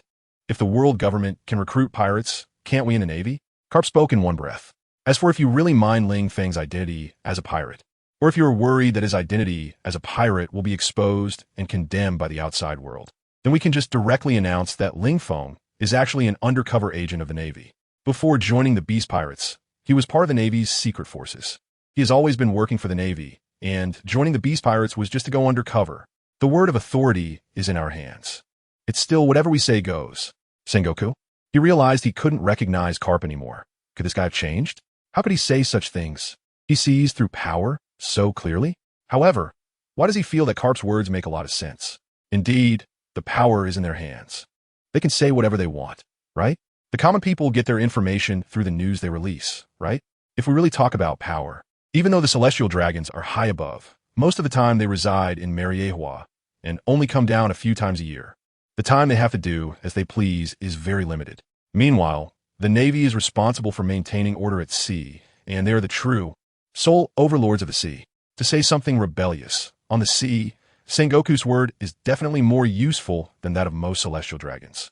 After all, the entire Navy is under his jurisdiction. If the celestial dragons want to give orders to the Navy, they still have to go through him, just like in ancient armies. Even though they all eat the Emperor's rations, they are still willing to rebel against their superiors. Because the highest-ranking people are too high above them. They can't reach them at all. The people they can touch, or rather, the ones they can touch the most, are their immediate superiors. Whatever their superiors say, they naturally do. Of course, if they don't do it, they will definitely be directly punished without even a chance to report to the top. Power is divided down level by level. The people they can contact the most are definitely within their own circle. Even in the Navy headquarters, an ordinary sailor might have the chance to see an admiral, but that is only limited to seeing them. Would they dare to casually talk to an admiral? Of course not. Well, these are not the key points. The key point is that he knows that Garp is a stubborn person. Once he makes a decision, even 100 cows can't pull him back. When Garp said he wanted to have Ling Feng join the Navy and take his place, it meant he wasn't just thinking about it. He was serious about taking action. The reason he hadn't acted yet was mainly to observe Ling Feng closely and hope to gain his agreement. After all, they were comrades who had gone through life and death together. Even now that he is a fleet admiral and Garp is a vice admiral, he never speaks to Garp in a superior manner. Of course, Garp has never treated him like a subordinate either. Garp, this is the last time. Sengoku looked at Garp, raised a finger, and gritted his teeth as he said, I'll give you one last chance to recruit that kid. But what if that kid doesn't want to join the Navy? Sengoku asked, as the premise of their previous conversation was that Ling Feng would join the Navy. But in fact, they had never asked Ling Feng for his opinion. What if Ling Feng wants to become a pirate, just like Garp's two grandsons before, who chose to become pirates instead of pursuing a bright future? He doesn't know if it's freedom or not, but being chased by the Navy is definitely not pleasant. This chapter is really short. Who can back me up on this? Unwilling? Are you kidding? How could he possibly be unwilling? Why would he be unwilling? Garp had an attitude as if Ling Feng would surely be grateful if he proposed joining the Navy. And as for refusal, that was impossible. Why? Just because you said the same thing about your two grandsons, and what happened? None of them were willing. Sengoku rolled his eyes at Garp. This is different. Ace and Luffy want to be pirates since they were kids. By the time I wanted to correct them, it was already too late, Garp explained. How do you know this kid Ling Feng didn't want to be a pirate since he was little? Sengoku retorted. Intuition. My intuition tells me that the kid spent more time thinking about women than wanting to be a pirate when he was young, Garp replied seriously. Sengoku. Damn it. Can you stop mentioning your intuition? Sengoku was already speechless. Always with the intuition. Always with the intuition. You might as well make up a story about how your observation haki has a special ability to sense a person's inner thoughts. Meanwhile, back to Ling Feng. He was arrogantly saying to Kizaru, Old man Kizaru, come on, keep going, keep attacking me. I've already said it. Today I'm just standing here for you to kill me. If you can kill me, I'll call you Dad. If you can't kill me, it just proves I'm right. You're all trash. Now, I've given you time to prove your abilities, but is this all you've got? I'll let you try to kill me, and you still can't? What use are you? Useless, and you still maintain order in the sea? If you can't even take down one pirate like me, how can you deal with the millions of pirates out there? Does the world government pay you just to sit in an office, drink tea, read newspapers, and then take a paycheck home at the end of the month? TSK, TSK, TSK. I really envy this cushy lifestyle. Ling Feng's words made the sailors grit their teeth and get out of bed. The main reason was that Ling Feng was too humiliating. Most of the people present were ordinary sailors. How could they sit in an office every day, drinking tea and reading newspapers, waiting to collect their salaries at the end of the month? They had to patrol the entire naval headquarters regardless of the weather, day and night. If there was an unexpected mission, they would have to go out to sea to carry it out, and executing missions was very dangerous. Who knows? They might go out once and never come back. But Ling Feng's words made it sound like their work was so easy. Are you kidding? Those who could sit in an office every day, drinking tea, reading newspapers, and then collecting a hefty salary couldn't be the low-level soldiers like them. The sailors' gazes all focused on Kizaru. Kizaru, why are you all looking at me? Damn, you don't really think I sit in the office every day drinking tea, reading newspapers, and then collect a hefty salary at the end of the month, do you? No way, no way. No one really thinks being an admiral in the Navy is that easy, right? Don't tell me you really think so. I almost called you out by name. Don't you have any self-awareness? Ling Feng rolled his eyes at Kizaru. Were you a little brat, here to split our Navy? Kizaru even felt that the Navy personnel around him were looking at him with envy and resentment. It seemed they were saying, why do we have to work every day without a day off, not knowing when we might go on a mission and never come back? And we won't even receive a martyr's medal? The key is we work so hard but only get such a tiny salary, while you, Kizaru, sit in the office every day doing nothing, and your daily pay is equal to our annual salary, plus bonuses that are even higher than that. Isn't this so unfair? We want fairness, or else we'll just give up. What the hell are you all thinking? I achieved my current position through hard work, all right? Don't let that little brat's words sway you. Kizaru looked at the soldiers under him and said, as long as you work hard in 20 years, you can also become a Marine Admiral and live a life where you earn a fortune just by sitting in an office. So don't envy me. My today is your future. Hearing Kizaru's words, the soldiers immediately decided not to give up. Instead, they were all fired up. Yes, Admiral Kizaru didn't become an admiral overnight. He also started as a private like us and climbed up. If Admiral Kizaru could rise from a private to the position of admiral, why can't we? Let us work hard, we can do it. Becoming Marine Admirals is within our reach. The soldiers were inspired by Kizaru's words and ignited their fighting spirit. Ling Feng saw this and said it wouldn't do. After all, they needed to be splashed with a bucket of cold water to realize that hard work yields no results. Hee Kizaru, are you really trying to fool these new recruits with that? Do you believe it yourself? Ling Feng looked at Kizaru and sneered, then turned to the sailors and said, don't let that old man Kizaru deceive you. Yes, he did rise slowly from an ordinary sailor, but do you know? This old man was already called a monster when he first joined the Navy. And what about you? You're just useless. Can you even compare to him? So, some achievements are determined before joining the Navy. What you lack before joining, you won't have in the future. By the way, there was another recruit who joined the Navy with Kizaru, also called a monster. That man is called Sakazuki, codename Akainu, currently one of the 3 admirals. So, do you understand? Hard work? Useless. In this world dominated by devil fruits, a good devil fruit can determine your future.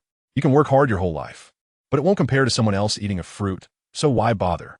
Just lie flat, resign and go home, marry a wife and live a good life. Striving in the Navy has no future. Of course, if you have nowhere else to go, come to Wano country, I'll take charge there. Although finding a wife is impossible, we do allocate houses.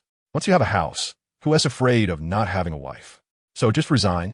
You want to see a future in the Navy, come with me to explore Wano country. If you're a brother, come to Wano and chop with me.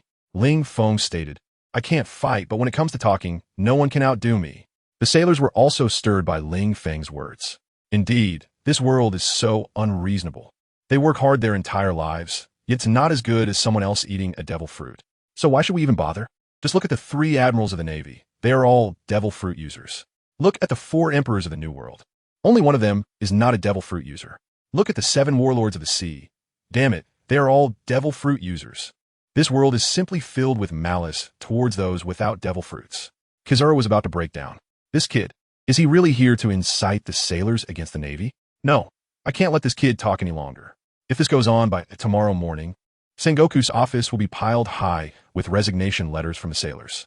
Don't listen to this kid's nonsense. Now, follow my orders, everyone together. Kill this little brat who spreads confusion, and whoever takes Ling Feng's head will be promoted 3 ranks and receive a bounty of 10 million. What does it matter if someone has a devil fruit?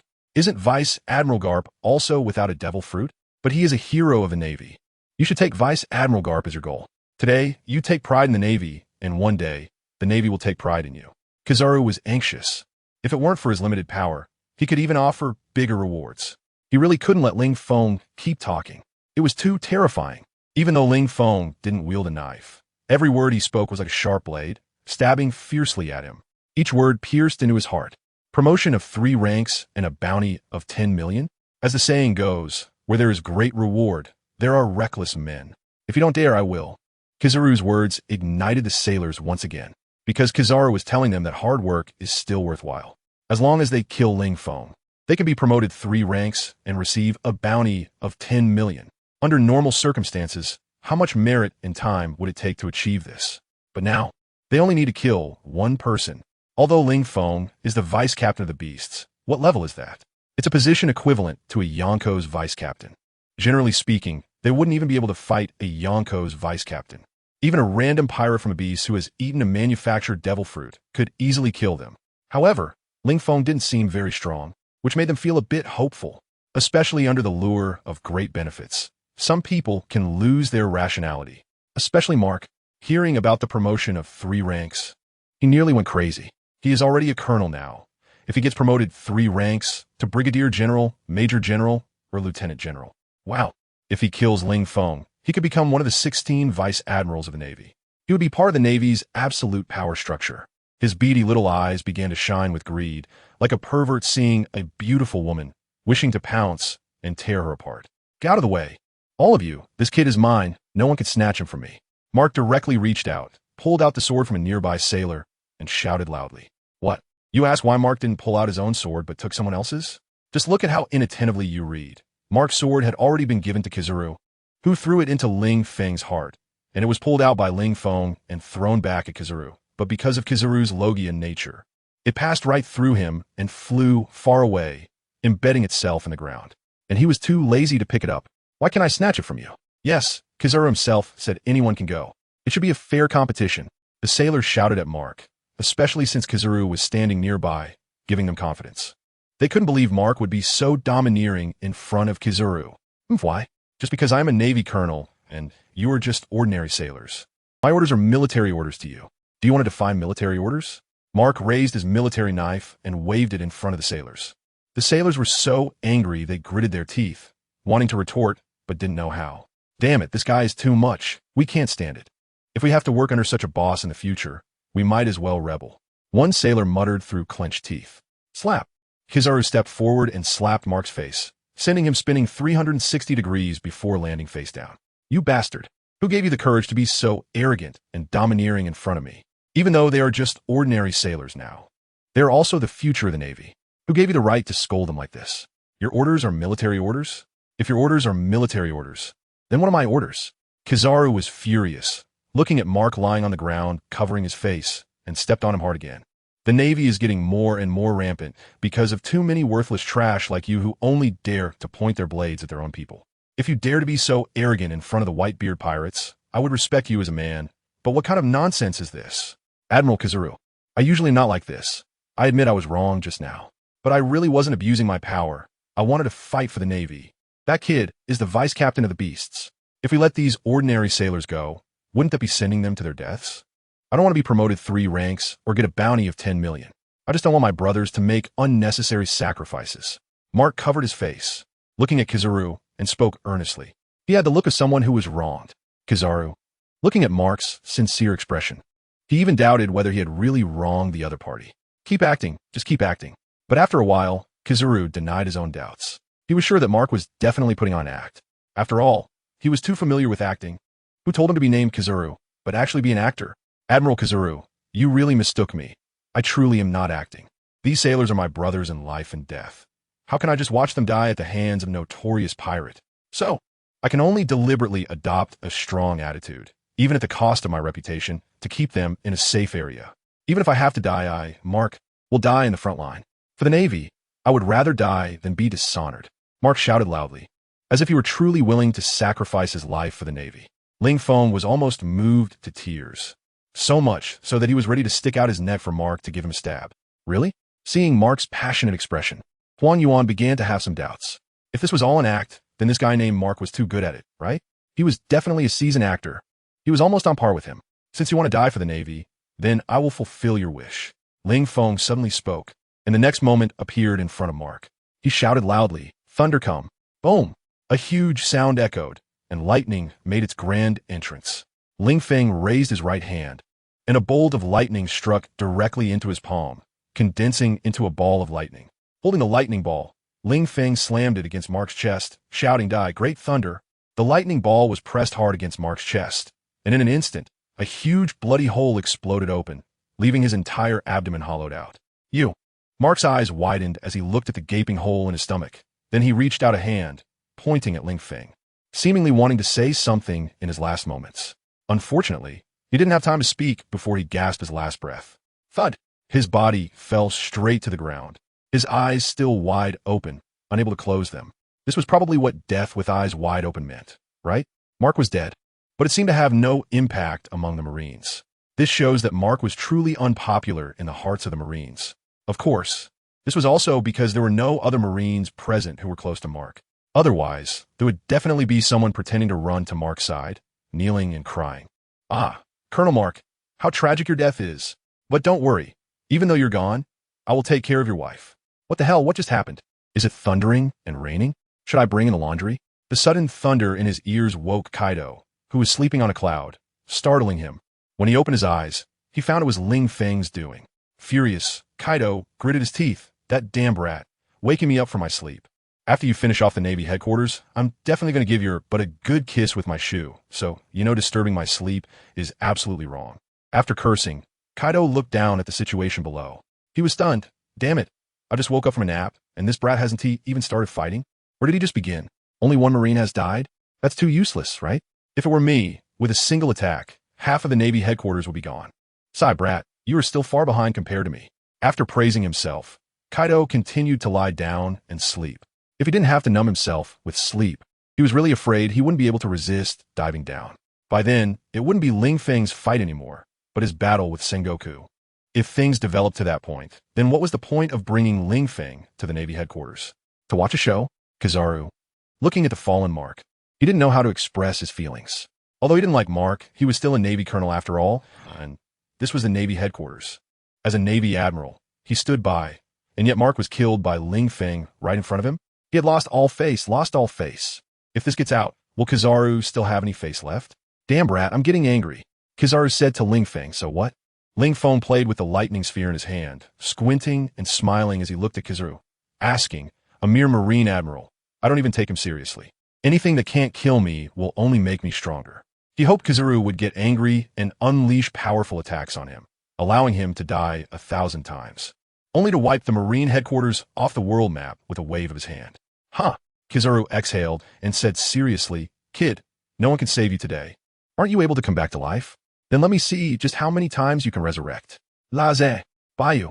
Kizaru extended a finger towards Ling Feng's forehead, and a yellow crossbeam flickered at his fingertip. The electric light dancing at your fingertips is my everlasting belief. Sorry, wrong set. Keet. A yellow flash instantly pierced through Ling Feng's brow. Ling Feng was still wide awake, as if he felt nothing at all. After a while, blood suddenly spurted from the center of his brows, and then his body fell straight to the ground. System. Host has been headshot. Host is dead. Host has been revived. Host's strength has been enhanced.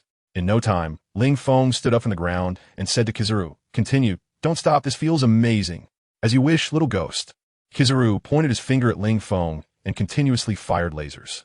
Rays of light pierced through Ling Feng's body, his head, chest, abdomen, arms, thighs. Under Kizaru's attacks, Ling Feng's body became riddled with holes. He wanted to see just how many times this little ghost could be revived. He didn't believe that anyone could be revived infinitely. Under Kizaru's attacks, Ling Feng's body kept retreating. The lasers were like bullets, but faster and stronger, creating countless pits on his body surface. And blood had already stained the ground red. Thud! Ling Feng could no longer hold on and fell directly to the ground. Kizaru also stopped his attacks. However, his gaze was fixed on Ling Feng's battered body. As expected, Ling Feng stood up once again. He brushed off his suit and smiled at Kizaru, saying, old man, your attacks are strong, but if you can't kill me, what does it matter if you could destroy the world? If I could destroy the world, would I need to kill you? Without the world, how would you survive? Are you going to rely on an endless cycle of eating shit? Kizaru rolled his eyes and replied, and I'm not incapable of killing, it's just that I can't kill you right now. So little brat, is this your confidence in barging into the Navy headquarters? Your ability to revive is indeed a bit troublesome. Kizaru felt somewhat helpless.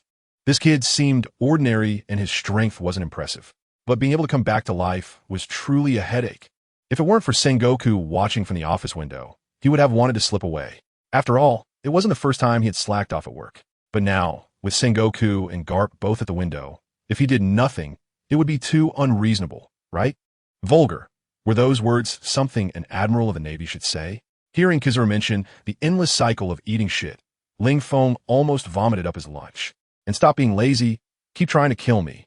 If you don't kill me 1,000 times, you're just a monkey, and the ugliest kind at that.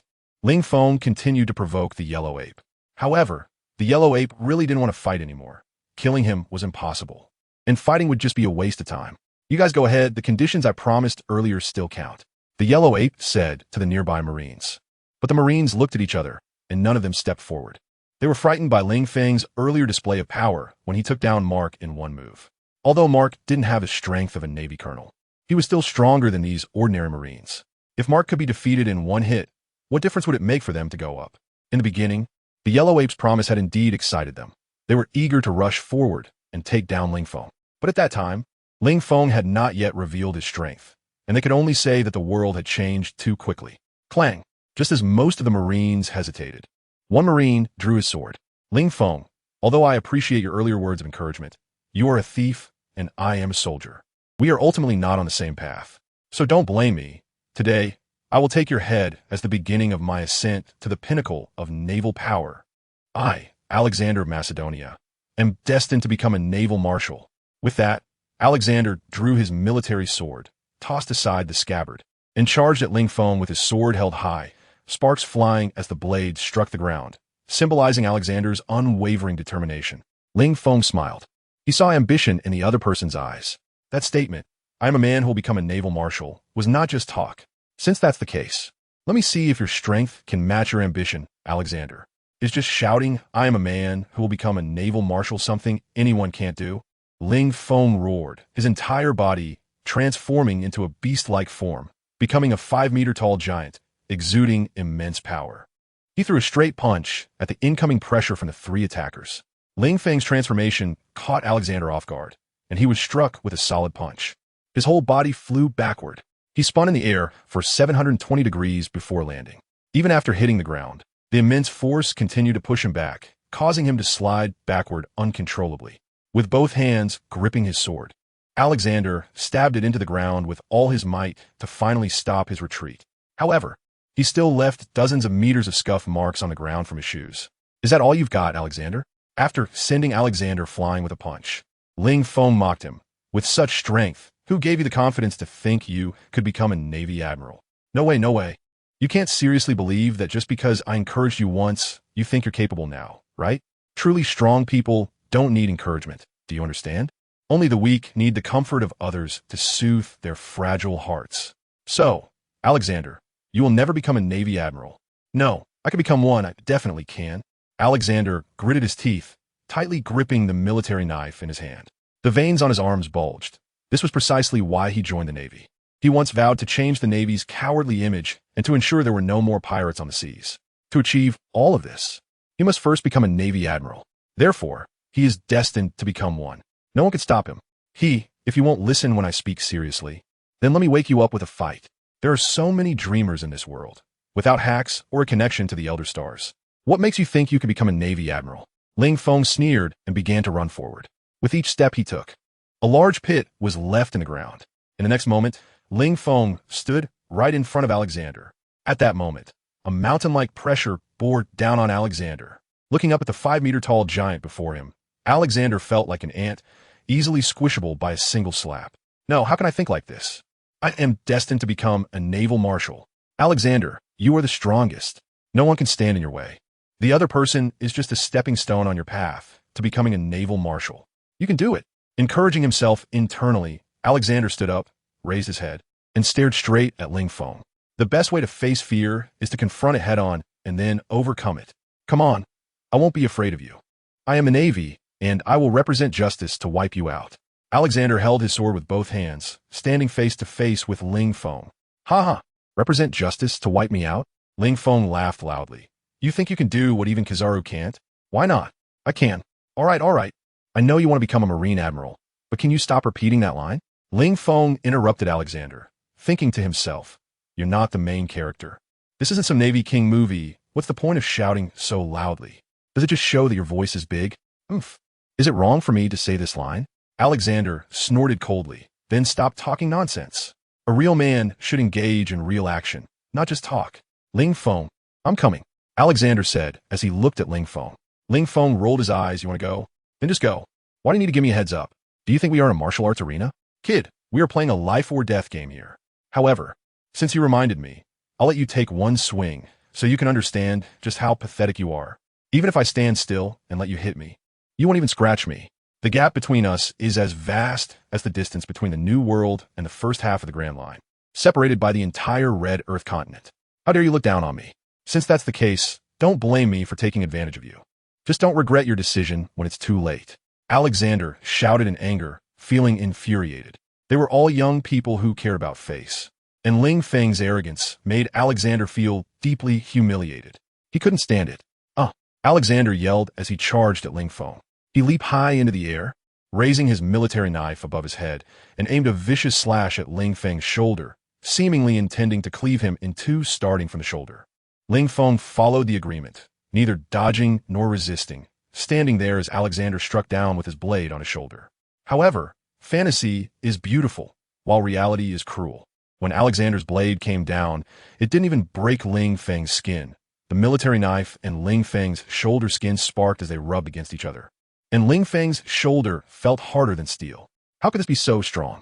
Clearly, the attacks from the Marine Admiral Kizuru could easily poke holes in his body. Alexander couldn't believe it.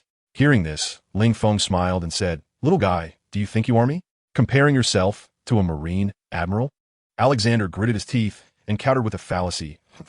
"Why not? You were taken down in an instant by a Marine Admiral. And I was also taken down in an instant by a Marine Admiral. What difference could there be between us?" Ling Feng, TSK, little guy. If you can talk, say a bit more. Why don't you say that the king of the celestial dragons is not dead, and you're not dead either? So you are equivalent to the king of the celestial dragons? You're pathetic. Also, don't call me little guy. You don't look any older than me. Alexander snorted coldly, ready to pull back for a second attack. However, before he could retreat, a fist larger than a sandbag came crashing down. Ling Feng punched Alexander hard in the face, then pressed his fist down on Alexander's face, directly slamming him from the air to the ground. The immense force caused the ground to collapse and crack, leaving Alexander bloodied and barely conscious in the pit. Is there anyone left? Watching day by day as the recommendation votes decrease makes writing feel less appealing. I don't know if the trial run has succeeded or not.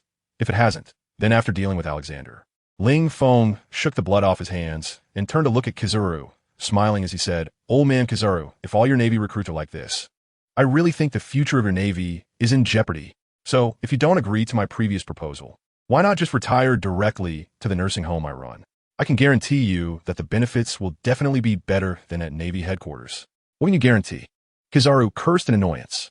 "Sigh, it seems I have to take matters into my own hands." Kizuru shook his head, gesturing to draw his Ama, no Murakumo, no Tsurugi. Ling Feng can resurrect, even if his body is pierced, so he wants to see if Ling Feng can also revive if he is dismembered.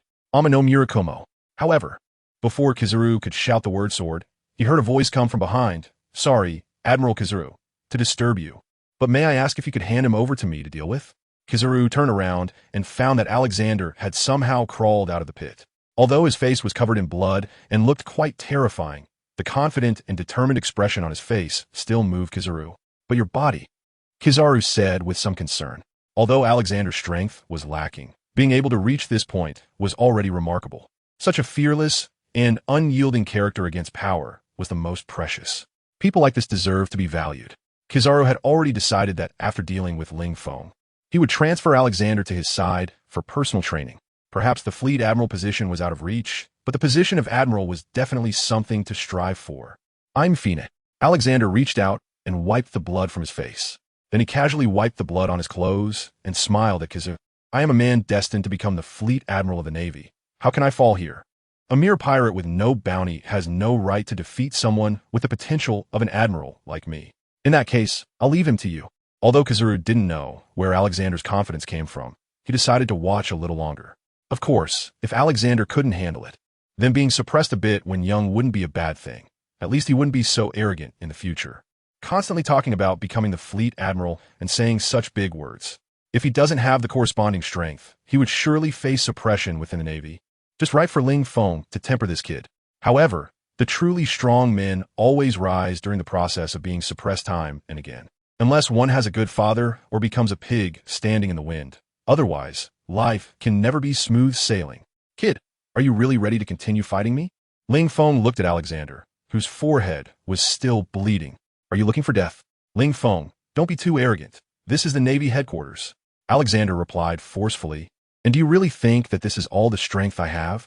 I was just bleeding from my head because I didn't want to win without a fight. You asked me to take a slash, and I returned a punch. So we're even. TSK. You really dare to say that?" Ling Feng smiled and said, "Since that's the case, let's continue." Ling Feng gestured to Alexander with his hand. Underestimating others can lead to death. Alexander stomped the ground, and his immense power instantly made his body disappear. The next moment, he appeared in front of Ling Feng, his military knife aimed at Ling Feng's eyes. If his shoulder was too tough to cut, he would strike at the weakest point, his eyes. He didn't believe that Ling Feng's entire body was invulnerable, naive in the air. "How are you going to dodge?" Watching Alexander jump straight into the air to attack him, Ling Feng shook his head and threw a punch. He even envisioned the scene of Alexander being knocked away by his punch, spitting blood in mid-air. However, the situation unfolded unexpectedly. 6 dials, paper drawing. He heard Alexander whisper, and the next moment, his body seemed to transform into a thin piece of paper. Before Ling Feng's fist could reach him, he was blown away by the gust generated by Ling Feng's punch. Ling Feng? This guy can even use the Navy's 6 dials? Ling Feng was also quite surprised. It should be noted that the Alexander in front of him was just an ordinary third-class soldier from the naval headquarters, probably having only undergone a few months of training before starting his job. Could it be that this guy learned one of the Navy's 6 styles, the paper drawing, in just a few months? That's impossible, right? If he were really that talented, the Navy wouldn't just have him as a patrol soldier. It doesn't make sense.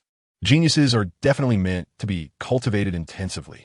After dodging Ling Feng's attack, Alexander appeared behind him, and in an instant, he slashed at Ling Feng with a dozen strikes. Clang, clang, clang, clang. The blade collided with Ling Feng's back. Not only did he fail to injure Ling Feng, but even Ling Feng's clothes were completely unharmed. After all, the clothes were made of special materials, impervious to blades and bullets. Damn it, is it really not possible? Alexander glanced at Ling Feng's back, and then at his own military knife. Ling Feng's back was completely unharmed, but the military knife in his hand had already been bent. There was no way around it. It was just a standard military knife for ordinary Marines, and its strength and toughness could not be compared to a famous blade. Kid, being able to dodge my attacks and land a dozen strikes on me is enough to make you, a mere private, proud. Ling Feng turned around and threw a punch. This time, Alexander chose not to dodge, instead tightly clenching his fists and crossing his arms in an X shape in front of his chest, ready to take Ling Feng's punch head-on. A strong man should face battles with a direct collision rather than choosing to evade, because only the weak would avoid the strong. He, Alexander, aimed to become a naval marshal, relying on ironclad strength to rise, not on some tricks or strategies. Even if he defeated Ling Feng that way, what would it matter? If he couldn't win in a fair fight, what difference would it make to lose? Come on, Ling Feng, I will take your punch head-on. Alexander shouted at Ling Feng, wanting to prove that his ambition to become a naval marshal was not just talk, but that he was willing to give everything for it. If I can't win against you today, then let me die here. At that moment, Alexander held a determination to die. If he couldn't step over Ling Feng's corpse to achieve success, then let Ling Feng step over his corpse to reach the peak. He was preparing to give the protagonist a powerful nickname and sought everyone's opinions. Should be called the Undying King, or the Undying King, or the Undying King. Reader, are you a damn parrot? Besides, you've already made your decision. Is this called seeking everyone's opinions? Are you the representative of the readers? Or Dragon King? After all, the Triceratops fruit. Hee, if you can take it, then show me what you've got, Alexander. Ling Feng sneered. He would not show mercy just because of the opponent's determination. Weakness in the enemy is cruelty to oneself. If Alexander is truly a genius, then he should eliminate him while he has not yet risen. Otherwise, the future Alexander will undoubtedly become his formidable rival. After all, they are destined to walk on 2 extremes of the same path. 6 dials, iron block. Facing Ling Feng's increasingly close fist, Alexander gritted his teeth and shouted. As he called out the words, iron block, his body seemed to truly turn into steel. In the next moment, Ling Feng's fist came. Bang! The tremendous force transferred to Alexander's arm. The 5-meter-tall Ling Feng, with one punch, could match half of Alexander's body. To outsiders, the two were clearly not in the same league. However, there was not the slightest hint of fear in Alexander's eyes. Instead, there was a thrilling anticipation. He was never a genius. The Navy's 6 styles were not learned at the Navy headquarters, but were taught to him by his now-disabled former Navy father. The achievements he has today are the result of 20 years of relentless training. He knew he had no talent, so he had to work 5, 10, or even dozens of times harder than others. And today is the moment to prove the fruits of his years of effort. Because before today, he had never truly fought with anyone. Come on, I won't lose. Alexander felt Ling Feng's fist pressing down on his arm, the immense force threatening to blow him away. But his legs felt rooted to the ground, firmly stabilizing his body, refusing to retreat even an inch. Ling Feng was stunned. When Alexander shouted out the iron block, he began to be astonished. What the hell? Is this guy really a private? Or is he the legendary protagonist of a survival story? Silently staying at the naval headquarters for 10 years, then coming out to beat Whitebeard? Or did he sign in as a main character, signing in at the naval headquarters for 10 years, with Sengoku begging him to come out? Otherwise, how could he be on equal footing with him? Let me fly out. Ling Feng shouted, lifted his leg, and forcefully stomped down, shattering the ground beneath him. His body was about to be level with Alexander, and during this stomp, he added power to his fist, aiming to send Alexander flying. With such strength, even a giant rock would be crushed. However, it is well known that in the world of pirates, fists can break rocks, steel, and bullets, but they absolutely cannot crush a human body. Akaina disagrees. Boom. An even greater force descended, and Alexander gritted his teeth, strained his neck, grimaced, and roared, "Iron block, hold on for me." As Alexander shouted, the ground was shattered beneath his feet, collapsing and causing his shins to sink deep into the ground. This perfectly allowed him to block Ling Feng's punch. After a while, Ling Feng retracted his powerless fist, looked at Alexander, and said, "Alexander, you're quite impressive. You managed to block my ordinary punch. As long as you don't die, there will surely be a place for you in the future seas." Nearby, Kizuru rolled his eyes, thinking this kid really knows how to show off, doesn't he? Does he think he's Whitebeard, just blocking one of your punches, and he thinks he can roam the seas? Does he think too highly of himself, or too lightly of the sea? I don't need your affirmation. I will also be able to roam the seas in the future. Alexander released his iron block state, looked at Ling Feng, snorted coldly, then bent down to pick up the military knife he had thrown on the ground earlier. Gripping it with both hands, he assumed a stance facing Ling Feng. Have you forgotten your lesson? Didn't I let you stab me a dozen times before? I was fine. Your knife is already dull, and you're back for more? Ling Feng laughed at Alexander, saying, "You should know that being a fleet admiral requires not just brute force, but also intelligence. Don't you know the current fleet admiral is called the strategist? You don't need to say much. I understand naturally." Alexander waved his knife and said, "Since I've picked up the knife, I naturally have the confidence to cut you down." Ha ha ha ha. Ling Feng sneered coldly. "Just you? You really think that blocking one of my ordinary punches makes you impressive?" At this moment, Ling Feng's demeanor resembled that of a villain. Wait a minute. Isn't he a villain now? Oh, then it's no big deal. Go ahead and laugh as much as you want. After I cut off your arm, let's see how you can still laugh. Ling Feng, are you ready? Next, I'm going to cut off your right arm.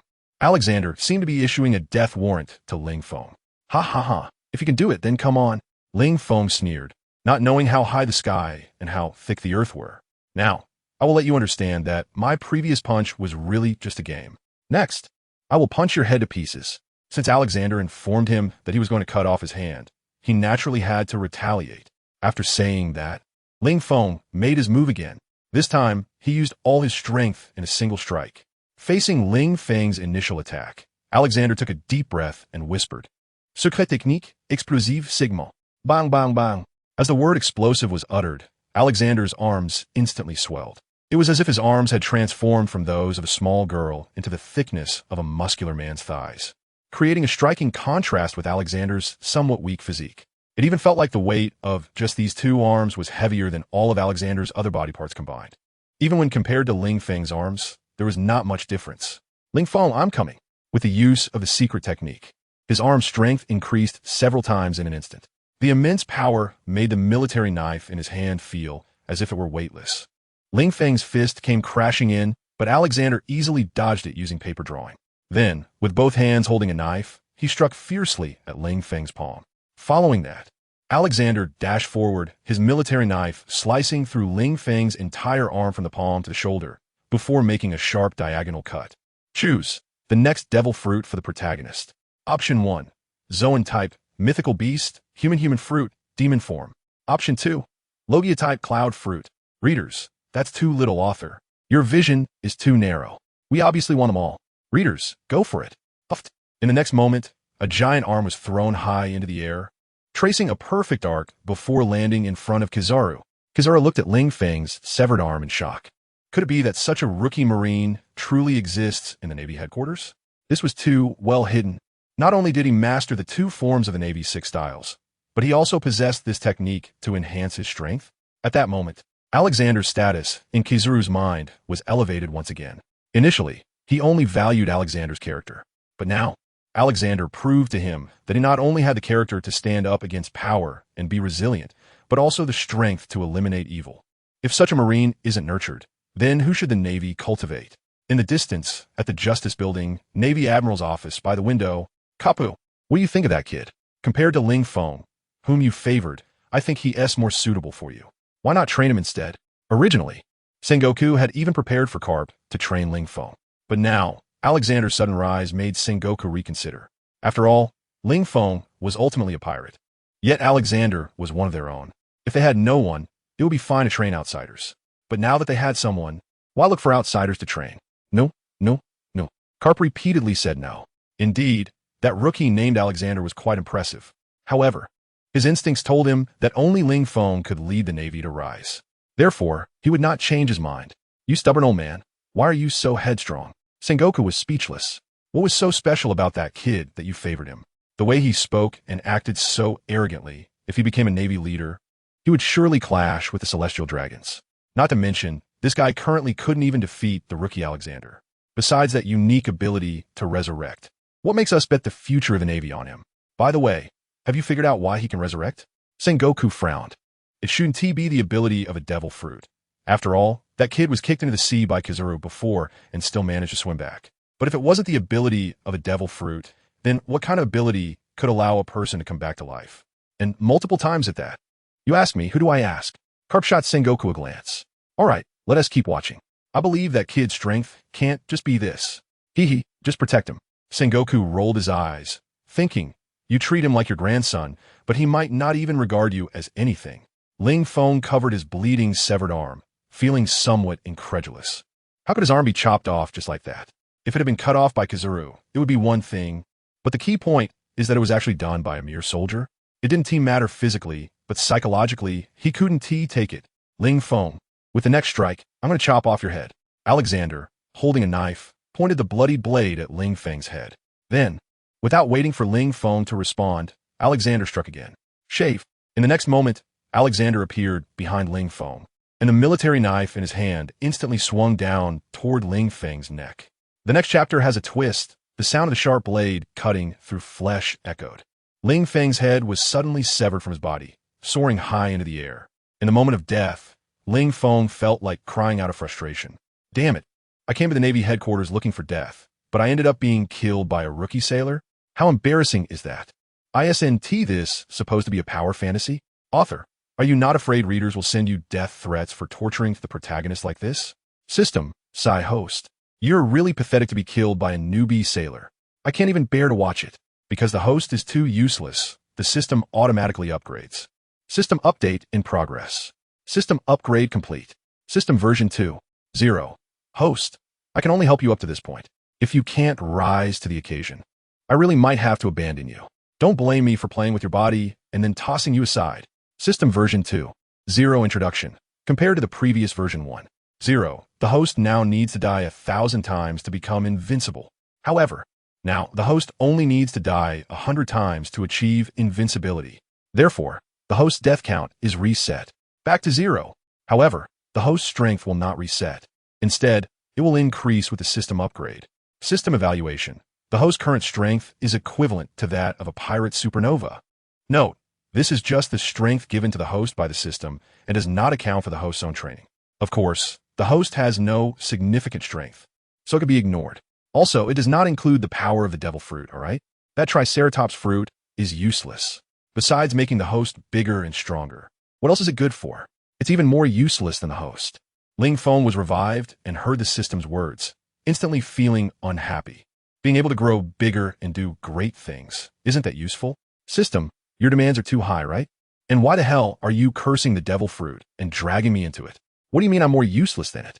Am I really useless? Readers, come and judge. Devil fruit. What the heck is that? If you're going to curse the host, just curse the host. Why bring me up? Didn't you say before that there are no useless devil fruits? Only useless people? Why am I the useless one? In ancient times, I was also a dominant figure, okay? The Triceratops fruit sensed the world was filled with malice and began to awaken automatically. Ling Feng, the system upgrade is one thing. But why are you meddling with the devil fruit? Do you think I'm too useless, so you want to enhance yourself and make me stronger? Damn, I clearly just want to rely on myself. Why does everyone want to force me to rely on external help? In the future, after I achieve success, how can I say that I, Ling Feng, have accomplished everything solely through my own efforts? System, as long as the host has no shame, What can't be said? Ling Feng was taken aback. That's true. System. Host? How could you actually agree with that? If a person can be shameless to this extent, who else could possibly succeed if you don't? Ling Feng thought for a moment. Chunggao, huh? System. Are you trying to play a game with me? Huh. Is this the power of a supernova? It feels like there's not much difference, huh? Ling Feng clenched his fist, but he didn't feel that his strength had increased much compared to before. By the way, the system isn't trying to deceive him, right? Let's do it again. Ling Feng beckoned to Alexander with his hand. Alexander merely frowned and paid no attention, as he already knew that Ling Feng could be revived. Although Ling Feng's head had not been severed before, it didn't matter. Shave, Alexander whispered, and his body vanished from the spot. When he reappeared, he was already behind Ling Feng, seemingly wanting to repeat what he had just done. However, this time Ling Feng was different. The moment Alexander appeared behind him, Ling Feng turned around, reached out, and grabbed Alexander's head, forcefully pressing it into the ground. Boom! The immense power crashed Alexander's head into the ground. His entire head was buried into the ground, forming an inverted onion state. How could this happen? In the distance, Kizaru was even sitting on a stool brought by a marine, holding a teacup, ready to sip tea, while watching Alexander thoroughly brutalize Ling Feng. But then it flipped like this? Just moments ago, Ling Feng, who had been suppressed, suddenly turned the tables and crushed Alexander. Was this a joke? Or was Ling Feng hiding his strength all along? This power was truly exhilarating. After crushing Alexander, Ling Feng laughed heartily. Indeed, the power of a supernova was completely different from his previous strength. Damn it, bring it on. Alexander forcefully pulled his head out of the cement ground, seemingly unable to accept that he had been crushed by Ling Feng. Gritting his teeth, he angrily charged forward, with a single slash aimed at Ling Feng. Facing Alexander's strike, Ling Feng directly countered with a punch. Crack, smash. The collision between the fist and the blade should have resulted in the fist being cut in half. But in reality, Ling Feng shattered the military knife in Alexander's hand with one punch. After shattering Alexander's knife, the punch continued forward and hit Alexander in the face. Even though Alexander had used a steel block, he was still sent flying, bloodied and bruised, landing on the ground. The tremendous impact made him slide several dozen meters before stopping, right in front of Kizaru. Kizaru looked down at the fallen Alexander, sighed, and comforted him. Don't be upset. You've done well. Leave the rest to me. With that, Kizaru prepared to stand up from his position. No, Admiral Kizaru, please give me one more chance. Alexander gritted his teeth and said to Kizaru, Are you sure you can still fight? Kizaru frowned, looking at Alexander's miserable state. He was indeed covered in injuries, and his navy uniform was in tatters, looking like a homeless person sleeping under a bridge. Yes, I'm sure I can still fight. Alexander struggled to stand up from the ground. Secret technique. First stage, full body explosion. Boom, boom, boom, boom, boom. As Alexander shouted, his entire body began to swell. His muscles piled up all over, compared to before when only his arms had exploded. Now he looked like a walking muscle, aptly described as a muscle-bound monster. Ling Feng, this is my strongest state. I hope you won't disappoint me. The muscle-bound Alexander walked forward, each step creating a large pit in the ground. The little guy, who was originally less than 2 meters tall, now stood nearly 3 meters high after the muscle explosion. Hee, don't worry, I never disappoint anyone. Ling Feng took a stride and ran forward. Alexander also started to run at the same time. The charge of the two was as swift as a bullet. The distance between the 2 points was the shortest in a straight line. 100 meters covered in the blink of an eye. Boom! The two collided directly. The tremendous impact created a powerful shockwave that swept across the west, stirring up dust and debris. The ground caved in, creating a massive pit with a diameter of several meters, while spiderweb-like cracks continued to spread in all directions.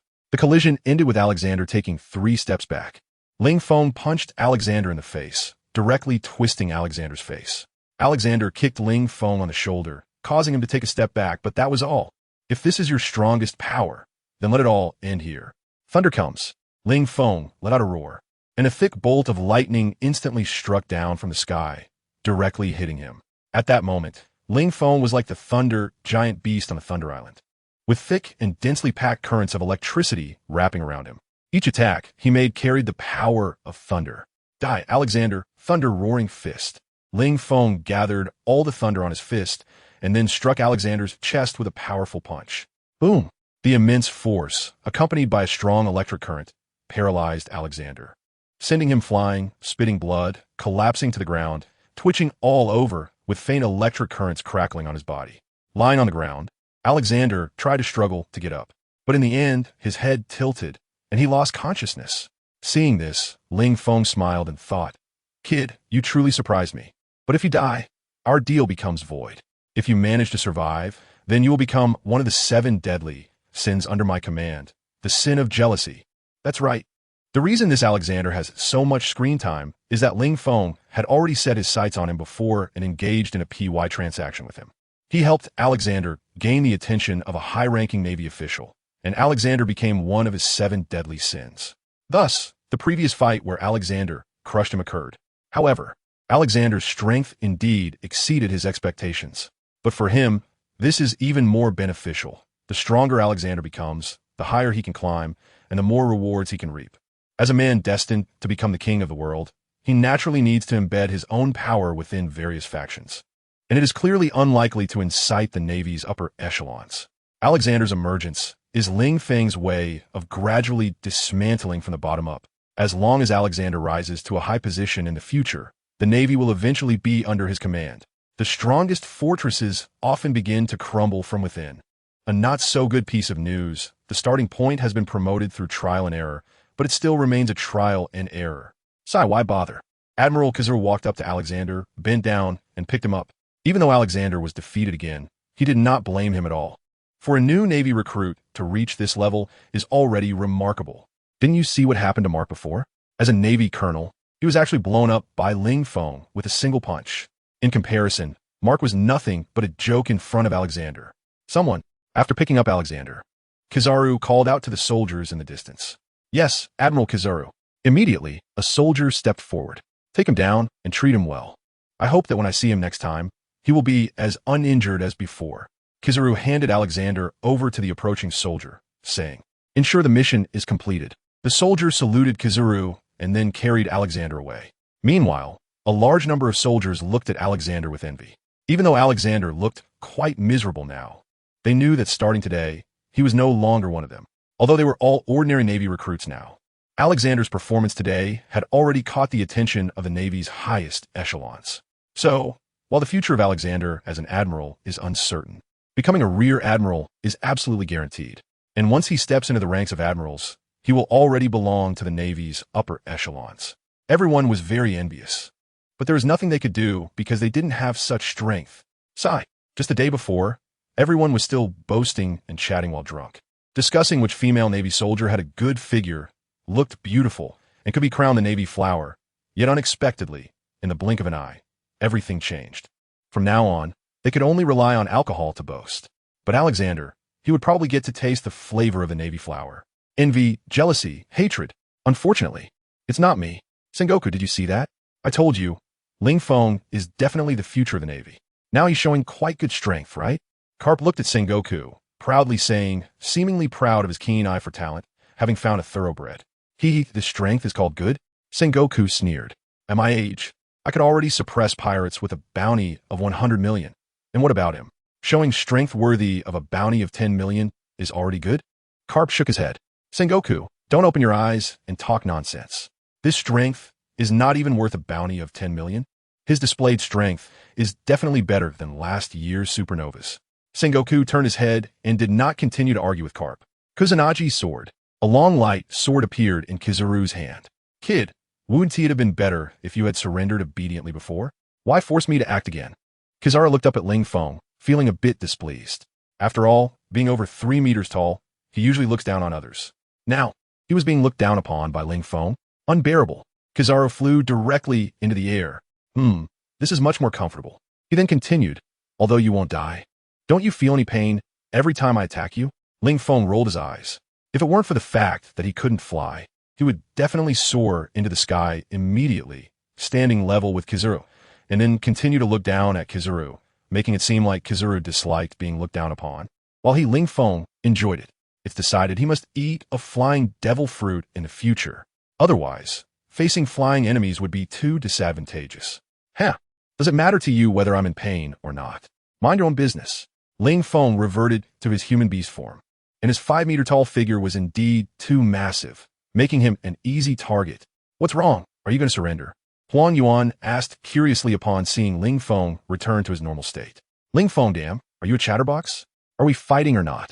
If not, I'm going home to my wife and kids. Huang Yuan, little ghost, since you're so eager to seek death, then I can only comply with your wishes.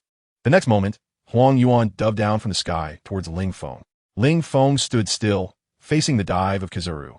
He simply reached out his hand, dug into his chest, and pulled out a dagger that was only 10 centimeters long. Kizaru held his sword, thinking that if he didn't hold something in his hand, it would be too disadvantageous for him. Haha, kid, are you trying to make me laugh to death? Seeing Ling Feng pull out a small dagger from his chest, Kizaru was almost dying of laughter. Do you think you can fight me with this dagger? The key is you don't even have haki. And even if I stand here and let you cut me, do you think you can actually hit me? Kizaru shook his head and swung his sword down, preparing to cleave Ling Feng in two from above. Soru. Ling Feng used the Navy's 6-style shave, instantly disappearing from his original position. When he reappeared, he was already behind Kizaru. He thrust his sword sharply into Kizaru's lower back. Kizaru was stunned by Ling Feng's sudden maneuver. How did this kid learn the Navy's 6-style shave? Who taught him? Could it be? Did he just learn it by watching Alexander's techniques during their battle earlier? Pucci. However, what was even more surprising was what happened next. Ling Feng's small dagger, only 10 centimeters long, was thrust straight into his lower back. How is this possible? Huang Yuan's eyes widened, and he took a step forward, allowing the dagger to be pulled out from his lower back. Then his body transformed into specks of light and vanished from the spot. When he reappeared, he was already more than 10 meters away from Ling Feng. He reached back to touch his lower back, feeling it damp. When he brought his hand back, he found that it was indeed stained red with blood. That dagger of yours. Huang Yuan initially thought that Ling Feng wouldn't use haki, and even if he unexpectedly dodged his attack and appeared behind him, it wouldn't cause him any harm. But now it seemed he had underestimated the situation. This dagger, huh? Ling Feng smiled and waved in front of Kizaru, saying, have you forgotten that I am the vice captain of the Beast Pirates? The Wano country, governed by Kaido, is indeed a land rich in sea prism stones. So, it makes perfect sense for me to have a dagger made of sea prism stone, right? Kizaru's mouth twitched. He had actually forgotten this point. It was true that Wano country produced a lot of sea prism stone, and as the vice captain of the Beast Pirates, Ling Feng having a dagger entirely made of sea prism stone was very reasonable. No wonder he felt something was off when he looked at the dagger in Ling Feng's hand. But he couldn't quite pinpoint what was wrong. It turned out that this dagger was forged as a single piece using sea prism stone, completely different from daggers that have separate blades and handles. All right, your identity justifies the sea prism stone dagger. But why do you have the shave? One of the Marine's 6 styles? Kizaru glanced at his wound, which was still bleeding. However, his physique was exceptional, and such a minor wound would heal within a few minutes, so he didn't pay it much mind. Upon noticing someone complaining about the protagonist's name, Ling Feng thought, isn't my name fine? Why do I have the Marine 6-style shave? Ling Feng shrugged and said, isn't it obvious? I'm a genius. Kizaru replied, so what? Are you an idiot? I already said I'm a genius. Since I'm a genius, I learned the Navy's 6 styles just by watching that guy called Alexander use it once. That's reasonable, right? Ling Feng said confidently. If that straw hat kid can learn it by watching once, I can too. Proud. JPG, Kizaru thought, damn. Although he feels that Ling Feng is talking nonsense, why does he feel that Ling Feng's reasoning actually makes some sense? The Navy's 6 styles is a secret technique developed by the Navy over the past century to surpass physical limits. It is not passed on to outsiders. For most of the Navy, it's impossible to learn no matter how they are taught. After all, this is a technique that transcends physical limits. And how many people can actually surpass those limits? Of course, since the Navy's 6 styles came into existence, there have been geniuses in the Navy who could learn it by watching once. But now, the one who learned it by watching is not from the Navy, but a pirate, which makes Kizaru feel like he has made a mistake. Sigh, what a talented young man, yet he's a thief. Huh, wait a minute, something's wrong. This wound, why is it still bleeding? Suddenly, Kizaru noticed that the wound on his lower back had not healed at all. This is unreasonable. Normally, such a minor injury should have healed by now. No, this is actually normal. Ling Feng suddenly smiled strangely at Kizaru, and I slightly wiped some medicine on my dagger. But don't worry, it's not poison, just a blood-stimulating medicine. At most it will make the wound bleed continuously. It won't kill anyone. Kizaru, who the hell told you that a wound that bleeds continuously won't kill someone? Sigh, I regret it now. Kizaru lamented, wishing he had dodged earlier. But due to his pride, he thought Ling Feng didn't have haki and couldn't hurt him. so he didn't dodge. As a result, this unscrupulous kid actually used a dagger made of sea prism stone. Damn it. The effect of sea prism stone is actually harsher than Haki. Haki can only restrain Logia-type users, but sea prism stone can make Logia users lose their powers. At the moment the dagger was stabbed into his lower back, he couldn't even elementalize. He could only take a step forward to detach the dagger before he could use elementalization. Kizaru, do you want to pause for a moment to bandage your wound? And then we'll continue? Don't worry, you're an old man, and I, Ling Feng, have always respected the elderly and cared for the young. So I won't take advantage of you. Once you bandage your wound, we can continue our fair duel. At this moment, Ling Feng exhibited perfect gentlemanly qualities, almost moved by his own character. As a pirate, he was injured by the Navy but refused to take advantage, asking to stop fighting. Such character really elevated the term pirate. System. Host, you really should give it a rest. What character? If it weren't for your sneak attack, if it weren't for you putting medicine on the dagger, how could that old man possibly be injured? How could there be continuous bleeding? System, how are you speaking? Who says that combat can't involve sneak attacks? And did I sneak attack? It was clearly that old man Kizaru was too arrogant, thinking he was invincible, believing my attack couldn't possibly hit him. Because he underestimated me and didn't dodge, he got stabbed. Is that my fault for sneak attacking? That's just too unfair. Ling Feng complained. System, fine, I can consider you stabbing him with a dagger as not a sneak attack. But what about you putting medicine on the dagger? What's wrong with applying medicine? If I can't win, can I not use medicine?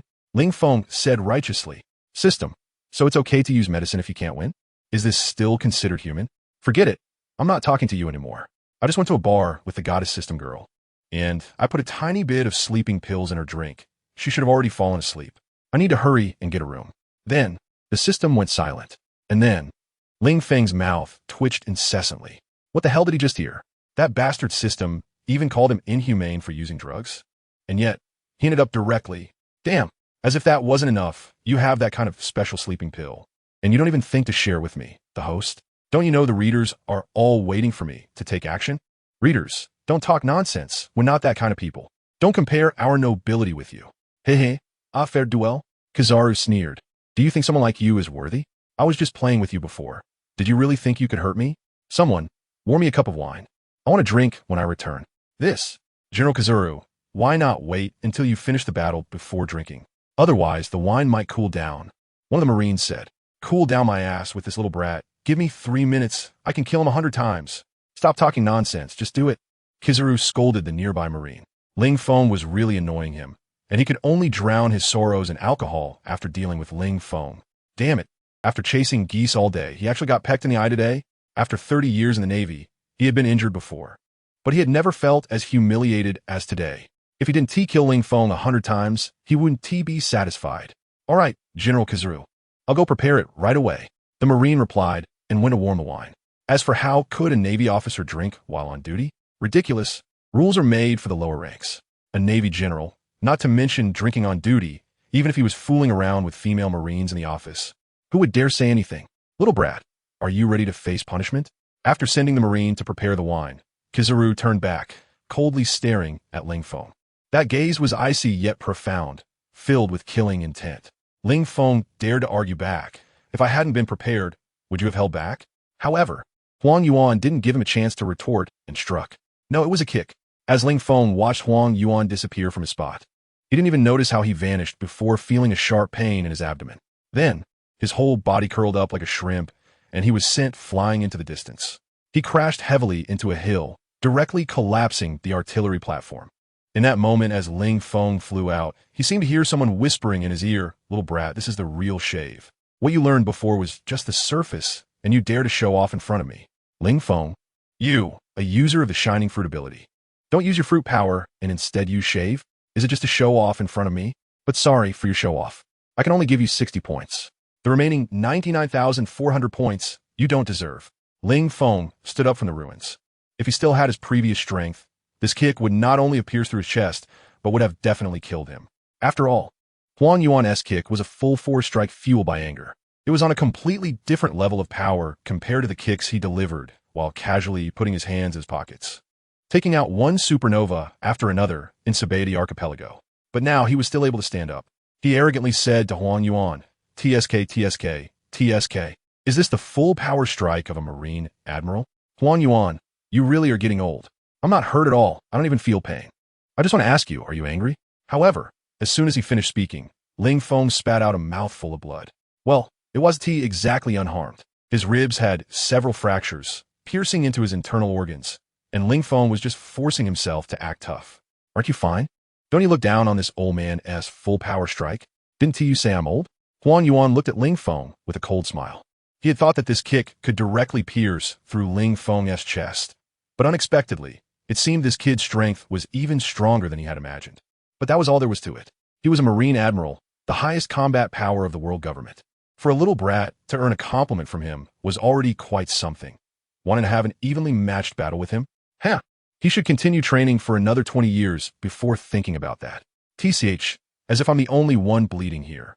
Ling Feng's gaze darted to the lower back of Kizaru, where blood was also gushing out. It was probably the result of his earlier full-force strike, which had directly torn the wound open, right? Originally just a small dagger wound, it had been ripped even larger by Kizaru's kick. Upon hearing Ling Feng's remark, Kizaru looked down and indeed found that the knife wound on his lower back was bleeding, staining his suit red. But what could he do? As a Marine Admiral, was he supposed to retreat now and let a medic bandage his wound? Ridiculous. He couldn't afford to lose face. However, the bleeding wound made Kizaru realize that he couldn't rely on kicks anymore. Otherwise, it would truly be harming the enemy 1,000 while injuring himself 800. The key point was that Ling Feng could revive after dying, but if he got injured, it would be a real injury. Kid, you really talk too much. Kizaru gritted his teeth and flew into the air. He was about to unleash his ultimate move. He crossed his hands over his chest and murmured, Yasakani no Magatama. Instantly, tiny dots of light began to gather in front of Kizaru, then shot towards Ling Feng. Each of those small light dots contained a force greater than that of a cannonball. Soru, Ling Feng wanted to escape with a shave. But just as he was about to run, he suddenly found that his body was unresponsive and couldn't move. Indeed, was that last blow too severe for me? Ling Feng smiled as he looked at the countless light points rushing towards him. Since he couldn't avoid it, he decided to enjoy it fully, spreading his arms wide and exposing his entire body to the light points.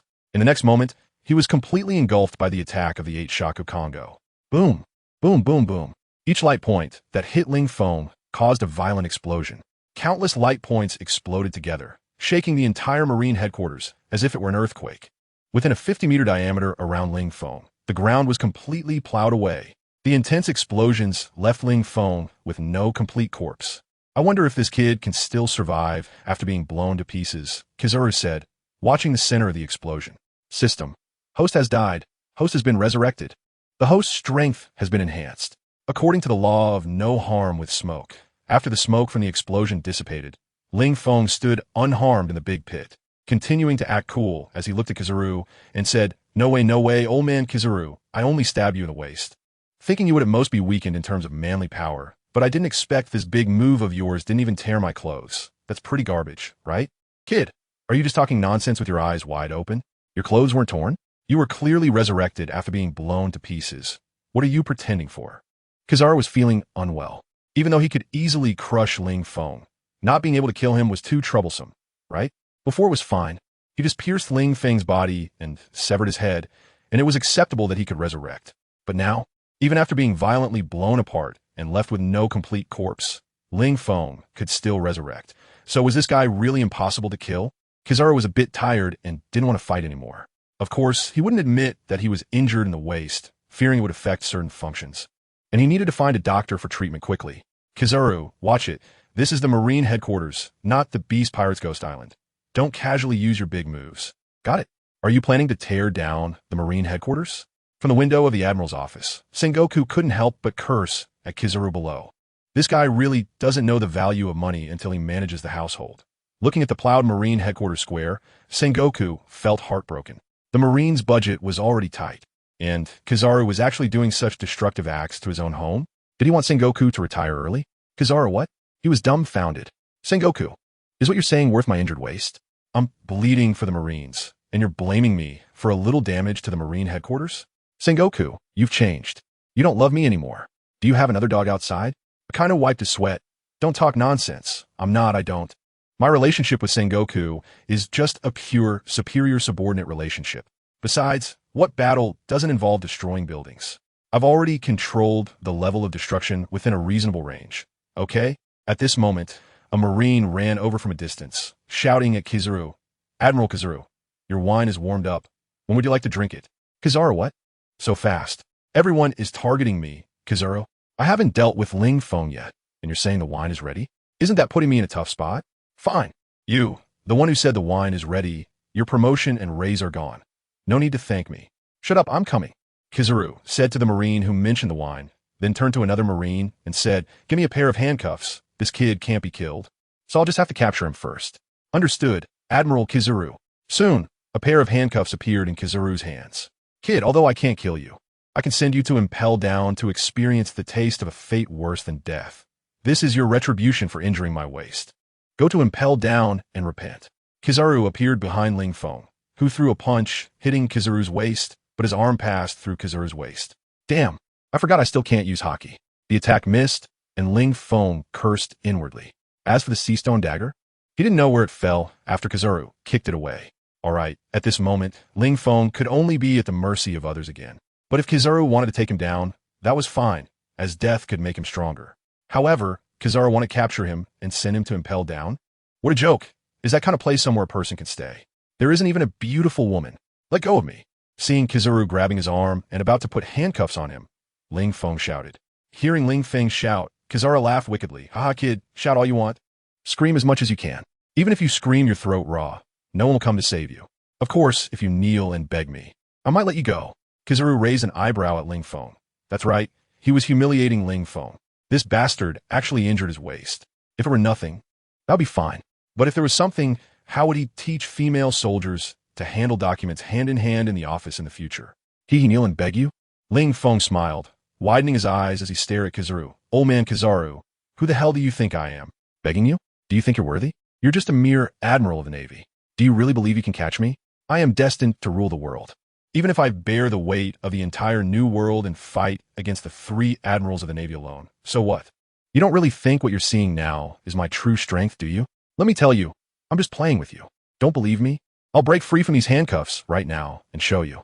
Hearing Ling Feng's words, Kizaru was momentarily stunned, especially by Ling Feng's confident expression. The tension of having a plan and the invincible, lonely gaze that looked down on all the heroes of the world. It genuinely made Kizaru a bit worried. He couldn't help but feel anxious, thinking that if Ling Feng really went all out and displayed strength far beyond what he just showed, then he would have to handle it with all his might. However, contrary to Kizaru's expectations, after Ling Feng finished those arrogant words, he did not attack him. Instead, he shouted to the sky, Kaido, save me. Kizaru was left dumbfounded. He had a face full of question marks. You were so arrogant just now, and in the end, you call for Kaido to save you? Enraged, Kizaru kicked Ling Feng in the stomach. But before Kizaru's kick could land, someone was faster than him. Old man Kizaru, you dare to touch my son? Do you want to die? As Ling Feng finished speaking, a giant blue dragon appeared in the sky. The dragon opened its mouth, and a scorching roar came crashing down, completely engulfing Ling Feng and Kizaru. Under the intense heat, Ling Feng was completely charred. As for Kizaru, being a natural type ability user, he was unharmed.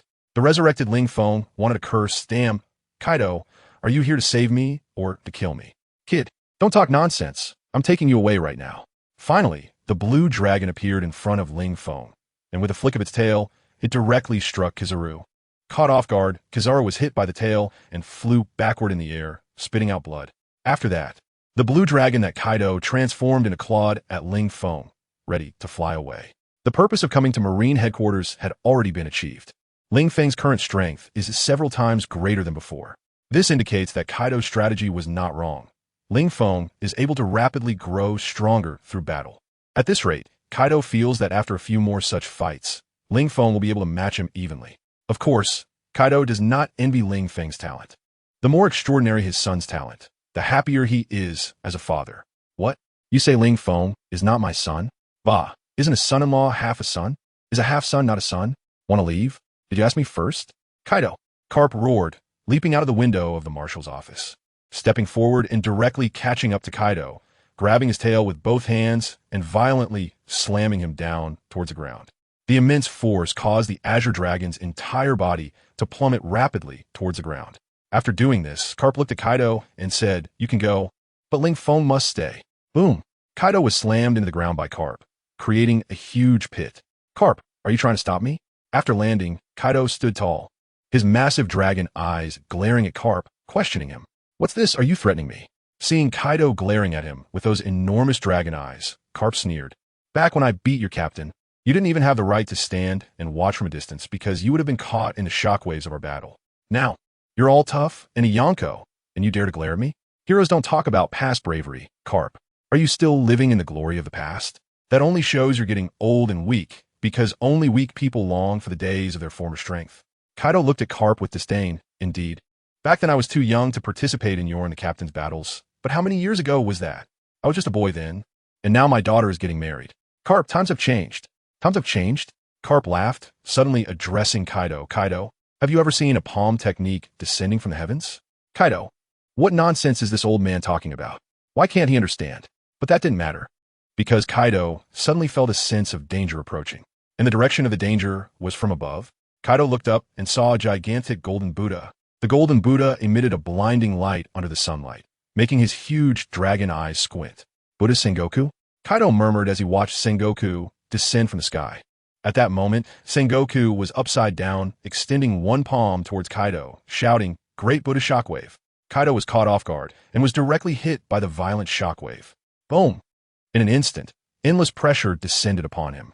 The ground beneath Kaido's feet instantly shattered into pieces due to the shockwave, scattering in all directions, and Kaido, due to the violent impact, crushed the ground beneath him, half of his body sinking into the earth.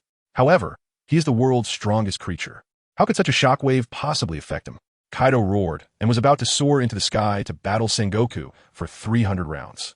But before he could take off, Sengoku had already landed, and the massive Buddha palm struck directly on his dragon head, instantly knocking Kaido to the ground. Blood spurting from his mouth. After causing Kaido to spit blood, Sengoku looked at Kaido in the pit with a cold smile. Times have changed? No. As long as we old guys are still around, the times will not change. At least, they won't change because of you. Carp also stepped forward and said, as for Ling Feng, he died again. The attacks of these big figures are truly deadly. Even being slightly caught in the crossfire results in severe injury. Not to mention, Ling Feng, who was caught in Kaido's hands, was at the epicenter of the shockwave. He was directly crushed to death by the shockwave. His internal organs shattered. Ling Feng was utterly frustrated. If he had simply been killed by Sengoku, that would have been one thing, but he was just collateral damage. Sengoku was mainly targeting Kaido, and he was just caught in the crossfire, resulting in his death. Although he wished he could die a few more times, because if he died 100 times, he would be invincible. However, being killed as collateral damage was really too suffocating, because Sengoku probably didn't even consider him a threat. Oh, this is too much. After resurrecting, Ling Feng charged straight ahead, ready to fight Sengoku. He knew he couldn't hit Kizaru with haki, but Sengoku? He would exhaust him. However, just as Ling Feng rushed out, Kaido stopped him. Don't go. You can't win this fight. This war is not something you can interfere in. After saying that, Kaido charged forward. Since they were blocked by Sengoku and Carp, it was almost impossible to take Ling Feng away easily. Since they couldn't take Ling Feng away because of the obstruction, they would let him take down everyone who was blocking him. Sengoku, Carp, today I'll let you experience what true one-on-one strength is. Kaido roared as he charged at the two. In the distance, Kizaru watched Sengoku unleash a Buddha shockwave, plowing the ground of the Marine headquarters layer by layer. And he instantly felt displeased because just earlier, when he was damaging the ground, Sengoku had lectured him. And now, not even an hour later, Sengoku had come personally? What? Is it only allowed for the admiral to destroy, but not for the vice admirals? Is the Marine admiral really that insignificant? Kaido, you escaped twice before, but this time, I will not let you get away. Carp shouted as he charged forward. In an instant, the two pinnacle figures of the pirate world collided fists. The powerful haki shockwave swept across the entire sky. It was as if the sky had been torn in half. Bang! However, just as Carp and Kaido collided, Sengoku charged into the battlefield from another side and landed a punch directly on Kaido's dragon head, sending him flying. Damn, is this how you play fair? 2 against 1? This is too much. Ling Feng said he couldn't stand it anymore. Kaido, don't panic. I'm here to help you. Ling Feng shouted and joined the battlefield. Kid, what are you doing here? Sengoku looked at Ling Feng charging towards him and countered with a shockwave, sending Ling Feng flying. However, Ling Feng realized in midair that he wasn't injured, which puzzled him. Did Sengoku hold back? But what was the reason? The reason was that Garp had taken a liking to Ling Feng and wanted to cultivate him as the future of the Navy. Sengoku had no choice but to agree with his old comrade's idea. Since they might work together with Ling Feng in the future, there was no need to go all out now. Otherwise, it would be awkward to see each other every day. Kid, I told you this isn't a battlefield you can meddle in. What are you doing here? Leave this to me. I'm the strongest creature in the world. Even if I take on two of the Navy's peak powerhouses, what's the big deal? Just sit there and watch closely how I teach these remnants of the old era lesson. Kaido roared, Garp, Sengoku. I've said it before, the times have changed. Your era is long gone. I don't know who this era belongs to, but the next era will definitely belong to my son. And I will be the guide of this era. You remnants obstructing the progress of the times. All of you can go to hell. Kaido let out a hoarse roar. Tornado of destruction. As Kaido's dragon body spun rapidly, tornadoes formed, sweeping across the entire Navy headquarters. The gathered Marines were blown into the sky by the tornadoes, and even more ferocious winds were behind them. From the tornadoes emerged blades of wind, slicing through the ground, easily tearing it apart. The wind blades cut into the bodies of the Marines, shredding them into pieces, with blood and flesh swirling in the air alongside the tornado. Brutal and bloody. Battles have always been this way. Death is the ultimate destination. Happy Dragon Boat Festival to everyone. I'm gonna write. Starting today, 3 updates a day. Hope for everyone's support. In the bad winds, there's no distinction between friend and foe. Ling Feng's body was also being sliced by the bad wind sharper than a blade, leaving deep wounds that penetrated to the bone. In contrast to those ordinary sailors, who were directly crushed to pieces, Ling Feng's body was as strong as steel, but he still couldn't completely withstand the assault of the bad wind. The wind blades cut through him mercilessly like sharp steel blades. This made Ling Feng feel terrible. Isn't this what they call being sliced to pieces? Looking at the sharp wounds appearing on his body, Ling Feng experienced the so-called punishment of Ling Shi. Isn't the punishment in the city prison even worse than this? Suddenly, a massive wind blade struck, directly severing one of Ling Feng's arms, which fell to the ground. After cutting off Ling Feng's arm, the wind blade continued forward, slicing the ground for dozens of meters before finally stopping. Seeing his arm drop to the ground, Ling Feng simply closed his eyes and lay down, wanting to avoid the sight. Come on, feel free to ravage me.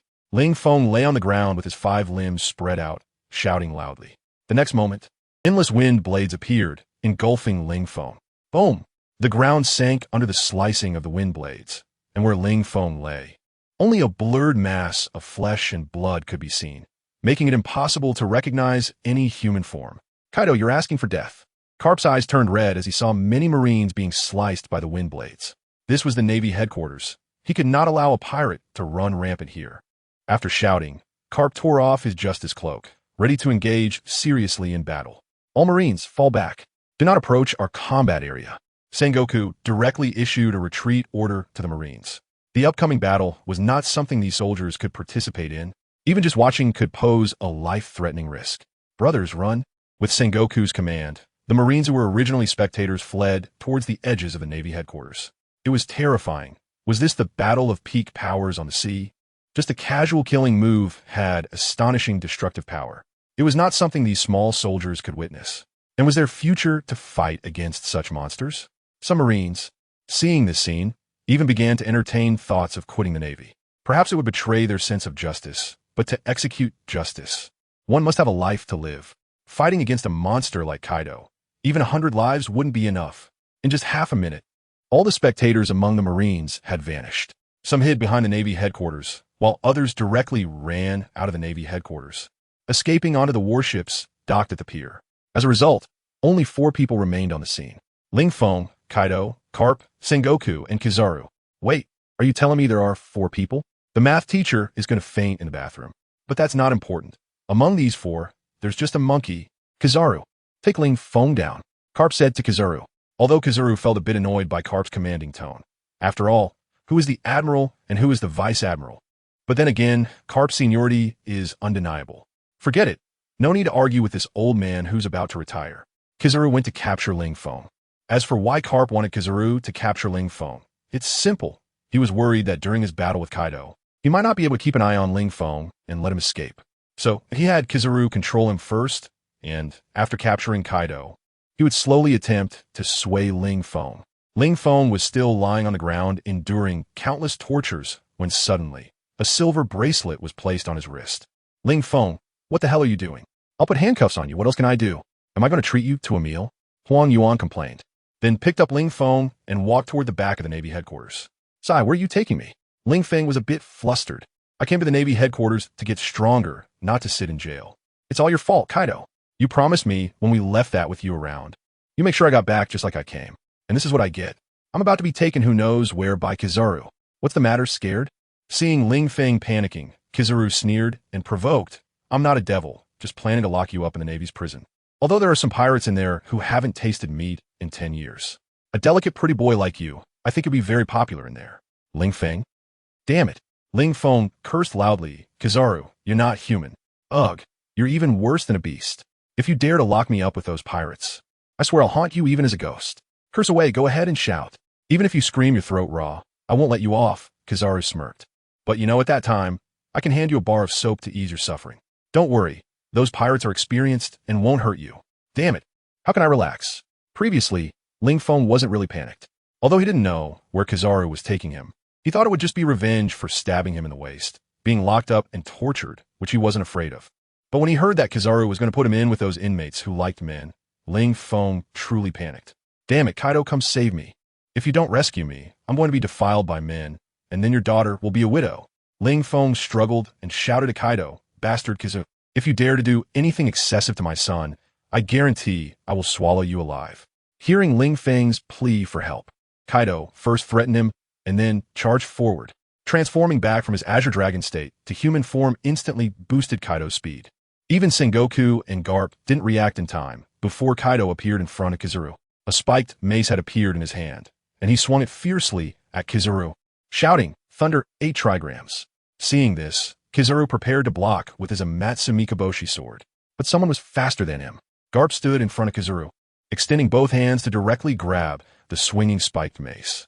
However, the immense force still made Garp's feet slide back, leaving 2 deep grooves on the ground, or 50 centimeters wide. Kizaru, take Ling Feng and leave. I can handle this guy, with Sengoku, blocking Kaido's Thunder 8 trigrams. Garp said to Kizaru, then turned to Kaido and declared, no one can rescue anyone at the Navy headquarters. Betting on the dignity of a Navy hero, Kaido, today I'm going to snap your dragon head. Kizaru looked at Garp, blocking him, and felt underestimated. After all, he was a Navy admiral. Could he not even withstand a single Thunder 8 trigrams? Garp, just because my kidney was stabbed doesn't mean I'm out of commission. If you don't believe me, step aside. I can battle Kaido in bed for 3 days and nights. Moreover, he always felt that Garp seemed to be overly concerned about Ling Feng. Kaido was right in front of him. Yet Garp wasn't thinking about dealing with Kaido first, but wanted to capture Ling Feng. What was so special about this kid that Garp valued him so much? Did Garp think that Ling Feng was more terrifying than Kaido? If he grew up, would he pose an even greater threat to the Navy than Kaido? So he wanted to eliminate him before he could grow? Well, one could say Kizaru guessed half right. Garp indeed found Ling Feng more terrifying than Kaido, but it wasn't about wanting to eliminate him. It was about wanting to recruit him. The saying goes, if you can't beat them, join them. Isn't that a good method? A philosophical master once said, what is a stance? I have never had a stance because I only join the side of the strong, which allows me to remain undefeated. Lu Sun rubbed his chin and thought, I don't seem to be a philosopher, so this quote shouldn't be from me. That's right, it can't be from me. I should leave some room for others, right? What are you still dawdling for? Let's go. Garp shouted at Kizaru, who was frozen in place. Kizaru sighed, all right, don't get angry. I'll take this little guy away right now. Forget it. It wasn't worth getting angry. Although his wound had healed, who knew if his kidney was injured? So it was better to quickly retreat from the battlefield and find a female medic to check on him properly. Want to leave? Dream on. What kind of joke is this? Ling Feng was brought by him, so naturally, he would take him back the same way. If the Navy were to detain Ling Feng, what face would Kaido have to roam the seas? Releasing the spike club in his hand, Kaido stepped over Garp and reached out to grab Ling Feng, wanting to take him from Kizaru's hands. Garp. He looked at the spike club that had fallen into his hands because Kaido had let go, cursing inwardly. Damn it, Kaido, you actually gave up your iron rod for Ling Feng? Hearing Garp's voice, Kaido didn't turn back, coldly snorting in his heart. If I lose Ling Feng, what use do I have for this iron rod? Want to rescue someone from my hands? Kaido, do you really underestimate me that much? Watching Kaido reach out to grab him, Kizaru snorted coldly, took a step, and disappeared from the spot. appearing in midair. Then, after a few tap-tap-taps, Kizaru grabbed Ling Feng with one hand, his feet stepping on the air, disappearing from Kaido's sight, hiding behind the Marine Headquarters Justice Building. Kaido wanted to chase after him, but was blocked by Sengoku in front.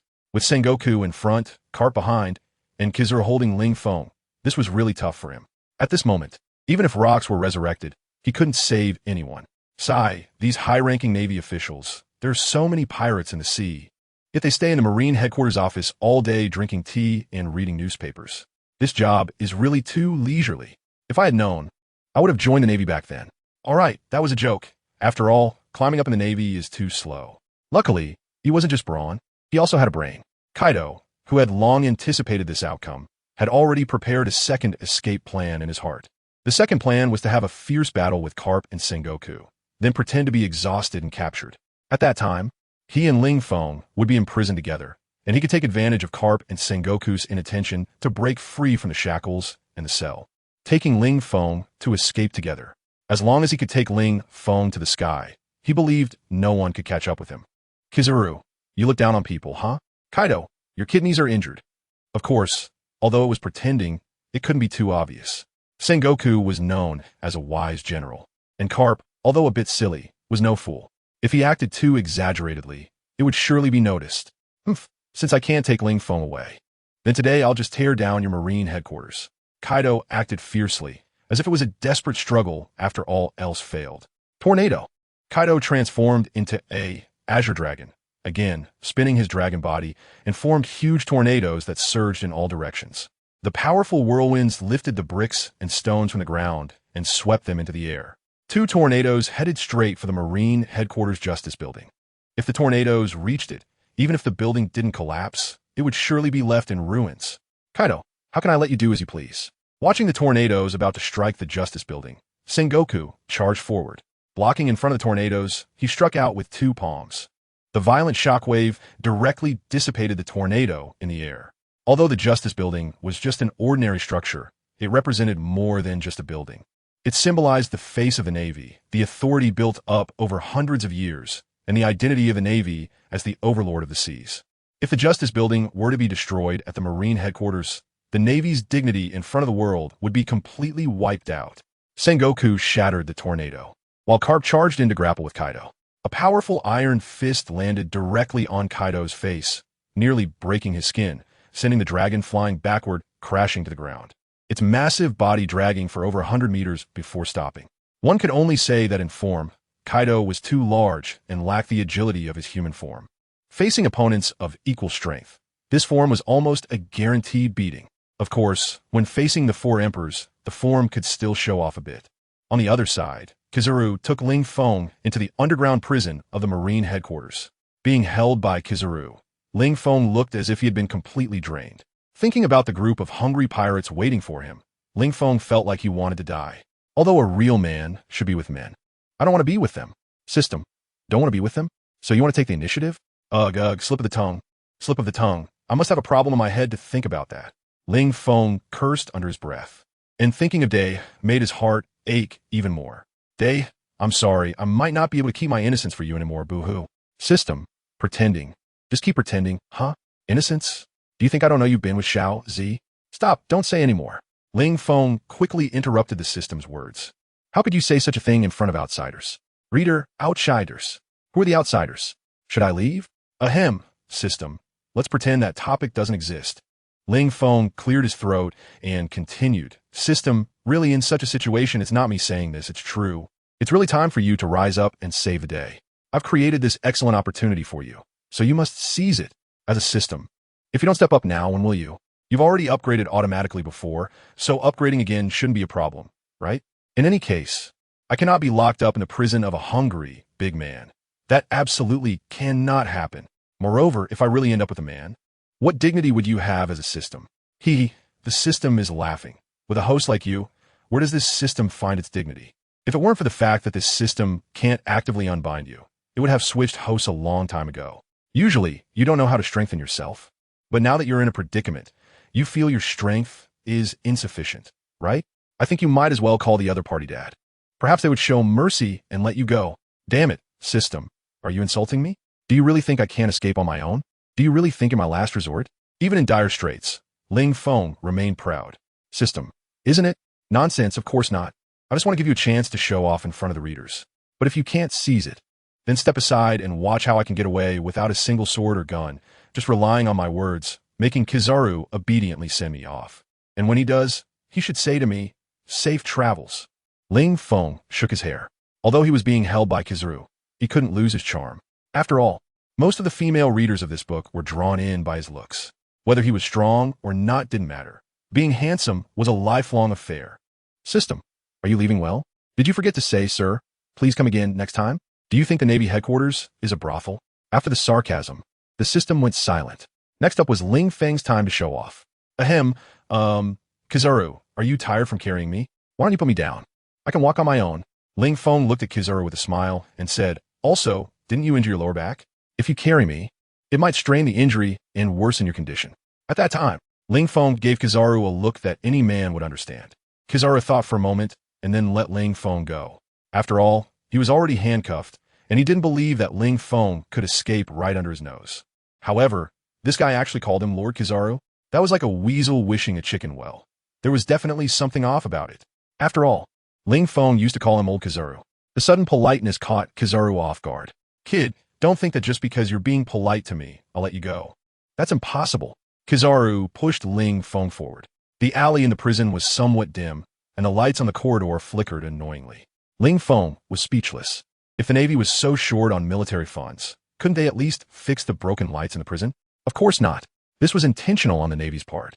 After all, in a dark environment, flickering lights could be quite disorienting, which could be considered a form of torture for the prisoners. Kizaru, let's get straight to the point.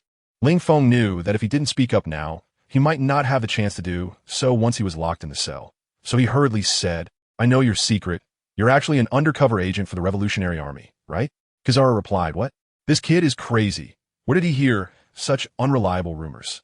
I'm a perfectly good Marine admiral, an undercover for the Revolutionary Army? That broken organization can't even afford a decent ship. Can they pay my salary? Let alone my position. Just a casual pickup would yield a boatload of benefits. Not to mention being an undercover agent for the Revolutionary Army. Even being their leader wouldn't make me switch. Seeing Kizaru's surprised expression, Ling Feng was also stunned, thinking to himself, could it be that the speculation from his online friends in his previous life was correct? This shifty-eyed guy is actually undercover? Although he wasn't an undercover himself and had no idea where Ling Feng got his information, Kizaru decided to play along and tease this little guy. How did you know I'm an undercover? Kizaru pretended to be shocked, as if his secret had been exposed. Showing a terrified expression on his face, it looked quite lifelike. Ling Feng was taken aback. This performance was a bit exaggerated, wasn't it? After all, you were a Navy admiral. What kind of scene haven't you seen before? Being exposed by me and reacting with such surprise, fear, and worry? The key point is, as a pirate, even if I were to say that you, a Navy admiral, are an undercover agent for the Revolutionary Army, someone would have to believe it, right? Would Sengoku or the higher-ups of the world government choose to believe what a pirate says? Ling Feng thought it was impossible. If he could think of this, how could Huang Yuan not? After all, he was a seasoned veteran who had been immersed in the officialdom for decades. He should understand the ins and outs better than Ling Feng. Therefore, based on the above reasoning, there is only one truth. Kudo Shinichi and Phantom Thief Kid are the same person. Scratch that. The truth is that Huang Yuan is acting. After all, this guy always says so scared when he sees people, and then takes down a supernova with a kick. Wait, speaking of always shouting so scared, it seems this old man has never said that to him. Damn, am I really that unimportant? No, I have to make Huang Yuan make it up to me. Ling Feng looked at Kizaru and angrily said, Kizaru, I've heard you shout so scared when you see people. Why haven't you said that to me? Do you look down on me? No, you must make it up to me. Hurry up. I'm standing right here waiting for you to say it. Kizaru thought, this kid must be out of his mind. How could he ask me to say something like so scared? Not only is he crazy, but he's seriously crazy. Hurry up and let me continue on my way. I don't have time to play this so scared game with you. Kizaru lifted his leg, preparing to kick Ling Feng's butt. However, Ling Feng quickly dodged and sat down on the ground. No way, you have to shout it. Otherwise, I'm not getting up. Kizaru thought, this little brat is too childish. Isn't he? Is he still a 3-year-old? If you don't get up and walk, don't blame me for getting rough. Don't think that just because you only want to get rough, I will walk away even if you get physical. Ling Feng was just playing the fool. Nonsense. If he wasn't being foolish, would he voluntarily walk into a cell full of desperate men and then willingly present his backside? That was impossible. So, childishness was childishness, and shamelessness was shamelessness. He was trying to buy time, although hoping for Kaido to rescue him was almost impossible. According to the setting of the pirate world before he crossed over, there was absolutely no one who could defeat the combined forces of Sengoku and Garp. Therefore, in a one-on-two battle, Ling Feng had little hope for Kaido. Since Kaido couldn't save him, he had to save himself. But he really couldn't think of a way to make Kizaru let him go. Sigh, was his lifetime of fame really going to be ruined in this naval headquarters prison? Heaven, do you have no justice left? Earth, do you have no geography left? As such a handsome man, can you really bear to see me suffer like this? They say beautiful women have short lives. Could it be the same for handsome men? Jealousy. You are all just bitterly jealous of me. You little brat. Are you really forcing me to take action? Kizaru had the Embark sword in his hand, the blade pointed at Ling Feng's neck. Seeing this, Ling Feng wasn't afraid at all. Instead, he leaned forward, pointed at his own neck, and said, "Come on, cut here, cut hard. If I frown or say it hurts, I'll obediently go to prison and pick up soap." Kizaru. Oh, so this little brat was worried about that? Previously, he seemed to have told Ling Feng that he would throw him into a cell full of desperate men who hadn't tasted meat in 10 years. But that was just to scare him. This was obvious. After all, this was the naval headquarters. Although the naval headquarters had a prison, it was only for temporary detention. How could there be men who hadn't eaten meat for 10 years? Any pirate caught at the naval headquarters would only be temporarily locked up here, and then at some point transported to Impel Down, or directly taken out and executed. There was no possibility of long-term detention, not to mention 10 years. Even a month would be rare. After all, the naval headquarters was not a place specifically for imprisoning criminals. Little brat, fine, I understand what you're thinking. Get up quickly. I was just kidding. There is really no such thing as men who have been desperate for 10 years. This is the naval headquarters, not Impel Down. Where would so many seasoned prisoners come from? Kizaru shook his head and said to Ling Feng, "I don't believe it." However, Ling Feng directly replied, "Kizaru, damn. You think you're something, huh?" Kizaru thrust the Embark sword straight out, and this time Ling Feng didn't dodge. The sword was about to pierce his chest. But suddenly, with a loud rumble, a violent explosion shook the entire dungeon. Kizaru staggered because of the shaking ground, and the Embark sword veered off from Ling Feng's chest and plunged into the ground. What happened? An earthquake? Ling Feng asked strangely. An earthquake? Kizaru shook his head. It's just the impact caused by the battle between the three monsters. After hearing Kizaru's words, Ling Feng understood. So it was the fight between Kaido and Sengoku and Garp that caused this? It makes sense, after all, they're all top-tier powerhouses of this era. Even though this is a dungeon dozens of meters underground, it's not impossible for their battle fluctuations to reach here. Speaking of which, with such intense fighting outside, aren't you gonna go help? Ling Feng looked at Kizaru with a smile and said, "You know that Sengoku and Garp are both over 70 years old. As the saying goes, the old man can't compete with the young and strong. Who knows? Maybe he really can't defeat the young and vigorous Kaido. If you don't go out to help now, by the time Sengoku and Garp are defeated, it will be too late for you to help. At that point, the entire Navy headquarters might be wiped out. Kid, you really overestimate Kaido, don't you? You think he can win against the combined forces of Sengoku and Garp? Just because he is called the strongest creature in the world, does that mean he's invincible? No one could defeat those two working together. So kid, stop dreaming. Besides, two fists can't fight four hands. Kaido is destined to be captured. Moreover, in terms of age, how much younger can Kaido be?" Kizaru shook his head and said, "All right, get up quickly and come with me to the prison. I don't have time to waste with you here." "No time." Ling Feng glanced at the wound on Huang Yuan's waist and said, "Oh, are you in a hurry to see a doctor?" "Indeed, for a man, the kidneys are quite important, even though you're already an old man." "Shut up. Isn't it because you, that bastard, ambushed me?" Huang Yuan glared at Ling Feng. "Kid, are you going to get up or not? If you don't get up, I'll deal with you myself right now." The more he thought about it, the angrier Huang Yuan became, to the point where he didn't care about his dignity and threatened to take action against Ling Feng. Ling Feng looked at Huang Yuan's expression and felt that the old man seemed to be serious. He immediately patted his butt and stood up, smiling at Huang Yuan. "Huh? Old man, come on. How old are you and still being so disrespectful? I'm just sitting on the ground resting, making it seem like I'm not cooperating with you at all. You tell me which prison I'm staying in, and I guarantee I'll cooperate with you unconditionally." Huang Yuan gave Ling Feng a cold glance, said nothing, and just motioned for him to move deeper inside. After walking for a few more minutes, Huang Yuan stopped, opened a cell, and said to Ling Feng, "Go in, kid." I asked the editor today. The follow-up reads are a bit bleak. Only 240, with 4 800 collections. That's one follow-up read for every 20 collections. The promotion might be in jeopardy. I feel like I'm going to be done for. Seeking comfort. Qi Ling Feng stood at the door of the cell and looked inside. Goodness, not only was there no bed, but there wasn't even a bathroom. What? Do prisoners not need to relieve themselves? What are you still dawdling for? Hurry up and let me in. Huang Yuan pushed Ling Feng's back with his hand, and Ling Feng was suddenly pushed inside, nearly falling to the ground. When Ling Feng turned around, wanting to scold Huang Yuan for being so rude, Huang Yuan had already locked the door and disappeared from Ling Feng's sight. This left Ling Feng with a mouthful of curses that he couldn't utter. What bad luck! Ling Feng looked at the empty prison cell, a musty smell lingering in the air. The ground was covered in dust, and it was unclear how long it had been since it was last cleaned. But then again, it was a prison cell, so the standards couldn't be too high, right? If a prison cell were decorated like a hotel, even those who turned themselves in would probably break down the gates of justice. Boom! Just then, a violent tremor shook the place. Dust fell from the ceiling due to the shaking, causing Ling Feng to sneeze loudly. Ashoo! After sneezing, he rubbed his nose and felt a bit lost about what to do. There wasn't even anyone to chat with in this prison cell. It was so boring. Sigh. He hoped Kaido would be caught soon, so he could have a cellmate. If Kaido, who was fighting outside, knew what Ling Feng was thinking, he might just turn around and leave immediately. I'm out here fighting desperately, and you're wishing for me to get caught? Come on, be a decent person.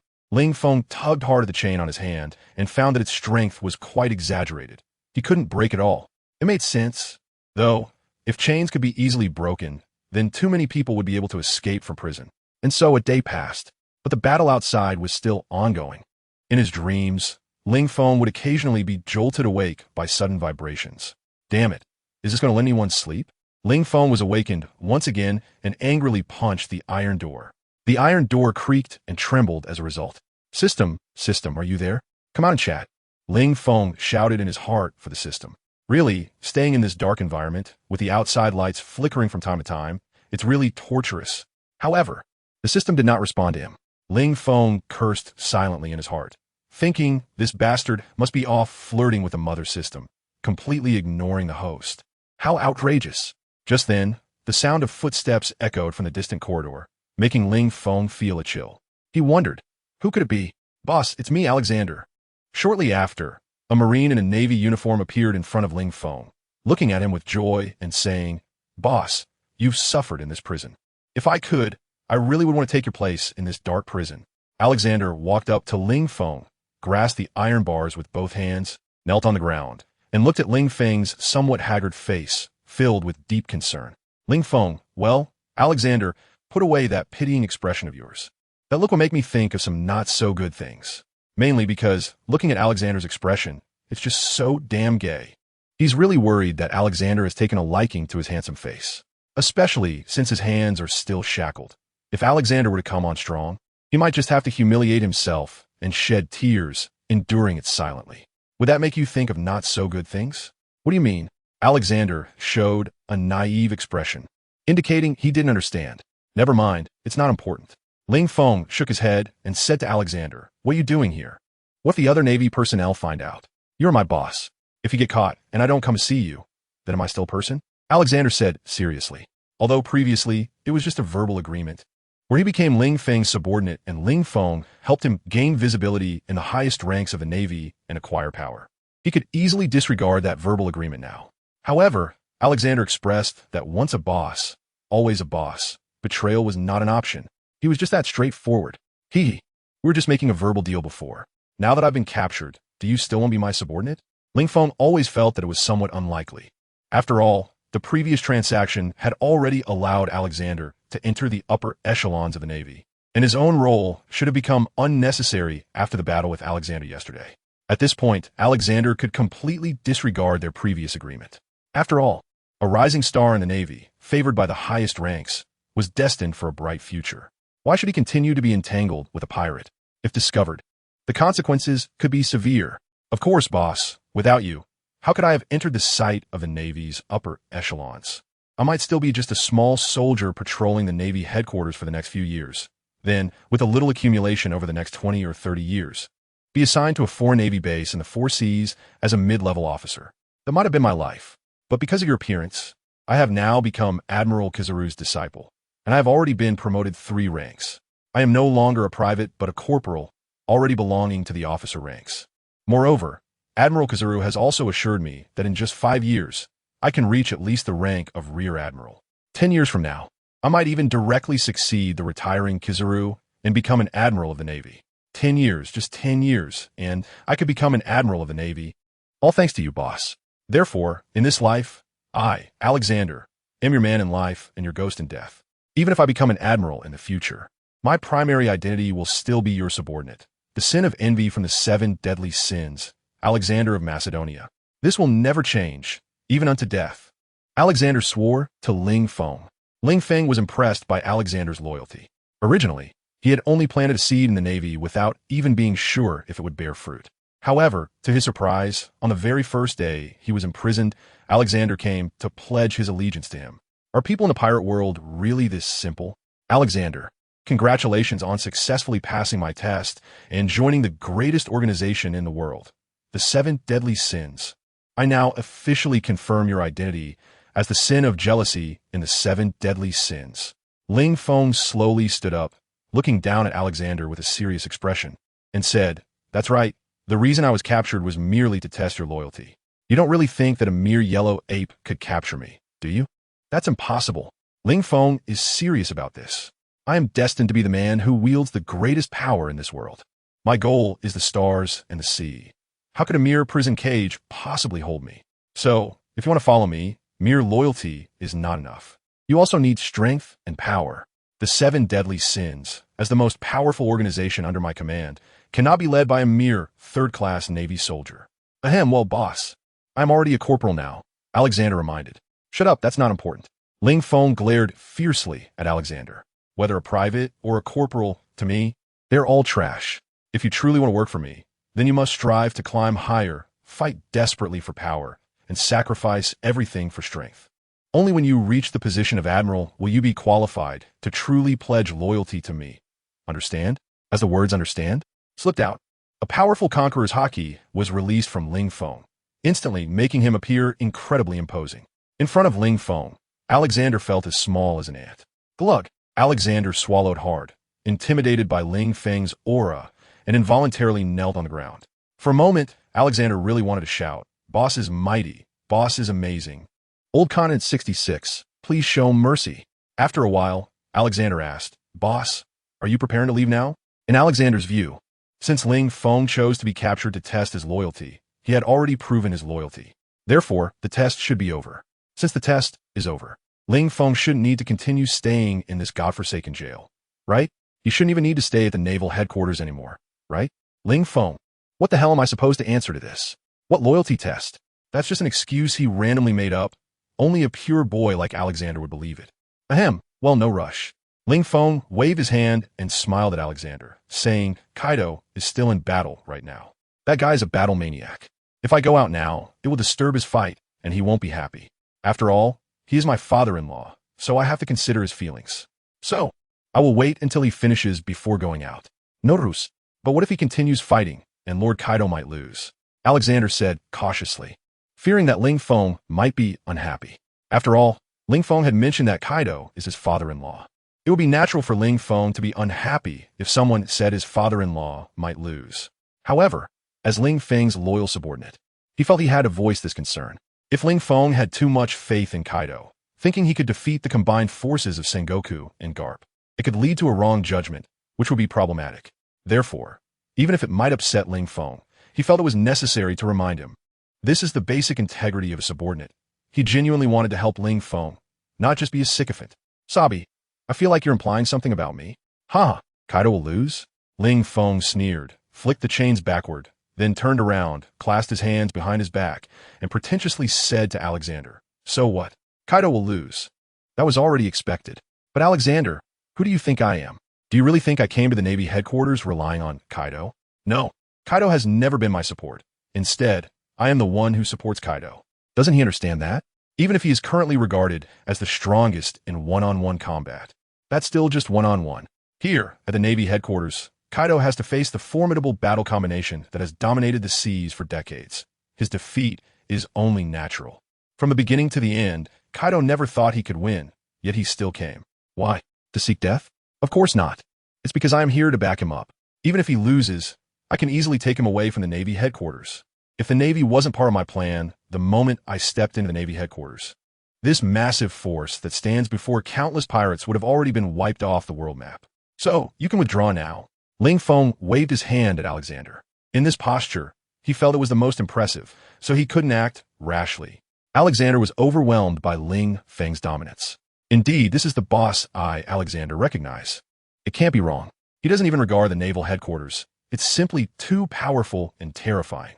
Just standing behind the boss, my legs are trembling uncontrollably. If one day I can sleep in the same bed as the boss, then I would die without regrets. I used to think the boss was really captured, and even secretly stole the prison keys, wanting to set him free. Now that I think about it, I was really foolish. How could the boss, who doesn't even care about the naval headquarters, be trapped by a mere lock or a simple prison?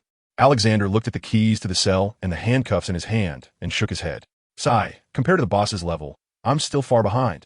Boss, I'm sorry, I was wrong. I actually underestimated you like that. I deserve to die. Slap, slap. Alexander raised his hand and fiercely slapped his own face. Ling Feng, with his back to Alexander, heard Alexander slapping himself and suddenly felt that perhaps he was overdoing it, causing great harm to Alexander's innocent soul. However, he had no intention of stopping him. Without carving, jade cannot become a vessel. Without being beaten, a person cannot become a king. Which powerful person didn't start from being beaten? To learn how to hit, one must first learn how to take a hit. This is a famous saying by Zhou Shuren. All right, stop hitting yourself. I forgive you. Seeing that Alexander was about to swell his own face, Ling Feng had to intervene. One must admit, the little guy in front of him was too sincere, hitting himself with such force. Earlier, Ling Feng had secretly turned around to take a look and found that the corners of this guy's mouth were bleeding. TSK, being too harsh on oneself. Sighing at this thought, an image of Shabi suddenly appeared in Ling Feng's mind. Thinking, Shabi, did you see that? Being a little brother, others work so hard. What about you? Only know how to flatter? Really, it's not that I'm fickle, but if you can't work hard in the future, then don't blame me for changing dogs. Thank you, boss. Thank you, boss. Hearing Ling Feng say he forgave him, Alexander kept expressing his gratitude. It was as if a minister who committed treason had received the emperor's forgiveness. His demeanor was truly impressive. Being so good at handling relationships left Ling Feng at a loss for words. Because Alexander had done nothing wrong. In fact, he had done very well. When he was imprisoned, he even thought about stealing the keys to save him. What kind of attitude is this? This is completely treating him like a biological father. No, even for a biological father, the vast majority of people wouldn't go so far as to break someone out of prison. After all, if things go wrong, not only would they fail to save their father, but they might also end up being imprisoned themselves. Breaking someone out of prison, if discovered, even if it's not a death sentence, at least they will be locked up for 10 or 8 years. As for someone like Alexander with a naval identity, his once bright future would be completely severed because of the prison break, and he might even face harsher punishment for breaking the law. But Alexander still resolutely did it. If he weren't a man, Ling Feng would have been moved to marry him right then. And at this moment, on the ground, in front of the naval headquarters, the battle was still ongoing. Kaido, I told you to destroy the naval headquarters, and here you are destroying it. Tell me, do you still dare to destroy the naval headquarters? Carp was seen riding on Kaido, throwing punch after punch at Kaido's head. This way of fighting was truly hard to watch. Those who knew would recognize this as a battle between a naval hero and the world's strongest creature. Those who didn't know might think these were just two ruffians. Is this what they call returning to simplicity? When strength reaches a certain level, there is no need for flashy moves, cool actions, or ridiculously named skills. Just simple basic attacks, the collision of fist to flesh will do. It seems Zoro is still a bit far from the world's top level. Zoro, is my naming of moves too much of a hindrance to you? Damn, Carp, are you done hitting me? Get off me. Looking at Carp, who was continuously pounding him while sitting on him, Kaido gritted his teeth and forcefully thrust his knee up, catching Carp off guard, directly hitting him in the stomach. Carp was sent flying into the air, and then Kaido reached for the fallen Kanabo, spike club beside him, stood up, and swung it hard at Carp, who was in midair. Conquer the sea. With one swing, an enormous hockey shockwave instantly formed.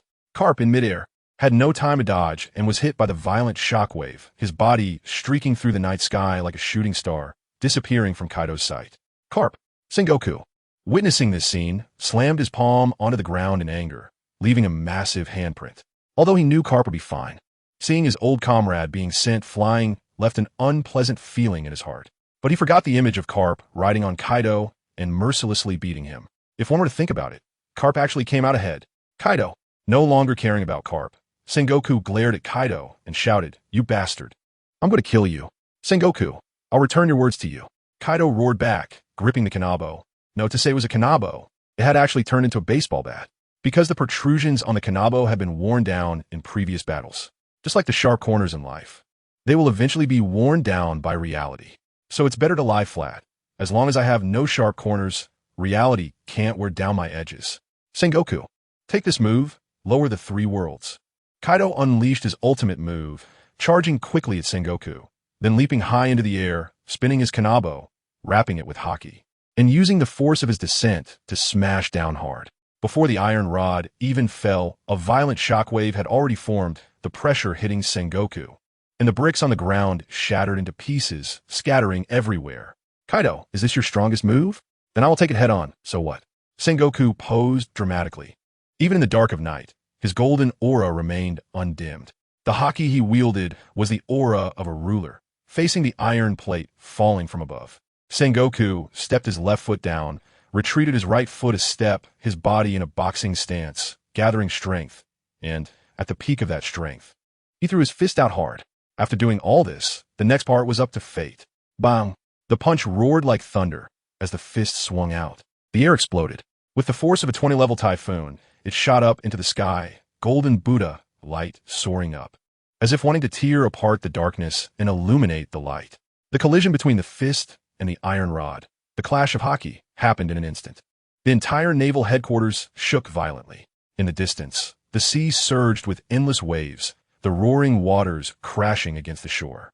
Countless Marines hiding in corners, trembling in fear, were also knocked unconscious by the haki shockwave. Not far away, the Justice Building began to crack with spiderweb-like fissures, covering the entire structure, swaying as if it could be destroyed at any moment. And at the center of the battle between the two, the square had directly formed a massive pit several dozen meters deep and hundreds of meters wide due to their collision, where the fist and the iron rod were still clashing together. Both Sengoku and Kaido gritted their teeth, their faces contorted, looking at each other with ruthless eyes, using their final, strongest power, wanting to send the other flying. It seemed that for both of them, this was the final blow. They were betting everything on this strike. What the hell is happening? Suddenly, the entire prison shook violently, and Ling Feng almost lost his balance. Fortunately, Alexander had already left. Otherwise, he would have been embarrassed. After all, in front of Alexander, he had disguised himself as invincible. If you fall down because of severe tremor, then really, there's no face left to live on. System. Host, you're too modest. A man like you, who has no shame, could really not live on because of embarrassment? Is that possible? Impossible. Ling Feng, hey. You broken system. When I was bored before and wanted to chat with you, who didn't show up, and now that you do, you just mock me? What's up? Is it fun for you to mock me? System. Yes, it's very fun. Ling Feng, get the hell out of here. On the ground, the battle is still ongoing. However, it seems that Sengoku is in a bit of trouble. After all, is it all about a single iron rod? Let's see who dares to say this iron rod is useless. Well, actually, it's because Sengoku is using one fist while Kaido is using both hands to smash down with the iron rod. The strength of both hands is definitely stronger than that of one hand, so it's understandable that Sengoku can't hold on. Sengoku, kneel before me, ha ha ha. Kaido seems to see that Sengoku is struggling to hold on.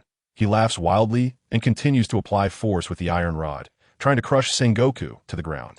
In the face of Kaido's continuous pressure, Sengoku shows terrifying perseverance. However, willpower alone cannot be converted into strength. Just when Sengoku is about to completely give in, his gaze suddenly turns to behind Kaido, where a man is riding a rainbow cloud, rushing towards them. That majestic figure clearly indicates that the opponent is undoubtedly a great hero. Zixia, is the great sage here to marry me? Damn Kaido, what are you doing to my Sengoku? Carp rushes back with a moonwalk and shouts angrily at Kaido. What? Kaido is taken aback, turns around, and sees Carp descending from the sky. At that moment, Sengoku bends his legs, quickly retracts his fist that was colliding with the iron rod, and then swings a powerful punch at Kaido's face. Poof! With one punch, Kaido is sent flying into the air, spitting out saliva. Sengoku, you're breaking the rules. Attacking me from behind? Kaido grits his teeth as he is sent flying. At this moment, Carp in the air comes in for a relay. He clasps his hands together and uses his fists like a hammer, delivering a fierce blow to Kaido's abdomen, saying, "Taste the pain I once gave to your captain." Bang! With the hit, Kaido's whole body is crumpled like a shrimp and falls straight to the ground. Boom! Kaido crashes into a huge pit, creating an even larger crater inside the original pit. After sending Kaido into the pit, Carp isn't done yet. He quickly dives down and delivers a heavy knee strike to Kaido, taking advantage of his weakened state. At this time, Sengoku also rushes in. They begin to double-team Kaido. Kaido is furious, but he remembers his plan, to pretend to be defeated, get captured, and then take Lingfeng to escape. Therefore, facing the double team of Carp and Sengoku, Kaido does not evade or resist. Instead, he chooses to endure, pretending to be unable to fight back at all. To do this, he even bites his tongue and spits out a mouthful of blood, indicating he is severely injured. The double team continues for half an hour, and Kaido finally lies on the ground, rolling his eyes. Looking at the unmoving Kaido on the ground, Carp and Sengoku finally stop. This guy has such thick skin. Even after I hit him, it still hurt, but it's finally over. After a day and night, this peak battle finally comes to an end. Jumping out of the pit, Sengoku looks at the severely destroyed Navy headquarters and sighs, I don't know how much it will cost to repair this. Damn Kaido. Cursing, Sengoku personally goes to get special handcuffs and handcuffs Kaido. Then he orders the Marines to take him down. After doing all this, Sengoku lies directly on the ground, looking at the stars in the night sky, feeling exhausted. Not because fighting Kaido was tiring, but because carrying the weight of justice is tiring. As the fleet admiral, he can't even protect his own Navy headquarters. He can't help but sigh. Am I really getting old? Maybe it's time to retire? This seems to be Sengoku questioning himself, and also seems to be asking his old comrade Carp. Carp, lying beside him, hears Sengoku's words and nods. Indeed, one cannot deny aging. Our era has ultimately passed. It's just that the current Navy isn't at the point where we can easily let go. If it weren't for us today, perhaps the Navy headquarters would have been flattened by Kaido. So, we can't retire yet. At least not until the new generation of the Navy grows up. The Navy still needs us two old guys. At this moment, Carp completely sheds his usual goofy demeanor and genuinely considers the Navy's position. Indeed, the new generation of Marines, that boy named Alexander, can be cultivated. He will be the future of the Navy. I plan to give him a devil fruit. What do you think, Carp? Sengoku asks Carp. Me? My thoughts have never changed. It's Lingfeng who is the future of the Navy. Of course, that boy named Alexander can also be cultivated together. I see ambition in his eyes, the ambition to become fleet admiral. However, right now he only has ambition. With his current strength, he is far from becoming fleet admiral. Carp chuckles. As for Lingfeng, I even think he doesn't need the Navy's cultivation. Just give him 2 or 3 years, and he will have absolute power.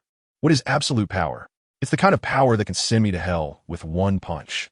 Don't ask me how I know. That is just how I feel. Of course, the two can compete. If Alexander wins, then I must have misjudged. Since that is the case, how about a bet?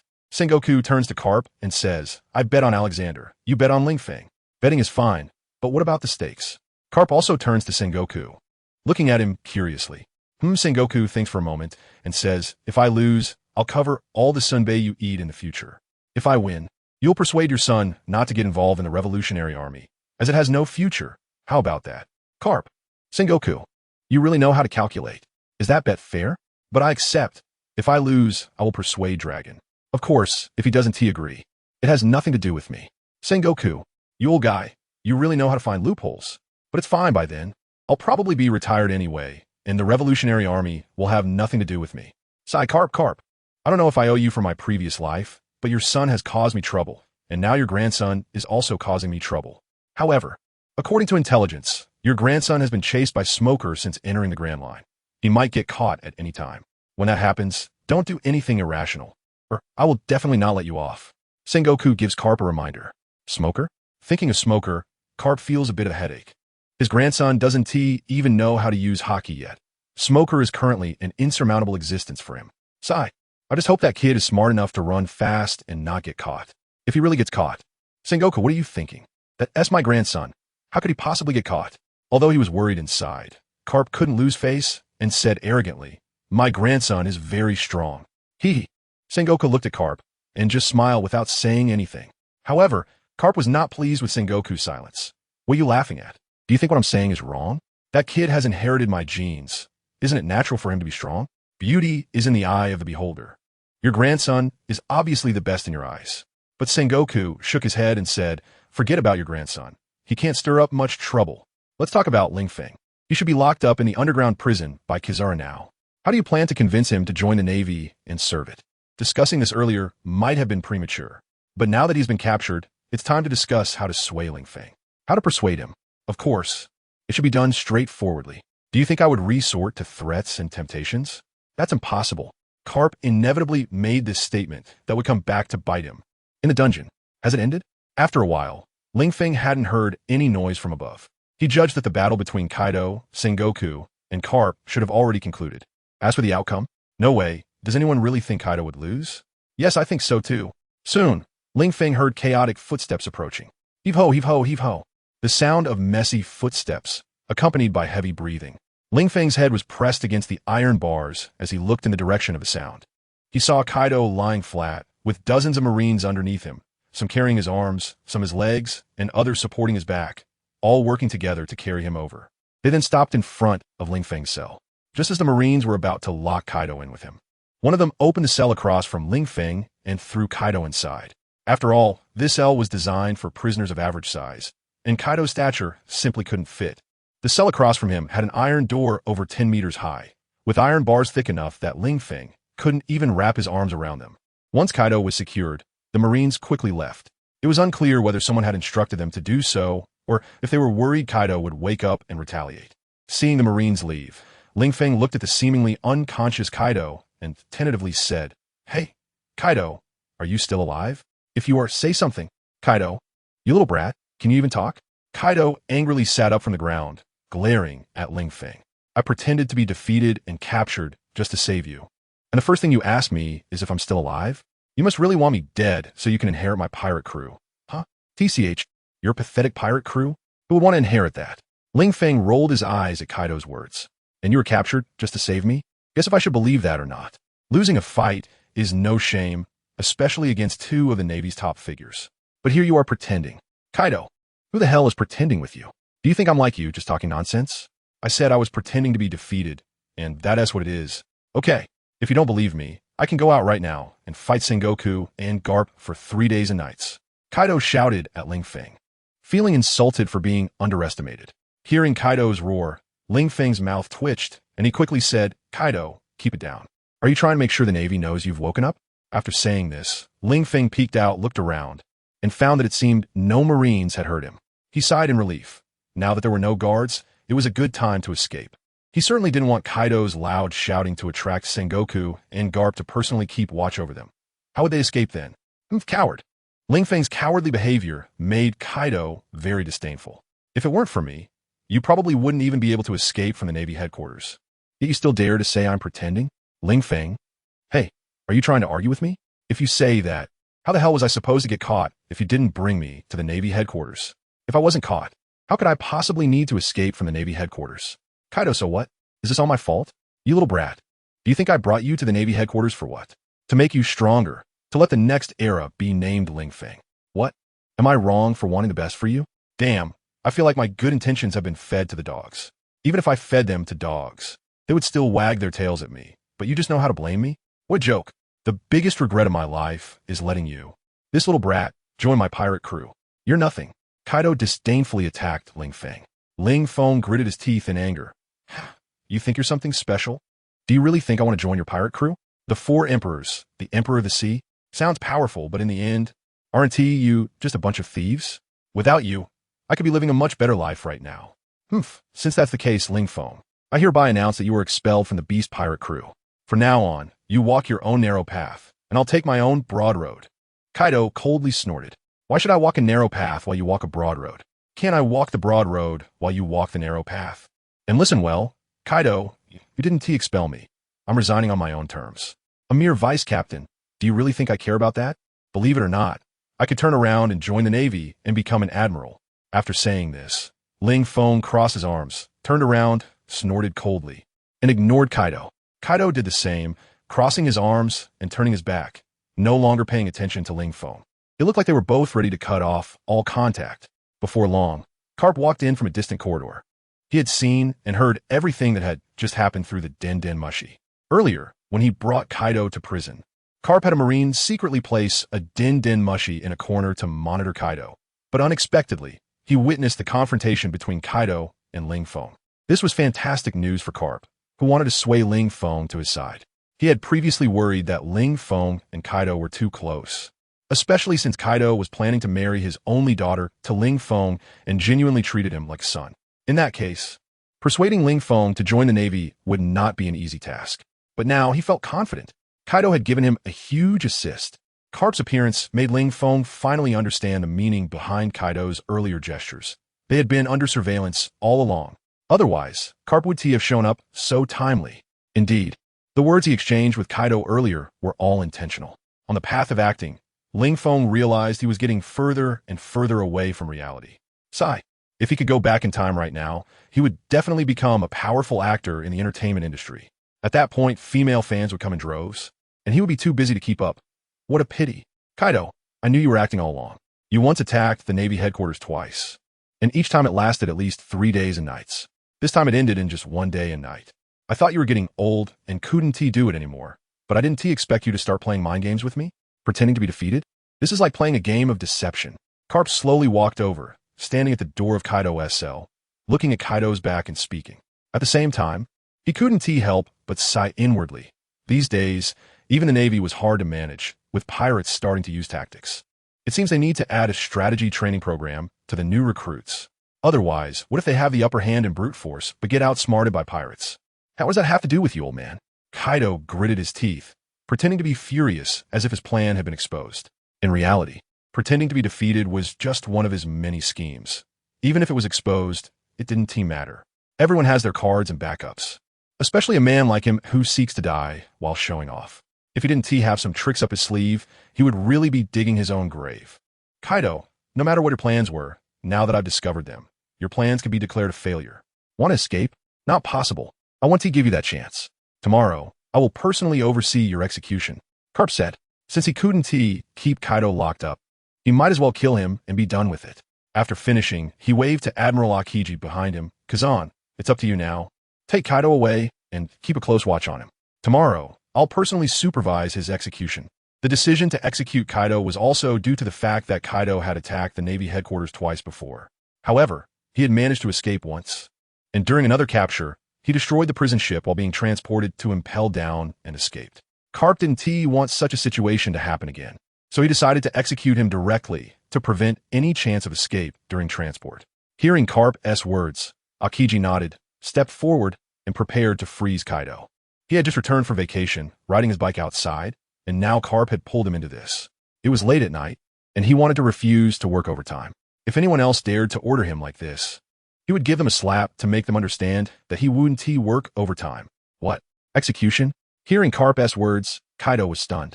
Why? The Golden Lion was captured and sent to impel down. Why should I be executed? Oh, the Pirate King was executed too? Then it's fine. It means he's on the same level as me. Even the Golden Lion is inferior. Freeze moment.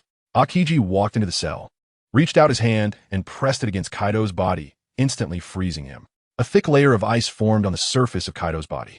After freezing him, Aokiji made 5 holes in the ice and then dragged the frozen Kaido away.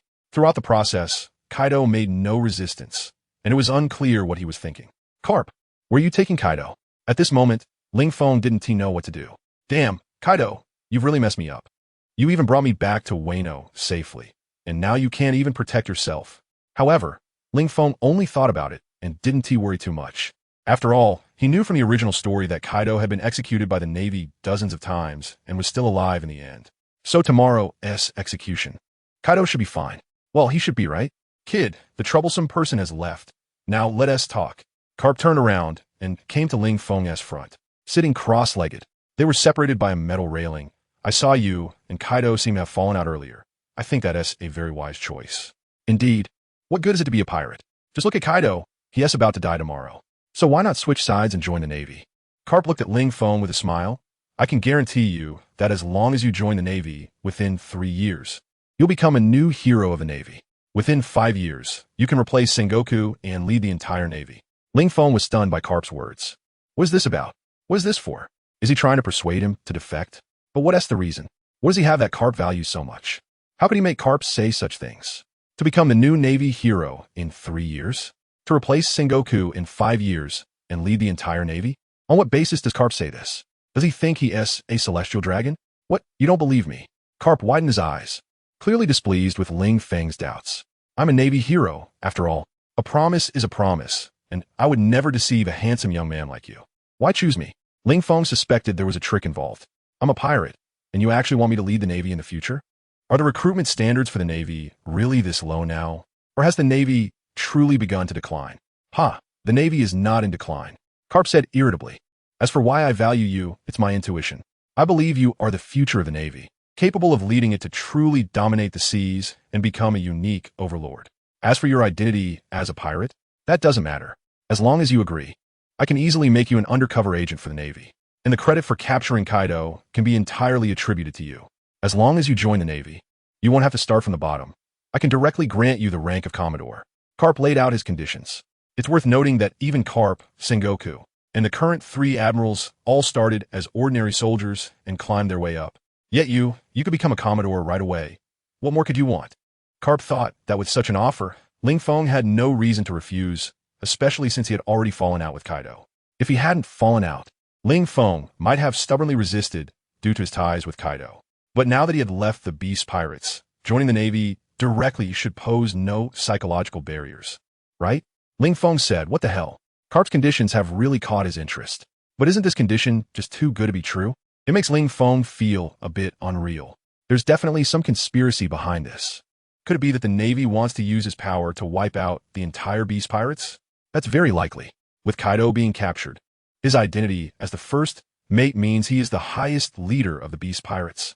And Karp wants to incite him to lead the Navy directly into Wano and completely eliminate the Beast Pirates. Yes, that's definitely the case. It's insidious, too insidious. Who would have thought that Karp, with his thick eyebrows and big eyes, would also play the backstab game like a Kainu?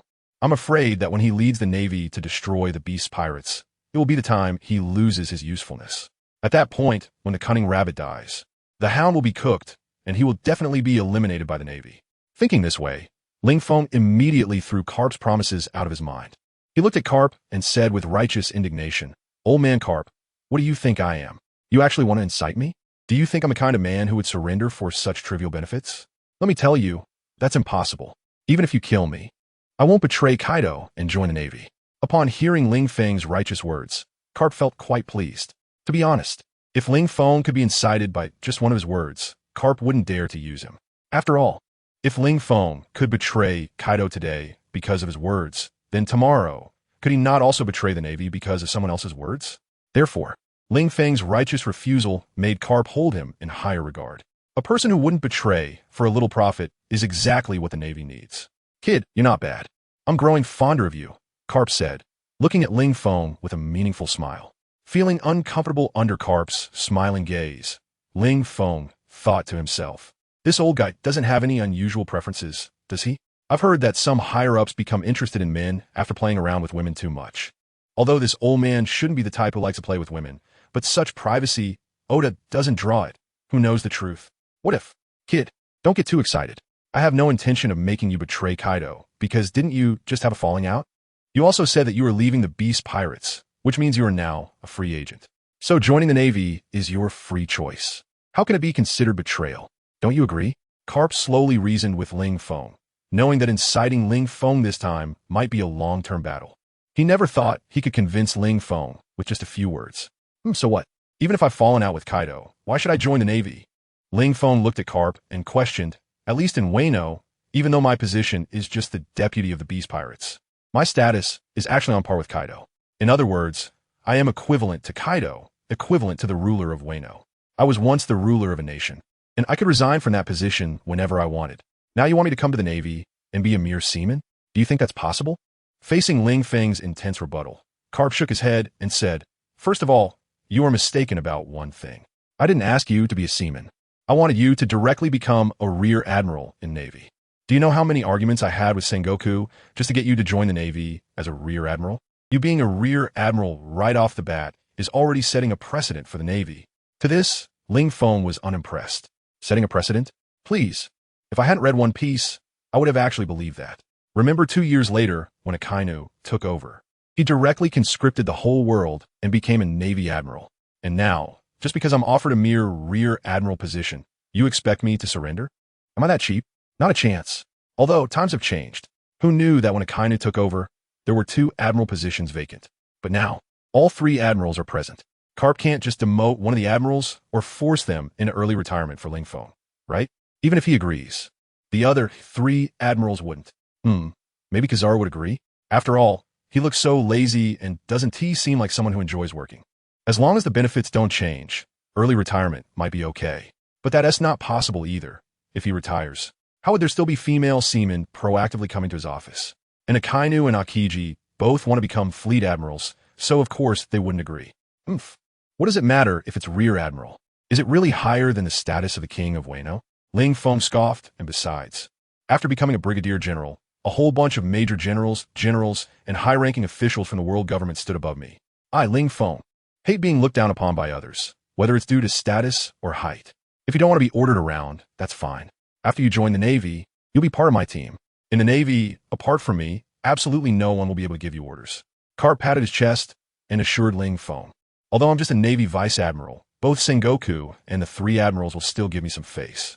Even if you come under my command, I won't force you to do anything, so you'll still be quite free. Free? Ling Feng rolled his eyes. Old man, Kaido not only gave me absolute power in Wano, but he also entrusted his daughter to me. The future of Wano is mine as well. Kaido has essentially given me everything. And you just want to give me freedom and expect me to betray Kaido? Dream on. So you mean to say that what you're offering isn't enough? Carp's mouth twitched slightly. Damn, he thought this kid had a deep bond with Kaido. And in the end, he just says, I need more money. Kid, I misjudged you. That's right. I need more money. Ling Feng nodded seriously. There is no one in this world who cannot be betrayed. It mainly depends on whether the price of betrayal is sufficient. Kaido has given me almost everything. If he wants me to betray him, then it must at least be more than what Kaido has given me, right? Garp covered his face and suddenly felt a bit regretful. Is this kid really suited for the Navy with his personality? As long as he offers more than Kaido. Ling Feng will betray Kaido. Then, after Ling Feng joins the Navy, if he encounters someone who offers him even more, wouldn't he betray the Navy again? Wait, no. In the future, there shouldn't be anyone who can offer more than the Navy, right? Suddenly, Garp realized the key point. Once Ling Feng becomes the fleet admiral in the future, the entire Navy will be his. Even if someone wants to incite Ling Feng, they definitely won't be able to offer a greater price. At least the pirates won't be able to. All right, then tell me, what do you want? Garp took a deep breath and decided to let Ling Feng make a request. As long as it's not too excessive for the future of the Navy, as a Navy hero can endure it. Garp, you're not being sincere enough. Hearing Garp ask what he wanted, Ling Feng pouted in annoyance. It's not about what I want, but what you need to give me. Garp was silent for a moment and said, a Navy major. That's the highest position I can offer you right now. There are currently no vacancies for Navy colonels, so I can't make you a Navy colonel, and it's even more impossible for a general. Of course, with your current strength, you're not qualified. Are you looking down on me? Why am I not qualified? Ling Feng curled his lip and said, and who said there are no vacancies for vice admirals in the Navy? As long as you retire, won't that create a position? Carp, hearing this, widened his eyes in disbelief, staring at Ling Feng. How dare this kid say such a thing? He actually wants me to retire and make room for him? Is there no justice left in this world? Calm down, Carp. You need to stay calm. This kid is the future of the Navy. You can't hit him, really can't hit him. Otherwise, with this kid's personality of being soft on the inside, but hard on the outside, if you hit him, he will definitely not join the Navy. Carp clenched his fists tightly, making cracking sounds, and exhaled forcefully to calm the anger in his heart, while also persuading himself not to let a moment of impulse cause the Navy to lose its future. Damn it. It's all because of his own awareness. Why does he feel that this kid in front of him is the future of the Navy? When has the Iron Fist Carp ever been humiliated like this? Fine. If you agree to join the Navy, then I can retire early and the vice admiral position I vacate will be yours. Carp almost gritted his teeth while saying this. At that time, he could step back to the background and focus on training him. To get Ling Feng to join the Navy, Carp was willing to go all out. After all, at his age, it was already time to retire. It's just that the new blood in the Navy is really lacking. Otherwise, how could this old guy, over 70, still cling to the position of vice admiral without retiring? Isn't it because the Navy needs him? Ling Feng. What the hell? Is this old man serious? He was just casually saying it, and I never expected that Karp would actually agree. Does Karp really want to put in so much effort to eliminate the beast pirates? Suddenly, Ling Feng started to doubt whether Karp really just wanted him to be a guide to lead the Navy in destroying the beast pirates, and then discard him like a used tool, or if this old man genuinely wanted him to join the Navy. But why? If Karp were a beautiful woman, coveting his handsome looks, that would make sense. But Karp is just an old man. What does he see in him? During the previous battle, he didn't showcase any impressive power, did he? He was just at the level of an average supernova with a bounty of 100 million. What does that mean to Karp? Although he's still young and has a lot of room for improvement, it shouldn't be enough for Karp to give up his position as a vice admiral just to have him join the Navy, right? It's complicated. Karp is so sincere that Ling Feng is almost moved. But then he thinks about Yamato and Mama no Suk, who are still waiting for him to come home in Wano, and he still refuses. One vice admiral position isn't enough. Ling Feng looked at Karp and said, "If you want me to join the Navy, you have to offer more." There was no other choice but to stall Karp and buy time, waiting for Kaido to get out of trouble before coming to rescue him. If Karp had invited him to join the Navy with such enthusiasm when he first arrived in this world, he would have immediately changed into a Navy uniform without hesitation. But now? Sorry, I want to be a bad guy. Indeed, one Navy Rear Admiral is not enough. Karp sighed, compared to what Kaido offered Ling Feng. He also felt that one Navy Rear Admiral was not enough, but what could he do? He was also quite desperate. He couldn't just create a country for Ling Feng, right? Even if he had a country, he didn't have a daughter to marry Ling Feng. So at this moment, he remembered his grandson who ran off to become a pirate and thought, if only that kid Luffy were a girl. He could use her to win over this little brat's heart. If Luffy knew how his grandfather thought, would he be so angry that he would sever their grandfather-grandson relationship? Since he couldn't satisfy Ling Feng with benefits, Karp decided to play the emotional card. "Hey kid, how old are you this year?" Karp asked Ling Feng kindly. "Ling Feng, are you trying to introduce me to a blind date? And asking about my age? Is a boy's age a secret? These days, really, boys need to protect themselves well when they go out. Because not only are there female rogues who might act inappropriately, but there are also men whose orientations have changed who might do the same. It's terrifying. Well, this has nothing to do with you guys. It's a concern only for handsome men like me." 18. Bored as it was, since an old man finally came to chat, Ling Feng didn't want to end the conversation. So he answered Cap's question. 18. Are you sure? Cap looked at Ling Feng with a skeptical expression. What's wrong? Doesn't it look like it? Ling Feng glared at Karp. Well, it's not that you don't look like it. I just thought you would be a bit bigger. Karp chuckled, looking at Ling Feng's face, 18 years old. It's not impossible. By the way, do you have anyone else at home? Karp continued to ask. If not, you can treat me as your grandfather. Speaking of which, I also have a grandson who is about your age, but that kid is really a handful. If that kid were as excellent as you, I would truly wake up laughing in my sleep. Ling Feng, how did our conversation end up making me a grandchild? Can we still have a proper chat? Taking advantage of me? Huh? What does that have to do with you?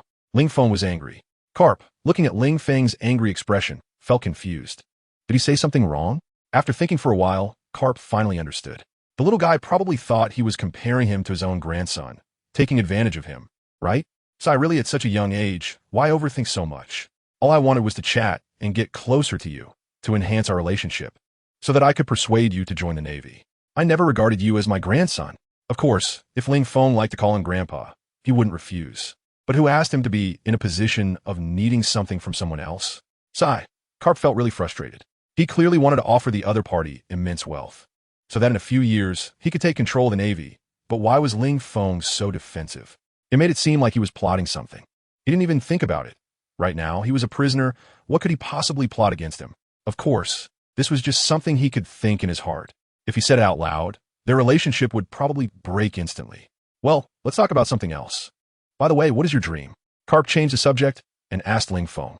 As long as Ling Feng shared his dream, Karp would tell him that as long as he became the admiral of the Navy, those dreams could be easily realized at any time.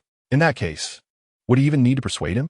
Ling Feng is probably going to turn around and beg him, wanting to join the Navy. Haha. Thinking of this, Karp laughed heartily in his heart, feeling that his question about dreams was really awesome. However, Ling Feng's answer made Karp unable to laugh anymore. My dream is for everyone in this world to have food to eat, clothes to wear, and a house to live in. Men can marry wives. Women don't have to sell their bodies. Good people can live to 100, and bad people can turn over a new leaf. Stop, stop, stop. Karp didn't want to listen anymore. Although he thought this dream was extremely admirable, how could he possibly believe it coming from Ling Feng's mouth? With this little guy's character? Would he really think of others like this? I don't believe you at all. Little guy, there are no outsiders here. Can you say something sincere? Karp looked at Ling Feng and said, for example, do you want supreme power, endless wealth, countless beauties, the ability to create something out of nothing, and unstoppable strength? Isn't this what someone your age should desire the most? Ling Feng, old man, how can you be like this? As a naval hero, you don't think about the common people under your rule. How many people on the sea have no food to eat, no houses to live in, no wives to sleep with? You don't consider these people, yet you still think about wanting supreme power, endless riches, countless beauties? You really do not deserve the title of hero. Ling Feng pointed at Karp with a look of disbelief, as if he couldn't believe what he was seeing. Karp was shocked. This little brat was really too shameless. He clearly wanted Ling Feng to say something sincere, but instead, Ling Feng accused him of wanting something? As a man in his 70s, what use did he have for power? How many more years could he enjoy his authority? What use were treasures to him? With his current position, he had no worries about food and clothing in the Navy, and his expenses were all reimbursed by the government. So he didn't need to spend his own money at all.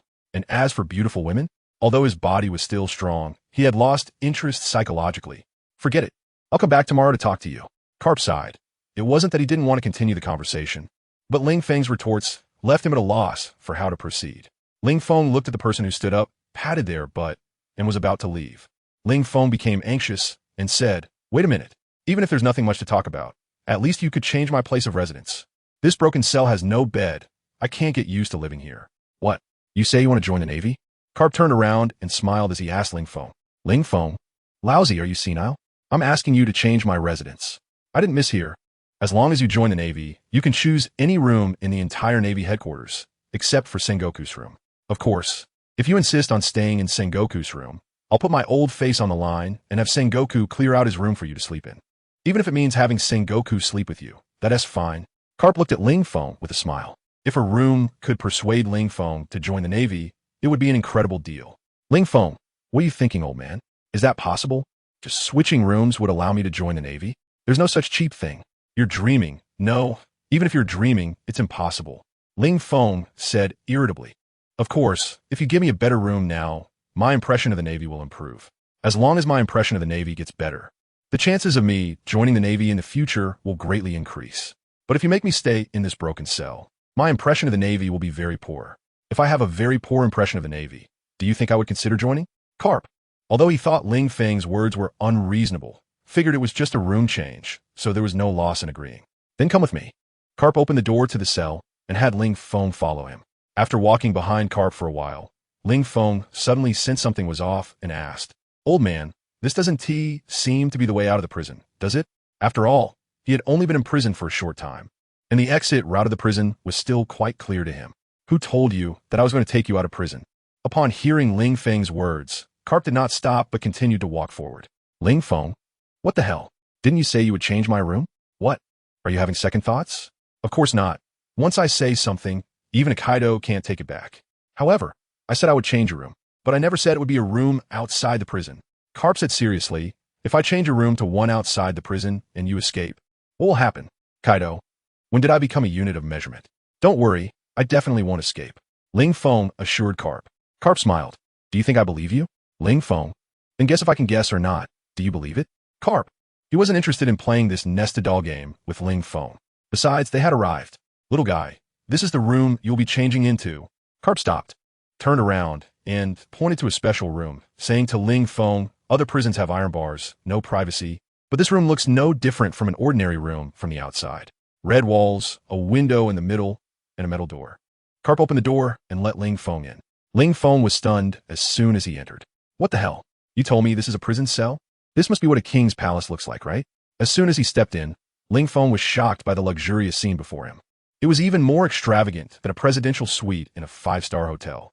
The Navy's underground prison actually had such cells? Who is this for? Are the prisoners living so lavishly? As if sensing Ling Feng's confusion, Karp explained, this is certainly not an ordinary prison cell. This cell is reserved for Navy personnel who have made mistakes, and only those at the rank of captain or above are qualified to be held here. So little guy, You see how nice I am to you. Are you really not going to join the Navy? Well, let me think it over some more. After all, choosing a career is a matter of my entire life. I can't just join the Navy because you want me to, right? That wouldn't just be irresponsible to you, but also to myself and the Navy. So let's talk about it next time. Ling Feng finished speaking and then raised both hands towards Carp. Carp looked at Ling Feng with confusion and asked, "What are you doing? What do you think?" "Of course, it's to help me get these handcuffs off. If you're going to help, you might as well do it thoroughly. Otherwise, in this situation, it's hard for me to even wipe after using the bathroom." Ling Feng said this and gestured at Carp with a raised hand. Carp hesitated for a moment, thinking that even if he unlocked Ling Feng's handcuffs, Ling Feng wouldn't be able to escape, so he agreed. As for why he was so confident, of course, it was because he, Carp, lived right across the street. As long as Ling Feng made the slightest move, he would arrest him with swift measures. However, he didn't have the key to the handcuffs on him. But it didn't matter. This was not a challenge for him. Carp reached out, grabbed the chain in the middle of Ling Feng's handcuffs, and pulled hard. Crack! The chain, made of some special metal, was directly snapped in half by Carp. Seeing this, Ling Feng exclaimed that he could not provoke it. He could not provoke it. He had tried for a long time before, but this chain showed no mercy at all. Not to mention breaking it. It didn't even deform.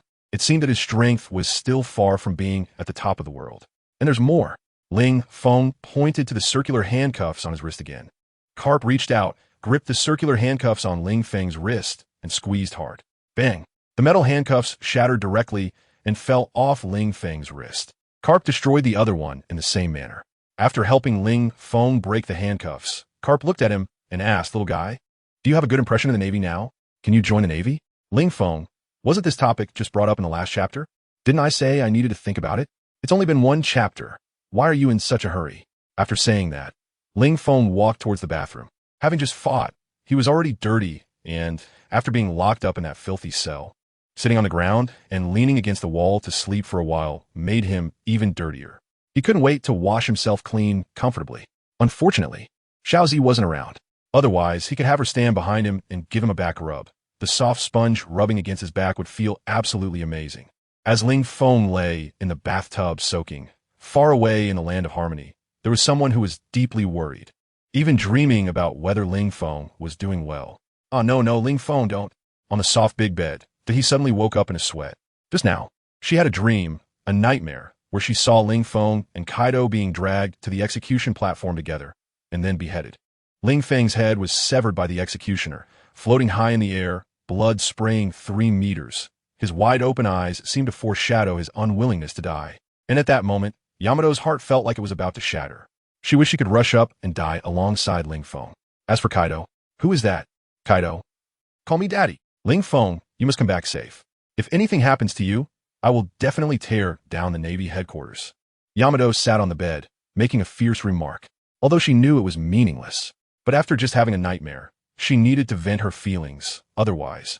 She felt uncomfortable. It seemed she wanted to go to the Navy headquarters to see if Ling Feng was okay. Yamato muttered to herself, "But I don't know the way." She had been locked up in Wano country by Kaido since she was a child and had never been outside. Most of the information from the outside world was heard from the pirate crew members. Navy headquarters? Where is that? Moreover, even if I go, I probably won't be able to help at all. Sigh, how troublesome. Yamato suddenly lay back on the bed, her feet kicking restlessly, causing the entire bed to shake. Looking like a spoiled child throwing a tantrum. Feeling irritable. Does having a nightmare signify something? Although Yamato knew that even if Ling Feng was beheaded, he probably wouldn't die. Because she had heard about the incident between Ling Feng and Orochi before, where Ling Feng was beheaded by Orochi, yet he remained unscathed. But what if the Navy burns him? If he can recover from being beheaded, then what about being turned to ashes? What to do? Yamato flipped over, her small fists pounding on the pillow. If I had known, I would have insisted a little longer. If I had gone together at that time, I wouldn't have such worries. If something really happened to Ling Feng, I could die with him. No, if we die together, then who'll take revenge for Ling Feng? That's right. Even if Ling Feng dies, I must live well and at least take revenge for him before I commit suicide to accompany him. Oh no, Yamato. What are you saying? Spit. Why must Ling Feng die? ISNT it said that dreams are the opposite.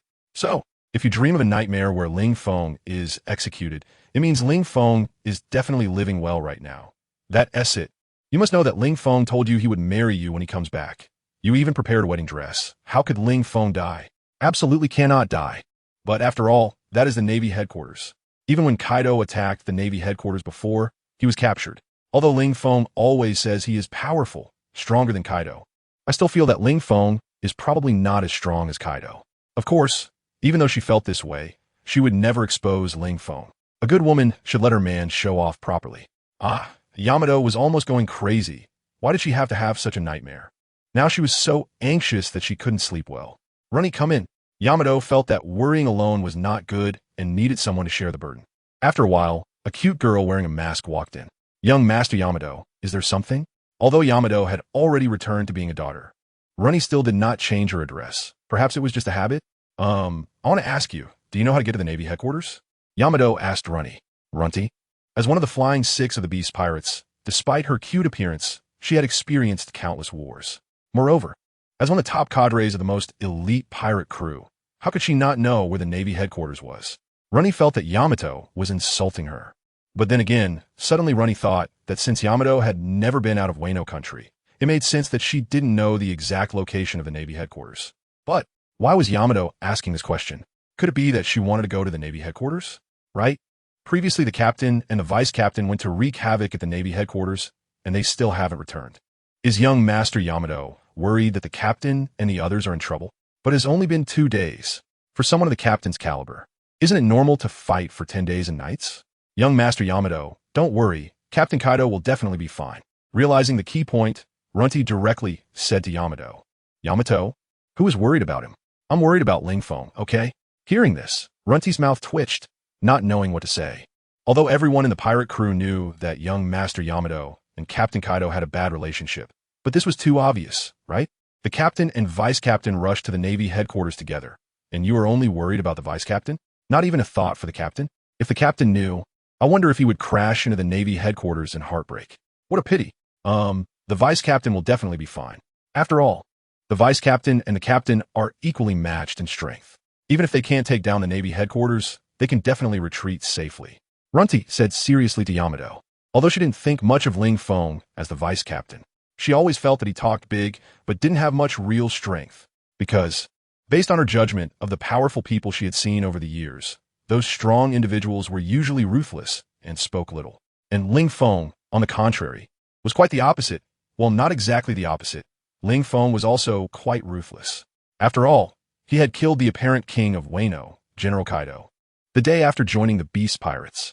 However, according to the news, it was not Ling Feng who really killed Orochi, but Ling Feng's subordinate, the Inu no Mi user, who was previously unknown and now called Saboteur. Speaking of Saboteur, he was also considered an old man. It is said that he was one of the first batch of followers of Kaido, and more than 20 years had passed. However, in the past 20 years, the Beast Pirates had grown larger and larger, while that guy had been lingering at the bottom, with new recruits surpassing him one by one. The key was that this guy seemed to be content with staying at the bottom. Unexpectedly, on the first day Ling Feng joined, he chose to side with him and became Ling Feng's lackey. Wow, what a thing. If you have no strength, do you think you can be powerful just because you are associated with Ling Feng? Think again. What she, Runny, hates the most are those kinds of people who have no ability but rely on connections to act arrogantly. In fact, she felt that Ling Feng was also such a person, using Kaido's power to boast and show off, and the key was that she didn't dare to expose him. There was no way.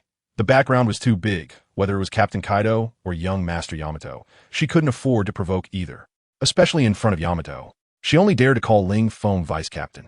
Not only did she dare not call him by name, but she even had to add a respectful suffix when referring to the vice captain, mainly because she was a woman. She understood that offending a woman often had more severe consequences than offending a man, especially someone like Yamato, who was caught in a romantic dilemma. If she dared to speak ill of Ling Feng in front of Yamato, Yamato would definitely pick up a spike club and come after her. With a club that big, her body wouldn't be able to handle it.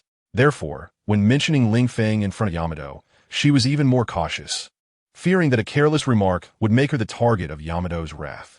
At that point, forget about her being just a flying six. Even if it were the 3 disasters, it would definitely be over for her. Although Kaido valued talent, how could talent be more important than a daughter? Talent can be recruited again, but a daughter, you can't just have another one, right? Is that so? I think so too. Ling Feng has his own destiny and will definitely be fine. Even if he can't win, with Kaido backing him up, Ling Feng will absolutely be able to escape.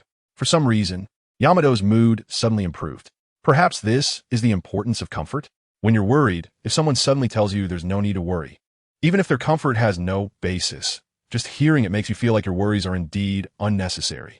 I don't know if others feel this way, but Yamato certainly does. Kaido backing him up? Upon hearing this, run sighed. This daughter must be a waste. Naval headquarters. The next morning, Garp got up early, even though he had just been through a fierce battle the day before. However, thinking about the need to sway Ling Feng, he had no desire to continue sleeping. Time waits for no one. For some reason, Garp always felt a sense of urgency. If he couldn't sway Ling Feng in a short period, then Ling Feng would forever leave the Navy. And this short period shouldn't exceed a week. Don't ask, it's just a gut feeling. So, time was running out for the national team. Opening Ling Feng's door, Garp found that the little guy was still asleep. His mood dropped a bit. Sigh. What's wrong with today's youth? They are too decadent. It's already 8 o'clock, and he hasn't gotten up yet? Back in his youth, he started getting up at 4 in the morning to train. Every day, he would swim dozens of laps around the Navy headquarters. It was through years of consistent training that he earned the reputation of Iron Fist Garp and the honor of a Navy hero, but now, looking at Ling Feng, who was still sound asleep in bed, he really questioned whether the future of the Navy could be entrusted to him. As the saying goes, the upper levels influence the lower levels. If Ling Feng became the admiral with this kind of style, and everyone below started to emulate him, what would happen? Get up, stop sleeping. The sun is already shining on your backside. Hurry up and get out of bed. Garp stepped forward and yanked the blanket off Ling Feng. However, when the blanket was pulled away, Ling Feng merely changed his position, wrapped his arms around the blanket, clamped it between his legs, and continued to sleep. Garp, this level of vigilance, is he serious? Garp was about to lose it. He had already pulled the blanket off, and Ling Feng still hadn't reacted. If it were an assassin, his head would have probably been cut off by now. Get up, little guy. Helpless, Garp could only bend down, reach out, and pat Ling Feng's face. However, something unexpected happened. Just as Garp reached out to pat Ling Feng's face, Ling Feng suddenly rolled over, wrapped his arms around Garp's neck, and pressed his whole body down onto the bed. Xiaozi, are you annoying? Did I not satisfy you last night? Why do you still have so much energy so early in the morning? Since that's the case, let's continue. Ling Feng pouted, ready to kiss Garp. Garp, is this little brat crazy? Seeing Ling Feng about to kiss him, Garp felt that if he didn't resist, he might lose his dignity. He directly pushed with both hands, using a strong force to send Ling Feng flying off the bed, crashing into the wall and leaving a human-shaped imprint. Ling Feng exclaimed, "What the hell? It hurts so much, what happened?" After falling to the ground, Ling Feng rubbed his chest, feeling as if his whole body had fallen apart. He opened his eyes, only to find that this was not the familiar room he knew. Where's this? Ling Feng tilted his head and muttered to himself in confusion. Oh, I remember now. Suddenly, Ling Feng clapped his hands, realizing that he had been captured by the Navy and was now locked up in the underground prison of the Navy headquarters. But why does my body hurt so much? And I remember I was sleeping in bed before. Why am I on the floor now? Damn it, old man, why are you in my bed? Ling Feng's gaze accidentally fell on Garp on the bed, and he was immediately shocked. He pointed at Garp and exclaimed, "Why you? You wouldn't have done something to me while I was sleeping, would you? No wonder my whole body aches now. It must be you, beast. You're not human. Yamato, I'm sorry. I'm no longer pure." Ling Feng cried out while covering his face. No wonder this old man had always wanted him to join the Navy. He originally thought it was because he appreciated his strength, but it turned out he was admiring his body. How vulgar. Garp, you little brat. What nonsense are you talking about? How could I possibly do such a thing to you? Garp's face turned red with anger, feeling insulted. At his age, when had he ever endured such humiliation? I merely pushed you off the bed and you crashed into the wall. Your whole body aches just because you hit the wall? Absolutely, absolutely not because I did anything indecent to you. Garp vehemently denied it. Ling Feng, what do you mean, old man? Do you think that your explanation for pushing me against the wall will make me forgive you? Ling Feng was furious.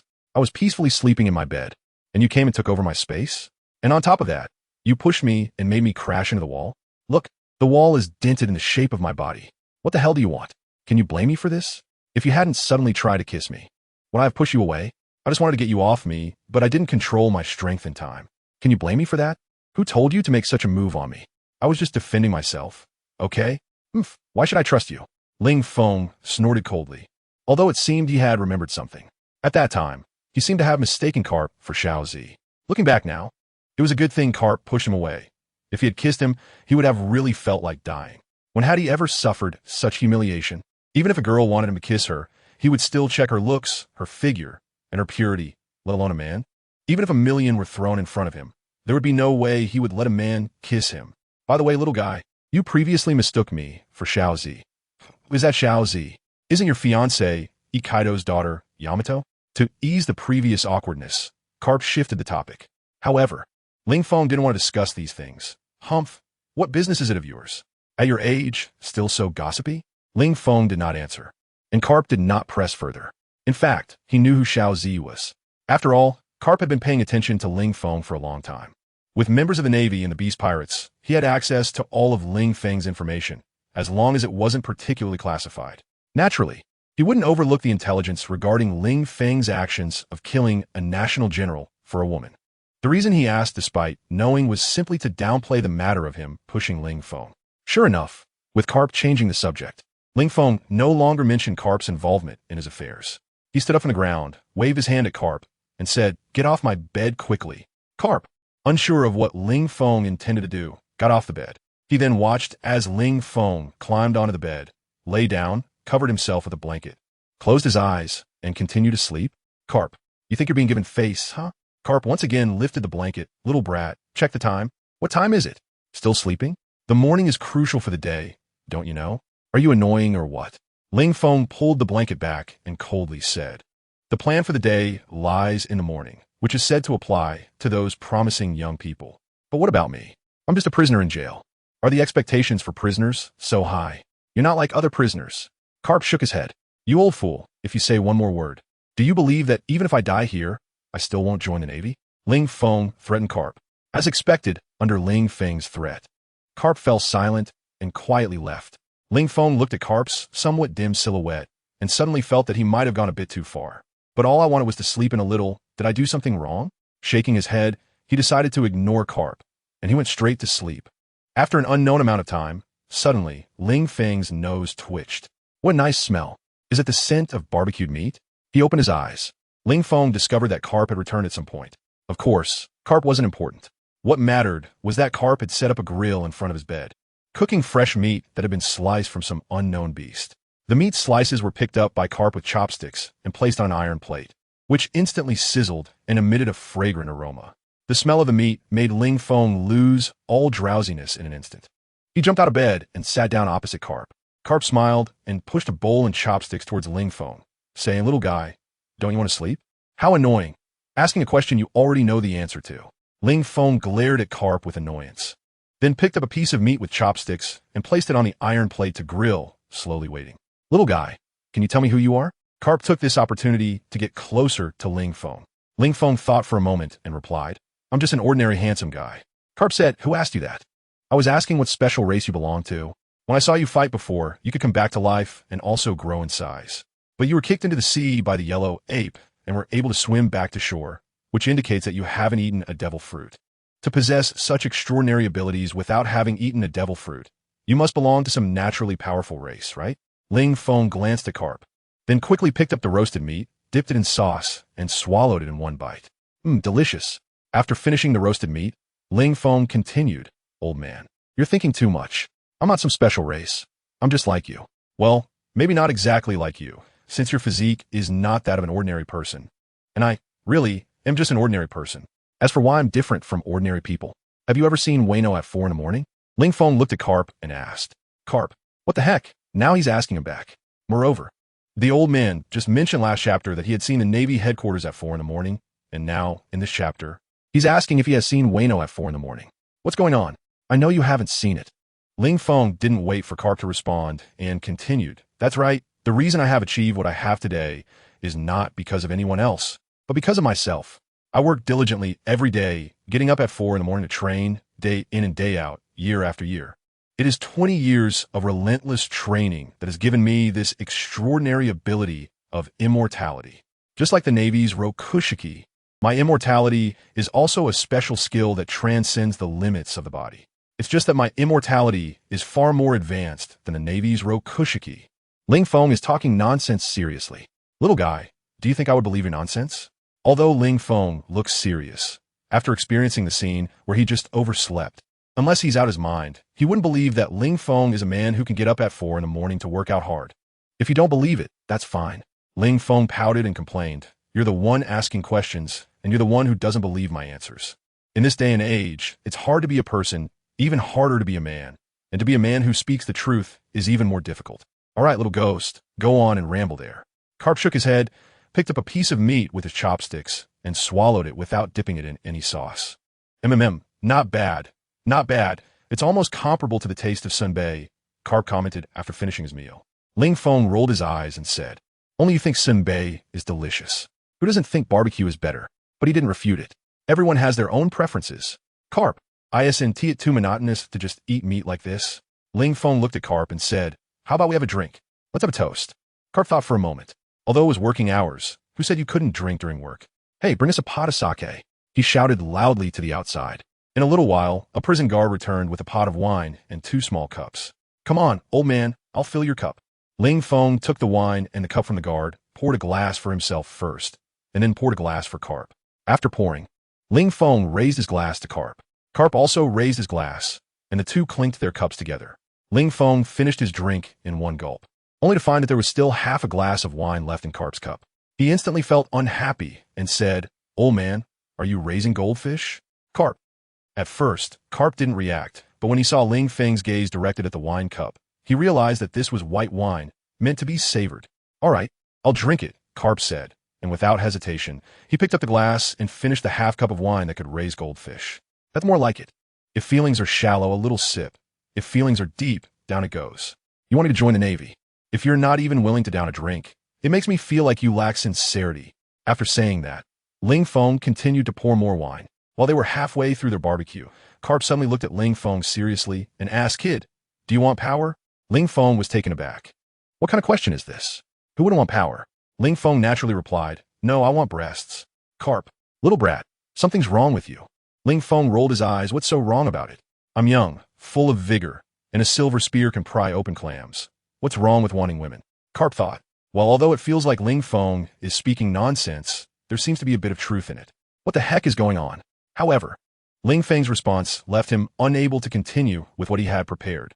Originally, if Ling Feng had expressed his desires, he would have taken out the devil fruit he had prepared and said to Ling Feng, kid, since you want power, I will give you power.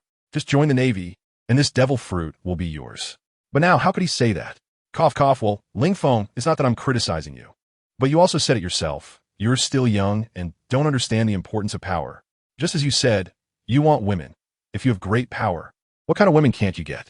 Carp earnestly advised, and if you don't have power, do you think the woman you like will like you?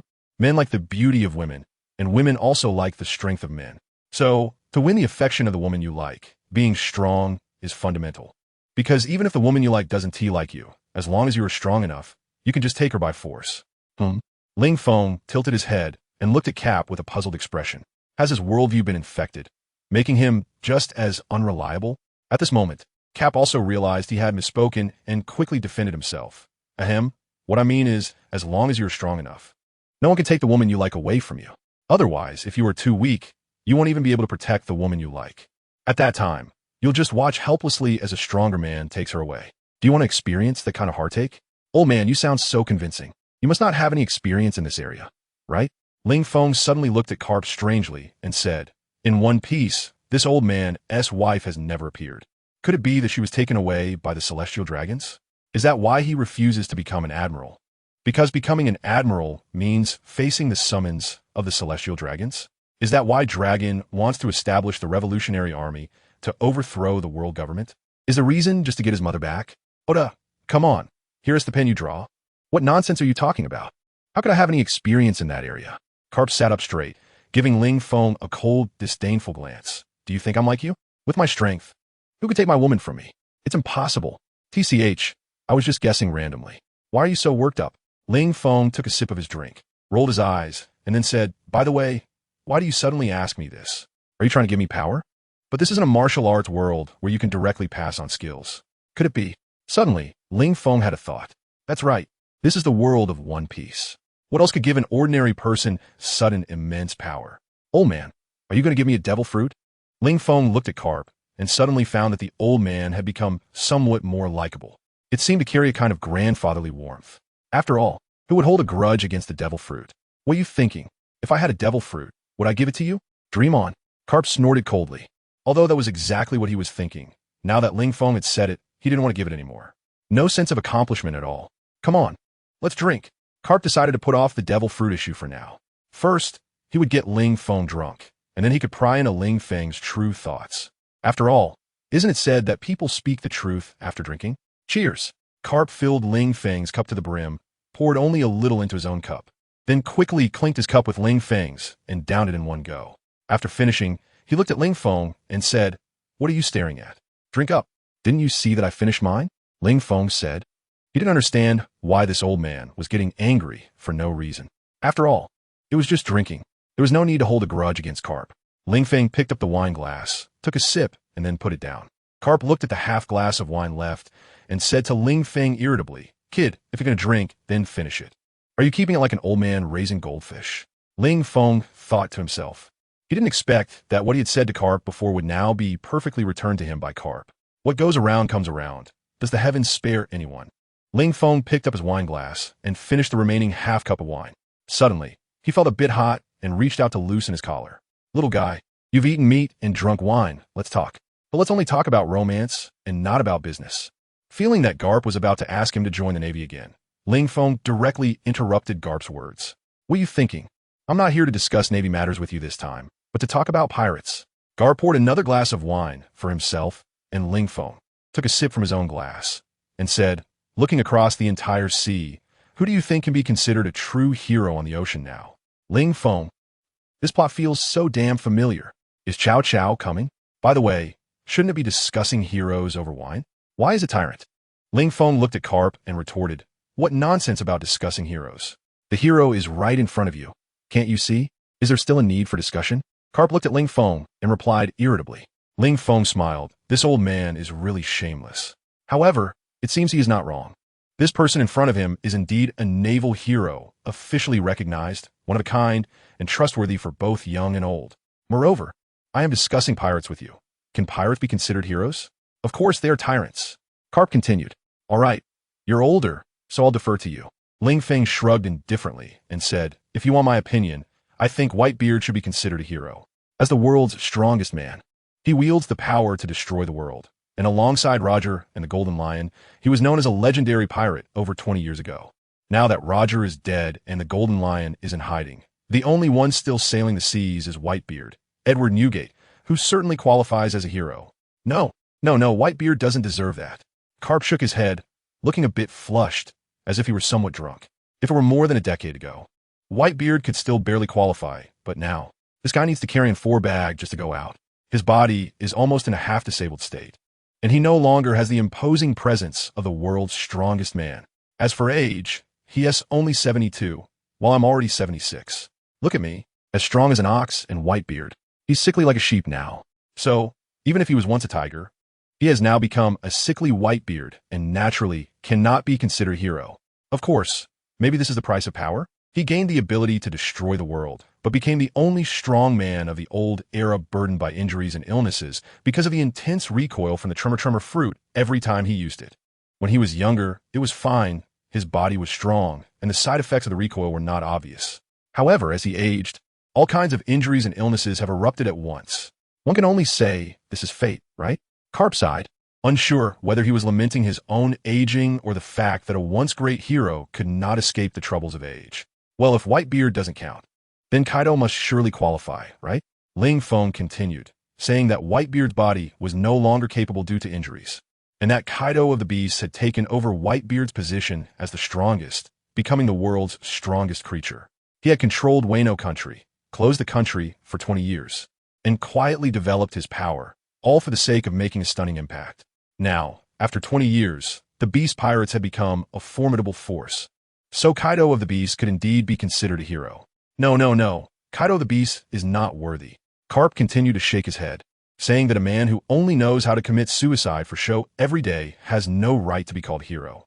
As for quietly developing for 20 years, so what? What has he accomplished in these 20 years? Nothing at all. Does he think he can dominate the new world just because of his several hundred subordinates with artificial devil fruits? Bah, all I can say is that he is dreaming. Not to mention, that guy is currently locked up in the Navy headquarters and is about to be executed in a few hours. Can a man who is about to be put to death be worthy of the title of a hero? Ling Feng, all right, Kaido is not worthy. Then Big Mom can definitely be considered a hero. Ling Feng said, Big Mom has had a monstrous physique since she was young. When she was just a few years old, she nearly destroyed the homeland of the giants, Elbaf. Despite being a woman, she has reached the pinnacle of piracy, holding the position of one of the 4 emperors, recognized by the other 3 emperors. She has also established Tado land, gathering almost all the races of the world, and has given birth to the main force of the Big Mom pirates. Therefore, Big Mom is indeed a formidable figure. Big Mom? A mere woman? How can she be considered formidable? Carp coldly shook his head with a sneer. Even if she is the strongest woman in the world, it won't change the fact that men are the mainstream in this world.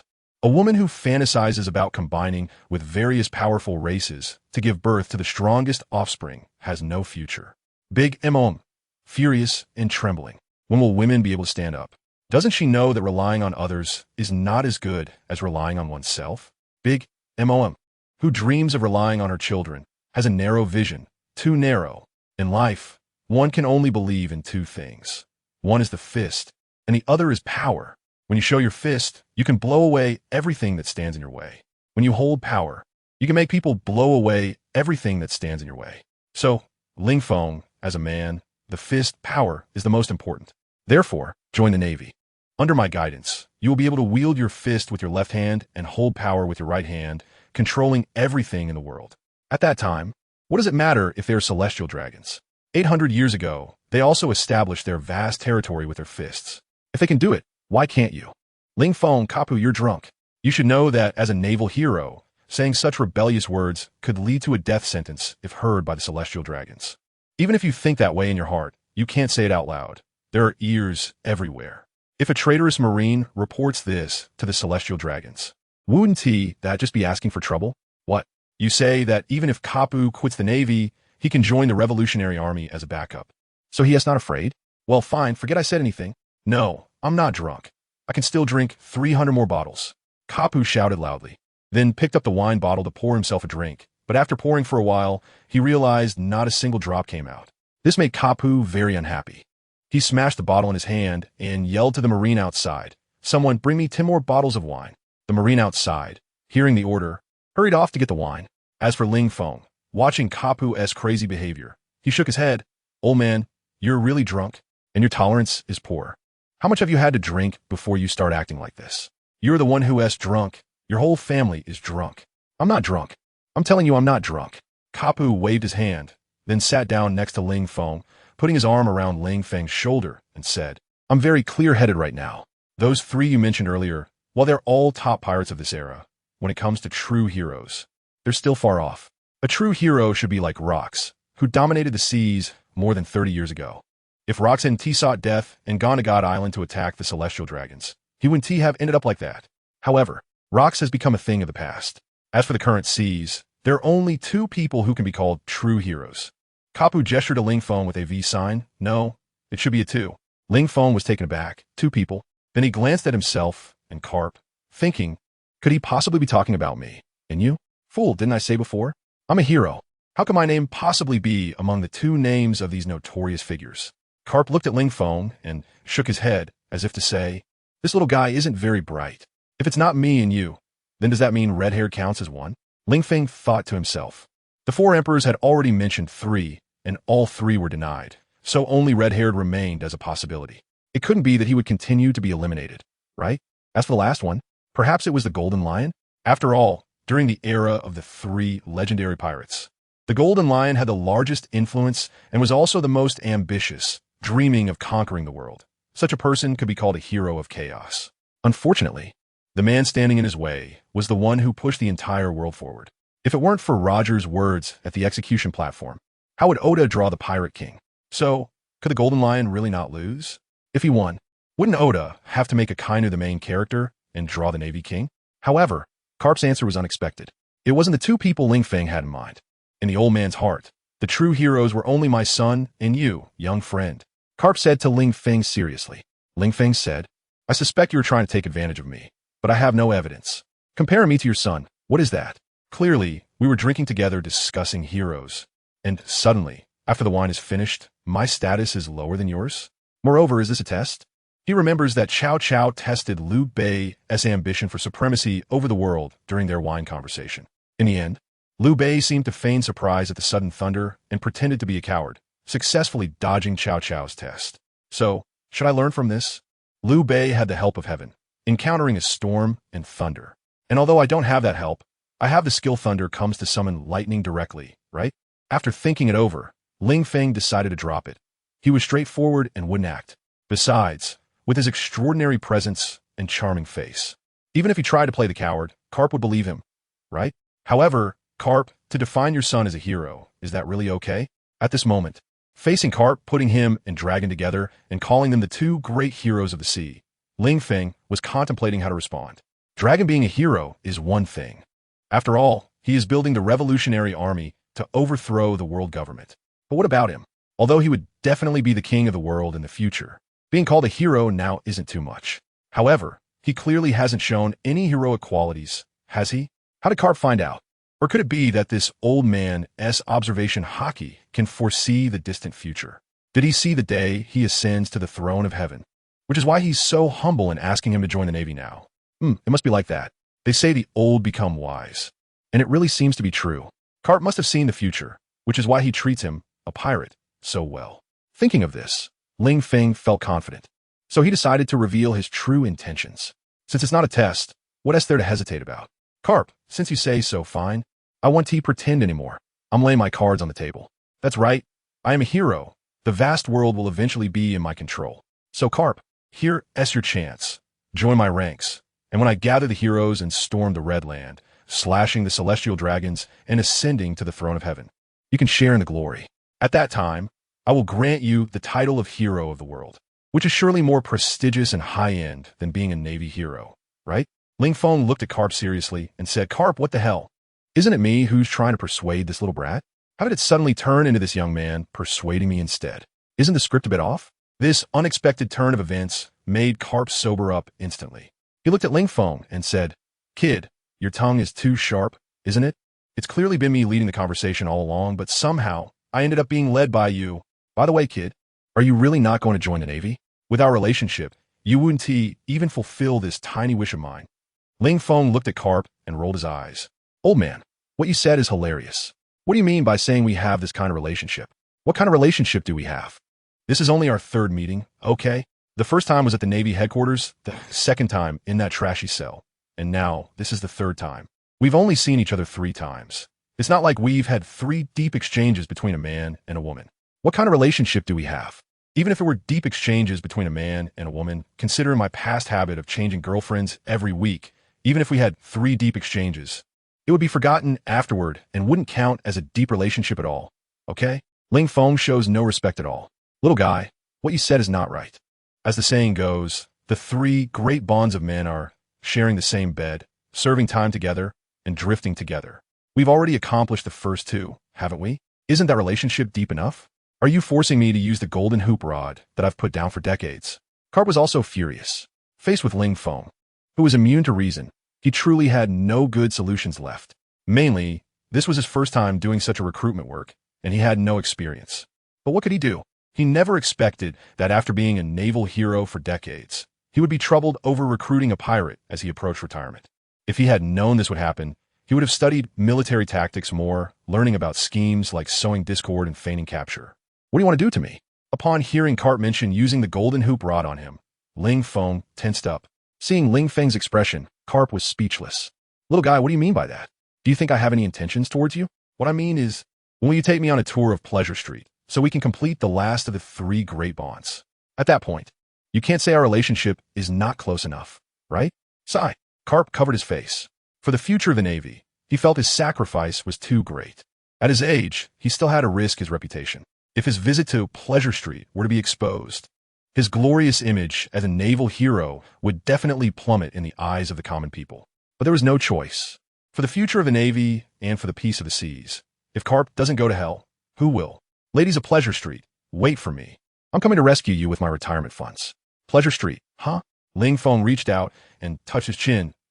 Just from the name, it's clear it's a good place. Besides, he remembered that the Queen of Joy Street was quite attractive, although she might be old enough to be his aunt. But forget that. After all, She is the woman who calls big MOM Lin Lin, and she's also a member of CP0.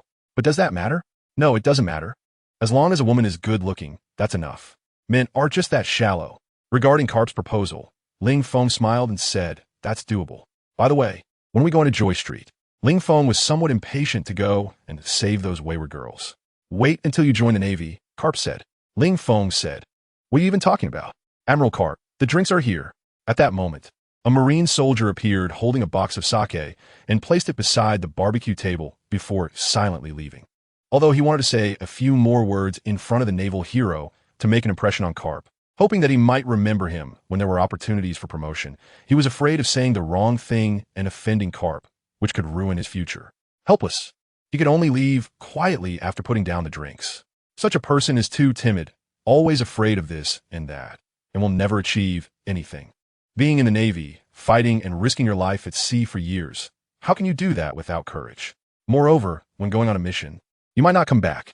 Missing out on opportunities to get close to important figures will make it hard to get promoted later. Do you really think you can rely on fighting pirates at sea to earn military merit? Many times, promotions can be achieved through flattery. Why choose to fight pirates instead? Although taking such shortcuts should be condemned, how many people who have reached the top have not taken shortcuts? This is where we have to commend Alexander. Fortune favors the bold. If Alexander didn't have the guts, how could he dare to put on such a show at the naval headquarters? Without acting, how could he catch the attention of the top brass in the Navy? If he doesn't get noticed by the higher-ups, how could he receive any training? Without training, how could he become an important figure in the Navy? Whether it's the 3 admirals or even just a vice admiral or rear admiral, they all had to show their extraordinary abilities or build good relationships with the higher-ups to start being nurtured. Without connections, even if you have strength, you will be suppressed. Okay, the jungle law within the Navy may be even more brutal than the battles among pirates. Well, these things aren't important. What matters is that Karp is about to present a devil fruit. The foreplay is over. It's time for some real action. Little guy, finish this bottle of sake, and I'll show you a treasure. Karp took out 2 bottles of sake from the box, opened the caps, handed one to Ling Feng, clinked the bottles together, and then tilted his head back to start drinking straight from the bottle. Ling Feng watched as Karp directly blew into the bottle, feeling speechless. Just before, the old man had already drunk half a bottle and looked completely drunk. Now he was going to drink a whole bottle. Was he trying to get himself drunk to death? However, seeing that this old man was over 70 and still so reckless, Ling Feng, who was only 18, wasn't afraid at all. He tilted his head back and started to drink wildly. Ton, ton, ton. He finished the white liquor in one go. Clatter. Putting down the bottle, Ling Feng looked at Karp and said, all right, old man, what big treasure are you going to show me? Bring it out. At that moment, Karp also finished his drink, set down the bottle, and reached behind him to pull out a black and white striped fruit, placing it in front of Ling Feng. Ling Feng, join the Navy, and this devil fruit will be yours. Karp introduced to Ling Feng. This is the trophy I obtained over 30 years ago when I defeated the Sea Overlord Rox.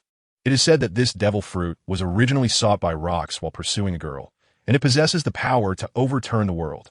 Ling Feng rolled his eyes. You just keep bragging, huh? The warring states even said that Whitebeard had the power to destroy the world, right? And what happened? The Marine headquarters wasn't even damaged during the Marineford War. Karp looked at Ling Feng in confusion. Marineford War? What is that? You wouldn't understand even if I told you. Anyway, it has nothing to do with you. Ling Feng couldn't be bothered to explain. With an old man like you, the only time you used any strength was that one punch against the indestructible bird during the Top War. Anyway, it's just a competition among your Navy on who can let things slide more effectively. So what kind of ability does this cursed devil fruit have? Ling Feng looked at Karp and asked. Karp shook his head and said, I don't know. Ling Feng, are you unclear about what you told me, that it has the power to overturn the world? Are you joking with me? This is not something I said. It's what Rox told me. I'm just repeating his words. Karp shrugged his shoulders, indicating that he was innocent. Then, what kind of devil fruit is this? You must know that, right? Ling Feng continued to ask, animal type, special type, or nature type. I don't know. Karp continued to shake his head. Bang. Karp's answer made Ling Feng slam his palm hard on the table, standing up directly and pointing at Karp. Old man, are you sure you're not joking with me? You don't know this, you don't know that? So what can you tell me? If it weren't for the fact that he couldn't beat Karp, that slap would definitely have landed on the old man's face. Karp sighed and said calmly, black and white, light and dark, justice and evil, angels and demons. This devil fruit contains the essence of right and wrong. It's said that those with good intentions who eat it can become angels, while those with evil intentions will become demons. So according to this analysis, it should be considered an animal type, human fruit, mythical beast type, angel or demon fruit. Listening to Carp's serious nonsense, Ling Feng felt very speechless. What kind of ridiculous introduction is this? Are you just making up two abilities because this devil fruit has black and white colors? Angels and demons? Why not say God and the Grim Reaper? Forget it. Since you can't explain clearly, let me have a taste. I'll feel it for myself. After saying that, Ling Feng reached out and placed his hand on the devil fruit. However, just as Ling Feng was about to take the devil fruit to taste it, another hand directly pressed down on his hand. Ling Feng, old man, what are you doing? I'm not that kind of person. Don't think that just because you give me a devil fruit, I'll sell my body. Ling Feng forcefully pulled his small hand back from Kapu's grasp. Damn it, kid. How many times do I have to tell you? I'm not interested in men. Kapu scolded irritably. If you're not interested, why are you touching my hand? Ling Feng questioned. Who touched your hand? Who touched your hand? Karp retorted. I just held your hand to stop you from taking the devil fruit, all right? You haven't agreed to join the Navy. Yet you want to take away the devil fruit that I've treasured for 30 years, which I was preparing for my grandson. Do you have any shame? Indeed. This devil fruit was originally meant for Luffy, but that little brat ended up accidentally eating a gum-gum fruit instead. What mess. What use is that broken fruit? Sure, when others hit him, he doesn't feel pain because he's rubber, but because he is rubber, will others feel much pain when they get hit by him? Unless you join the Navy or acknowledge me as your grandpa, I will not hand over this devil fruit to you.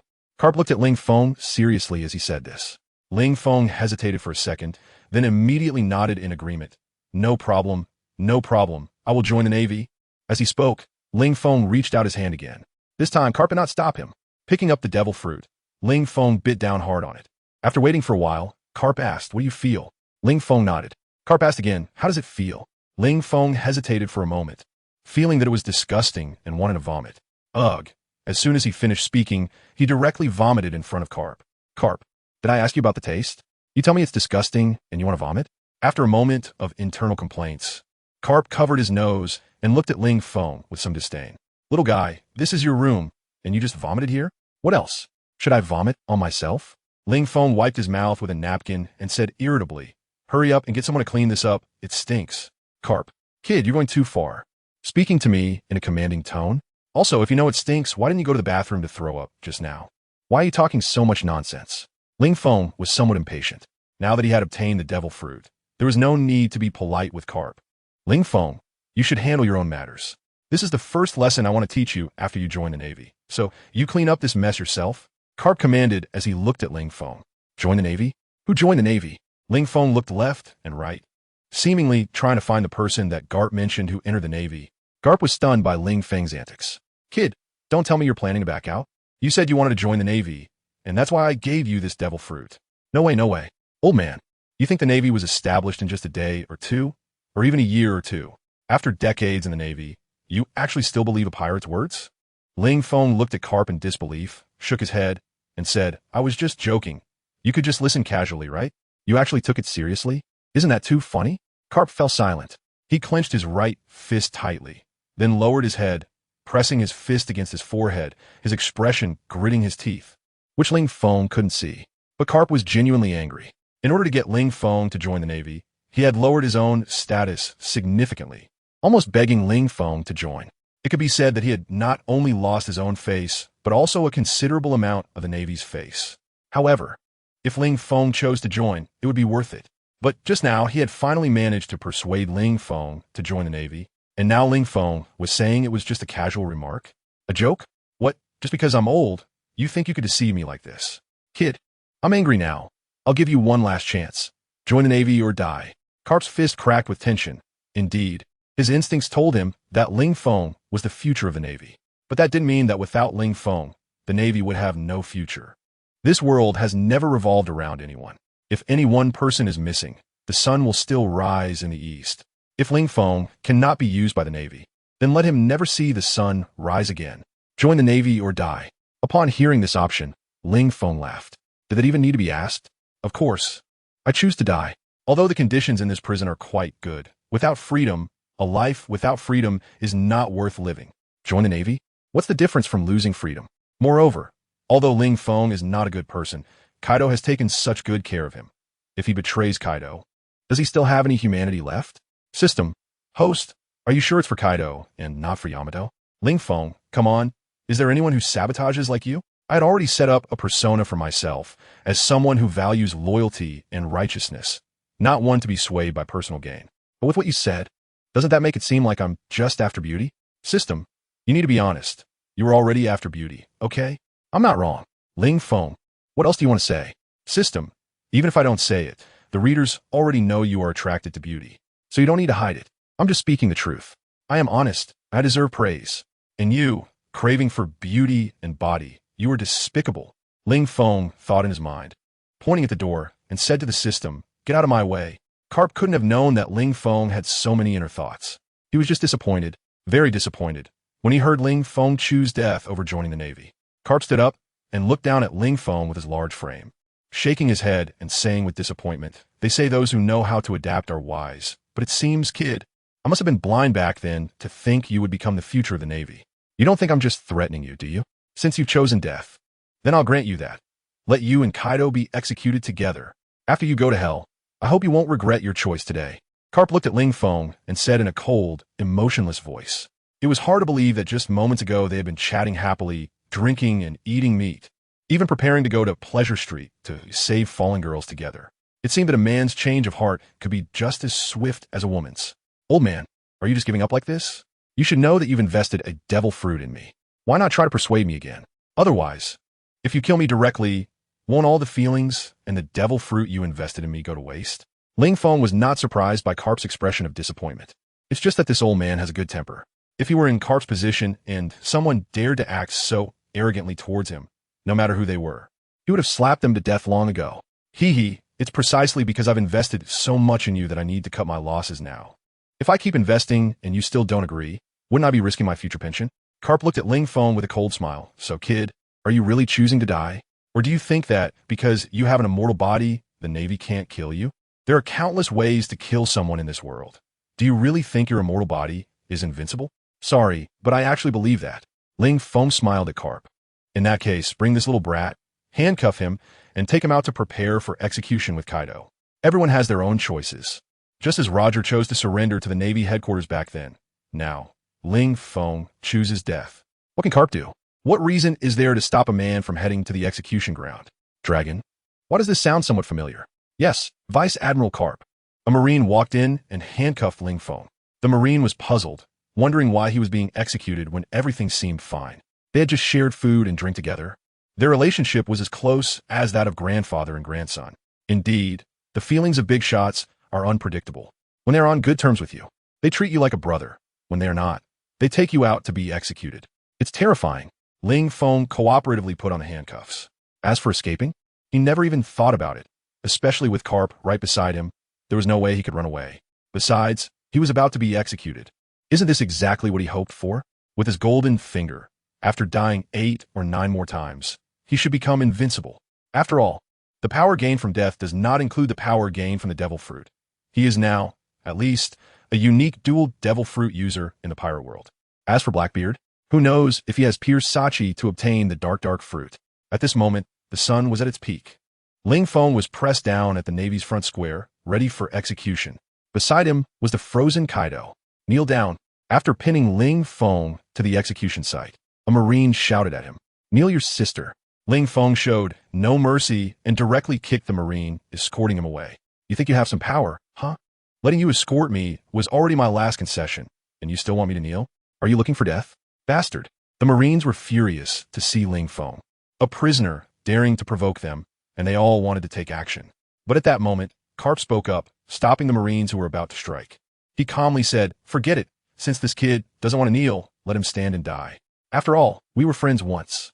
Ling Feng, I will ask you one last time. Do you really not want to join the Navy?" Carp clenched his fist, thought for a moment, and prepared for one last struggle. He had predicted the Navy's future 3 times with his intuition, and the first 2 had failed. He really didn't want this one to fail as well. "Old man, thank you for your kindness, but I still prefer my current identity, so I must decline your offer." Ling Feng turned his head and smiled at Carp. Carp closed his eyes, gritted his teeth, and said, "In that case, let's begin the execution." In the next moment, the soldiers escorting Ling Feng stepped back. Instead, a group of soldiers armed with rifles formed a circle, surrounding Ling Feng and Kaido, looking like the Navy was prepared to execute them by gunfire. Raise your guns. Load. Aim. The Navy general in charge commanded the soldiers responsible for the execution and finally said, fire. Bang, bang, bang, bang. Bullet after bullet shot out from the flaming gun barrels, heading towards Ling Feng and Kaido. Countless bullets fired simultaneously, hitting the ice layer on Kaido's body, quickly shattering it and revealing his true form. Of course, the bullets couldn't all hit Kaido. Although Kaido was large and a huge target, most of the soldiers aimed at him first. However, there were still a few stray bullets that hit Ling Feng. Ding, ding, ding. The bullets struck Ling Feng's body, making a sound as if hitting metal. Yet Ling Feng appeared completely unharmed. This was certain, even though Ling Feng's physical quality was still far inferior to Kaido's. Ordinary bullets could definitely not inflict any harm on him. Amidst the hail of bullets, the ice layer on Kaido's body was completely shattered, revealing his true form. He laughed at Ling Feng, who was also facing execution, saying, "Ah, kid, how did you end up in this situation? I thought with your ability to talk big, you would have at least become a Navy Brigadier General by now. Instead, you're facing execution like me? Ha! It seems your talking skills are only useful against pirates. Huh? Ugh, what are you laughing at? Do you think I ended up here with you for no reason?" Hearing Kaido's mockery, Ling Feng suddenly regretted his decision to refuse Carp. If it weren't for Yamato, he would have already been a Navy Rear Admiral by now, and even designated as the future Navy Admiral. Kaido, do you know what I've given up for you? You still have the nerve to laugh at me? Kaido, are you serious, kid? I may not be well educated, but don't lie to me. The Navy actually made you a Rear Admiral? Why can't I believe it? Although I have high hopes for you and believe the next era will belong to you, does that mean there are people in the Navy with the same vision? Have they seen the potential in you? Impossible, right? When did I ever lie?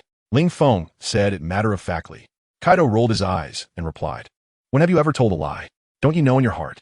Originally, Kaido had some belief, but as soon as Ling Feng said that, he immediately lost faith. After all, the Navy is not the pirates. There are rules to follow within. It's a bit unreliable to let a pirate become a Navy officer, let alone a vice admiral. What a joke. Kid, are we running now or waiting a bit longer? Kaido asked Ling Feng in a low voice. Hearing Kaido's words, Ling Feng turned his head, looked at Kaido, and asked distrustfully, you can escape now? You didn't know you were covered in shackles, right? TCH, you look down on me. Huh? With just these shackles, as long as I break free from one, I can shatter them all. Kaido said confidently, but I still have an immature idea in my mind, which is why I asked you. Then may I ask, what is this immature idea of yours? Ling Feng asked calmly. Kaido looked around, then leaned down and whispered in Ling Feng's ear, that's to let the Navy execute us. Once they realize they can't kill us, they'll send us to Impel Down.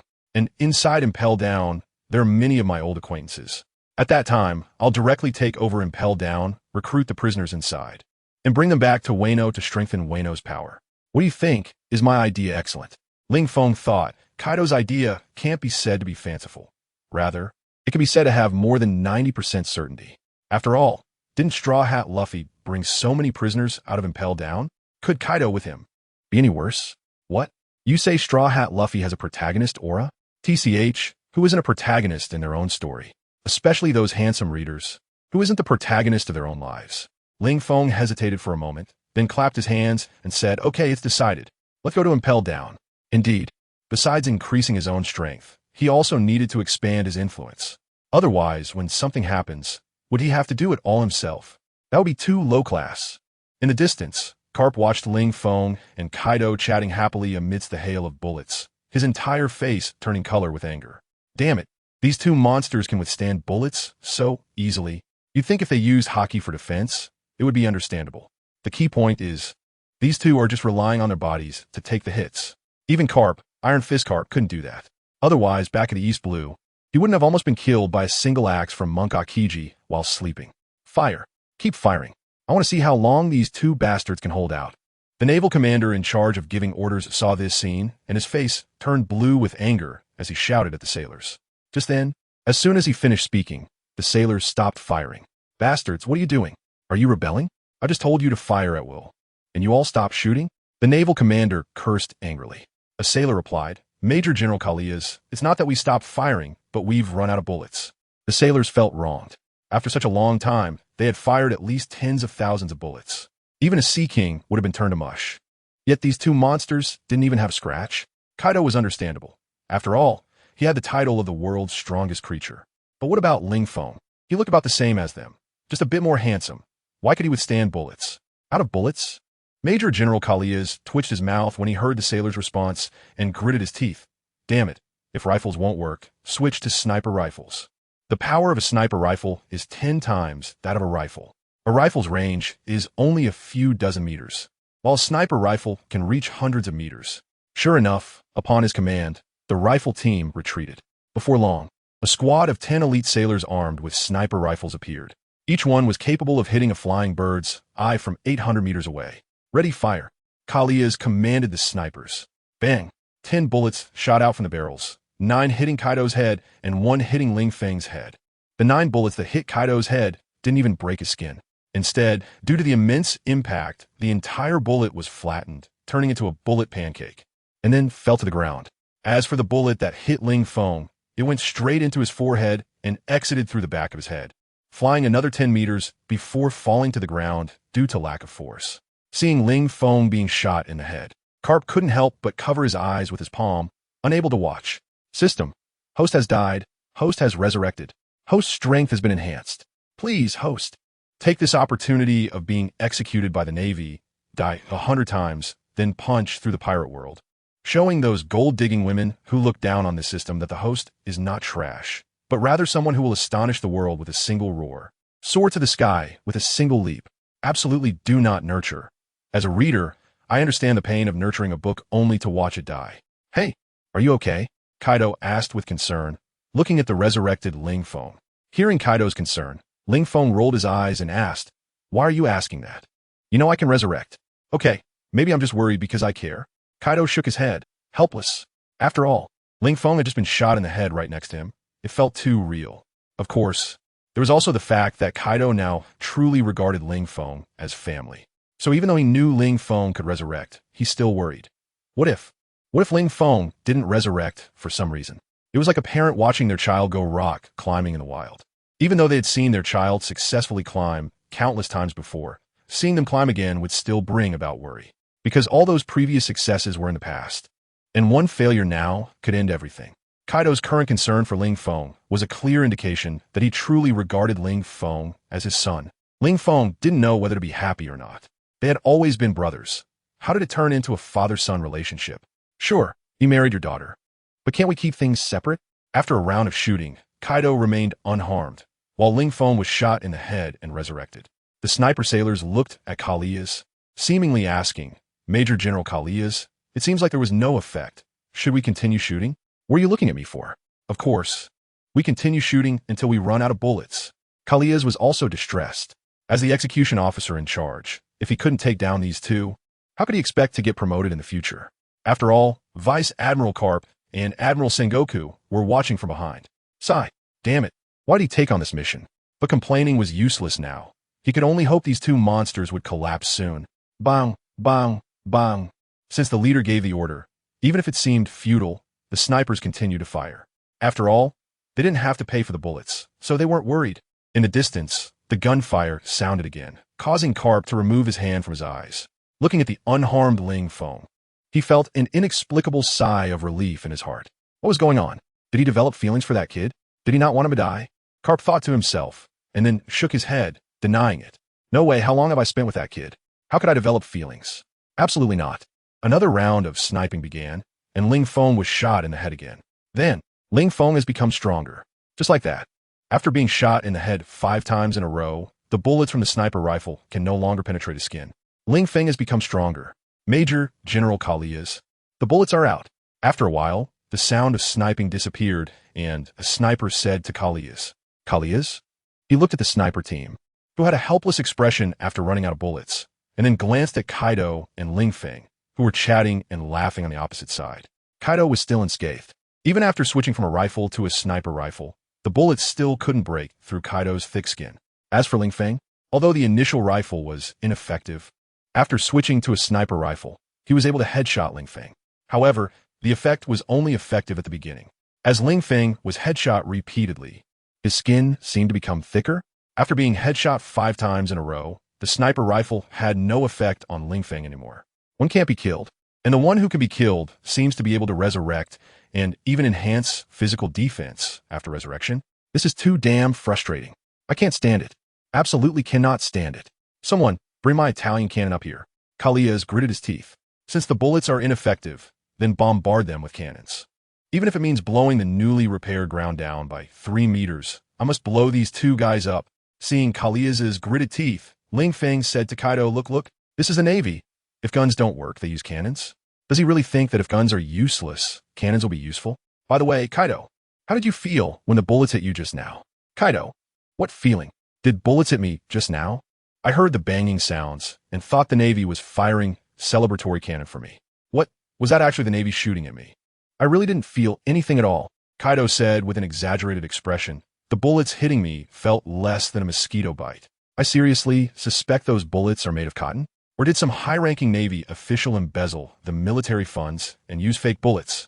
Major General Kalias? All Navy? Damn, can't stand it. Too arrogant. I will personally go down and cut off Kaido's head. Carp couldn't take it anymore, rolling up his sleeves and wanted to do it himself. But he was stopped by Sengoku. Carp, no, you can't. As a Navy hero, how can you personally execute someone? You should know, even when executing Roger back then, we only let 2 ordinary executioners do it, right? This represents our Navy's supreme authority, no matter who is being executed. In our Navy's eyes, they're all treated equally, just an ordinary death row inmate. Even the Pirate King won't receive special treatment. Now, just executing a Yonko, and you want to go down personally? If this gets out, how will people at sea view our Navy? So, sit down and watch carefully. Sengoku reprimanded Carp. Carp gritted his teeth, but understood Sengoku was right. If every time a prisoner was executed, a Navy hero had to step in, then what do we need executioners for? Although Kaido isn't an ordinary prisoner. It's confirmed that this Friday, which is the day after tomorrow after 12 noon, the new chapters will be released, no nonsense. At least 10 updates at launch, full of sincerity and no separate release. After 12 noon, 10 chapters will be released in a row. After that, based on performance. For every 500 total subscriptions, 1 extra chapter will be added, and the extra chapters will be released at midnight on Saturday. Absolutely no delays. This means that as long as 50 people subscribe to all 10 chapters released, I will add 1 more chapter. If 100 people subscribe, I will add 2 chapters. And so on. Compared to those who add chapters only after a few thousand subscriptions, I'm already giving it my all. Lastly, I want to say, because of the initial release on Chidian, I hope you can come to Chidian to subscribe and support the author. Thank you. Also, Chidian has ads at the end of each chapter. Each ad lasts 15 seconds and gives 10 Chidian coins. You can watch 10 ads a day, which means 100 coins, you understand. Buzz. Suddenly, Ling Feng felt the ground beneath his feet shaking up and down. It was strange. What was happening? Could it be that a male and female giant were using the sky as a blanket and the ground as a bed, engaging in some great act of creation? Kid, can't you have healthier thoughts? Hearing Ling Feng's low estimation, Kaido rolled his eyes and pointed ahead, saying, look over there. Following the direction Kaido pointed, Ling Feng finally discovered the cause of the earth-shaking disturbance. In front of him, a cloud of white dust was swirling in the air. As the dust settled, dozens of majestic cannons were revealed, and behind the cannons, hundreds of sailors were working together to push the cannons slowly this way. Stop! When the sailors pushed the cannons to the appropriate position, Kalias raised his hand, signaling the sailors to stop. Then, the cannons were lined up, all aimed at Ling Feng and Kaido. The infantry had retreated. Now, it was the artillery's stage. Start loading. Kalias instructed the artillerymen, with synchronized movements. Dozens of artillerymen completed loading their cannons in just 1 second. Looking at the loaded cannons, Kalias pointed at Kaido and Ling Feng, shouting, now fire. A new storm had emerged. Let the cannonballs come even more violently. The sailors ignited the fuses and fired the shells. Dozens of cannonballs shot out simultaneously. It was quite a spectacular scene. However, facing such a scene, an ordinary prisoner would have long been scared pale, even crying out for their mother. Yet Ling Feng and Kaido were still smiling and talking. Kaido, when we return to Wano, I'll marry Yamato. How many banquet tables do you think we should set up then? Kaido thought for a moment and said, this is my daughter's first marriage, so it has to be the biggest, most luxurious, and most lively. At least 800 tables, if there's 1 table less. I won't agree. Ling Feng didn't really listen to the sentence after, but just the previous one from Kaido, which was, this is my daughter's first marriage. What does that mean? Damn it. Do you want Yamato to get married a few more times? Ahem, well, kid, don't mind me, I misspoke. Seeing the change in Ling Feng's expression, Kaido quickly realized that his words had caused some misunderstanding and hurriedly explained, of course, this is Yamato's first marriage, and it will also be her last. Even if you die, she can only obediently be a widow for me. If she dares to remarry after your death, just watch me beat her to death. Ling Feng, hey Kaido, if you can't talk, just shut up. How come I'm dead all of a sudden while we're talking, and Yamato is about to become a widow? With that useless mouth of yours, it's really lucky that you haven't been beaten to death yet. Ling Feng's face twitched, and his mood turned sour. I'm discussing the wedding with you, and look at what you're saying. The wedding hasn't even happened yet, and you're already considering my funeral, right? Just then the shells came. Boom, boom, boom. Dozens of shells rained down, some hitting Kaido, others missing their targets and landing on the ground, creating deep craters. The shattered stones, propelled by the shockwave, surged towards Ling Feng. However, bullets couldn't harm him at all. So how could these broken stones possibly hurt him? After a round of shelling, black smoke and fire filled the air, and the ground around Ling Feng and Kaido was gouged out by a layer. Yet, the two at the center of the explosion suffered no damage whatsoever. Continue firing. Even if it means exhausting all the shells from the Navy headquarters today, I will blow them to pieces. Kalias shouted desperately. Kaido and Ling Feng had become a cancer in his heart. If he couldn't take them down, he wouldn't rest easy even in death. If he weren't the commander, he would have jumped at himself to fire the cannons. The artillerymen naturally had no objections to this, nor would they dare to voice any. Load the shells, fire. Load the shells, fire. Load the shells, fire. At this moment, the artillerymen focused solely on these two tasks. The sound of cannon fire was incessant. For Ling Feng, the damage was negligible. However, the smoke and dust raised by the cannon fire were somewhat uncomfortable, causing him to cough repeatedly. After an unknown amount of time, the cannon fire finally ceased. This time, Kalias didn't ask why, because he knew the shells must have run out. Otherwise, the artillerymen wouldn't have stopped. 30 minutes of concentrated fire, with tens of thousands of shells unleashed, had gouged the ground down 2 to 3 meters deep. But looking at the unscathed, even laughing Kaido and Ling Feng, he was truly going insane. What kind of people are these? He had never seen anyone so resistant to bombardment. Looking towards Ling Feng, it was clear that aside from the spot where the two stood, the ground around them was sunken 2 to 3 meters deep. Only their standing area remained intact, like a solitary fortress rising proudly from the sea. Kaido, is the Navy really that useless? We're not resisting, just standing here for them to kill us, and they still can't touch us. What do you think, is this Navy just too weak, or are we too strong? Though the Navy soldiers were starting to go crazy, Ling Feng continued to provoke them. On the platform, Carp looked at Sengoku and said, Sengoku, are you really not going to let me join the fray? Sengoku. At this moment, he didn't know what to say. Indeed, if the Navy continued like this, they would exhaust their ammunition reserves. But allowing Carp to take action was a bit too much for Sengoku to swallow. Artillery team, fall back, switch to melee weapons, and go kill them. Kalias continued. Soon, over 100 Navy soldiers armed with sabers surrounded Ling Feng and Kaido. Charge!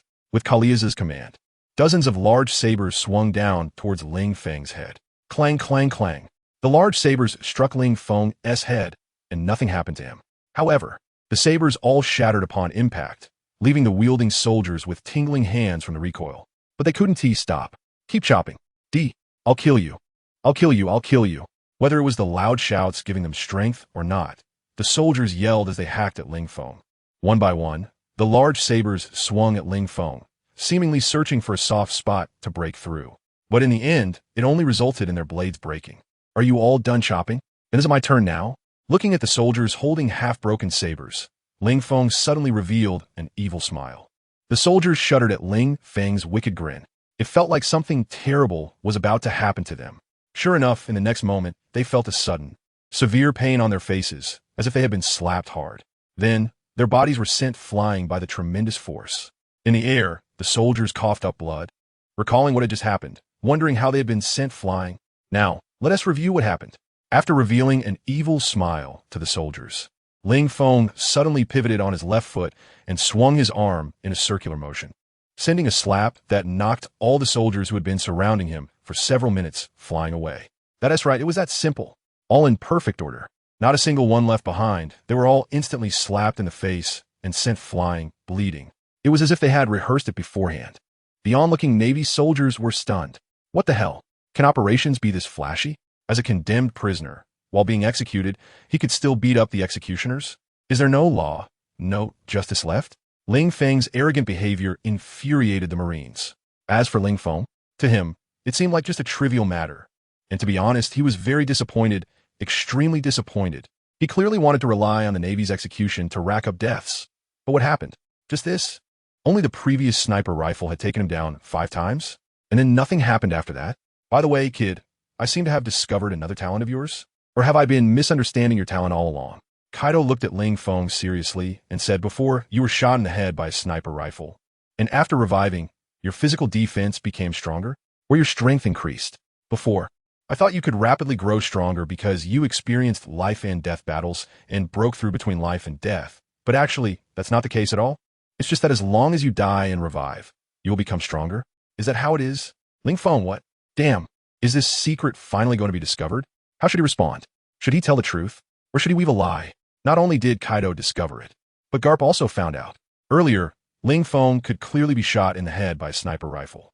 However, after being shot in the head 5 times, the sniper rifle could no longer harm him, which made Garp suspicious of Ling Feng. Is this the racial talent of this little guy? That's right. Garp still thinks Ling Feng might be from some special race. Because of this, did I get the intuition that this guy is the future of the Navy? Indeed. If someone's talent is this terrifying, being able to become stronger after death, the speed of this enhancement is too frightening, right? Wouldn't dying 100 or 80 times make one invincible? The key is, Ling Feng can revive after dying, which means he can't be killed. Under the condition of being unkillable, who can suppress Ling Feng's growth? Unless he is frozen and sealed away, without anyone caring about him. But if that's the case, why doesn't this little guy just commit suicide to become invincible? Garp had doubts. Is it because reviving from suicide doesn't enhance strength? Only killing can make him stronger? Garp felt that his guess was getting closer to the truth. At this moment, Garp once again had the thought of recruiting Ling Feng. Because if Ling Feng could really become strong quickly as he suspected, then such a person absolutely cannot become an enemy. Otherwise, the entire Navy wouldn't be enough to handle him. But this is just a guess. So, Garp decided to wait and see. If the execution succeeds, he would pretend he never had this thought. If the execution keeps failing, then he really has to go all out and decide to win him over. Truly binding Ling Feng to the Navy's side. As for how to win him over, sorry, he couldn't bring himself to say it, because it was too despicable. It was like throwing the Navy's dignity on the ground, trampling it a few times, and then kicking it a few more times. Equivalent to a country ceding land and paying reparations, or a royal family marrying off a daughter for peace. So embarrassing. Kaido, what are you thinking? How could humans possibly have the kind of abilities you mentioned? In response to Kaido's question, Ling Feng rolled his eyes and said, who could become stronger after dying and reviving? If it were that easy to become stronger, wouldn't I have committed suicide thousands of times and become invincible in the world by now? Kaido, Ling Feng's words seemed to make some sense. But if what Ling Feng said was true, then why could he increase his body's defensive power after being shot 5 times? Or is it that Ling Feng is only enhancing his physical defense without increasing his overall strength? Ugh, I almost got caught up in your words. Indeed, ordinary humans definitely don't have such abilities, but are you an ordinary human? Can ordinary humans die and come back to life? Kaido looked at Ling Feng and questioned. Kaido, that's not right. How am I not an ordinary human? Ling Feng looked at Kaido and retorted, no matter how I look at it, from top to bottom or inside and out, apart from being incredibly handsome, you're just an ordinary person, okay? But you with that physique and those horns on your head, you're definitely not an ordinary person. Kaido was speechless. Of course, I've never claimed to be an ordinary person, okay? And don't change the subject. Yes, you may look similar to ordinary people on the outside, but that doesn't mean you're the same as them. After all, the giants look similar to ordinary people too. It's just that they differ in size. But can you say that giants and ordinary people are the same? So, are you trying to force me to admit that I'm not an ordinary person? Ling Feng was also speechless. Why is it so difficult to be an ordinary person these days? No, I just want you to admit that your strength can indeed grow stronger through death. Kaido said, what if I don't admit it? Ling Feng retorted, it doesn't matter if you don't admit it, I'll verify it myself. Kaido looked at Ling Feng with a wicked smile. Ling Feng, what the hell do you want to do? Ling Feng's words had not yet finished when Kaido's palm came crashing down from the sky, landing heavily on Ling Feng's head. Kaido showed no mercy with a single slap. He crushed Ling Feng's skull. It burst like a watermelon, splattering blood all over the ground.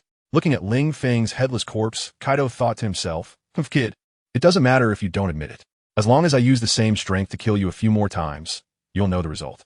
If your strength could grow from dying, then with the same power, I can kill you now, but after you become stronger, I definitely won't be able to kill you."